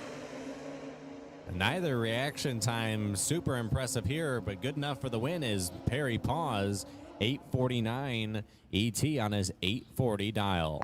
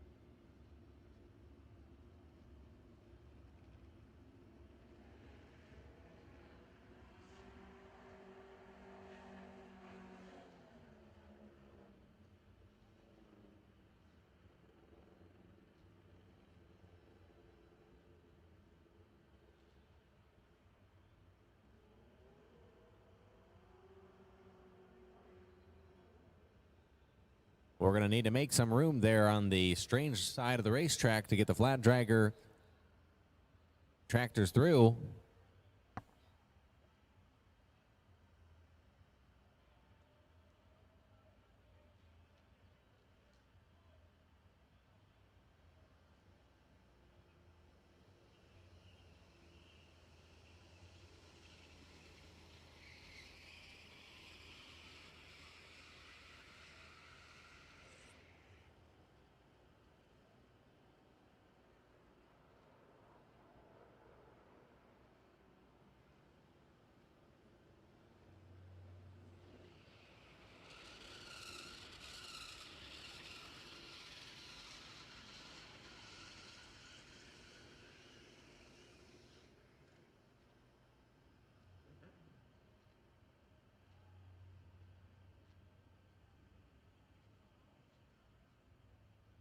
An update on our racer who went down earlier today. Curtis Griggs is back at the racetrack this evening after going to local medical facilities and getting checked out. No big, massive injuries, thank God. A little bit of road rash, but he is doing very well considering.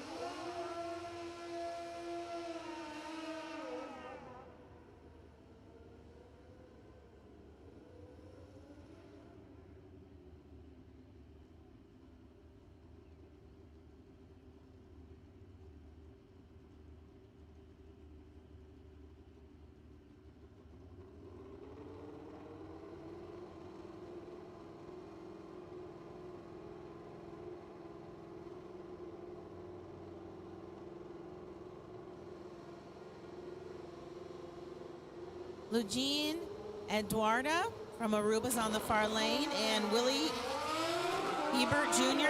on the Summit Racing lane. Hebert Jr. got the reaction time advantage. He's 0.79. Eduarda is 1.08. Not a big difference.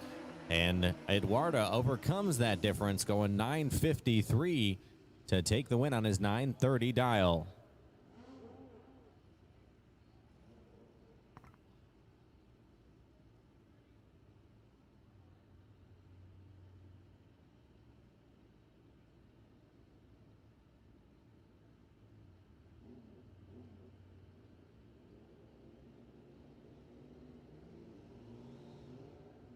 Brian DeCuba from Aruba on the far lane, and David Roman paired with him from Cape Coral, Florida on the Summit Racing lane.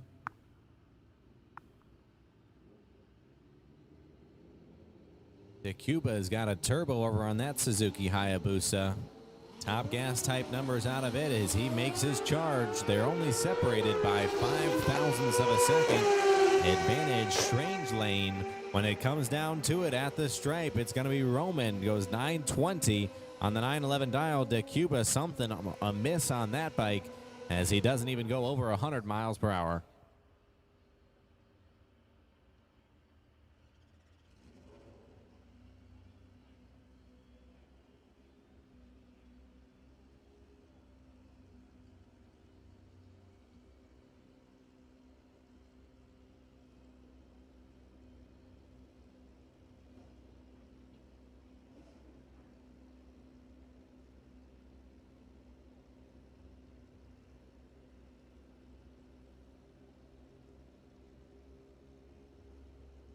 All right, we have Rajan Donata from Aruba on the Summit Racing lane, and Irvin Madaro from Aruba as well. Couple of Rubens going at it. Donata, the slower bike, but better reaction time. And that transitions directly into a win. Donata takes 87,000 stripe for the W.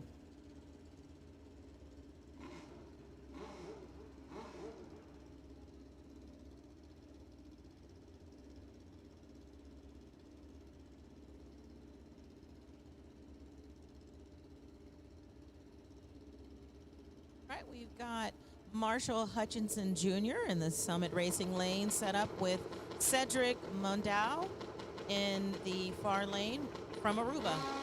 Hutchinson over a second slower, but on the reaction time, he's got all the difference in the world compared to Mondow. And Hutchinson's win light comes blinking. Goes 947 on the 946 dial-in.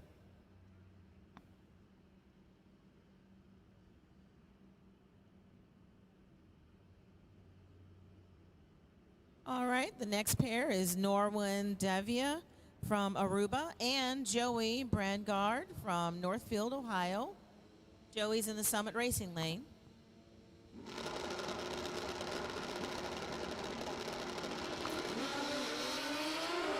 Davia goes the perfect reaction time, drops the hammer on Brandgard. Brandgard's 050.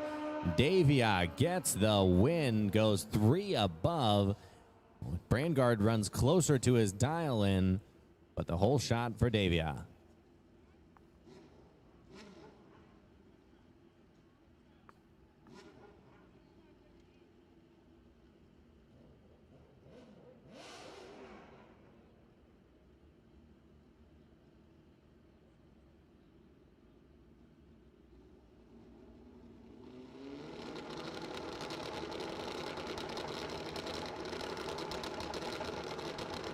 Right, we've got Jam Angela on the far left and Sherrard Fulgham on the right. Jam Angela goes too soon. 018 red. Sharon 019 green goes 2 under his dial-in, but it doesn't matter. He had the win from the starting line.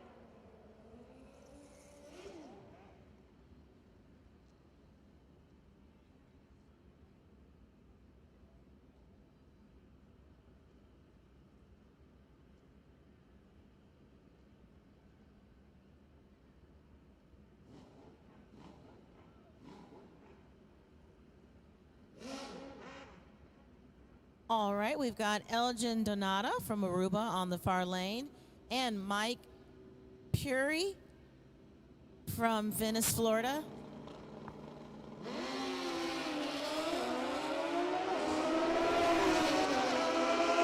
Donata with the starting time advantage. He's 069 and Donata takes the win, 884. Both bikes off pace there.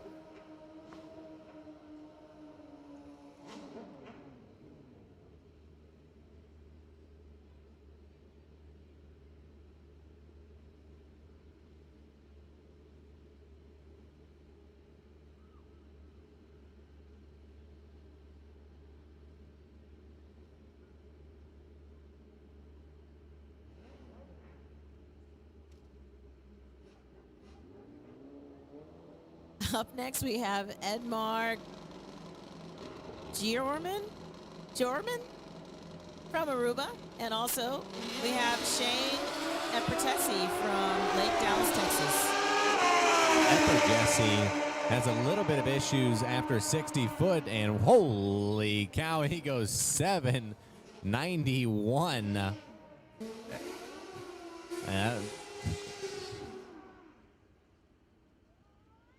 That bike prepared by Jeff Rosser was hauling the mail.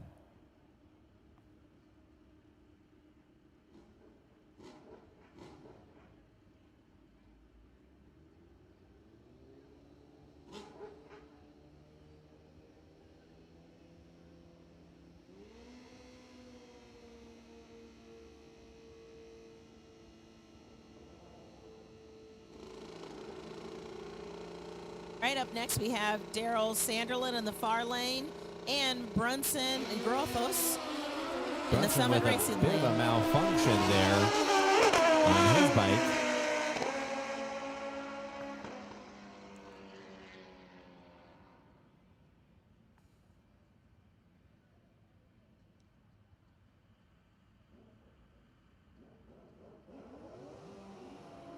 lanes are clearing out.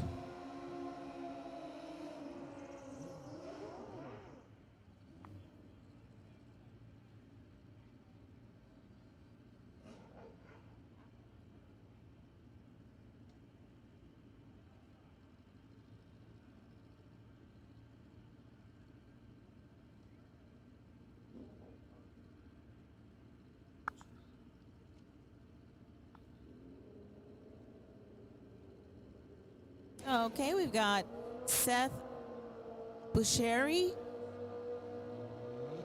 on the far lane and Garvey Westman from Aruba.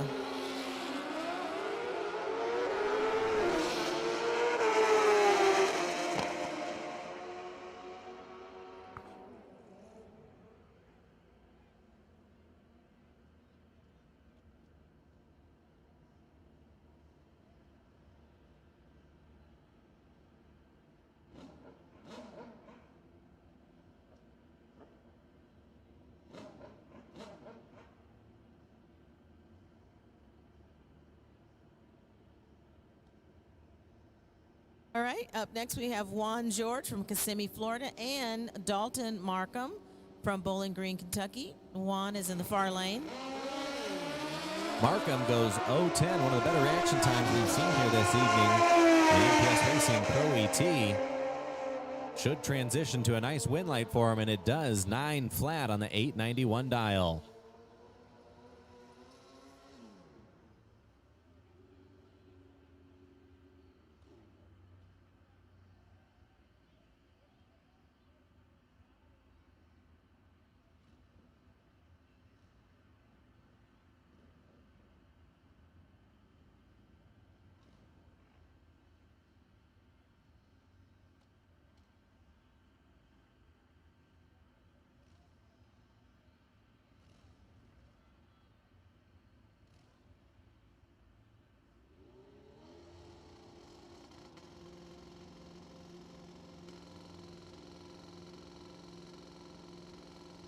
Pablo Gonzalez from Puerto Rico here on a solo.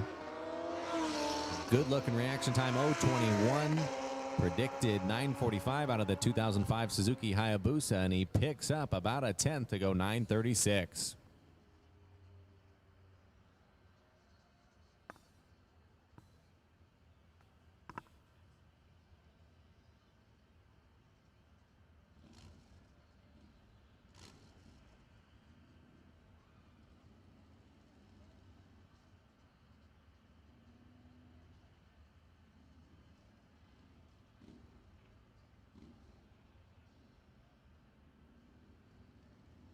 All right, we've got Scott DeLong in the far lane and Barry Pryor in the Summit Racing lane. This is our final round, ladies and gentlemen, of D&G Chassis V-Twin.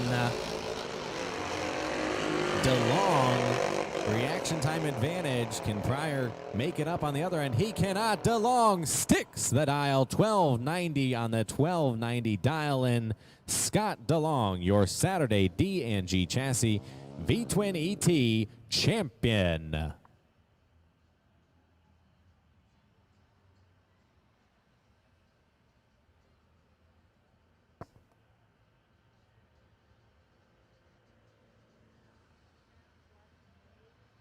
Well, ladies and gentlemen, that will draw to a close our Day 2 Saturday qualifying and eliminations here at the 45th Annual Fuel Tech World Finals presented by Wiseco. The gates will open back up tomorrow morning at 7 o'clock with a chapel service. All invited from 7:45 to 8:30. At 9 o'clock in the morning, we will get back underway with Street ET, D&G Chassis V-Twin ET, and Pro ET starting at 9 o'clock. Enjoy your Saturday evening and drive safe. Everyone, good night.